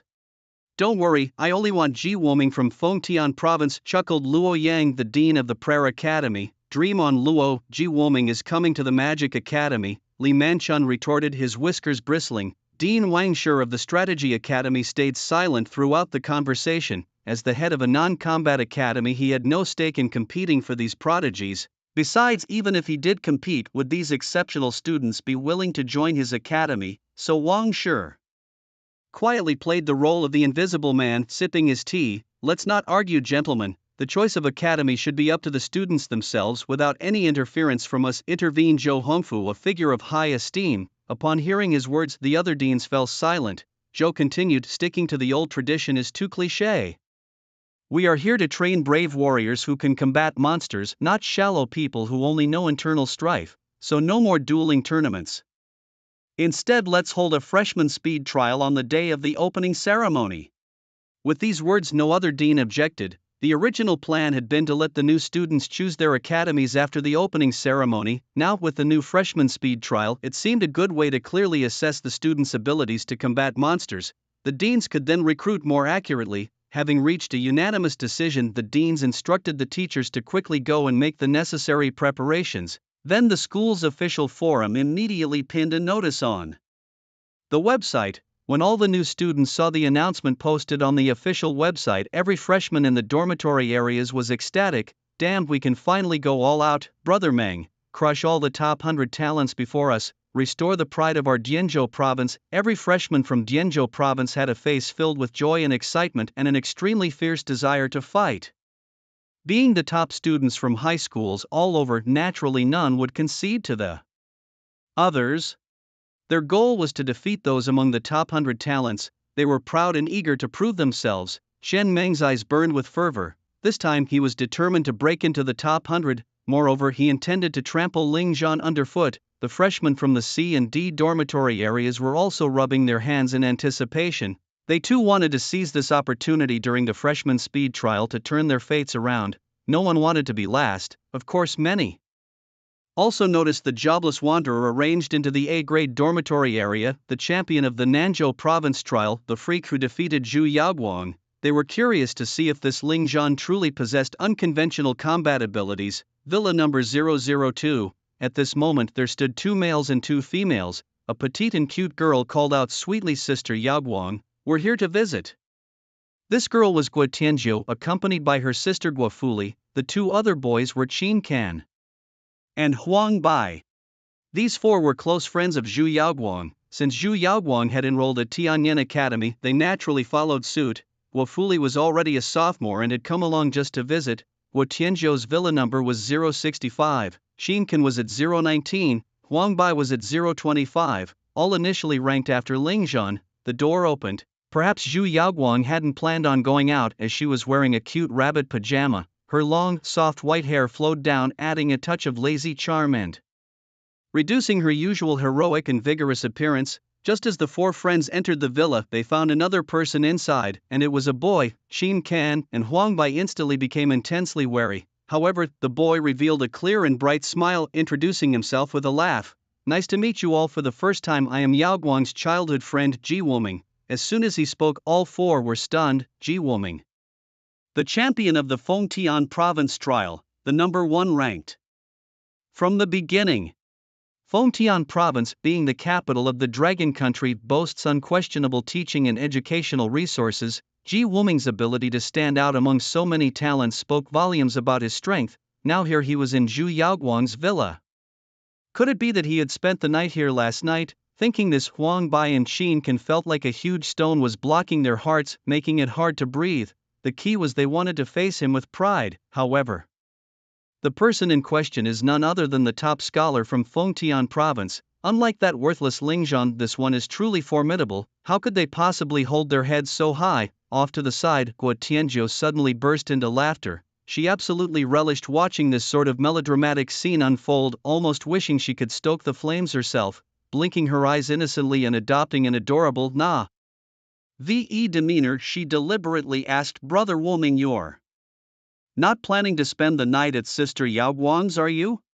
When Guo Tianzhou posed this question, the other three stared at Ji Woming with varied expressions. Guo Fuyui looked on with curiosity, Huang Bai with a face full of eager combativeness, and Qin Can with a solemn demeanor. Faced with their scrutinizing gazes, Ji Woming's handsome face showed a hint of helplessness. "I would indeed like to stay over at Yaoguang's place, but that would require her consent," he said. His words made Huang Bai and Qin Can breathe a sigh of relief. However, upon reflection, these words implied that Ji Woming did indeed wish to stay the night at Zhu Yaoguang's, but she did not agree. This meant that the champion of Fengtian province indeed had feelings for Zhu Yaoguang. It seemed they were rivals in love after all. The expressions on the faces of Qin Can and Huang Bai grew solemn once again, yet faced with their serious looks, Ji Woming simply smiled lightly. This smile was peculiar. Beneath his polite and gentle exterior hid disdain and pride.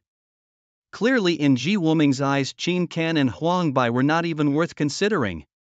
Zhu Yaoguang, accustomed to her friends' jealous quarrels, hardly paid them any mind. She was just about to grab a breakfast sandwich to bite into when suddenly, ding, everyone except Guo Fuyui, who was already in her sophomore year, received a text message. Zhu Yaoguang's beautiful lips curved into a meaningful smile as she read it. September 1st, 7 a.m. The morning mist had not yet fully cleared, and the sports field at Tianyan Academy was already bustling with noise and excitement. Even though it wasn't time to assemble yet, many new students in full gear were already waiting in the square. It was a level 14 to 20 trial realm with an S-level difficulty. In the center of the field floated nearly 1,000 red stone steels. Touching one of these steels would transport a person into the trial realm. As is well known, the trial realms are classified into 6 difficulty levels: SSSSSSABC, with the steel colors corresponding to rainbow gold, red, purple, blue and white, respectively.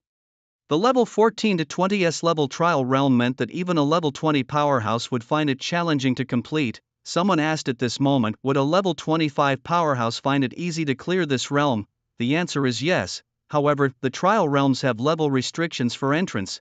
Unlike the real-world demon invasion scenarios, such as a monster forest in reality where the monsters are only level 20 and a level 100 powerhouse could enter freely, in a trial realm only individuals of the specified level can enter. In the trial dungeons of levels 14 to 20, those below level 13 or above level 21 simply cannot enter. Should they try, the dungeon's protective mechanism is triggered, bouncing the intruder out. If an intruder is a top-level powerhouse stubbornly attempting to enter, the trial dungeon would shatter completely, resulting in all the monsters within descending upon the real world.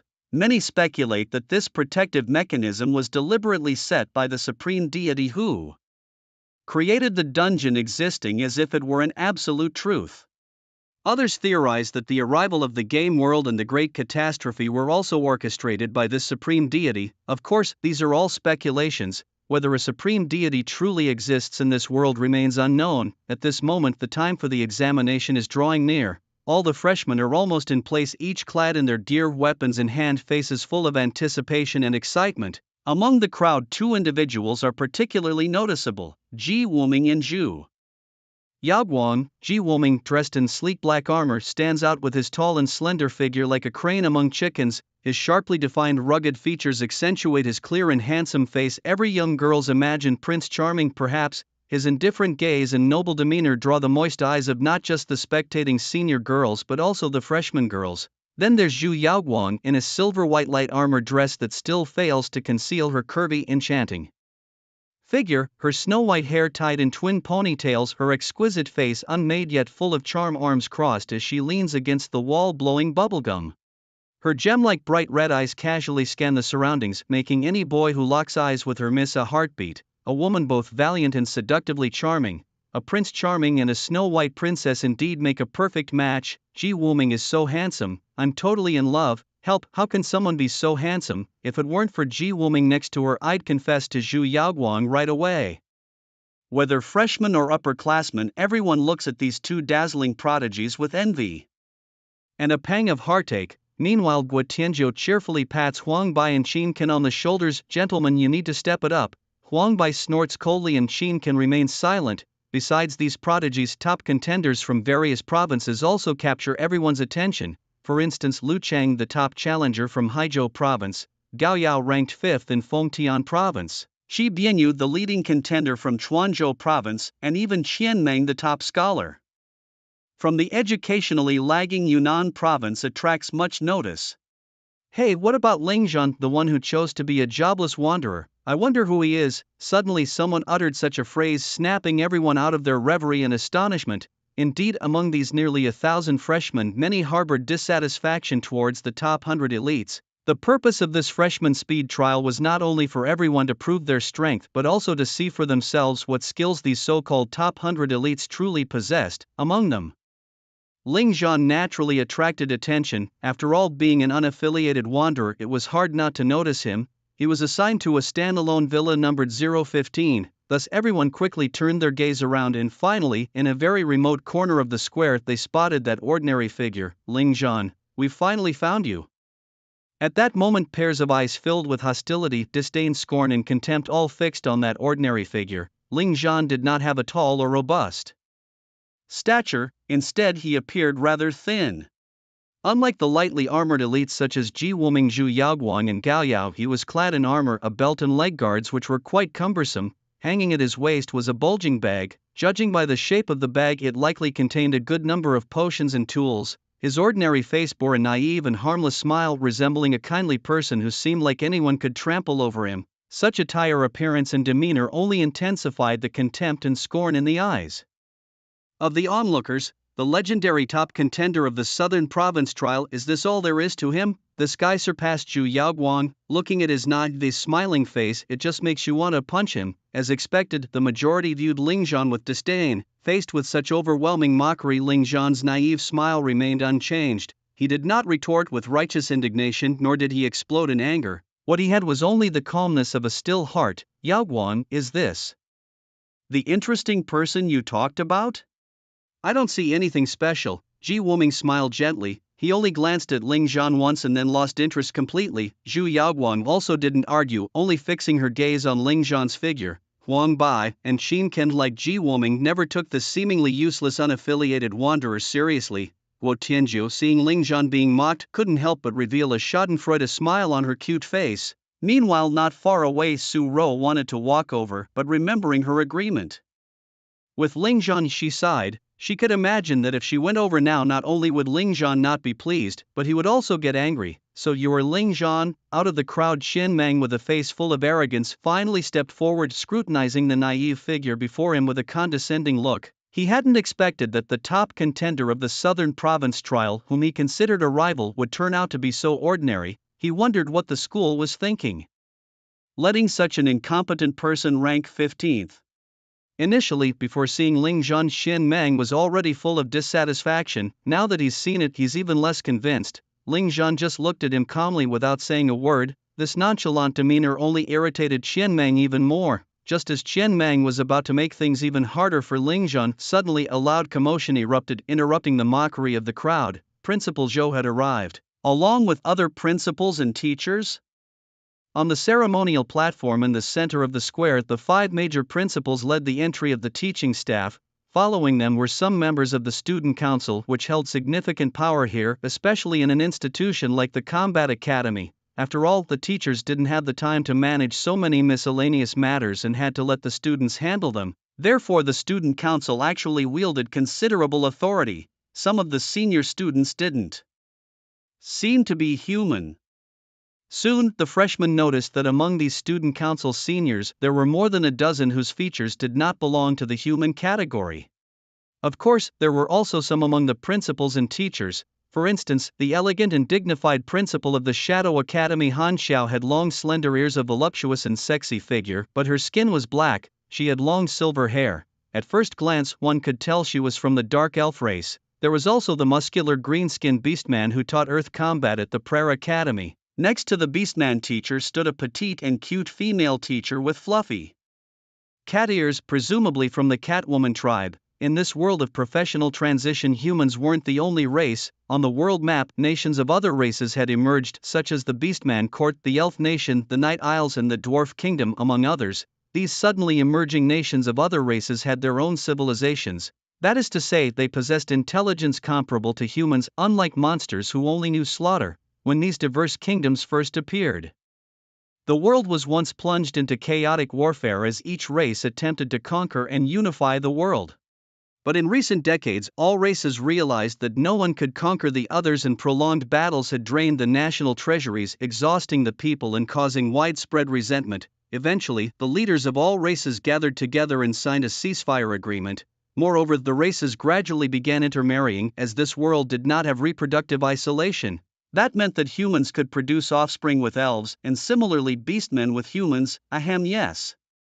That too. Some of the teachers and senior students on the main stage were offspring of such mixed-race unions. For this reason, the Dragon Nation had even implemented a series of policies aimed at attracting talented individuals from other races. It is said that Tianyan Academy has also joined the exchange student program with other races. In the territories of these other races, quite a few outstanding students have been recruited. However, due to the long distances, these exceptional students from other races have not yet arrived at the school. After all, even with the aid of array masters, constructing teleportation arrays between nations is a massive undertaking, not something that can be completed overnight. Therefore, these foreign students must travel by aircraft, inevitably delaying their arrival. Fortunately, these students from other races are not required to participate in the freshman examination. The Dragon Kingdom supports these talented students from other races quite substantially. That Catwoman teacher is just too adorable. Adorable, right? Don't be fooled by her delicate and fragile appearance. If she fully transforms into her beast form, she could sever your neck with one swipe of her paw. Do you believe it? What about it? I swear when I look for a wife, I'll find a beast-ear lady. Are you joking? What's wrong with being a double-spike monkey? Did a double-spike monkey eat your rice? I am a double-spike monkey, the best in the world. Naturally, the new students couldn't help but discuss upon seeing people from various races. Quiet. At this moment, Dean Zhou finally slowly raised his hand, and the noisy chatter in the arena finally ceased. I am Zhou Hongfu, the Dean of the Combat Academy at this school. This freshman speed trial will be hosted by me. I'm not one for unnecessary chatter. In the past, new students who didn't respect each other settled it through one-on-one arena fights. This year, I want to see your practical skills against monsters. Therefore, we have this freshman speed trial. No need for further talk. The trial will start in 5 minutes. Prepare yourselves. As Dean Zhou's words fell, all the freshmen began to boil with excitement. They appreciate this kind of straightforward school leadership. Speak to the point and kick off the trial. The freshman speed trial, as the name suggests, is about speed. Whoever completes the course the fastest gets the best score. In the brief preparation time, all the freshmen had already stopped mocking Ling Zhan. They needed to prepare for the battle. It's worth mentioning that nobody wanted to team up.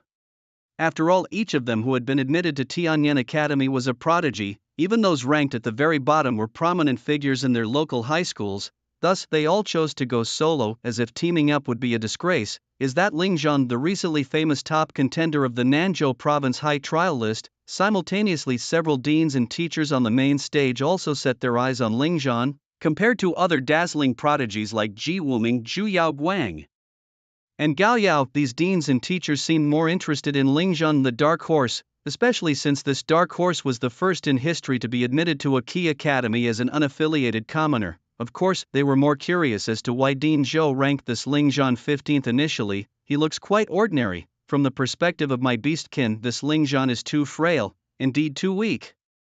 He appears to lack any sense of strength. While sizing him up, the teachers naturally had their assessments. At first glance, he appeared simple and honest with a harmless smile on his face. He was fully equipped, as if fearful of getting hurt when entering the mystic realm. He seemed no different from the ordinary freshman. In fact, you couldn't even see the arrogance that should belong to someone who topped the provincial trial rankings on his face. It was hard to imagine that this person had surpassed Zhu Yaoguang to become the top trial leader of Nanzhou province, as various teachers sized him up and murmured among themselves. 5 minutes quietly passed. A booming sound echoed from the red monument standing on the playground. A deep red light poured from the monument. In front of each stone, there was a number corresponding to the dormitory numbers of the new students. The freshmen only needed to walk to the gate in front of their respective numbered monument to view all the information about the trial realm. Without any hesitation, Ling Zhan took a step forward and arrived in front of the red monument numbered 015. His mind immersed, and an information template appeared before his eyes. Trial realm, Millennium Snow Cave, required level 14 to -20, trial difficulty S-class, number of team members 1 to -5, mission of the realm none, equipment restrictions none, item restrictions none, realm description: a desolate land of eternal snow filled with countless icy caves inhabited by giant shadows of men and beasts. Their favorite food is the flesh and blood of humans. It was clear that this trial realm had no specific missions. It was purely a race. Besides racing, it was still racing. The vast playground, bustling with noise just a second ago, turned eerily quiet and empty the next. Each new student had already stepped confidently into the realm without any hesitation. This was not unusual. As one of the top elite academies in the Dragon Country, the students who could get into Tianyan Academy were not only considered prodigies but were also among the top students in their localities. Naturally, they were extremely confident.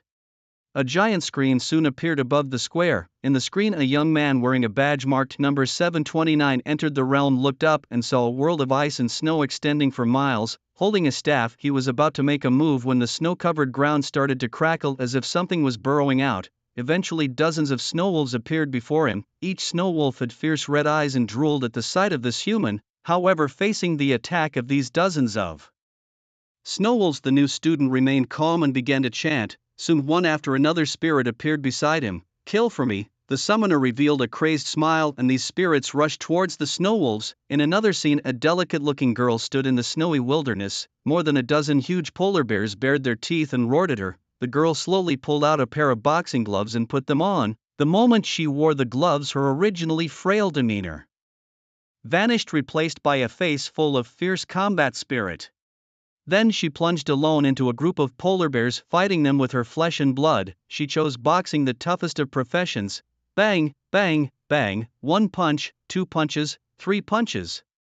Each blow landing heavily, flesh flying. Every polar bear screamed in agony. Some even had their heads burst open, exposing the snowy white of their brains. It's hard to imagine a petite girl under 16 meters tall wearing boxing gloves and wreaking havoc among the beasts. On the screens, every newcomer displayed powerful strength, showcasing their potential as the chosen ones. This year's freshman exam might be the most spectacular since the establishment of the school, and certainly the most competitive. Even the student ranked 900 showed incredible strength. It's still unknown who will win the ultimate crown. Chairman Zhou Hongfu, sitting on the podium, watched these scenes with great anticipation. The other teachers also widened their eyes, intently watching the constantly changing screens.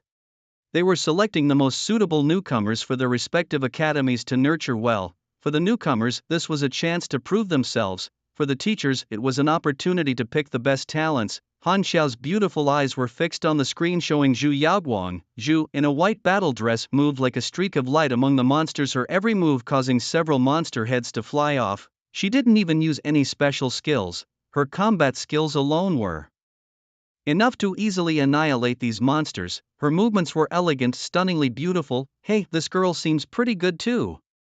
Suddenly Han Xiao noticed another screen. On it, a girl moved like a shadow, cleverly blending among the monsters. With a flash of silver, monsters vanished. Although she used skills, each was a lethal, precise hit. Her use of body techniques and timing to exploit the monsters' recovery phases was nothing short of spectacular. Number 524 Su Ro. Han Xiao frowned slightly after seeing the girl's badge. Strange, why is her ranking so low? Her actual combat skills are outstanding. What she didn't know was that after a month of coaching by Ling Zhan, Su Ro's combat skills, tactical responses, timing and skill applications had all significantly improved. Although ranked only 524 in terms of real combat strength, Su Ro was now a match for the top 200 elites. The Academy's ranking was based solely on Su Ro's performance during the entrance exams. Thus, her rank was only 524. Everyone was engrossed in the performances of these newcomers. It must be said, their strength was indeed impressive. The teachers, focused and observant, watched the newcomers' performances. Of course, right now all the teachers are eagerly awaiting and searching. They are on the lookout for footage of Ling Zhan, as he is the first ever non-professional wanderer to enter a prestigious combat academy. It was time to see his capabilities. Another reason for their curiosity was that he had defeated Zhu Yaoguang, a notably formidable opponent in the college entrance exams. They wanted to see what made this non-professional wanderer who had beaten Zhu Yaoguang so special. The teachers were filled with curiosity about Ling Zhan. Whether they accused him of seeking attention or deemed him as having no future, the undeniable fact was that his scores in the National Professional Advancement Exam had surpassed Zhu Yaoguang's. Look there, suddenly a teacher pointed to the top right corner. Thus every dean and teacher shifted their gaze to that fragment of the screen in the top right corner. The massive sky screen was split into dozens of panels, each displaying a freshman engaging in vigorous combat on a pristine white battlefield, and in the top right corner, the panel labeled 015 slowly came into view. However, flames, the scene that met everyone's eyes, was not of the pristine white but of a towering inferno that filled the entire lens. It seemed as if an endless sea of fire was burning in front of the camera. And then, everyone clearly saw that the non-professional wanderer whom they had looked down upon was wildly swinging a magic staff. From his staff, a relentless stream of high-temperature flames burst forth. What in the world? The basic skill Firestorm was being used without any cooldown in his hands. Holy smokes, what's happening? Good grief, a 50 combo Firestorm, using up so much energy in the first level. Isn't he afraid of dying? The figure madly casting flames left the audience completely dumbfounded. Did this man not worry about his mana at all, launching dozens of firestorm attacks right from the start? Indeed. He was just a flashy nobody. Although it was a speed trial, acting like this from the start meant he would be finished by the second level. It was like a marathon race. Even though it was about speed, it was still a test of endurance. Even the teachers on the main stage, after seeing Ling Zhan's exaggerated combat, shook their heads. To go all out just to pass the first level seemed very irrational, and it appeared he was not as impressive as his reputation suggested. They wondered how such a person could have beaten Zhu Yaoguang. Seconds later, the camera finally cleared up. Everyone could now see tiny flakes of soft white snow gently falling from the sky. The camera angle adjusted, revealing a scene like a land scorched by thousands of fires, a charred earth stretching across 100 meters, completely black. Beyond this 100-meter radius, the ground was still pristine white. The contrast between black and white was striking. The bodies of snow wolves, white bears, and ice tigers lay across the scorched blackened earth, their fur completely melted away, exposing their charred bodies that made onlookers instinctively cover their mouths. The audience could almost smell the scent of cooked flesh in the air. With a snap, on that lifeless land, a thin figure slowly stood up, lightly dusting off the ash on his armor. Then, hands in pockets, he casually walked towards the next challenge of this mystical realm. He seemed to handle it with ease, but in the eyes of everyone around, this boy wouldn't go far. Of course, some people did notice something odd. That was, why was Ling Zhan's blazing firestorm, which is obviously a basic skill, so powerful? And why did it come with some booming sounds? This completely fell into their knowledge-blind spot. Unheard of. Compared to the baffled students, the other teaching staff stared intently at the screen with grave expressions, beginning their analysis. The power of this little guy's blazing firestorm was indeed unusual. Could it be that he was disguising it, actually casting high-energy fireball? But the problem is, he is a jobless wanderer. The only elementary fire skill he should have learned as a mage seems to be blazing firestorm, right? But this skill shouldn't be so powerful. How could it create such a spectacular scene? The teaching staff were also encountering such a situation for the first time. They analyzed for quite a while. They all found themselves unable to explain the cause of the scene before them. Thus, they could only look helplessly towards the dean of the Magic Academy, Li Manchun. Li Manchun noticed the gazes of the teaching staff. His lips twitched involuntarily.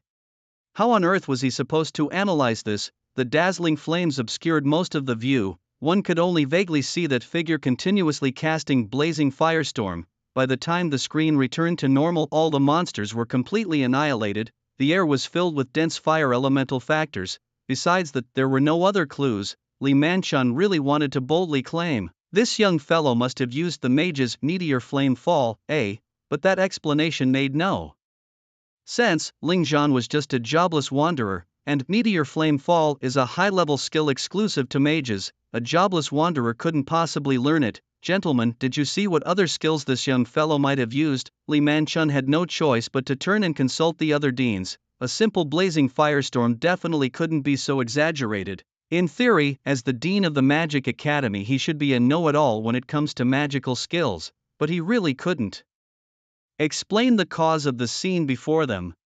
The other four deans looked at each other and all smiled bitterly. Just from their expressions one could tell what they meant. "We don't know either." Wow, all the teaching staff were shocked. Goodness, this Ling Zhan came up with a problem that even the deans couldn't explain right off the bat. It must be that we were late in switching to his camera, missing his casting scene.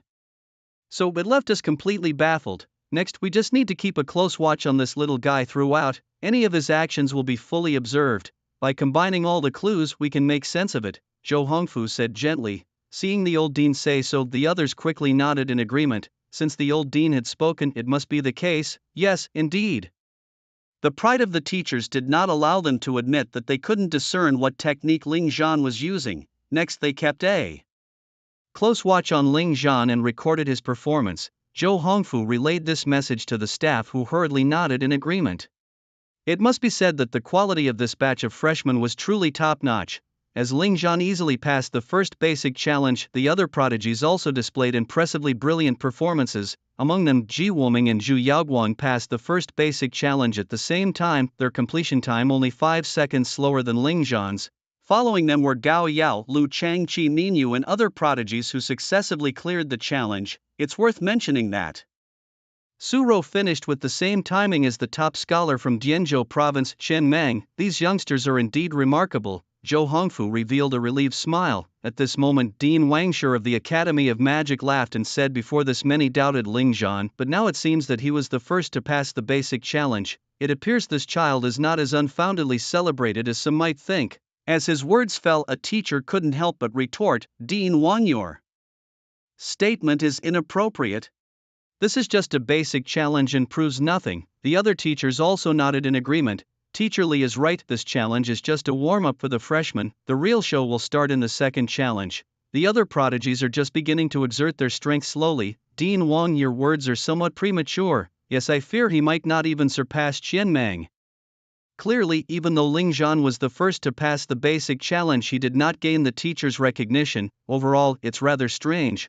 Could this young man have secretly mastered high-level skills? That shouldn't be possible, as high-level skills of other professions are not something that an unaffiliated wanderer can learn. Another teacher voiced a guess, then refuted his own conjecture. Everyone knows that an unaffiliated wanderer cannot learn the high-level skills of other professions, yet the devastating scene before them seemed like it could only be the result of high-level skills. As for the teacher's conjectures, Dean Wangshur was also pondering.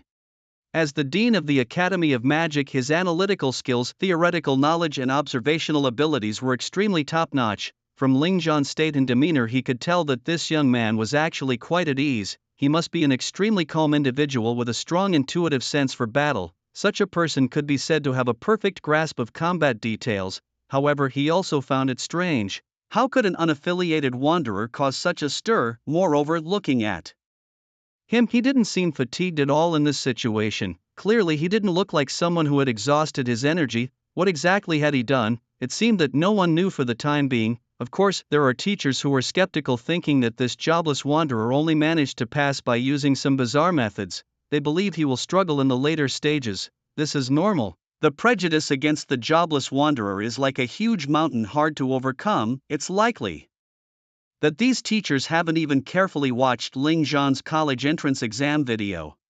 Deans, what do you think? Seeing that the teachers were not optimistic about Ling Zhan, Wangshur turned to gauge the dean's attitudes. The dean of the Magic Academy, Li Manchun, didn't speak. The bald middle-aged man just gave a faint smile, but this faint smile was enough to show his stance. He tacitly agreed with the teachers. The voluptuous and attractive dark elf Han Xiao gently shook her head. he is not suitable for my Shadow Academy. Luo Yang, the dean of the Prayer Academy, murmured. I watched the college entrance exam video too, and I didn't see him use any support skills throughout. He probably isn't a fit for the Prayer Academy either. Seeing that all three deans expressed disdain for Ling Zhan, Wang Shi's mouth almost split to his ears. He quickly said, well, let's make it clear then, you can't compete with me for this young man later. The three deans all nodded with a smile, secretly thinking is just a jobless wanderer worth Wang's high regard. Only Zhou Hongfu suddenly spoke at this moment. Young Wang, the old dean, hasn't nodded yet. Huh? The three deans were surprised to see Zhou Hongfu stand up at this time. Wang Shi gave Zhou Hongfu a wry smile. Old dean, my art commanding academy ranks last in the final comprehensive test every year. It's hard to come by a talented individual. Can't you let it go? The other three deans thought to themselves. Just one Ling Zhan, would that stop your academy from ranking last? Given the special nature of the art commanding academy, ranking last is normal. The art commanding academy focuses more on theoretical guidance. The outstanding students from this academy usually play the role of commanders on the battlefield. Seeing Wang Shi's pitiful look, the old dean had no choice but to say, I won't actively compete with you, but the choice ultimately depends on the student's own will. Wang Shi showed a smile. Naturally, the remaining three deans frowned. They didn't understand. Even though Ling Zhan's combat level was strong, his essence was still that of a jobless wanderer. Why obsess over a jobless wanderer with no promising future? Aren't geniuses like Ji Wuming, Zhu Yaoguang and Gao Yao more appealing? Whether those geniuses are appealing or not, Ling Zhan doesn't know, but the scene he was currently in was filled with the smell of barbecue, which was quite appealing. The outside world speculated that Ling Zhan had deployed multiple fires of war in this stage to create such a gruesome scene. However, they didn't know that from beginning to end Ling Zhan had only used two skills: the mage's fires of war, E, and the demolition maniac's liquid petroleum bomb, E. One of the advantages of being a jobless wanderer is mastering the basic skills of various professions, thus allowing for the combination of two different professional skills. The demolition maniac is also a domestic profession. Ling Zhan had already obtained the basic skills of his profession through the system's rewards, and the combination of these two skills proved unexpectedly satisfying to him. The bursting of the liquefied petroleum bomb covered the ground with liquefied petroleum, which was then ignited by dozens of fireballs, causing a spectacular explosion. With the ground drenched in liquefied petroleum, the already powerful fireball spell acted like a mini-bomb, exploding with a roaring blast and steaming sea of fire. Moreover, the monsters in this secret realm had very low resistance to fire elements. The explosion wiped out dozens of monsters in an instant. It was that simple and brutal. The key was the very low consumption of mana. Ling Zhan didn't even need to activate his talent, Magic Controller, B+, as his mana replenished automatically. The teachers outside probably never imagined that Ling Zhan could easily pass this level with just two basic skills. After warming up in the basic level, Ling Zhan proceeded towards the towering majestic snow mountain. Beneath the snow mountain lay interconnected snow caves like a labyrinth, complex and easy to lose one's way. Inside the dark, pitch-black snow caves, where one couldn't see their own hand, the occasional sounds from the depths were chilling. Buzz, Ling Zhan's approach triggered the opening of the second level. The thick mountain wall began to shake and eventually collapsed, revealing a huge opening, the true entrance to the snow caves. Without any hesitation, Ling Zhan stepped in. The moment he entered, Ling Zhan felt a heaviness on his shoulders, and immediately after, his vision, which was barely clear before, turned pitch black. His ears felt plugged, and the scent of decay he could smell before vanished, indicating a decreased sense of smell. Touching the walls of the cave, he couldn't feel any coldness, suggesting even his sense of touch was diminished. At the same time, Ling Zhan could feel that all his attributes had been reduced by 20%. It seemed this was the challenge Tianyan Academy had set for new students. This second level must involve fighting monsters under a debuff condition. As one of the top 10 elite academies in the Dragon Empire, Tianyan Academy's speed trial secret realm was naturally not simple. Reducing the challenger's attributes could indeed pose a significant problem. Moreover, countless monsters were lurking around watching him. Ling Zhan could feel the presence of many monsters slowly approaching, and these monsters were more fierce and harder to handle than those in the first stage. True to its reputation as a key combat academy, the difficulty of the trials for a freshman was indeed high. Ling Zhan smiled faintly, showing no sign of panic. A second after his smile, Ling Zhan pulled out a bead from his pocket and tossed it casually. Boom! the bead exploded, bursting into dazzling flames in the dark environment. This bead was merely a small prop to lure the enemy. Roar. As expected, the creature nearest to Ling Zhan in the snow cave was attracted by the explosion. It was a trio of snow wolves. However, compared to the basic level snow wolves, the ones appearing now were significantly more robust, their mouths filled with sharp and enormous fangs. At this moment, the three snow wolves bared their teeth and growled, standing just 5 meters away from Ling Zhan. Their crimson beastly pupils fixed intently on this human, the pupils bursting with a strong desire to feed. Eye of appraisal. The information of these three snow wolves appeared before Ling Zhan's eyes. Monster, Elite Snow Wolf Level 16, Skills, Brute Force, Basic Regeneration, Claw Strike, Mystical Gift, Frenzy, Health, 700/700, Defense, 500, Status, Frenzied, Hungry, Quality, Blue. Note, in frenzy state the monster's attributes increase by 150%, under the Eye of Appraisal. An additional column appeared showing the mystical skill bestowed by the secret realm. This means that all monsters in this millennia-old snow cave possess this skill. Roar. The three elite snow wolves didn't give Ling Zhan a second more. At this moment they all pounced to attack. They longed to devour the delicious flesh of this human completely. Facing the attack of the three monsters, Ling Zhan immediately communicated with his breaking formation 1000 mechanisms ring. The staff Sunset Fall appeared in its form. It was a very slender and aesthetically pleasing fiery red staff, topped with a floating fiery red gemstone. This fiery red gemstone emitted a scorching temperature, the red light subtly flickering like a small star embedded in it. Earth Prison Technique. The debuff of the mystical realm only suppressed the senses of the challengers but had no effect on their spell chanting. Thick mud transformed into a prison, binding the movements of the three elite snow wolves. Simultaneously, Ling Zhan stepped back 2 steps. The breaking formation 1000 mechanisms ring instantly transformed into a heavy sword and shield Manchu form. Battle cry. An invisible sound wave emanated from Ling Zhan's mouth. The sound wave swept past the ears of the elite snow wolves. They howled in pain and their attempts to break free from the earth prison technique unexpectedly ceased. A hint of daze appeared in their crimson beastly pupils. Mental shock effect. As mentioned before, because of his talent omnipotence, the evolution had elevated all basic skills levels and also made each basic skill carry additional effects. Battle cry, E, not only had the defense reduction effect but also carried a slight mental shock effect. Under the mental shock, the elite snow wolves fell into a brief mental blank, and it was at this moment the breaking formation 1000 mechanisms ring changed back to its original form. Ling Zhan stretched out his right hand towards the three elite snow wolves. A strange psychic wave spread out. Tame. E, a basic beastmaster skill, consumes mana, emits psychic waves, enters the mind world of the beast, engraves a psychic contract and forcibly controls it. Note, once tamed, the beast's vision, sense of smell, memory and more are shared with the beastmaster, who can forcibly terminate the control contract at will. The beastmaster's method of combat involves taming powerful creatures to assist in battle. The three elite snow wolves present are naturally considered such creatures. Considering that taming is only a basic skill, in order to increase the success rate of taming, Ling Zhan first restricts their movements, then shocks their spirits. In a state of mental haziness, the success rate of taming undoubtedly approaches 100%. Covered by a strange wave of mental fluctuations, the three elite snow wolves are instantly controlled. When they open their eyes again, the fierce thirst for blood has disappeared, replaced by a respectful submission. The three elite snow wolves lie prostrate before Ling Zhan, their tails wagging madly in a dog-like manner. Through shared memory, Ling Zhan gains a certain understanding of the nearby snow cave passages and the layout of the terrain. At the same time, he also learns about the distribution of nearby monsters. The monsters in this level are not strong, all being blue-named monsters. Surprisingly, the boss guarding this level is a gold-named monster. Since it's a race against time, there's no need to waste time on minor monsters. Head straight for the boss. After understanding the distribution of monsters in this level, Ling Zhan does not hesitate. He mounts the wolves. The bodies of the elite snow wolves are strong and large enough to serve as Ling Zhan's mounts.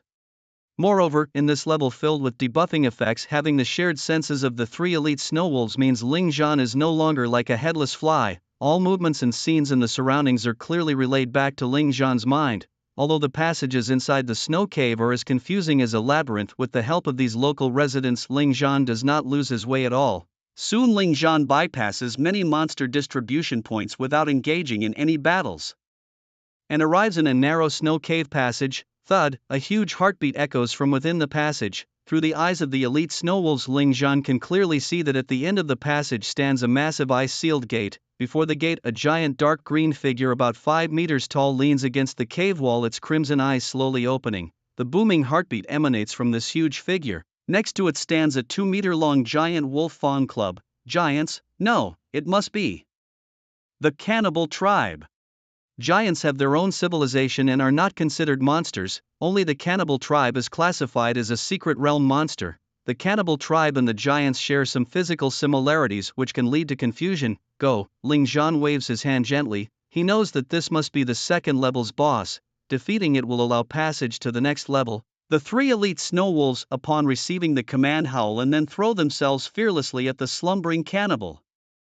The howling of the wolves ignited a fierce rage within the ogre. A mere blue-named beast dares to howl at me, he scoffed with disdain. As the ogre's eyes flashed with anger, he grabbed his mace without hesitation and swung it fiercely. With a squelch, 3 elite snow wolves stood no chance against this gatekeeper boss, instantly smashed into a pulp, blood splattered everywhere. The ogre became even more ferocious and excited, about to rush over and devour the remaining delicious humans. But then, where did they go? What was he looking for? A light chuckle sounded from behind the ogre. His scalp tingled instantly. He swung his mace back in a reflex, but it was too late. As his arm was raised, a blade emitting a dark glow had already torn through the back of his neck. A noxious dark green blood spurted out like a fountain, wildly splashing around. The ogre didn't even have a chance to activate his berserk mode before he was fatally struck by Ling Zhan. The life force within him drained crazily. His massive body, 5 meters tall, crashed to the ground with such force that even the giant frozen gate was crushed under his weight. Meanwhile, Ling Zhan, having dealt the fatal blow, had already made his escape. In his hand, a black, sharp dagger named Black Dusk appeared, exquisite and incredibly sharp. Unlike a regular dagger, the Black Dusk exuded elegance and a flowing black light with tiny serrations at the tip. When plunged into the body of a monster, those serrations created a tearing sensation in the flesh that could instantly destroy surrounding organs.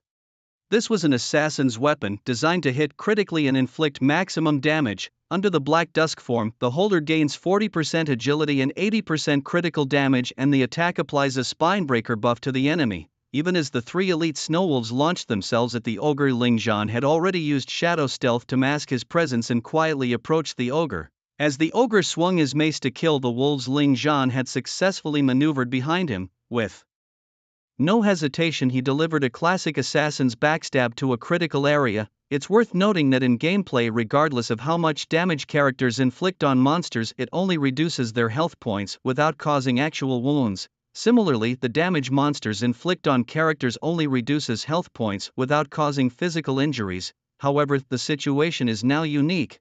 The game world has merged with reality. That means, although every person, every monster, and every structure still displays health points, when you sustain damage, it not only deducts from your health points but also corresponds to actual physical injuries.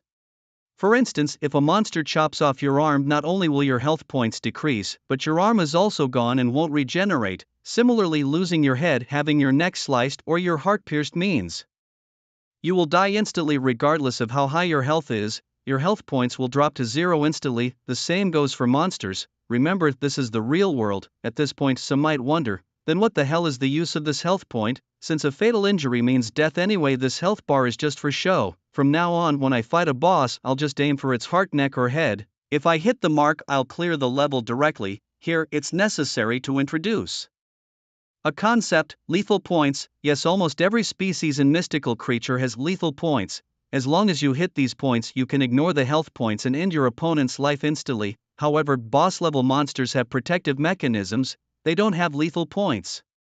Of course, attacking the boss's lethal points will inflict more damage than hitting other areas, and parts of the boss like limbs, horns, tails, which are not lethal points, are not protected by this mechanism. This means that attacking the boss's hands, feet, or tail will not regenerate unless it possesses regenerative healing abilities. Now Ling Zhan is making a backstab attack on this second-level boss. Although he hit its lethal point, because of the boss's protective mechanism, it only loses health points and does not die instantly. Unless Ling Zhan's backstab damage exceeds its health points, It's a pity not to have ended the life of this ogre, but it has greatly reduced its health. Backstab. An assassin's basic skill instantly moves behind the enemy to deliver a lethal strike guaranteed to be a critical hit and includes 15% armor penetration, plus an additional 80% critical damage from Haimon. The damage is extremely significant, but this ogre is a gatekeeper boss with higher defense and health than blue-named monsters, allowing it still some leeway to move. The Spinebreaker buff causes great rigidity, making it difficult for it to get up from the ground. The severe pain at the back of its neck causes its eyes to be bloodshot, with anger erupting like a volcano inside. It roars furiously, struggling mightily, and a rich red glow begins to emerge on its body's surface. Frenzy. The frenzy power of a gatekeeper boss is obviously higher than that of a blue-named monster. The blue-named monster's frenzy skill can only increase 150% of all attributes, while this ogre boss's frenzy can increase 200% of all attributes. However, will Ling Zhan let it successfully activate this skill? Obviously not. A sleek and elegant white sword blade appears in his hand, humming. The entire blade begins to vibrate and its sharp sword aura seems able to cut through everything. Ling Zhan wielding the long sword is like a god of killing. This is the frenzy kill mode of the long sword. Under this mode, Ling Zhan's attack power is greatly enhanced. It's naturally the best to use it to reduce the boss's health. Seeing the appearance of this frenzy kill sword, the ogre's pupils suddenly shrink, a sense of imminent death overwhelming its mind. Sword aura dance. Whoosh. In that instant, as the sword blade swings, the piercing sword aura directly strikes at the ogre's head. With such close proximity, the ogre has no time to resist. The razor-sharp aura of the sword instantly pierced through the head of the ogre. The unprotected head was cleaved into two halves without any armor to defend it. At this point, the boss's protective mechanism was triggered. The half-blown head began to vaguely reconstitute its flesh and blood. It didn't completely obliterate it. It seems to have quite a thick health pool. Then let's strike a few more times. With a splatter, several more slashes were executed. The chilling sword aura rampaged through the dark, cold corridors of the ice cave, filling the entire cavern with a suffocating and solemn air. Under such a ferocious barrage of sword attacks, the ogre's health was completely depleted. The protective mechanism vanished. Its head was utterly obliterated into mush. Without its head, the ogre's life force dissipated, leaving it a mere corpse for Ling Zhan to nonchalantly step over as he proceeded into the third level. The monsters guarding the second level were alerted by the noise. However, when they arrived, all they found was a headless giant corpse quietly lying on the ground, yet they showed no disappointment. Instead, they howled with excited anticipation and began to gnaw and devour the corpse. Outside the secret realm, although the performances of other students were also extremely impressive, oddly the eyes of all the deans and teachers remained glued to Ling Zhan's screen. His recent display had particularly caught the attention of every dean and teacher. They were all curious about what special methods this seemingly ordinary person might possess. At this moment, all the deans and most of the teaching staff were intently staring at Ling Zhan's window. He had somehow breezed through the warm-up basic level. This next level, they needed to watch very carefully. They were eager to see what made this so-called ordinary individual stand out. While focusing on Ling Zhan, the other deans and teachers were also pondering. If they were in his shoes entering this second level as a person with no specific class, what methods would they use to pass? Thinking hard, they suddenly realized they had no clue. Indeed, they couldn't figure out how an ordinary person could overcome this second level. Of course, not being able to figure it out didn't mean these teachers were incompetent. Rather, their understanding of basic skills was simply too limited. To 99% of people, basic skills were utterly useless. They were just minor skills to tide them over from levels 1 to 10. Especially after changing classes, they wouldn't even bother to look at these basic skills again. Moreover, all present were professional teachers at a prestigious university. They had never taught middle or high school students. After achieving their credentials, they had come to apply as teachers at this key institution. Additionally, due to professional barriers, a teacher specialized in assassination would certainly not go out of their way to understand all the basic skills of a demolition maniac. They might deliberately learn about the advanced skills of other professions, but they absolutely won't bother understanding the basic skills they deem useless. This results in their scant knowledge about the basic skills of other professions, including the four deans Zhou Hongfu, Han Xiao, Luo Yang, and Li Man Chun. Even when putting themselves in others' shoes, they couldn't devise a perfect solution for clearing the levels. only Dean Wangsher of the Tactical Guidance Academy with a squint and a smile seemed unfazed. As a general responsible for strategizing, commanding and operating on the battlefield, he naturally had to thoroughly understand the skills of all professions, including the basic ones, only by mastering this could he perfectly arrange tactics and strategic layouts. If you don't even understand your own soldiers, how can you fight a battle or even call yourself a general? Speaking from his rich experience, he had already simulated no less than 10 scenarios suitable for a jobless wanderer to clear the levels. As the dean of the Tactical Guidance Academy, Wangsher was certainly no pushover. However, he was looking forward to Ling Zhan presenting a plan that would surprise and satisfy him, and then Ling Zhan moved. In the scene, Ling Zhan finally made a move. Just when everyone thought he was about to start sprinting, he threw out a spark bead instead. Boom! The explosion and sparks erupted, and immediately wolf howls echoed from the snow cave. What was he doing, drawing monsters right at the start? The older students were puzzled by his actions. Only the delicate and charming Catwoman teacher, upon seeing this, slightly widened her beautiful eyes. "Teacher Lena, what's wrong?" the green orc teacher, next to her, noticing the Catwoman's expression, curiously asked. I know what he is planning to do," Teacher Lena said softly. As soon as these words were spoken, Wangsher's eyebrows slightly raised and a satisfied smile appeared on his face. As for the other deans and all the teachers, their gaze immediately shifted to Lena. Lena was a beast-taming instructor at the Shadow Academy. This introverted and fragile Catwoman teacher, for the first time being the center of attention from so many colleagues, instinctively lowered her head, her face flushing with shyness. Her delicate face turned a cute shade of red, and she was so embarrassed that she dared not speak further. "Don't pressure Lena." Han Xiao, the dean of the Shadow Academy, scolded the other teachers gently before saying softly, "Lena, go on. What does this young man want to do? He wants to use the beast tamer's basic skill, tame, to make the monsters obey him, then use these obedient monsters to lead him to the level's gate," Lena uttered almost inaudibly. However, a teacher from the Magic Guidance Academy questioned, "But isn't tame too low level a skill?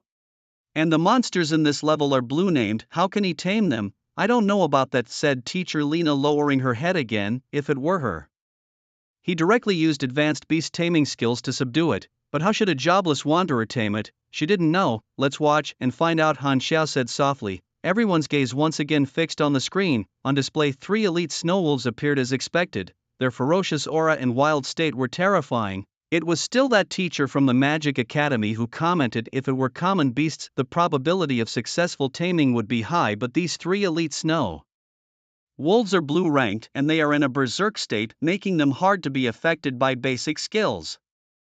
However, before he could finish speaking, the teacher's eyes had already widened in shock. On the screen, Ling Zhan used his slender and elegant staff to instantly cast Earth Prison spell, then smoothly switched to a heavy sword and shield, unleashing the War Earth's battle cry. Everyone clearly saw the 3 previously berserk elite snowwolves immediately restrained by their limbs. At the moment the roar swept over, they fell into a state of rolling eyes and stupefaction. Next, his right hand extended, and a strange psychic wave spread. Without any surprise, the 3 elite snowwolves regained their senses and lay prostrate on the ground, indicating submission. He had actually tamed them. Note the battle cry he just released was a bit strange, it even had a mental shock effect. Amidst the shock, a teacher soon noticed the details. The tall, green-skinned orc War Earth teacher stared solemnly at the screen, saying without a doubt he just used the War Earth basic skill battle cry, but the defense reduction effect has increased, and most importantly, it included a mental shock effect. This is not an ordinary battle cry, but an upgraded version of it. This young fellow's innate talent definitely isn't just that of an equipment controller. Teacher Zhu, I remember you recruited this young fellow, didn't you? Why didn't you inform us of this important information? It must be said, being a teacher at a prestigious institution, one certainly has skills, particularly this teacher, who is also the ace instructor at the Prayer Academy, specifically responsible for teaching the War Earth profession. You heard right, the War Earth profession, it's a support role, hence it falls under the Prayer Academy. This ace instructor's insight was incredibly keen. He noticed the uniqueness of Ling Zhan's battle cry at a glance. As mentioned before, the level of all basic skills of any profession cannot be enhanced, neither equipment nor items can alter basic skills in any way. There is only one factor that can break this iron rule, that is the innate talent, mysterious and profound, a gift from the heavens, breaking the norm, quite normal. There have already been many top powerhouses who rely on their innate talents to break the norms and reach the pinnacle, and they're lazily drinking. Tea was Zhu Yaoshan, who upon hearing the orc teacher's words spat out a mouthful of tea. He never expected that a director responsible for admissions would also be caught in the crossfire. Facing the puzzled looks from the other teachers, he quickly realized something was amiss. Then, with his eyes wide and face in disbelief, he turned to Zhou Hongfu, the dean, and exclaimed, "Dean Zhou, you didn't explain Ling Zhan's detailed situation to the other deans and teachers." Swish! As Zhu Xiaoshan spoke these words, all the deans and teachers' gazes, sharp as swords, shot towards Zhou Hongfu. Zhou Hongfu's face twitched and then he wore a sheepish expression. Cough cough, I just hadn't had the chance to tell everyone. The crowd thought, this old fellow, even before the school year started, detailed profiles of each student had already been placed on the desks of all the deans and teachers. Regarding Ling Zhan, aside from basic information, there was only one line noted: this student topped the trial rankings in Nan province. Nothing else was specially marked, unlike Ji Wuming, Zhu Yaoguan, Gao Yao, and other prodigies whose profiles generally had special notes, especially concerning their innate talents, marked as confidential. Any new student with the word confidential in their profile would be taken seriously by these deans and teachers. But under the section for innate talent for Ling Zhan, it merely read equipment controller, which made it hard for all the deans and teachers to see what was special about this youngster. Because of this, some teachers even went personally to Zhou Hongfu's office to propose that although Ling Zhan was the top of the Nan province trial rankings, ranking him 15th might be inappropriate. Zhou Hongfu only offered a meaningful smile at the time. Looking back now, it turns out this old fox had done it on purpose. At this moment, Zhu Xiaoshan, realizing later, could only smile bitterly. After recruiting Ling Zhan, he had told Zhou Hongfu everything he knew about him, including the possibility that Ling Zhan might have 2 or more innate talents. At that time, Zhou Hongfu had looked serious and told Zhu Xiaoshan, I could inform the other deans this message is quite important, but teacher Zhu, let's keep it quiet to avoid leaking the secret. Zhu Xiaoshan nodded like a pecking chicken. Little did he know, this sly old fox had deliberately concealed this information. No wonder when Wang Shi was very optimistic about Ling Zhan, this old guy had still stepped up to argue. Turns out this old man had his eye on this youngster from the start. Thinking of this, the expressions of the 3 deans Li Manchun, Han Xiao, and Luo Yang suddenly darkened. Wang Shi quickly said, "Deans, you did say you wouldn't compete with me over this youngster." Hearing this, the 3 deans felt as if a huge rock was pressing on their chests, so stifling. It's all right, no need to get angry. There are still prodigies like Ji Wuming, Zhu Yaoguang, Gao Yao. Even if Ling Zhan's innate talent is indeed formidable, compared to these prodigies, he should still be somewhat inferior. The 3 deans comforted themselves inwardly. Teacher Zhu, would you please tell us what exactly is Ling Zhan's innate talent about? Suddenly the green orc teacher asked. The orc teacher named Nat suddenly took interest in Ling Zhan, an unemployed wanderer. As the topic came up, all the teachers quickly turned with faces full of curiosity. They were eager to find out what secrets this old fox was hiding. When Zhu Yaoshan was questioned, he hesitated, looking over at Zhou Hongfu. This made the other 3 deans even more displeased. It was one thing not to know before, but now that things were out in the open, why was this old fellow still trying to hide something? Han Xiao, unable to contain her irritation, said gruffly, Master Zhu, stop covering for this old fox. Just tell us. Li Manchun, the bald one with a Buddha-like smile, chuckled, yes Master Zhu, please do tell. If it involves secrets, just give us a vague description. Wang Shi and Luo Yang also wanted to speak. At this moment, Zhou Hongfu straightened his back and stroked his beard, smiling. All right, since everyone is so curious about what makes this young fellow special, why not just watch and see? Moreover, as this young one's strength grows, these won't remain secrets. After all, not everyone here is blind. Hearing this, Zhu Yaoshan actually nodded in agreement. Now Ling Zhan was still hiding the details of his inherent talents. Others couldn't see it because it wasn't clear enough yet. As this young man's strength increased, it would inevitably be discovered by others. When the time came, the power of his elementary magical skills would be comparable to others casting Starfall Flame technique, and you would not be able to hide it even if you wanted to. Although the other deans and teachers were still very dissatisfied, the old dean's authority was sufficient. Since he had spoken, they could only continue to watch. However, the contempt previously seen in all the teachers' eyes towards Ling Zhan had now completely disappeared, replaced by a serious and curious gaze. In the scene after Ling Zhan had tamed 3 elite snow wolves, he effortlessly found the level's boss. At this point in time, other screens were frequently switching and some freshmen were facing significant setbacks. The girl wearing boxing gloves, a soft sister practicing Sanda, confronted by the maze-like dark snow cavern after circling a few times, still couldn't find where the level boss was. Filled with immense anger, she transformed into a demonic wave. After all, this level required defeating the boss to pass. If she couldn't kill the boss, then she definitely couldn't clear the level. In her rage, she went on a rampage, killing every monster in the snow cavern wherever she went. Unfortunately, she was still stuck, unable to find the exit. It's tough since the Sanda profession is purely a close-range, high-output combat type. The characteristics of the profession also affect one's temperament. Clearly, this Sanda soft sister was not the sharpest, and it looked like she would be trapped in this level for quite some time. Of course, it wasn't just her struggling. Many close combat physical professions were finding this level challenging. Meanwhile, some professions had it easier. Beastmasters naturally adopted the same method as Lingzhan. Illusionists used their hypnotic skills to control monsters and have them lead the way. Summoners called forth night spirits, sharing their senses with these beings, allowing them to see as clearly as in daylight in this environment. As for Ji Wuming Zhu Yaoguang Gao Yao and other clever and exceptionally talented prodigies, it goes without saying, this second challenge posed no pressure for them at all. However, considering all the footage, it was Lingzhan who found the exit first, positioning him at the top. Thus, in the footage, he was also the first to confront the Guardian boss. Let's see how he deals with this Golden Grade Guardian boss. Although this Guardian boss wasn't very strong, without significant strength, it could indeed waste a lot of time. Here Lingzhan might just get surpassed by prodigies like Ji Wuming and Zhu Yaoguang. The observing seniors were buzzing with discussion. It wasn't their fault for underestimating Lingzhan. Even the 4 deans and the teachers were kept in the dark. These seniors, who had only seen Lingzhan's college entrance battle videos, could at most only praise his excellent fighting skills and his unfathomable mana. But having mana and fighting skills alone wasn't enough. If your skill power isn't strong enough, causing damage that's merely superficial, it still won't hold up to high standards. It's the same old saying, a novice with no profession can handle the college entrance secret realms, but facing a secret realm requiring level 20? Definitely not. With such biases, how could the seniors possibly have a favorable view of Lingzhan? They were expecting to see him flustered when facing the Guardian boss. However, the next 10 seconds of the battle footage completely stunned all the watching students, their expressions frozen like blocks of ice. In the footage, the battle between Lingzhan and the Guardian boss had already begun. In the first second, Lingzhan waved his hand commanding his tamed elite Snow Wolf to charge. By the third second, the Snow Wolf elite was mercilessly crushed by the ogre.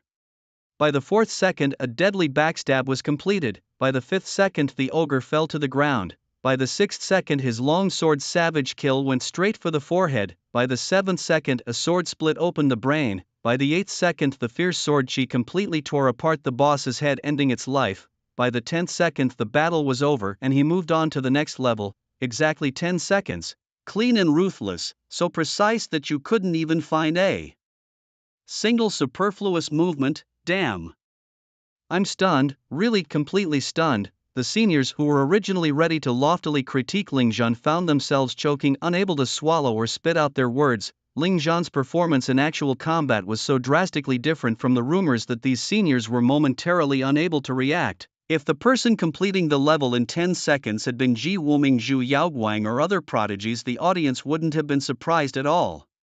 In their eyes, such monstrous talents were expected to have this level of ability. But why Lingzhan? How could he? What baffled them most were Lingzhan's combat skills and his unreasonably fierce sword aura. How can this sword aura cause so much damage? Could it be that he's not a jobless wanderer but has actually changed his class to a sword mage? Compared to the numbness and shock of the students, the teachers showed no surprise. Instead, they looked on with admiration. After all, they had already recognized Lingzhan's uniqueness. Did you notice his agility when he used shadow stealth? It's even higher than some of our assassin students, and the timing of his backstab is nothing short of perfect. It's a pity this little guy didn't join the Shadow Academy, a female teacher from the Shadow Academy said, full of emotion. Miss Lee is mistaken, another teacher chimed in. Look at this young fellow's blazing inferno. Its power has long surpassed that of a basic skill, and consider his exaggerated instant spellcasting and mana values. He is clearly more suited for the Magic Academy.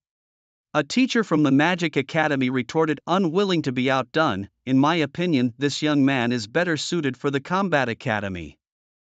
Nonsense. as the teachers fell into debate, the 5 deans remained unfazed. This was an annual occurrence and they were well accustomed to it. When teachers encountered a promising talent, they naturally wanted to recruit them to their own faculties. The deans no longer cared about Principal Zhou Hongfu's withholding of information. Gold always shines eventually. When the teachers witnessed Ling Zhan's nearly perfect combat performance, they would definitely realize that their initial judgments and impressions of him were mistaken. The teachers merely had a bit of prejudice against the jobless wanderer. They weren't foolish. Once the prejudice was dispelled, they naturally began to appreciate this young man. However, not just the teachers, even the deans were quite moved by Ling Zhan. By the way, Teacher Zhu, did Ling Zhan go to the library to pick up the skill books for foreign professions? Suddenly, Zhou Hongfu turned to ask. He did. The little guy came on the 30th and went to get them with his student ID on the 31st. Zhu Yaoshan nodded. Zhou Hongfu hummed in acknowledgement. The guardian boss wasn't very strong. After Ling Zhan, most of the freshmen who found the checkpoint could easily pass. Worth mentioning is that Zhu Yaoguang defeated the ogre in just 1 second using an advanced skill. Thunder Shadow Instant Prison Strike. The assassin profession, after all, emphasizes killing in one hit. At the same level, assassins indeed kill individual monsters faster than other professions. The boss had a fatal point protection mechanism, but the high damage still instantly emptied its health, forcing it to fall helplessly. However, even though Zhu Yaoguang killed the ogre in 1 second, she still took longer than Ling Zhan to find the checkpoint. Thus, she still couldn't surpass Ling Zhan. Within the secret realm, as he stepped through the gate, the scenery suddenly opened up. No longer was it the narrow long corridor, but a cave dwelling as vast and spacious as a majestic palace, the Snow Cave Dwelling. Inside the Snow Cave Dwelling stood towering ice-blue transparent ice pillars that connected the cave ceiling to the ground. A strong foul smell hit him, causing Ling Zhan to frown deeply. With a low growl, the air crackled with tension. Suddenly, pairs of crimson eyes appeared, flickering ominously. 1 pair, then 2, then 3. A multitude of these glowing eyes aligned in unison towards the entrance. The sight of these densely packed crimson pupils would surely send shivers down the spine of anyone with a fear of clusters. Ling Zhan, his face expressionless, reached into his waist pocket and pulled out a crystalline stick. With a flick towards the ceiling, thud, the stick embedded itself firmly above, casting a bright glow that illuminated the dark icy cavern. The creatures behind those crimson eyes finally revealed themselves in the light, a horde of ogres. At that moment, a loud crash echoed from the back of the cave. There, situated behind the monstrous crowd, were 3 massive withered stone thrones. In front of these thrones, 3 enormous figures, each standing 6 meters tall and wielding giant axes, slowly rose. Dust and debris cascaded down their robust, muscular bodies, their strength evident. Their thick armor made them look nearly invincible. Monster, Ogre Chief, level 18, skills: Weapon Throw, Intermediate, Self-Healing, War Stomp. Leader's Command, Dungeon Gift, Berserk, Health, 3000/3000, Defense, 1100, Status, Berserk Hungry, Quality, Red. Note: in Berserk state, this monster's attributes increase by 250%. Monster, Ogre Shaman, level 17, skills: Sacrifice, Purify, Heal, Poison, Insect Summoning. Dungeon Gift, Berserk, Health, 1500/1500, Defense, 500, Status, Berserk Hungry, Quality, Purple. Note: in Berserk state, the monster's attributes increase by 200%. Monster, Ogre Berserker, level 16, skills: Brute, Strength, Charge, Basic, Self-Healing. Dungeon Gift, Berserk, Health, 700/700, Defense, 600, Status, Berserk Hungry, Quality, Blue. Note: in Berserk state, the monster's attributes increase by 150%. Identifying eye activated, the information panel of the ogre horde appeared before Ling Zhan's eyes. Roar! However, the ogres didn't give him any time to observe. Attracted by the scent of human flesh, they had already lost all control. Driven by intense hunger and appetite, they descended into madness. Hundreds of ogre berserkers, like a swarm of dense ants carrying a strong stench, surged madly towards Ling Zhan. The terrifying number of ogres charging caused even the cavern to shake as if in an earthquake. This grand spectacle of demons charging did not alter Ling Zhan's expression. His eyes remained calm and undisturbed. The 1000 mechanism ring had transformed once again into the staff sunset. He slowly raised the slender fiery red staff. Whoosh! In an instant, a tremendous whirlwind of sand and rocks began to rise within the snow cavern. It was as if a miniature sandstorm had descended within the cave. Sandstorm technique. Sandstorm technique, a basic skill of a wind mage. It conjures a sandstorm that lasts for 5 seconds, blurring the vision of enemies and significantly reducing their perception and sight under its influence. With the enhancement of omnipotence, the force of the wind and the density of the sand in the sandstorm technique became even more fierce and concentrated. Additionally, the enemy targets hit by this technique not only suffer from visual impairment but also suppressed perception. The unprepared ogre warriors were immediately blinded by the glaring sandstorm. Due to the intense wind, the fine sand also caused significant discomfort as it entered their eyes. They raised their arms to cover their eyes, but the stinging pain made tears involuntarily stream down. They were in the midst of a charge. The inertia of their frenzied charge prevented them from stopping immediately. This resulted in the ogre warriors at the front being rammed and trampled by their comrades from behind. The originally neat charging formation was completely disrupted by a single sandstorm technique. The sandstorm technique affected not only the ogre warriors, even the ogre shamans who were slightly behind were impacted. Ogre shamans are akin to fragile human mages. Although they are purple elite monsters and endowed with magical powers, their defense and magic resistance are much lower than those of ogre warriors. The 3 ogre leaders at the very back raised their huge arms to shield their eyes. The fine sandstorm was completely ineffective against these 3 bosses. They had already returned to their thrones. A mere human was not significant enough to catch their attention nor sufficient to fill the gaps between their teeth, so they simply let their underlings divide the spoils. However, what they did not know was that they would soon pay a heavy price for this oversight. During the 5 seconds of the raging sandstorm, Ling Zhan did not stand still. He set his sights on the dozens of ogre shamans who were covering their eyes and screaming in agony. In less than 2 seconds, his figure had darted through the group of still screaming ogre warriors, arriving in front of the ogre shamans. If the outside spectators could see this scene, they would instinctively think that Ling Zhan might take the opportunity to strike these elite monsters fatally. As mentioned earlier, only boss-level monsters have the fatal point protection mechanism. Although the second level's guardian boss was weak, the secret realm endowed it with boss qualifications.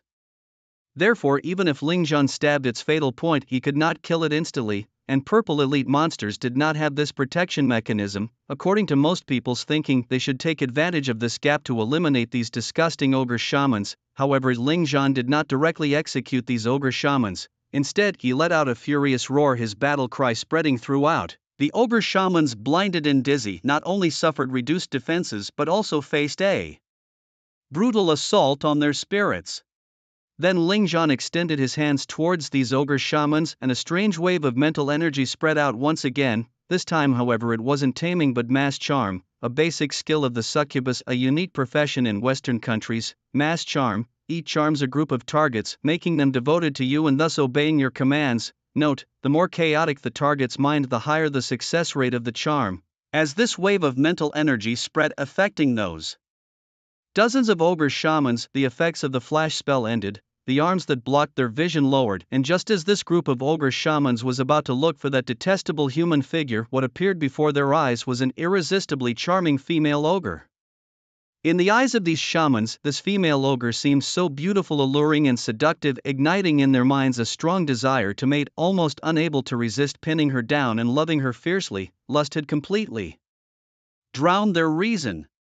Roar! However, the enraged roars of the ogre warriors broke the shaman's amorous thoughts. With their vision restored, they began to search for the human figure and started to charge at him. Ling Zhan had not used mass charm on them. After all, there were too many of them, and the shamans possessed a purification skill that could cleanse the charm effect. Therefore, Ling Zhan focused his target on these dozens of ogre shamans. Seeing the ogre warriors charging and shouting at the female ogre they fancied, the shamans became furious. Even among monsters, there is a strict hierarchical order. These despicable, lowly warriors even dared to attack the noble female favored by the shamans. Unbearable. Thus, these dozens of ogre shamans began to chant swiftly in unison. Countless black circles rose from under their feet, and eventually a dense swarm of black poisonous insects emerged. Summon poisonous insects. As soon as this swarm of black poisonous insects appeared, they directly charged at the ogre warriors, tearing them apart.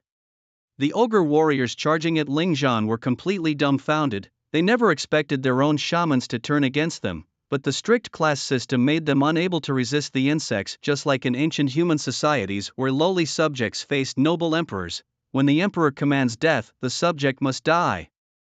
Thus, countless ogre warriors screamed and howled in pain under the vicious bites of the insects, suffering heavy casualties. Meanwhile, the three ogre leaders, who had been merely watching, were also shocked. They too had not expected the shamans to suddenly attack their own warriors. Shaman, stop! The ogre chieftain seated on the central throne, his body entirely crimson, uttered hoarse and strange syllables. This was the ogre language. However, the group of shamans, their eyes brimming with love, continued to command the venomous insects to slaughter the despicable war ogres. I command you to stop! The crimson ogre chieftain roared again. Buzz! The hoarse syllables were accompanied by the activation of a power. Chieftain's command, a special skill exclusive to chieftain-level monsters utilizing their own chieftain bloodline can forcibly command their subjects. After this skill was activated, the dozens of shamans suddenly came to their senses, breaking out in a cold sweat. What appeared before their eyes was a scene filled with densely packed corpses of their brethren. The venomous insects themselves possessed lethal toxicity. Just one bite was enough to kill an ogre warrior. Furthermore, these warriors dared not resist their superiors, not even daring to crush the insects. Therefore, even in just this short moment, the ground was already littered with the bodies of hundreds of ogre warriors. The shamans twitched the corners of their mouths. Being capable of using magical powers, they were naturally intelligent. How could they not understand that they had been bewitched by that damned human? Damned! Damned! Dozens of shamans issued angry roars, wishing they could immediately flay the damned human alive. Don't be hasty in barking. Rest assured, I am very merciful and will soon send you to join your brethren. A light laughter rang out. Accompanying it was that extremely sharp black gleam. Slash! The black gleam swept across. This was the sound of flesh being torn by a sharp weapon. Accompanied by a hoarse groan, a shaman's eyes bulged out, his face filled with despair, horror, and disbelief. This human, how could he? Bang! The shaman, filled with reluctance and resentment, fell down, his body twitching non-stop, his life force rapidly fading. The surrounding shamans quickly turned their heads, only to discover that a figure slowly emerged from the shadow beside the shaman's corpse. This figure, wielding the dagger Nightfall, was Lingzhan. The small yet extremely sharp dark blade dripped with stinking dark green blood. Still the very cliché but useful single-target assassination skill combination. Shadow Stealth plus Backstab. Like other basic skills, these two skills under the Omnipotence enhancement. Backstab had an added 15% armor penetration property. Shadow Stealth not only extended the invincibility period but also greatly amplified his own agility. With his presence completely shielded in stealth mode, Lingzhan easily lost the angry shamans as his first targets. At this moment, Lingzhan, easily killing off a shaman, looked at this group of ugly and disgusting monsters with a smiling face. Many shamans, disgrace, it is simply a disgrace. They, as a clan of shamans, were being toyed with by a mere human, and now, although they did not understand what the human's words meant, seeing the mocking smile beneath that naive face, they knew this human was mocking them. The fury almost bursting forth blazed completely in their dark green pupils, their ugly filthy faces frantic with rage. Kill! All the shamans unleashed their frenzy at that moment, all attributes increased by 200%. Their bodies began to emit a thick red glow, their slender skeletons unexpectedly starting to swell. Their meager muscles suddenly bulged. Originally only 2 meters tall, the shamans under the enhancement of frenzy not only saw a surge in attributes but also grew taller and more robust in stature. The foremost ogre shaman, his face ferocious, lifted his dirty and unsightly withered tree staff, preparing to summon those gruesome and ugly venomous insects. Did you think Lingzhan would continue to tangle with these shamans? No. He had long since changed his original plan. Without any hesitation, the breakthrough thousand mechanisms ring transformed from dark dusk form directly into the staff's sunset fall form. The staff made a streak of lightning embodying it, increasing his own movement speed by 30%, a maneuver known as thunderclap flash. Then with a flicker he created a very safe distance from these frenzied monsters. In fact, Lingzhan's original plan was to charm the shamans and carry out a ruthless slaughter among the ogre warrior group, thus achieving the goal of resolving the minions effortlessly. But unexpectedly, the ogre leader's chief command skill could forcibly order his subordinates to do anything. Sometimes even if you know the name of a monster skill, you still don't know what the skill does. This forced Lingzhan to abandon his original plan. Now all the new students are undergoing a secret realm assessment. At the same time, it is also a race between life and death. this class of newcomers is not lacking in prodigies. Don't be fooled by the nearly 1,000 participants, but the gap between the rankings is not that far. Perhaps the difference in clearance time between the 500th and the 900th ranked newcomers is only a few seconds. Since accidents have occurred, Ling Zhan naturally could not continue with that plan. It would waste his own time and drag down his performance. At this time, what is tested is the ability to adapt to the battle situation. This kind of situation is actually very normal. The situation on the battlefield changes in an instant, and it is not possible for everything to develop as smoothly as you wish. Therefore, Ling Zhan decided to change the plan. Time to make a big move. When Ling Zhan created distance, the group of ogres, having learned their lesson, definitely would not give this human another chance to play them. Roar! With enraged roars echoing, streaks of red light soared into the sky. The snow cave mansion was instantly filled with a frenzied aura. Over 200 ogres at that moment all activated their frenzy skill. Their muscles and bodies became even more enormous. Their health base, 4 dimensions, and dual resistances attributes all doubled. It should be noted that the frenzy skill only enhances one's basic attributes and does not amplify the attributes provided by equipment. Most of the double resistances of these ogres actually come from the armor they wear on their bodies. Despite the armor being spotted with rust, it is impervious to ordinary weapons. Therefore, the double resistances, health, and 4-dimensional attributes provided by the equipment are not affected by frenzy. Naturally, the original defense of the Ogre Warrior of the Plains, which is 600, cannot possibly double to a terrifying 1200. Madness! All these ogres have gone completely mad. Ling Zhan never expected that his actions would infuriate this tribe to such an extent. However, for him, it doesn't matter whether these monsters activate frenzy or not. Next, he is going to give these monsters a big surprise. His hands reach straight into the bag he carries at his waist. At this point, one might ask, why do others who conquer instances not carry a bag, while Ling Zhan needs to have such a bulging bag tied around his waist, which isn't very stylish at all? Here we need to talk about the existence of something called game package. As everyone knows, when playing games, characters always come with backpack space to collect, use, and store items and equipment. Now that the game has merged with reality, humans have become real players. Naturally, everyone will have their own game package, which is now called an integrated space. Every 5 levels, an integrated space opens one slot. Each slot can only store one type of item with a maximum quantity of 999. Of course, there are other ways to expand the integrated space besides leveling up. Wealthy and influential families can find various ways to purchase item expansion packs for their children. Ling Zhan's family is poor, so naturally they can't afford such luxuries. Although he has a scholarship awarded by the South Province, the cash can only be used for daily expenses. The idea of purchasing precious item packs and other items is a pipe dream.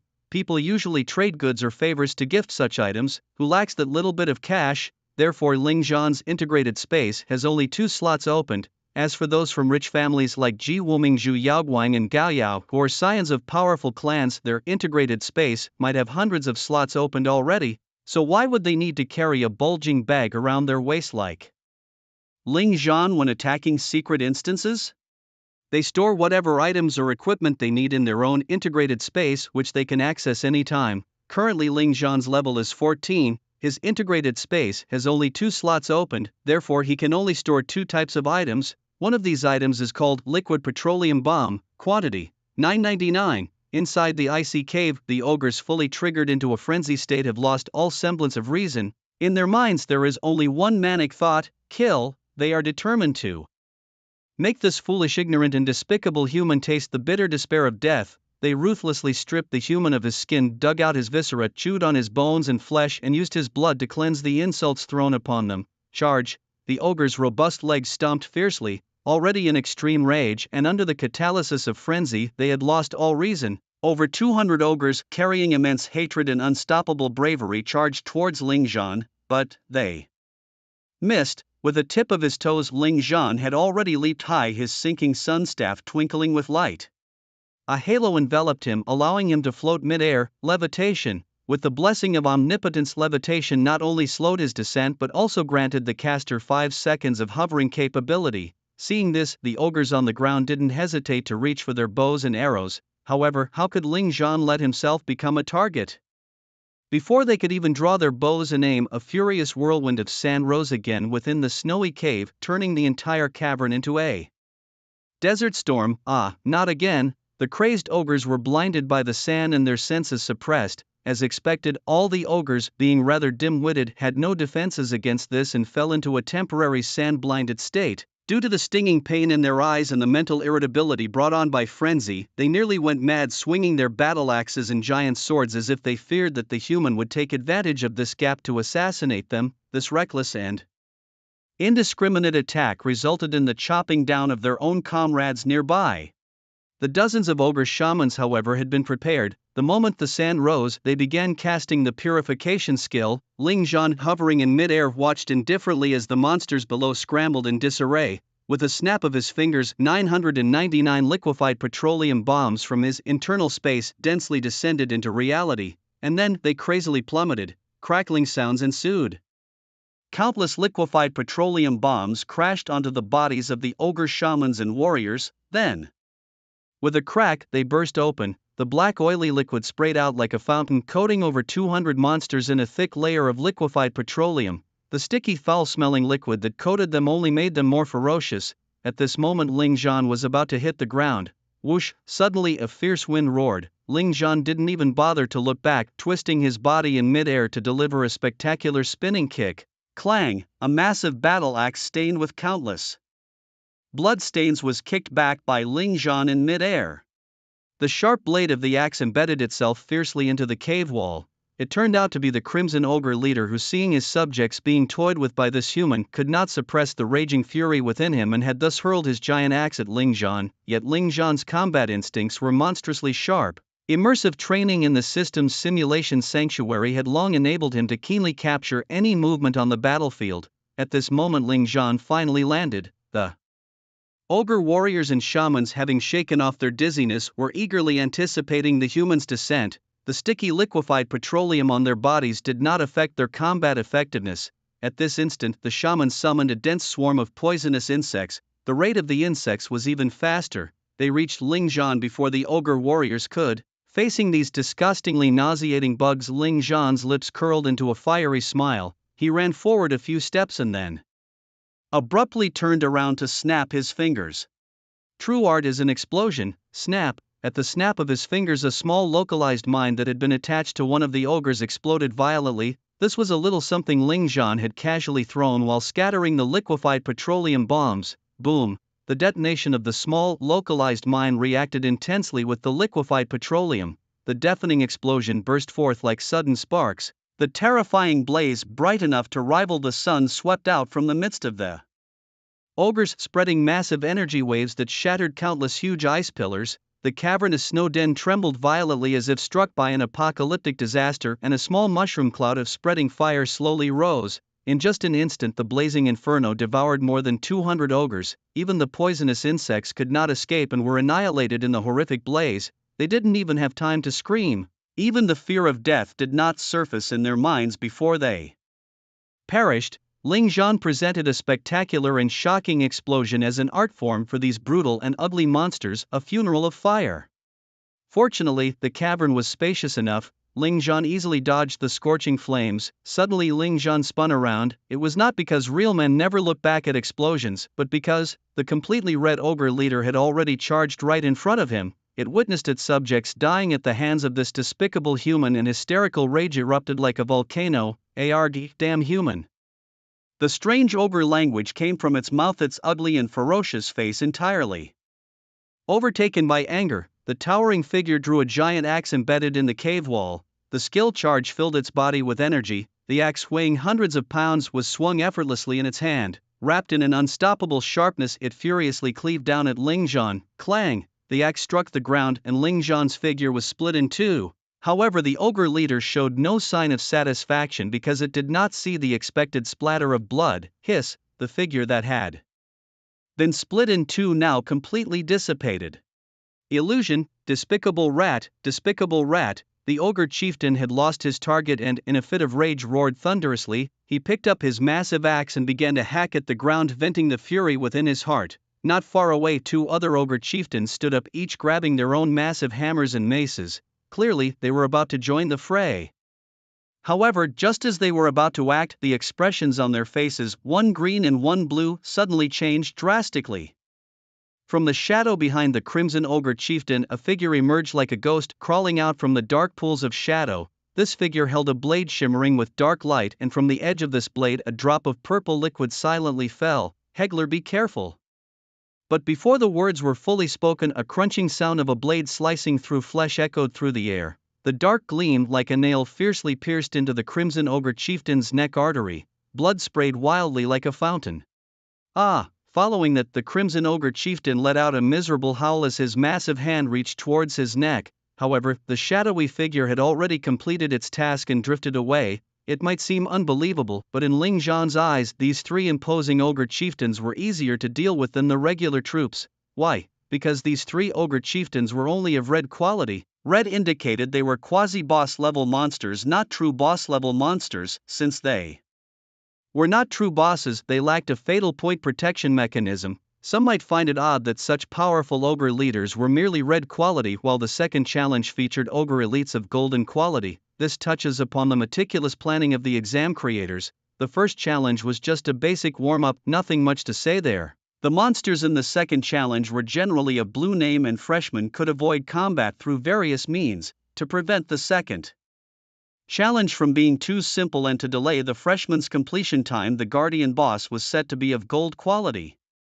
After all, it wouldn't be much of a test if one could just breeze through without obstacles, right? The third challenge was considered the main dish. It was the focus of this assessment, testing output power, adaptability in battle, sustained combatability and decisiveness. A mix of blue name monsters, elite monsters and red name monsters made this challenge just right. In previous freshman assessments, the third challenge always included golden name monsters. However, considering that the freshmen had not yet studied in the academy and might lack sufficient strength, the ogre chieftain's quality was set to red. If the young talents had already been studying at the academy for a month, both their strength and mindset would have greatly improved, making it reasonable to include golden quality boss monsters in the third challenge. But now, they were all novices. While not denying the potential of these young talents, high school courses were considered basic by university faculty standards.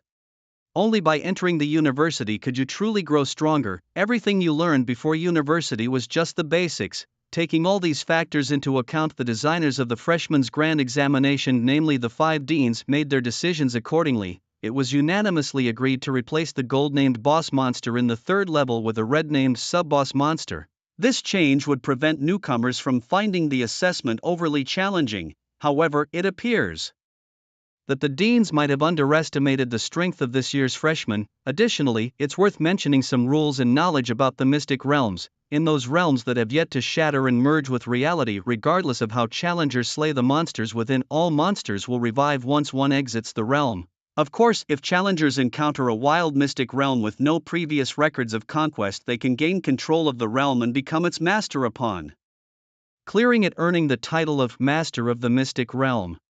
This means all the realms used for student assessments, including the college entrance exam realms, were previously conquered and controlled by predecessors and later transformed by the school for assessment purposes. Outside the mystic realms, we've finally reached the third level. This level is more difficult than any before. Although the gold-named boss monster was temporarily replaced by a red-named sub-boss monster, considering the freshmen have not undergone training at the academy, the level remains quite challenging. On the viewing platform, the teachers are smiling and discussing, their spirits highly concentrated. From this level onwards, the true capabilities of the freshmen will be tested. They will observe all performances closely and then select some freshmen whom they will persuade to choose their respective departments. That being said, all teachers are currently focusing their attention on a particular screen.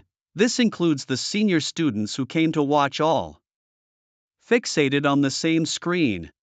Naturally, the figure on this screen is Ling Zhan. At this moment, Ling Zhan has just stepped into the third level. The camera zooms in on a dense crowd of ogres. Yikes, here it comes. Last year's level was the nest of fleshworms, and everyone thought this year's eternal snow cave would be better, but this third level is just as disgusting. Ugh, just mentioning it brings back memories of those densely packed, slimy, foul-smelling fleshworms. These ogres are revolting. If you look closely, you can see rotting patches on their bodies crawling with maggots, eliciting disgusted comments from the seniors. It seems last year's freshman exam left quite a psychological scar. He's moving.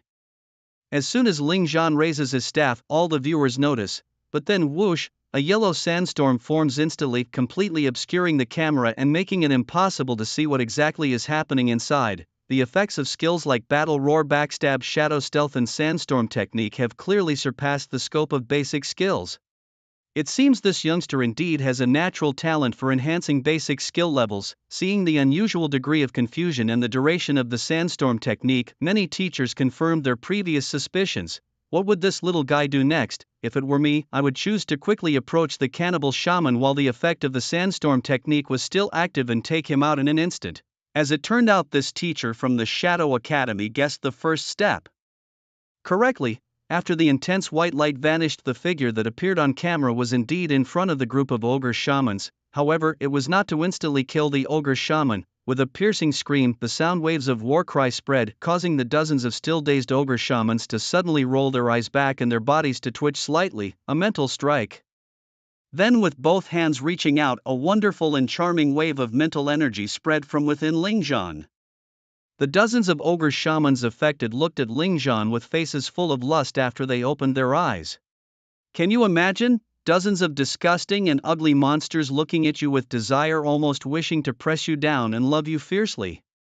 This scene made all the female teachers present get goosebumps. Even the male teachers were stunned for a moment. This was the group charm skill of the succubus profession. Shocking. Everyone was shocked. It was initially thought that Ling Zhan would continue to use his assassin skills to harvest the lives of these shamans, but unexpectedly he ended up using group charm on a group of ugly, disgusting monsters. It seems that Ling Zhan has really changed. Oh wait, Ling Zhan is truly unpredictable, but to be fair, this skill was very effective at this moment. The ogre shamans were completely charmed by Ling Zhan's charm, their minds already lost, summoning countless poisonous insects to bite their own kind. In just a moment, the ogre warriors who dared not resist were dead all over the ground. Wow, who knew such a tactic was possible? It made my scalp tingle. Although I wanted to complain, I also thought he was really impressive. The expressions of the senior brothers and sisters were quite spectacular at this moment. At the same time, a thought unanimously arose in their hearts: cherish life, stay away from perverts. This junior brother is quite smart, using charm to turn the shamans with purification skills. However, if he thinks this third challenge is so easy to pass, then he is underestimating the deans who set up this stage. After a brief surprise, some of the senior brothers and sisters came to their senses. They had all been through the freshman speed trial and of course understood that using charm alone wouldn't be enough to pass this level. Considering that many of the new students had chosen the illusionist profession in order not to make this profession too easy to pass, not only the shamans but even the boss would have a skill to counter abnormal states. Moreover, the ogre boss would be endowed with extremely high resistance to abnormal states. If not arranged this way, it would be too easy for illusionists to pass just by making the ogre boss hallucinate and then directing them to kill each other. As expected, after the senior brothers and sisters finished speaking, the giant ogre boss in the video used the boss command skill, causing all the shamans to regain their senses. Not only that, humiliated by Ling Zhan, the ogre shaman and his warriors, infuriated, unleashed their berserk skill en masse. The roar that ensued was deafening, echoing throughout the icy caverns. The berserk aura emitted by over 200 ogres shot up to the skies, shaking the earth beneath. With intense murderous intent and madness, they charged towards Ling Zhan. This young one was clearly too naive. This was a scene that no candidate wanted to witness, the entire horde going berserk. On the viewing platform, the teachers who had previously praised Ling Zhan couldn't help but shake their heads and smile bitterly. Timing was crucial in this round. Upon entering this stage, the monsters wouldn't immediately go berserk. This was the optimal moment to clear out the weaker foes. Missing this window meant the enemies would activate their berserk mode, significantly boosting their basic attributes and making them much tougher to handle. Most prodigies would seize this opportunity to unleash massive, high-damage AoE, area of effect, skills to wipe out all the minor enemies in one fell swoop. Clearly Ling Zhan had missed this crucial moment. Such a rookie mistake should not be seen in someone who topped the provincial trial leaderboards. No need to watch further. This youngster is bound to be overtaken by the other prodigies soon. At this moment, the dean of the Magic Academy, Li Manchun, made his conclusion. Hearing this, the other teachers nodded in agreement. Even Wang Shi and Zhou Hongfu, who had high hopes for Ling Zhan, frowned slightly. Could it be they had misjudged him? This was a race against life and death. Any mistake could completely erase any lead previously held. If Ling Zhan were a mage, it wouldn't matter much. He could just chug a large mana potion and unleash a powerful ability on these monsters, but he was just a classless wanderer. One fatal flaw of being classless, lacking powerful AoE skills, facing a horde of berserk ogres. Even if Ling Zhan could handle them, the time spent would allow other prodigies to surpass him. Thinking this, the teacher's estimation of Ling Zhan dropped significantly. Indeed, many had already shifted their focus to the screens of other prodigies, no longer paying attention to Ling Zhan. Everyone has their moments of glory, but one should not assume they will last forever.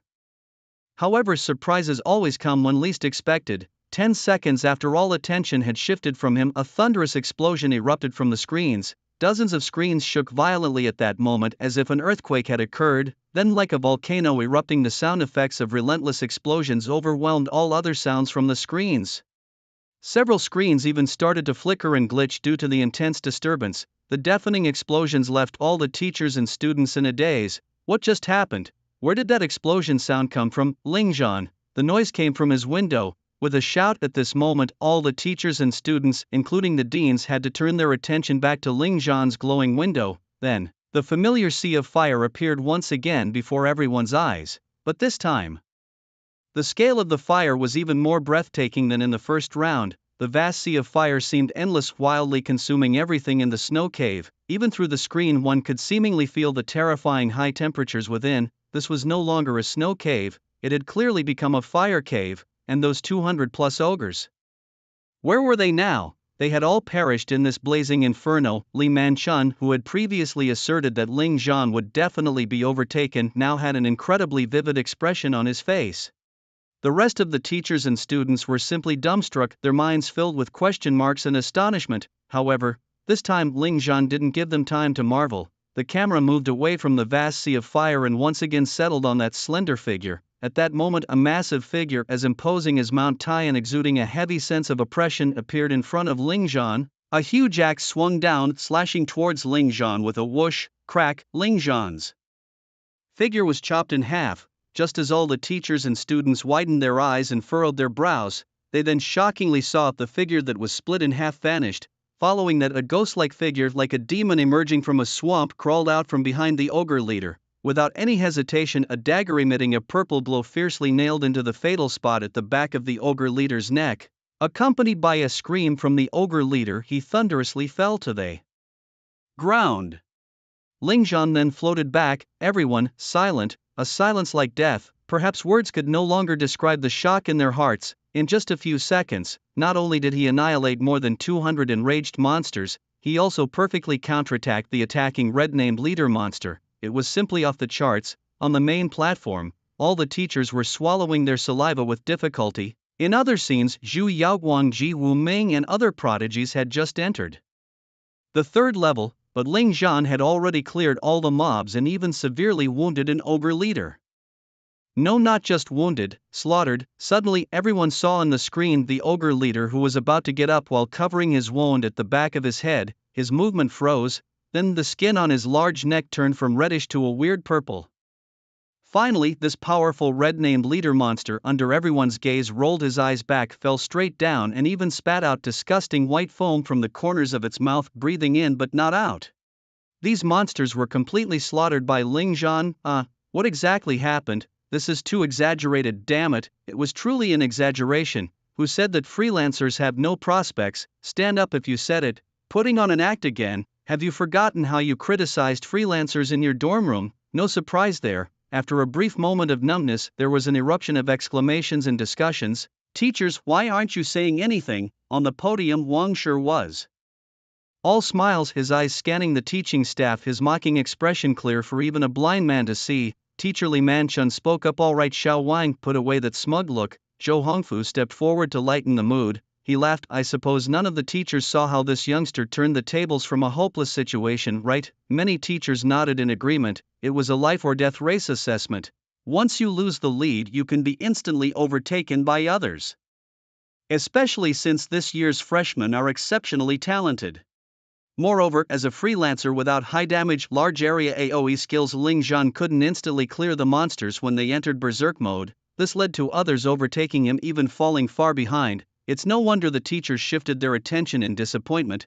Xiao Wang, you're good at theoretical analysis. Explain it to the teachers, someone suggested. Wang Shi nodded, then smiled lightly. Actually, this youngster's methods were quite simple. Simple? What simple methods could cause such a terrifying explosion and sea of fire? The teachers looked skeptical and disbelieving. Such explosions from a power perspective started great as skills. I'm not lying to you all, because this youngster used just two basic skills to create this earth-shattering explosion feast. One is liquefied petroleum bomb and the other is small-scale precision mine. Isn't that simple? Wang Shi retorted. That can't be right. Even combined, those two skills couldn't have that much power. A teacher from the Combat Academy argued.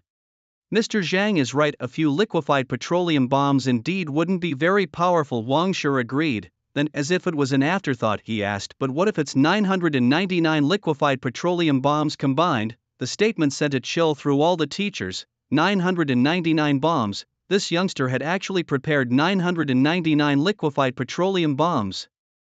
They could never have dreamed that beneath the shocking explosion, the truth was so simple. A classic case of quantity causing a qualitative change. Alright. Let's continue watching this youngster's performance. He has already used poison coat and backstab to instantly kill a troll chieftain. Inside the secret realm, the ice cave had already turned into a fire cave. The dazzling firelight lit up the entire cave as if it were daylight. At this moment, the crimson troll chieftain had already stopped breathing. Purple poison crazily surged into it from the wound on the back of its neck, spreading to every organ and kidney, devastating its bodily functions.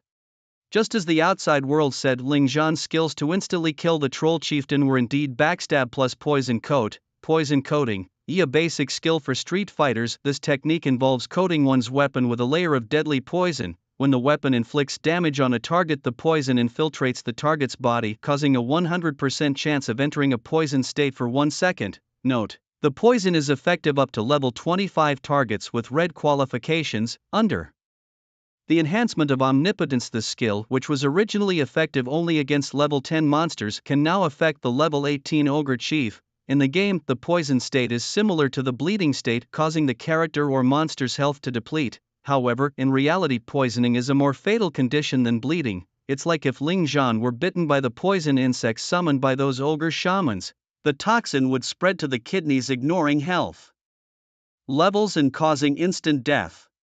Immortal body is useless here, because abnormal statuses are not considered injuries. Dizziness, coma, loss of combat will, and other abnormal statuses. If Ling Zhan were afflicted, his immortal body wouldn't help him. After the ogre chief was poisoned, it didn't even have time to use its intermediate regeneration skill before its bodily functions were completely destroyed. It probably never imagined that this despicable human would coat his weapon with deadly poison, nor did it anticipate that its high resistance to abnormalities would be completely ineffective. Roar! The other two ogre chiefs, seeing their tribe members slain by this human's despicable methods, let out a deafening roar of rage. Among them, the ogre chief with blue skin swiftly charged at Ling Zhan, wielding a massive iron hammer without hesitation, raising it high to smash down on Ling Zhan. Before the massive hammer could fall, Ling Zhan already felt the terrifying force of the strike. The muscular arms of the ogre chief swung a powerful heavy blow.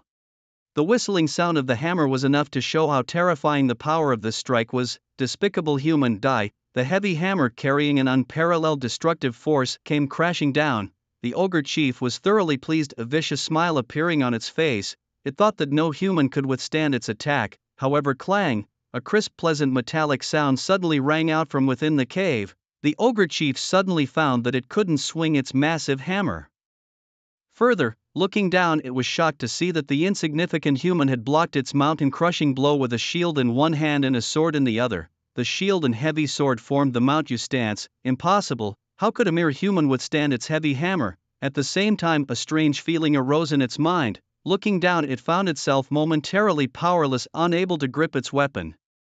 At that moment, Ling Zhan, using his shield, fiercely countered. Clang! With Ling Zhan's exceptionally clever counterattack, the ogre chief felt its arm go numb, and then the heavy hammer, weighing 1,000 pounds, was sent flying into the air. Shield counter, disarm! Shield parry, disarm. This is a basic combat skill in the realm of battle where the user assumes a defensive stance immovable as a mountain. The shield absorbs most of the incoming physical damage and imposes a disarm mechanism on the enemy target. Note: 1. If there is a significant disparity in level strength or output between the user and the opponent, the shield will not effectively block the opponent's attacks. 2. Disarm mechanism. After a successful block by the user, the enemy enters a disarm state for 001 seconds. During this brief disarm state, there is a chance to skillfully swing the shield and knock the enemy's weapon away. In the past life of Ling Zhan and the Dark Souls-like games, such a disarm mechanism exists. When clashing blades successfully using the shield parry skill can disarm the opponent, the 001 second disarm window is almost a fleeting moment, extremely difficult to grasp, even for Ling Zhan, whose combat intuition is almost freakishly acute. Initially practicing in the simulated illusion system, it was impossible to precisely capture this moment. Because this 001 second is just too fast, it disappears in the blink of an eye. Moreover, seizing this 001 second disarm state is not enough. You also need to cleverly control your own strength to catapult the enemy's weapon away. This is not an easy task. However, after millions of repetitions and training in the simulated illusion, Ling Zhan finally mastered this technique. At this moment, the blue-skinned ogre chief under the disarm mechanism not only lost his weapon but also had his arms numbed by the clever force of the shield parry. At this instant, he is weaponless and vulnerable. It's an excellent opportunity to strike the enemy down. However, do you think Ling Zhan would take this chance to attack? No, he did not do so, because another ogre chief with skin as blue as the first had already charged to the side. If Ling Zhan dared to attack, this ogre would seize the opportunity to smash him into pulp with his massive mace, but this blue ogre chief was too naive. Ling Zhan was not only skilled in melee combat. Flash step, a simple displacement skill, allowed Ling Zhan to take a big step back. At the same time, a dark blue bow studded with starry spots appeared in Ling Zhan's hands. The arrow was already coated with a bright purple poison, bow in deadly star form. Without any hesitation, he drew the bow and released, swoosh. This poison-coated arrow, with its cold sharpness like a meteor tearing through the sky, carried a dazzling light towards the neck of the blue ogre chief. The blue ogre chief, with a cold smirk, raised his mace high, swinging it like a baseball bat. The arrow collided with the mace. As expected, the arrow was shattered by the mace. The chief of the blue ogres managed to block a lethal blow for his comrades, but before he could even smirk in triumph, he felt a sudden chill below his belt. With a crisp thwack, an arrow pierced through him. The chief looked down only to see a feathered arrow firmly lodged in his groin, its sharp tip completely buried within his flesh. A horrifying howl erupted at that moment, echoing through the skies so fiercely that even the snow in the caves shattered under its force. With a thunderous crash after his howl, the massive figure of the ogre chief bent over and fell, his hands clutching his groin as his face twisted in agony, his expression filled with endless grief and humiliation. Despicable humans, how could he stoop so low? Indeed, Ling Zhan's first arrow was merely a distraction. The real killer blow was the second arrow. It wasn't that Ling Zhan intentionally aimed there, it was simply too revolting. The ogres, lacking any sense of decency, wore shin guards, belts, armor and helmets, but their groins were covered only by a thin piece of cloth. As they attacked, the cloth would lift, revealing an ugly sight that even Ling Zhan found unbearable. Thus, the second arrow, initially aimed at the ogre chief's neck, was redirected there. It proved, however, that this spot was indeed fatally vulnerable for any male land creature. The attack instantly incapacitated him, inflicting not only intense pain but also profound humiliation, a truly soul-crushing blow. In the external world, on the viewing platform, the teachers hadn't even had time to praise Ling Zhan's perfect rebound when they saw the deadly arrow penetrating the ogre chief's groin. All the males, whether teachers or students, instinctively clenched their legs together and shuddered. The female teachers exchanged looks, speechless, while the Catwoman teacher Lena quickly bowed her head, her face flushed with embarrassment, unable to bear watching the scene. They could never have imagined Ling Zhan striking there, but the effect was undeniably effective. The ogre chief immediately went into a state of convulsion, clearly indicating that Ling Zhan had poisoned the arrow again. In others' hands, the poison skill was useless, effective only against level 10 minor monsters, but in Ling Zhan's hands it had a far greater impact. This performed well, commented Zhou Hongfu, the senior veteran, albeit grudgingly. The expressions on the other deans' faces were priceless. Only Dean Wangshi was ecstatic, jumping up excitedly, his fist pumping in the air. Well shot. This young chap's combat performance is simply a gift from heaven, though his tactics might be a bit underhanded. The effectiveness is remarkable. If this student doesn't join our tactical academy, it would be a tremendous waste. The crowd and the students of the tactical academy responded, Dean, don't talk nonsense, our hearts are clean. Alright Xiao Wan, you are blatantly poaching people here. The choice of academy should be based on the principle of voluntariness, Zhou Hongfu said. Unhappily, the old dean is rightly Manchun. The smiling Buddha first chimed in, soon after he changed the subject. However, from my observations, this young lad is quite proficient in magic, especially his profound mana and the unique power of his techniques. He obviously seems more suited for our Magic Guidance Academy. Dean Li is mistaken. Luo Yang, the dean of the Prayer Academy, grumbled. Ling Zhan is brave and resourceful, calm in the face of danger. Our support professions always need a cool head, and he is more suited for the Prayer Academy. Han Xiao, the voluptuous and sexy dark elf lady, didn't bother with pleasantries and simply stated, I can't be bothered to argue with you guys. This young fellow, our Shadow Academy will take him. The three deans, didn't you say you wouldn't compete with me for this young fellow? Wang sure felt like he had been scammed. Did we ever say such a thing? Li Manchun turned to look at Han Xiao. Han Xiao shifted her gaze elsewhere and lightly said no. Luo Yang also nodded, I have a bad memory. Seems like we never said that. You. Wang Shi's face was one of disbelief, his body trembling. Alright everyone, besides Ling Zhan there are other prodigies too. Why fixate on just this young fellow? Dean Zhou tried to smooth things over with a smile. The four deans however watched Zhou Hongfu with wary eyes. They hadn't forgotten how this crafty old fox had deliberately concealed information about Ling Zhan. Now there's only the last ogre chieftain left. Why do I feel like this ogre chieftain is shivering? As the deans argued, the students below were clearly more focused on the protagonist on the screen. In the secret realm, only one ogre chieftain remained. Seeing the corpses of his poison companions and hundreds of his subjects melted in a sea of fire, a feeling named fear rose in the ogre chieftain for the first time. Also, perhaps intentionally, it subtly shielded its lower half with its left arm as if fearing a similar fate. However, the anger in its heart gradually overshadowed the fear, and it knew it had no way out. Thus, frenzy. As this skill activated, its massive figure was engulfed in a thick red light. A frenzied aura surged to the skies. Its entire body, due to the boiling blood, began emitting puffs of scorching white steam, looking like a small volcano about to erupt. War Stomp. Once frenzy was activated, its basic attributes greatly increased and its sanity once again became deranged. Having crushed the fear of this human in its heart, it charged with a destructive force, and the soil on the ground was completely overturned by its stomp. It was like a massive warhead carving a ragged path through the ground, unstoppable. Yet, in Ling Zhan's eyes, the ogre chieftain, which should have been oppressive, appeared incredibly weak and pitiful at that moment. If these three ogre leaders had been designated with golden talents, perhaps there would be some difficulty. However, they were merely of red talents. Overall, the designers of this secret realm had underestimated this new generation of students, even without formal training in the university. Their combat prowess was fearsome.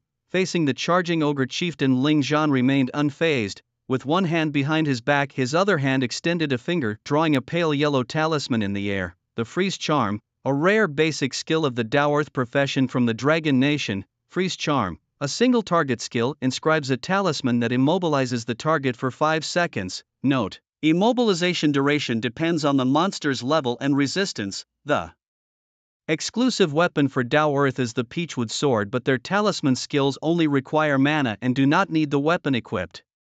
In the next instant, the pattern of the talisman merged into the air. The ogre chieftain, just initiating its war stomp, found a yellow talisman paper affixed to its forehead. The momentum of the war stomp was abruptly interrupted. Not only that, but the ogre chieftain was also horrified to find that it couldn't move at all at this moment. Like a statue, it was rigidly immobilized. However, although this ogre chieftain was just a red talent monster, its exceedingly high resistance meant that the freeze charm could not possibly keep it immobilized for the full 5 seconds, additionally being 4 levels above Ling Zhan. So, after just 1 second, the ogre chieftain felt the immobilizing force weaken slightly, and it could barely twist its body now. But since Ling Zhan had used this skill, he knew the exact effect it would have on the monster. The moment the talisman was affixed, Ling Zhan was already in motion. He pulled back his bow, Star of Doom, once more. Indeed, the small feathered arrow shot out again.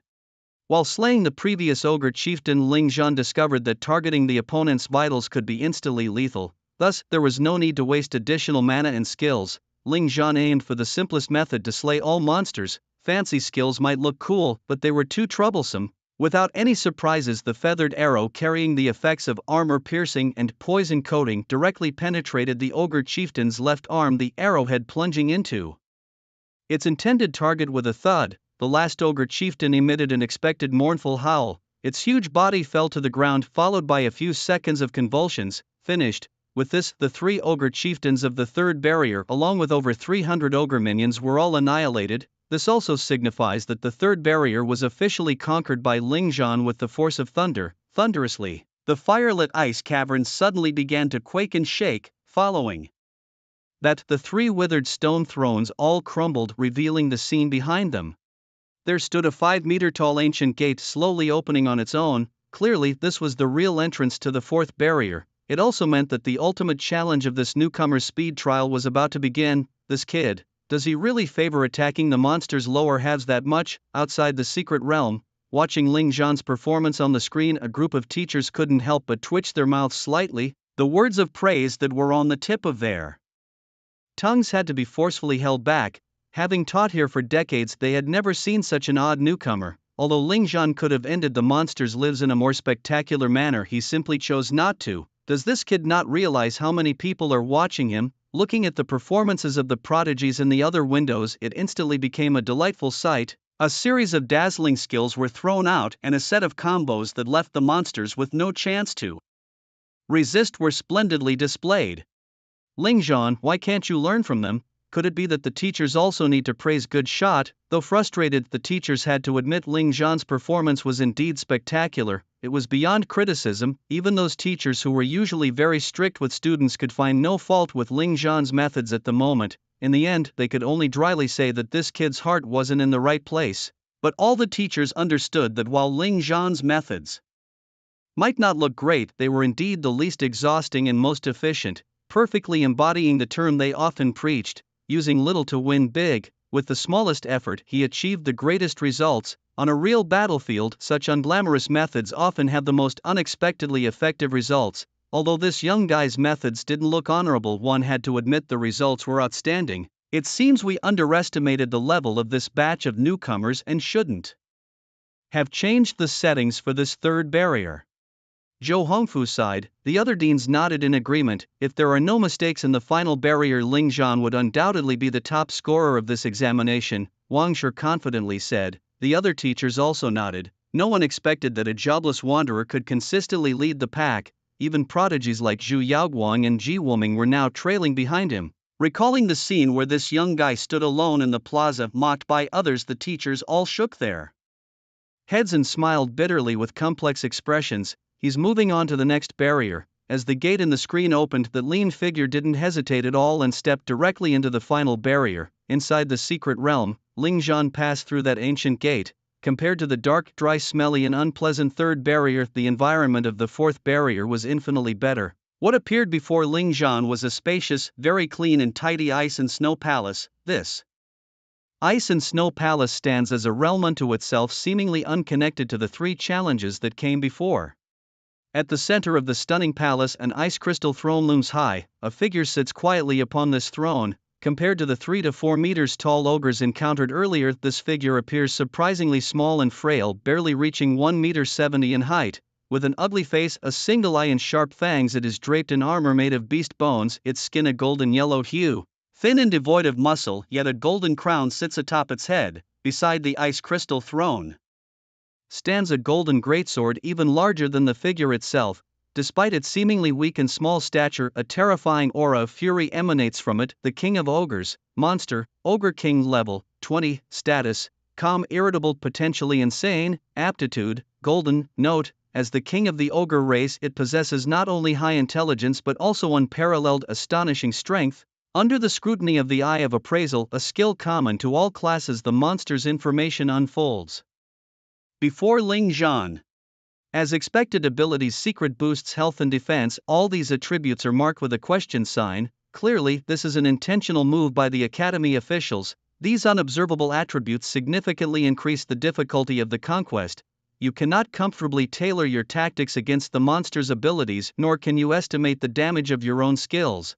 At this moment, with the arrival of Ling Zhan, the small figure seated on the throne finally opens its single eye. After a year, it can once again taste the delicious flesh and blood of humans. A hoarse, indifferent voice spreads through the air. This boss has been granted the ability to speak human language. It greedily eyes Ling Zhan as if admiring prey that intoxicates it to the extreme. Its mouth slightly opens, revealing rows upon rows of fine teeth, a sight horrifying to behold. From its words, it is evident that the monster retains its memory from last year, meaning it was not slain in the last round of the freshman speed trials, but instead it had devoured the freshman who entered this secret realm.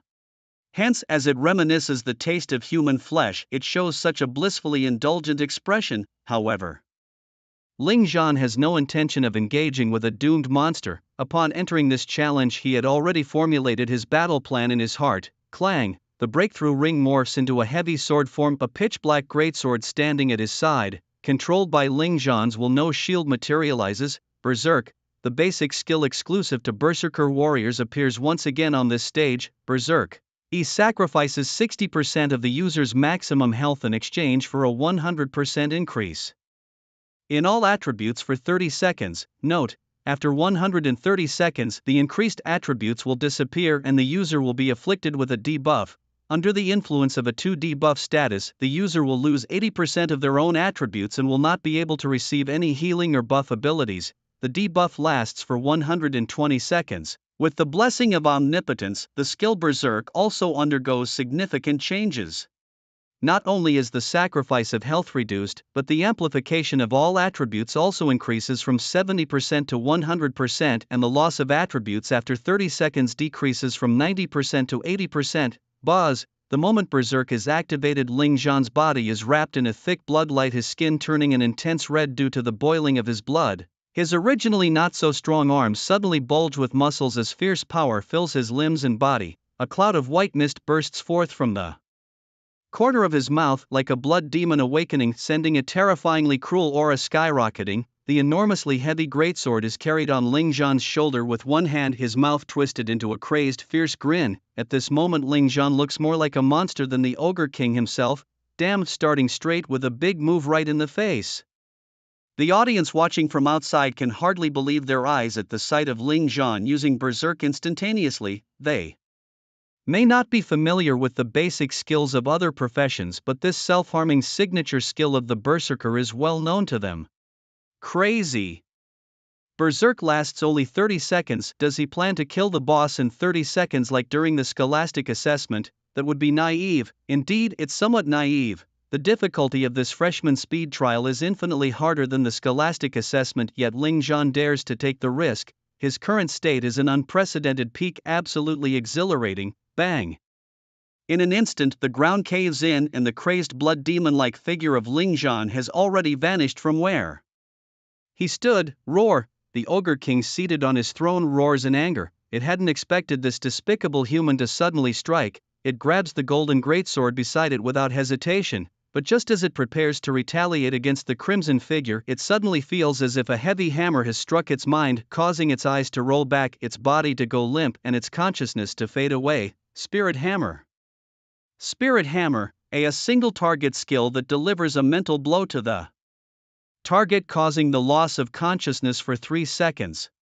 Note: 1. This mental blow can ignore the target's resistance to abnormal statuses. 2. If the target possesses equipment or skills that grant immunity to abnormal statuses, this mental blow will not take effect. This rare A-grade skill with no class restrictions is precisely what was awarded to Ling Zhan by the educational trials of the Southern Province. P.S. Dear readers, I, the newbie author, also had to review the previous text to uncover this plot hole. Apologies for the oversight. In fact, the Southern Province's Education Department had given Ling Zhan a choice among 3 A-grade rare skills. Ling Zhan chose this skill because it could catch the enemy off guard. However, its downside is also evident. If the target has equipped items that grant immunity to status abnormalities, or if they have already been buffed by a priest with immunity to abnormalities, then this skill would fail to activate. In other words, Ling Zhan must keep the existence of this skill a secret to achieve a surprise effect.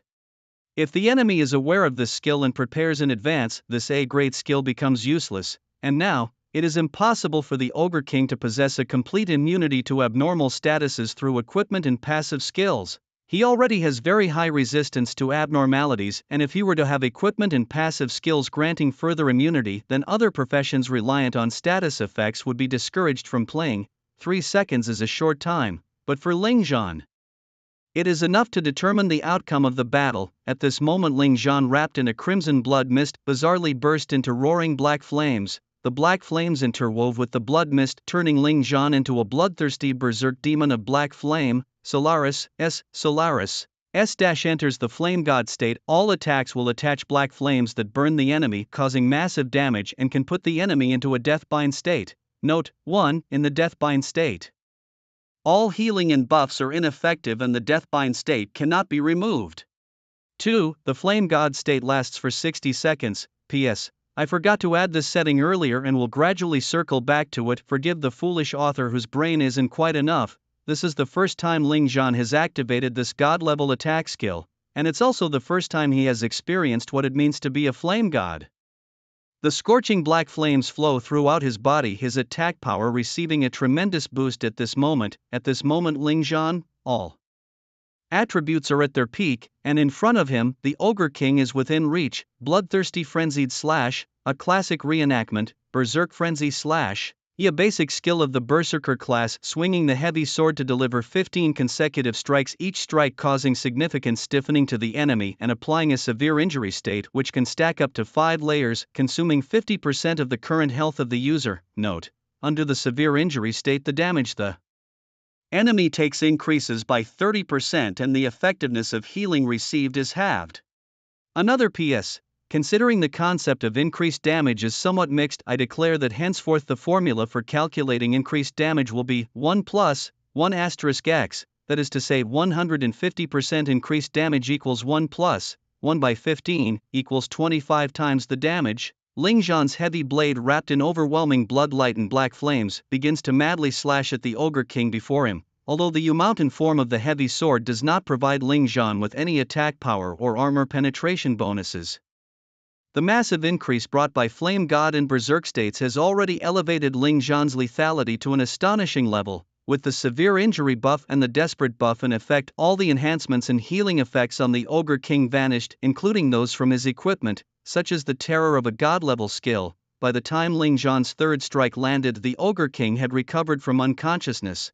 Furious, he saw this human daring to slash at him, though enraged, his face was filled with scorn and disdain.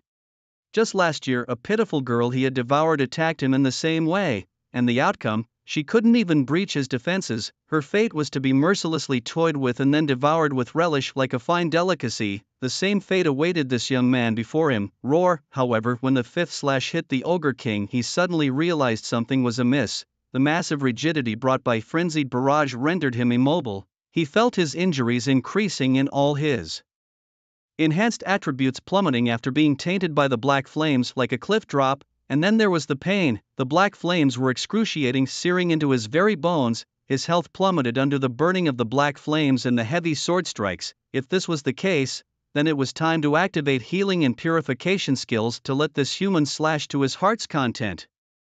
He wanted to see if this despicable, insignificant human could actually kill him. At that moment, he let out a piercing screech, ready to use his responsive skills.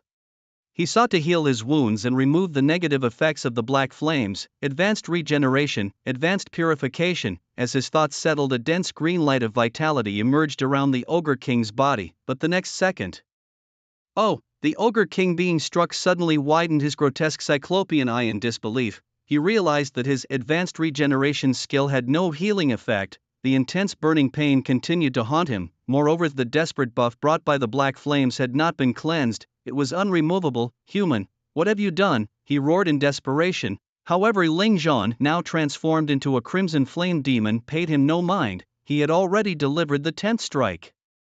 The once ferocious and mighty Ogre King was now covered in wounds and bathed in blood from the relentless slashing. His beast bone armor, once draped over him, had also been shattered into pieces under the fierce strikes. It was at this moment that Ling Zhan realized just how perverse the daylight skill was.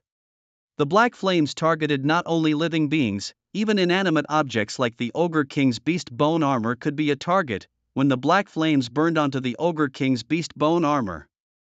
The beast bone armor, which granted the Ogre King various enhancements such as increased health, resistance and stats, became utterly ineffective. That is to say, when the black flame attached to an object, that object would temporarily lose all its enhanced properties. The excitement truly began. Only when he had just awakened and made those initial slashes did the Ogre King manage to move slightly.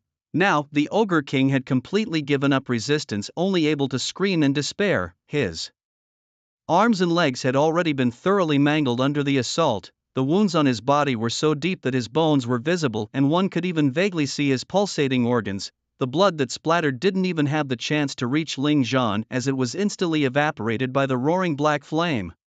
When the 14th slash fell, the tip of the heavy sword had pierced through the opponent's heart and the endless black flame scorched his organs. The life force of the Ogre King was utterly diminished at this moment, yet he was not dead. With a squelch, finally, the 15th slash, his body and head were cleaved into two. The black flame continued to burn the severed head. Meanwhile, the icy throne beneath him under the sky-reaching slash exploded with a bang. The terrifying intent of the blade spread all around, and the intense black flame caused the entire ice crystal palace to start melting. Looking at the gruesomely mangled corpse of the Ogre King, Ling Zhan planted his heavy sword into the ground. The frenzy lasted 30 seconds and now he had only 10 seconds left. The black flame disappeared, the blood mist dissipated. The side effects of frenzy had not yet affected him when a magnificent column of golden light shone upon Ling Zhan. Mystic blessing, ding!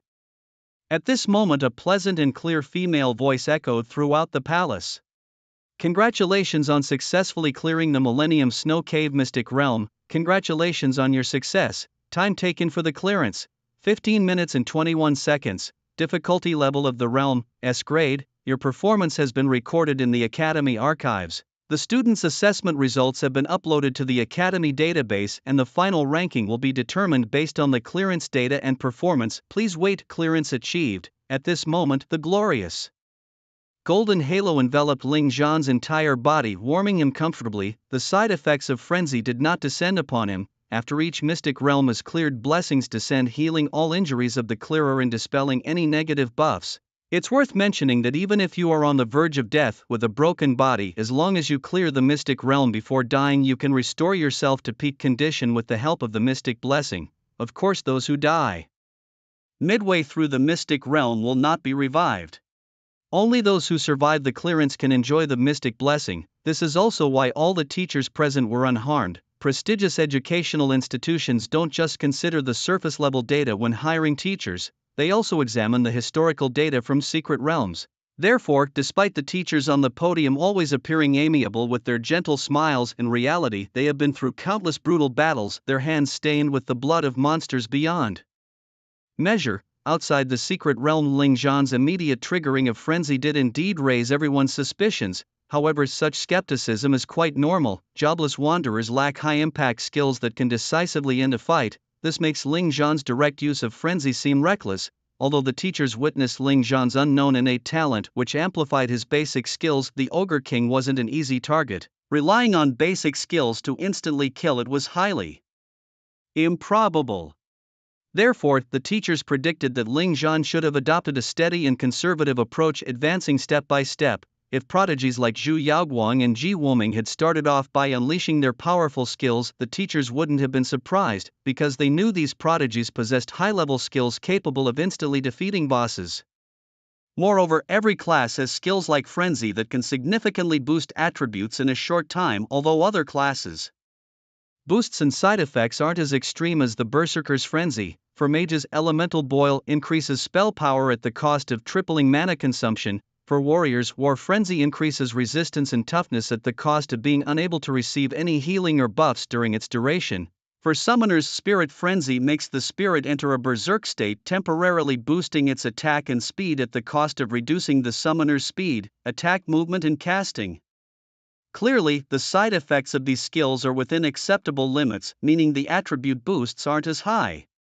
Frenzy, however, is in a class of its own, high boost, high cost. So when other prodigies activate their classes' boosting skills aiming to kill the Ogre King instantly, the teachers actually look forward to their ultimate output. Even if they don't succeed in killing immediately, there is still room for resistance. But when a jobless wanderer without high-impact skills uses the costly frenzy, the teacher's first reaction is that the student is being reckless, even suicidal. However, reality gave them a harsh slap. Their prejudices against jobless wanderers began to crumble when they saw Ling Zhan clad in black flames and wielding a blood sword, rendering the Ogre King powerless. Their faces were full of emotion, and when Ling Zhan delivered the final decisive blow, killing the Ogre King outright. Wow! All the teachers and students let out incredulous gasps. Well done! The dean of the Academy of Magic, Wang Shi, couldn't help but stand up abruptly, clapping his hands loudly in admiration. The faces of the other deans flushed at that moment, their breathing heavy. His skill was far ahead of all the new students present. Lady Han Xiao of the Dark Elves let out a laugh of amazement. This young man harbors many secrets, not to mention the mental strike skill that caused the boss to lose consciousness for a full 3 seconds. What truly intrigued her was the mysterious black flames swirling around him, the likes of which she had never seen before. Principal Luo Yang of the Prayer Academy also spoke in a grave tone. These black flames are indeed peculiar. Under their influence, all of the boss's healing, buffing and purifying skills were rendered useless. That beast bone armor was a level 20 gold tier protective gear, yet it was shattered under the scorching of the black flames. From this, it could be deduced that the black flames could also negate the enhancements provided by equipment. Principal Zhou Hongfu, as the foremost among the 5 academy heads, was extraordinary both in strength and experience. He immediately recognized the oddity of the black flames. When he shared his observation, all the principals and teachers were taken aback. Could it be that exaggerated, if such flames were to burn on a person? Where on earth did he acquire such a skill? At that moment, Zhou Hongfu waved his hand, his aged face breaking into a broad smile. Regardless of where he obtained this skill, the essence remains that he is a student of our Tianyan Academy. What we need to do with such a student of immense potential is not to investigate, but to protect. Principal Wang Shi nodded in agreement. Exactly. So let this young fellow be protected by my Art Technique Academy. No need for you all to trouble yourselves. The other principals and teachers were taken aback. Principal Wang, I must disagree. It's not your turn to protect him. Li Manchun, the ever-smiling Buddha, finally stopped smiling. For all the principals and teachers, Ling Zhan had become an exceedingly desirable asset, even more sought after than other prodigies. Nor is it your turn. The Magic Guidance Academy Principal Luo Yang stood up. He had to snatch the student for himself. Enough talk, let's settle this with a fight. Whoever wins gets the student. Han Xiao also rose from her seat, her voluptuous and alluring body clad in a black cheongsam, but no one dared to ogle. No one dared question the strength of this Dark Shadow Academy head. The surrounding teachers, seeing the 4 principals nearly coming to blows, exchanged bewildered glances. Usually snatching students was a task for them, the teachers, but now for Ling Zhan even the principals themselves were ready to throw down. As the 4 principals were about to literally start fighting, the other teachers quickly turned to look at the esteemed elder principal, hoping he would step in to stop this farce. However, to everyone's surprise, they saw a hesitant expression on the face of the old principal. He seemed eager to join the fray himself, but constrained by his age, he had to maintain a facade of calm dignity. Enough, he exclaimed, stop this commotion. There are many young eyes watching. What example are we setting? Ultimately, reason triumphed over the desire to compete for the recruit. With a gentle reprimand, he coaxed the 4 deans back into their seats. I have already said the students choose their academy based on their own will. Your squabbling here is pointless. The key is whether the youngster is willing to attend your academy. The old dean stroked his beard and smiled lightly, adding, so, if you wish to secure this student, consider carefully what terms you might offer to win his heart. With these words, the 4 deans fell into a solemn contemplation, clearly pondering what generous terms they could offer to attract Ling Zhan. Inside the secret realm, the final results were announced after a minute. Ding! Based on the candidate Ling Zhan's completion time and combat performance, the final comprehensive evaluation for the new student assessment is SSS grade. In the new Student Assessment Solo ranking, this candidate's performance is ranked first. Congratulations to candidate Ling Zhan for setting a new record in the solo trial of the Secret Realm, becoming the fastest person to ever complete it. The rewards distribution begins now. Ling Zhan was momentarily puzzled upon hearing the announcement, but quickly came to terms with it. It appeared that the new student leaderboard was divided into 2, one for teams and one for solo participants.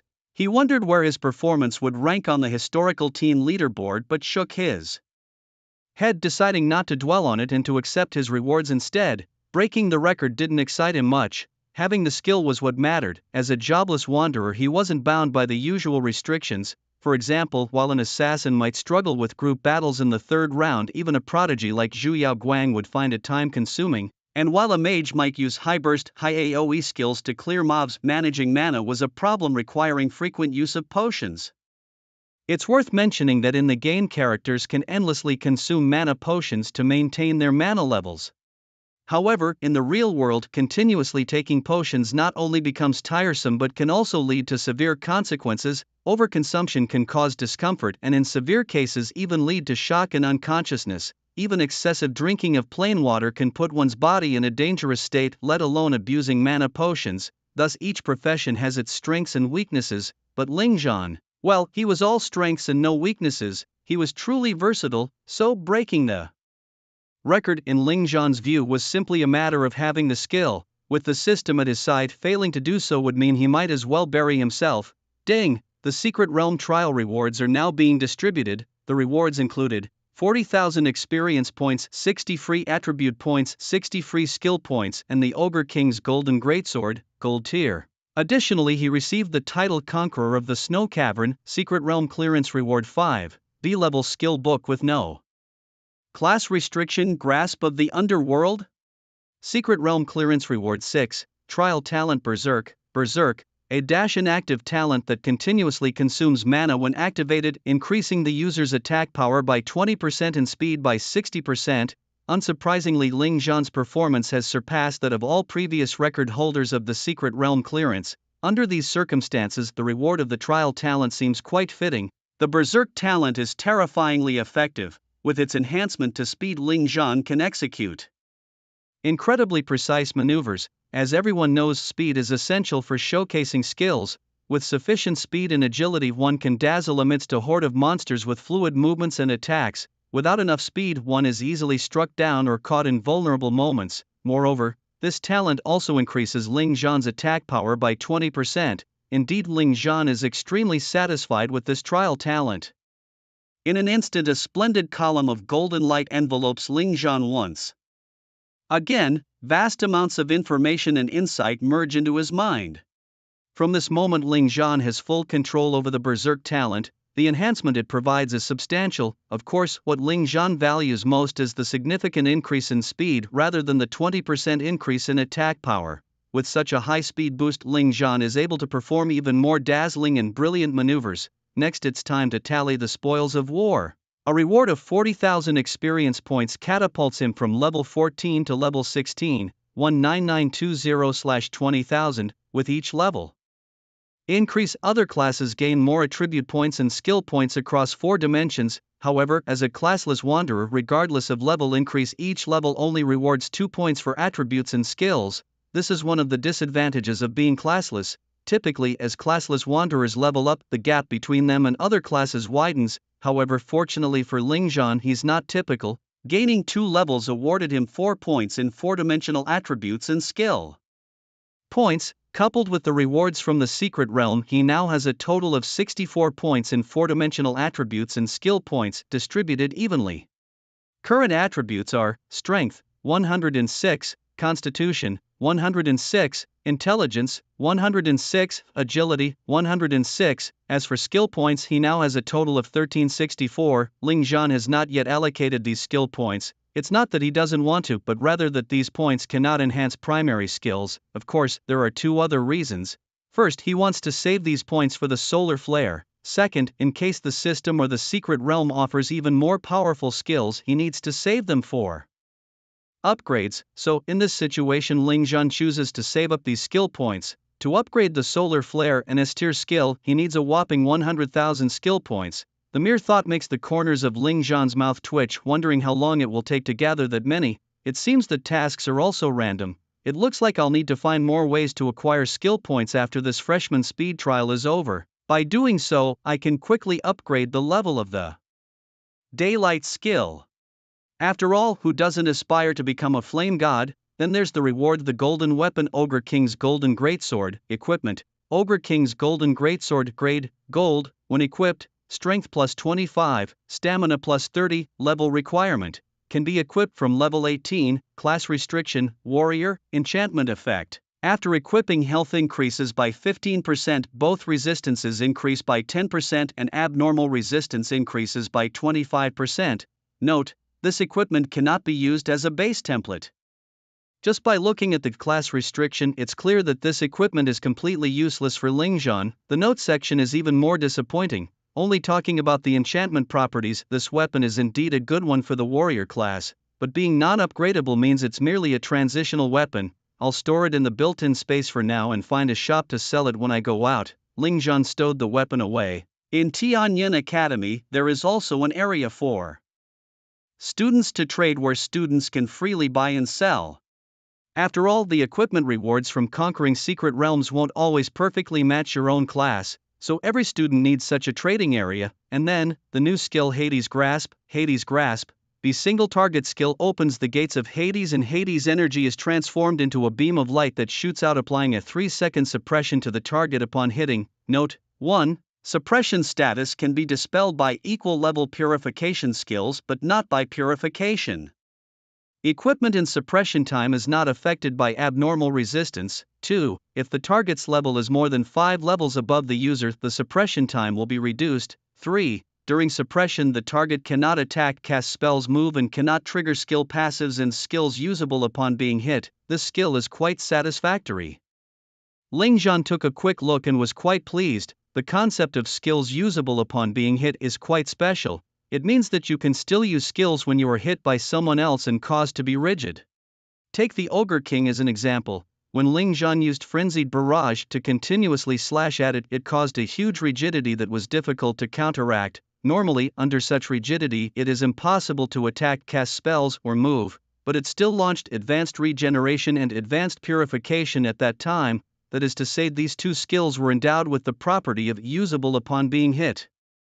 And if the Ogre King had been suppressed by Hades Grasp at that time, it would have been unable to use these two skills. Finally, the latest title, Conqueror of the Snow Caverns, a useless title. The attribute is, increases own ice resistance by 15%. Finally, all rewards have been counted. Lingzhan got up satisfied and began to pack up. He stood before the corpse of the Ogre King. The body was horrifically burned by dark flames, its bones shattered into fragments.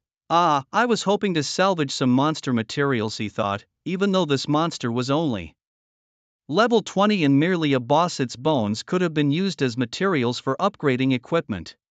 Lingzhan shook his head in disappointment, about to turn away when a spark of realization hit him. Even though the Ogre King's corpse was unsalvageable, the corpse of the 3rd level Ogre Chief could still be used. After all, it was a quasi-lord level monster and its materials should be of high grade, perhaps even red grade, and could fetch a good number of points on the Tianyin leaderboard. The primary reason for Lingzhan's frugality was his fear of poverty. During his high school days, he would work diligently every summer holiday, scrimping and saving to afford basic weapons and armor. Because these basic items were of low durability, they needed to be purchased annually. During those times, Lingzhan would split a packet of instant noodles into 2 meals to make it last longer. This long period of hardship ingrained in him a habit of frugality. If not for the secret levels unlocked in the Trial Sanctuary, Lingzhan would have had to make several more rounds, even after binding with the system a month ago, freeing him from worries about equipment. He saw no reason to abandon his thrifty habits. It was just a matter of walking a few extra steps. Besides, since he had already cleared the level and there were no secret levels activated, it made sense to collect what he could. Every little bit helped. Without any hesitation, he dusted himself off and headed back the way he came. Outside the sanctuary, he had already cleared the levels, so why didn't he come out? Why did he turn back? All eyes were on Lingzhan, filled with curiosity. However, their attention quickly shifted away from the screen as a slight tremor emanated from a stone monument in Tianyin Plaza. Suddenly, a buzzing sound filled the air and a spatial fluctuation occurred. Appearing before everyone was a figure with snow-white twin ponytails moving gracefully, Zhu Yaoguang. She was the first freshman to emerge from the instance. At that moment, her indifferent red eyes scanned the surroundings, finding no other freshmen around. Am I the first? Zhu Yaoguang frowned slightly, just about to look up at the screen when a clear, warm voice spoke beside her. Yaoguang, you are still as impressive as ever. It was Ji Wuming. He emerged about 10 seconds after Zhu Yaoguang. His handsome face was filled with a gentle smile, showing no displeasure at having been beaten to first place. After all, the person who surpassed him was his childhood friend and the woman he believed was his destiny. Following close behind Ji Woming.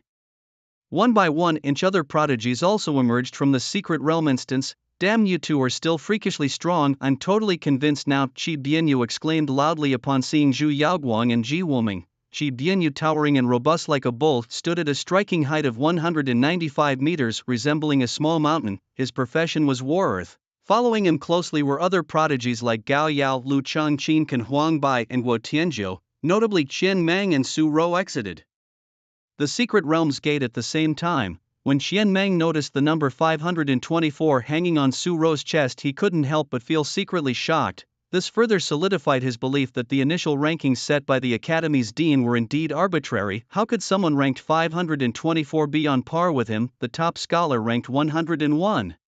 Moreover, noticing that fewer than 100 people had emerged from the realm, he realized that both he ranked 101 and the girl ranked 524 were among the top 100 seats in this ranking. This also highlighted issues with the initial rankings. Shen Meng then scanned the surroundings with narrowed eyes, only to find that the jobless wanderer had not yet appeared.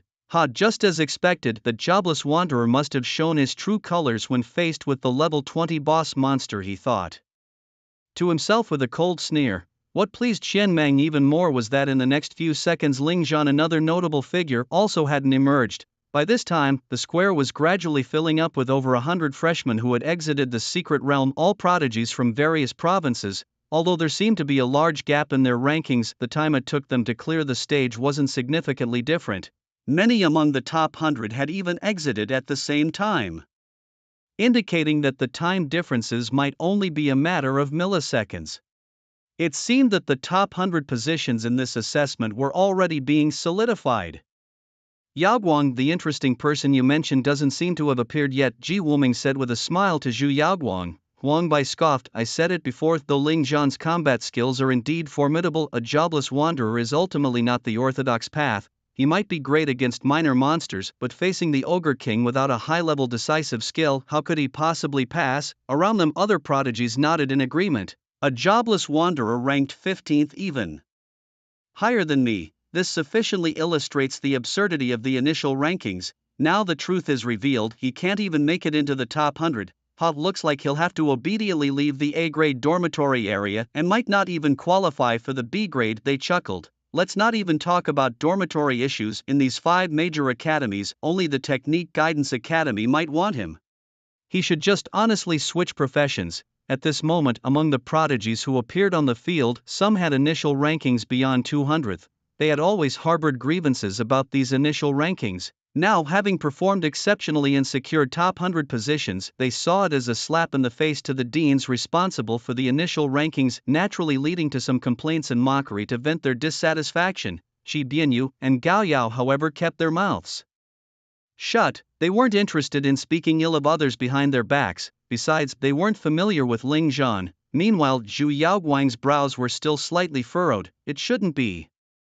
A being who surpassed her in the academic trials should not have fallen out of the top 100. Could it really be that I was mistaken in my judgment? Amidst the doubts and ridicule of everyone in a corner, Su Rou's pretty face remained calm. The way these people treated Ling Zhan was so similar to how Mu Yutian from Huaqing Academy acted back then.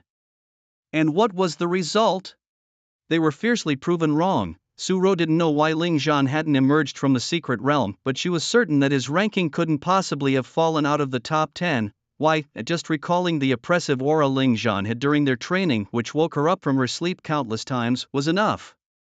When she faced that boy in the arena, she didn't feel like she was facing a jobless wanderer but a demon who could devour and annihilate her at any moment. At that time she couldn't even muster the will to resist. However, it was precisely because of Ling Zhan's guidance that she was able to make it into the top 100 in today's freshman assessment. Su Rou didn't believe that someone who could easily overpower her would fail in this freshman speed trial. Look, it seems this guy just passed the 3rd stage. Suddenly Qian Meng, as if discovering a new continent, shouted excitedly. Immediately, everyone turned to look at the screen. Indeed, in the top left screen a figure was using a sharp knife to dissect the corpse of an ogre leader. Then, using skillful movements, he picked out the foul-smelling bones one by one and stuffed them into his bag. while this guy seems to be collecting monster bone materials. He must know he can't pass the fourth stage and won't get the prize, so he's thinking of taking advantage of it, right? TSK, does he not even have the courage to enter the fourth stage? For a moment, these prodigies' disdain for Ling Zhan grew even stronger. Of course, these words were also clearly heard by the dean, teachers, and senior students. Their expressions became strange at this moment. These kids, it's clear they haven't been proven wrong enough, Wang Shi said indifferently. Just don't know what their expressions will be like when they find out the results later. Li Manchuan's smile was filled with peculiarity. At this time, Zhou Hongfu finally slowly stood up. Facing the group of freshmen, he said in a deep voice, "The examination is not over yet, please remain quiet and wait for the final ranking." His words fell and the noisy freshmen quieted down. But their expressions were still full of defiance and arrogance. This was normal. People with strength and talent often have pride. What? From the look on your faces, it seems you are still brooding over the initial rankings. Zhou Hongfu's authoritative eyes swept over the crowd below. Back to the dean, we indeed are, because this ranking is simply unfair and unreasonable, Shen Meng shouted loudly. Most of the freshmen nodded in agreement, their faces still holding expressions of pride and defiance. These prodigies, during their high school days, often argued back at their teachers. However, all schools greatly encouraged this spirit, especially in universities.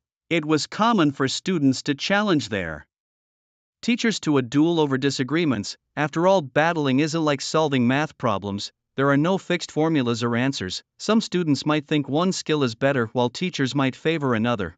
Both sides had their reasons, but neither would back down. So rather than argue, they would simply step onto the field and settle it in battle. Teachers would suppress their power to ensure a fair fight with the students. Whoever lost would accept defeat humbly. It was that simple and brutal. The strong are justified. In today's world, that's the rule of strength supremacy. Thus, a freshman daring to talk back to the dean was simply unheard of. Excellent. I do like students full of pride like you. Dean Zhou Hongfu chuckled, then turned and ordered Teacher Zhong forcibly expel Ling Zhan from the secret realm. Received, without a second word. Teacher Zhong focused on the targeted secret realm numbered 015. Ling Zhan, who was happily exploiting the situation, was suddenly enveloped by a purple beam of light. Ling Zhan frowned, and then everything around him turned dark. He felt a sensation of weightlessness emerging. 3 seconds later, everything returned to normal. He finally opened his eyes again, and then he saw countless people surrounding him in a circle, their eyes all staring intently at him as if they wanted to devour him. Ling Zhan was baffled. Wasn't I just happily exploiting the situation? What the hell happened that I was suddenly expelled from the secret realm? And why are these people staring at me so intensely? Ling Zhan, come up to the stage. The commanding voice of Dean Zhou suddenly reached his ears. Hearing this, Ling Zhan could only walk through the crowd, his face full of confusion, to the front of the stage. However, once he reached the stage, Ling Zhan realized, not only did the students below want to eat him, but even the 4 deans and the teachers seemed to want a piece of him. After Ling Zhan stepped onto the stage, he could perceive even more clearly the gazes of the new students below. They were like blades attacking him, a deep-rooted prejudice, a pervasive disdain and arrogance. Facing these gazes, Ling Zhan's eyes narrowed slightly, a cold glint flashing in the depths of his pupils. It seemed that his fellow freshmen still considered him an easy target. Beside him, Zhou Hongfu, with his hands behind his back, deliberately waited a few more minutes. It was during these minutes that the remaining freshmen safely exited the secret realm. Seeing this, all the deans and teachers nodded slightly. It appeared that the quality of this year's freshmen was indeed the highest in history. No fatalities occurred. It was at this moment, filled with dignity, that Dean Zhou finally spoke in front of all the freshmen. First of all, let me congratulate you all on successfully passing this new student speed trial. I won't waste words, as I know you are all curious about the overall rankings of this assessment. So it goes, Teacher Zhong, let's adjust the screen and reveal the final rankings of this grand examination. As these words were spoken, the screen, originally split into dozens of fragments, merged into one. The giant screen slowly unfolded and strings of data magically appeared out of thin air. In just a few seconds, a complete leaderboard was presented before everyone. The moment the overall ranking appeared, there was an uproar. Without any surprises, all the freshmen erupted into a tumultuous noise. However, the uproar lasted only a few seconds before turning into overwhelming skepticism. Ling Zhan actually ranked first. What was going on? Wasn't he the one who had been forcibly removed before even passing the 4th level? The rankings of others were not questioned as their completion times were clear, but Ling Zhan's time was outrageously fast, a record of 15 minutes and 21 seconds, a full minute ahead of Zhu Yaoguang. I couldn't help but exclaim, what audacity to manipulate the results so openly, elevating someone who didn't even pass the fourth level to first place. No wonder there were strong doubts. Apart from the record breaker, after completing the secret realm, the others only knew their own completion times and received only the rewards for completion, so they had no idea about their specific rankings. Indeed, the ones who found this result most unacceptable were Ji Wuming Huang by Qin Kan and Qian Meng. As for Zhu Yaoguang, upon witnessing this scene, her delicate face showed a look of astonishment, but then she calmed down. Indeed, she had not misjudged him. It seemed she needed to find an opportunity to have a real battle with this boy. And Su Ro was already staring intently at the figure on the main stage. Silence. Faced with the sky-high doubts, Zhou Hongfu raised his hand to calm the crowd. Once the young faces filled with doubt, discontent and frustration had calmed down, the old man revealed a smile. I knew you would question Ling Zhan's achievements, however worry not, at Tianyan Academy strength is paramount. If there are doubts, they must be dispelled. If there's manipulation, it must be uncovered. Even if anyone thinks that I as the dean am unworthy, they can challenge me. If I lose, I will step down without a word. So I have decided. To prove the fairness of this leaderboard, I now announce a competition. Ling Zhan will defend his position, and you, nearly 1,000 freshmen, can select 5 challengers to take turns challenging Ling Zhan. You doubt the fairness of the leaderboard? I give you the chance to prove it yourselves. The dean's words ignited the emotions of all the freshmen below, especially those prodigies who were biased against Ling Zhan, their eyes gleaming with excitement, eager to rush forward and give Ling Zhan a thorough beating. Faced with such a boiling scene, Zhou Hongfu suddenly turned his head with a smile and looked at Ling Zhan. Little guy, you have no objections to this arrangement, right? The deans and teachers were also watching Ling Zhan's reaction. They wanted to see what kind of emotional changes would occur in this genius who had performed perfectly in the secret realm when faced with the challenges from these geniuses. However, they were disappointed. There was no sign of panic or distress on the young man's face. I have no objections. Ling Zhan shook his head, then added, but I would like to propose a condition. Whatever condition you want, discuss it directly with the challenger, Zhou Hongfu said with a grin, handing the microphone to Ling Zhan. Ling Zhan took the microphone without any stage fright. In fact, he had long wanted to beat up this bunch of idiots. They were always full, with nothing better to do than point fingers and seek presents. I've tolerated you for a long time. Holding the microphone, Ling Zhan's eyes sharply scanned all the freshmen below. I know you've disliked me for a long time, but I don't care. Your mockery is no more than barking dogs to me. The crowd was stunned. What nerve! He dared to provoke so many people openly, especially Qian Meng, whose fists were clenched in anger, his delicate face turning the color of liver. And then Ling Zhan's mocking words rang out again. Don't be angry. When you mock me, I wasn't upset. Now that I mock you, you get angry. But this is also a good chance to make a bet with you. The stakes are simple. In the upcoming challenge, whoever loses will have to give up all their points and items earned in this speed trial. If you're too scared to take the bet, then stop barking at me. The freshman speed trial was about to end and points would be distributed according to the rankings. The top scorer would receive 10,000 points, the top 10 5,000, the top 53,000 and the top 100 2,000. Points would decrease incrementally beyond the 100th rank. The points for the top 100 were not insignificant. However, Ling Zhan's words did not frighten the crowd below. Instead, they became even more excited. Even Gao Yao and Shi Bianyu, who had initially planned to just watch, were tempted, because if they defeated Ling Zhan, they could earn 10,000 points. 10,000 points. I'll take that bet. Get out of the way. Let me challenge first. Damn it, I called it first. Even the freshmen ranked lower were eagerly raising their hands to sign up. Watching the freshmen scrambling to challenge, the deans exchanged glances, each seeing the amusement in the other's eyes. It probably wouldn't be long before these eager freshmen would feel fortunate that they hadn't succeeded in getting on stage. And at this moment, Ling Zhan was slowly walking towards the arena, rising in the middle of the square. The scene before him was quite amusing. The top contender in the freshman speed trial, treated like a soft persimmon that everyone wanted to squeeze. Even those ranked beyond 500 wanted to take a shot at this top ranker. Enough, all of you be quiet. You lot ranked beyond 100 are not worthy of a challenge. The previously silent Qian Meng suddenly spoke with a dark tone. The freshmen, who were buzzing with excitement, instantly quieted down. Their faces were filled with frustration, itching to argue with Qian Meng. However, a glance at the screen showing Qian Meng's rank at 45 made them promptly shut their mouths. Before the exams, they might not have understood each other's strengths and would have dared to talk back to Qian Meng, but now with the actual rankings revealed, how could they remain arrogant? Here strength reigns supreme, the mighty rule the roost. Of course, they had no doubts about the ranks of others, but they were skeptical about Ling Zhan's ranking. After all, they had witnessed Ling Zhan failing to pass even the fourth barrier and being forcibly removed by the teacher. Yet, this person ended up ranked first. Ridiculous, absolutely ridiculous. Qian Meng shall be the first challenger then, and possibly the last one, Qian Meng declared, and then he walked towards the arena. Everyone consciously cleared a path for him. The top 10 prodigies initially wanted to challenge as well, but seeing Qian Meng stepping forward, they lost interest in competing for the spot. They were also curious to see if Ling Zhan was truly as weak as his performance suggested.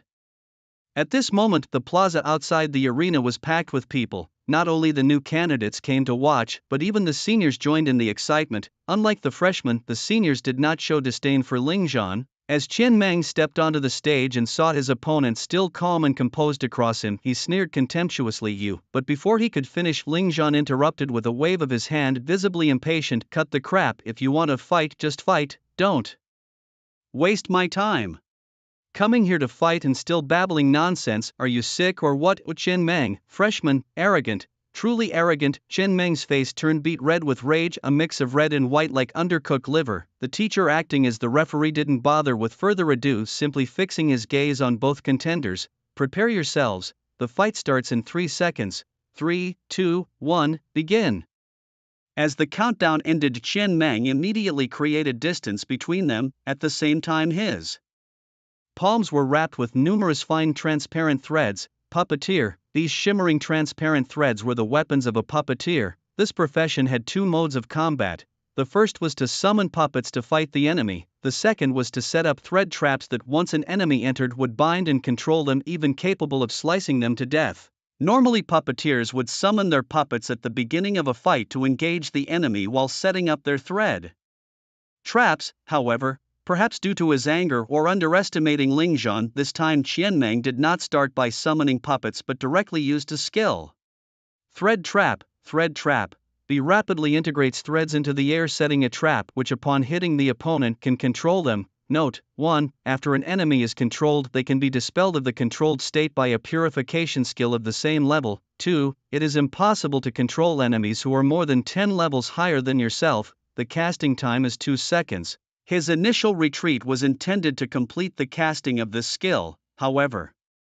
Whoosh! An arrow swiftly aimed at his lower body flies towards him at lightning speed. Such a fast arrow. Qian Meng's face changes abruptly, forcing him to abruptly interrupt his chanting. He jumps up, his legs split, dodging the arrow, targeting his lower half, just as he was about to take a breath and continue chanting.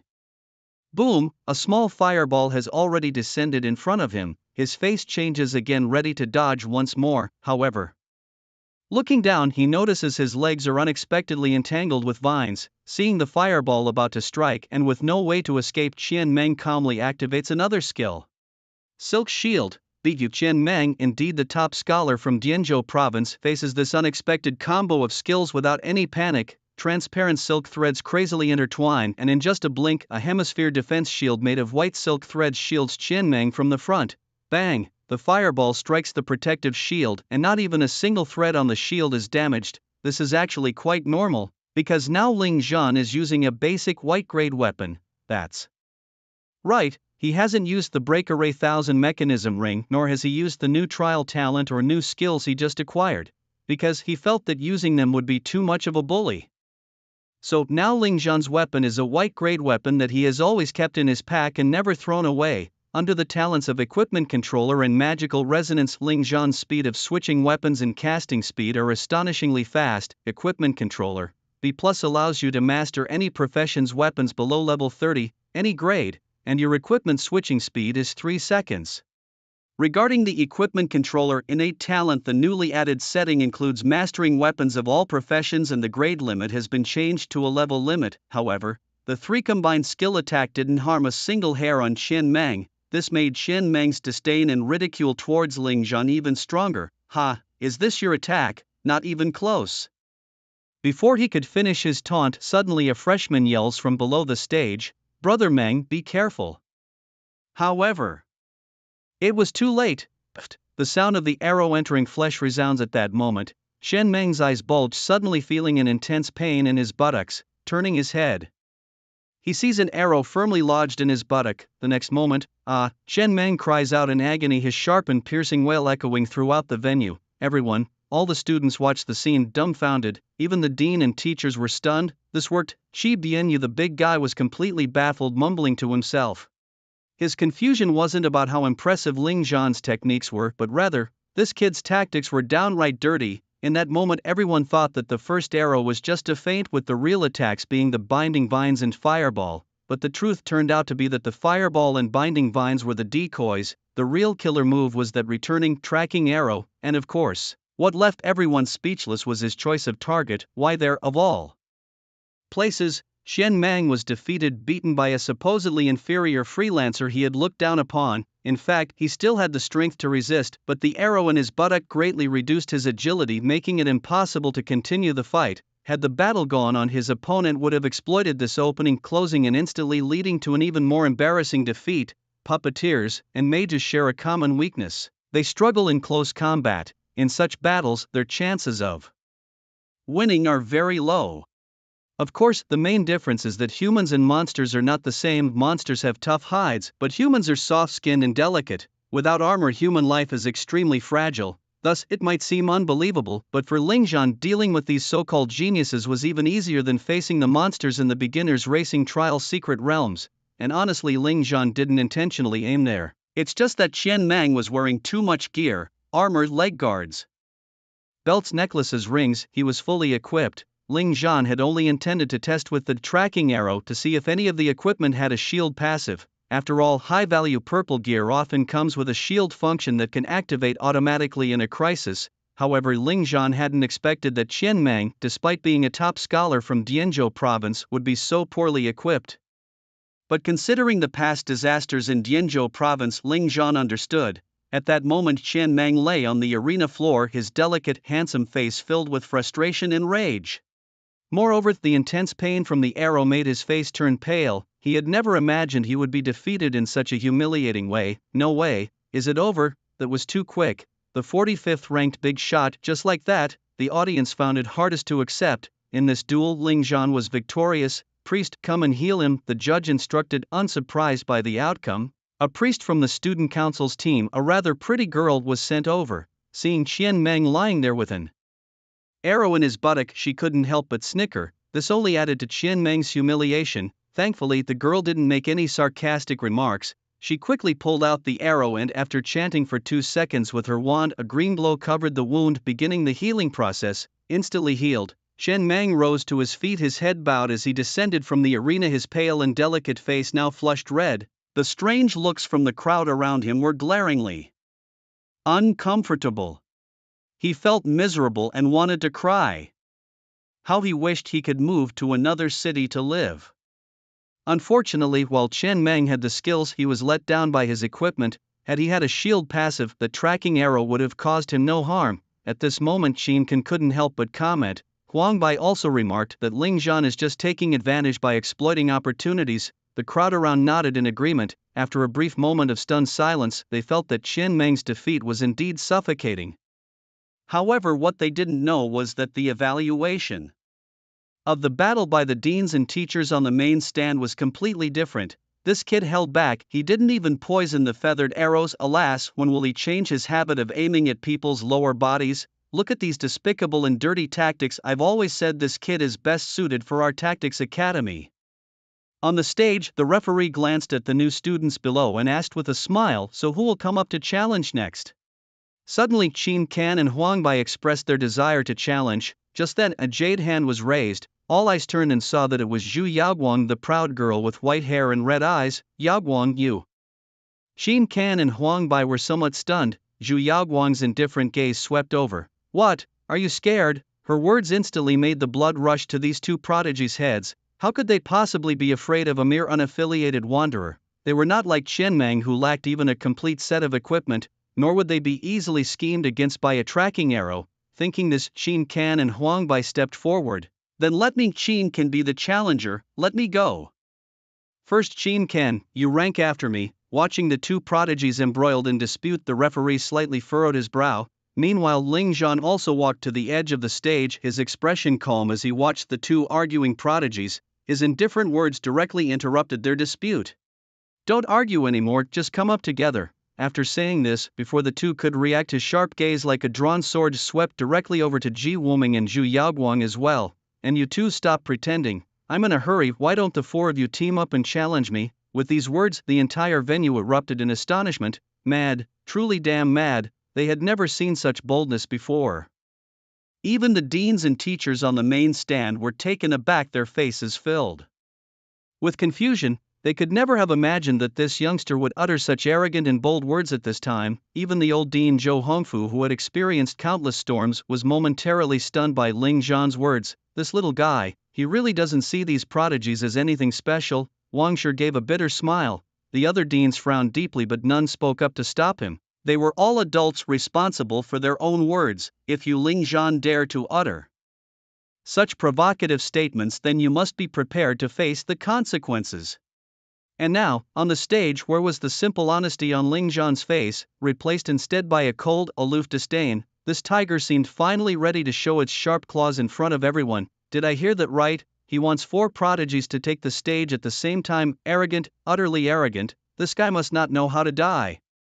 Provoking Huang Bai and Qin Kan was one thing, but to challenge Ji Wuming and Zhu Yaoguang as well, without exception, all the spectators, including those seniors who had witnessed Ling Zhan defeating the boss firsthand, thought Ling Zhan's words were way too ignorant. Indeed, Ling Zhan is formidable, having become the top freshman, but there should be a limit to his arrogance. Does he not realize how terrifying the strength of Ji Wuming and Zhu Yaoguang is? Ling Zhan couldn't possibly think he's the big boss, expecting the four prodigies to team up against him? The four challenged prodigies had various expressions at the moment. Huang Bai and Qin Kan's faces were flushed with anger, feeling insulted. Zhu Yaoguang's pretty face remained calm. Ji Wuming simply smirked in his usual arrogant manner, displaying a disdainful, superior attitude. Obviously, among these three, only Ji Wuming and Zhu Yaoguang maintained a mindset of being sober while everyone else was drunk. But they underestimated the level of Ling Zhan's provocation. Once this lone wolf tore off his simple mask, what remained was a chillingly dark and ruthless determination. He coldly looked towards the princess-like proud girl, surrounded by a crowd like stars around the moon, his indifferent voice slowly rising. Zhu Yaoguang, dare you wager with me? If I lose, I'll be your slave for life, no second words. But if I win, I don't ask for much, just serve me tea, warm my bed for a month as a maid. Do you dare take this bet?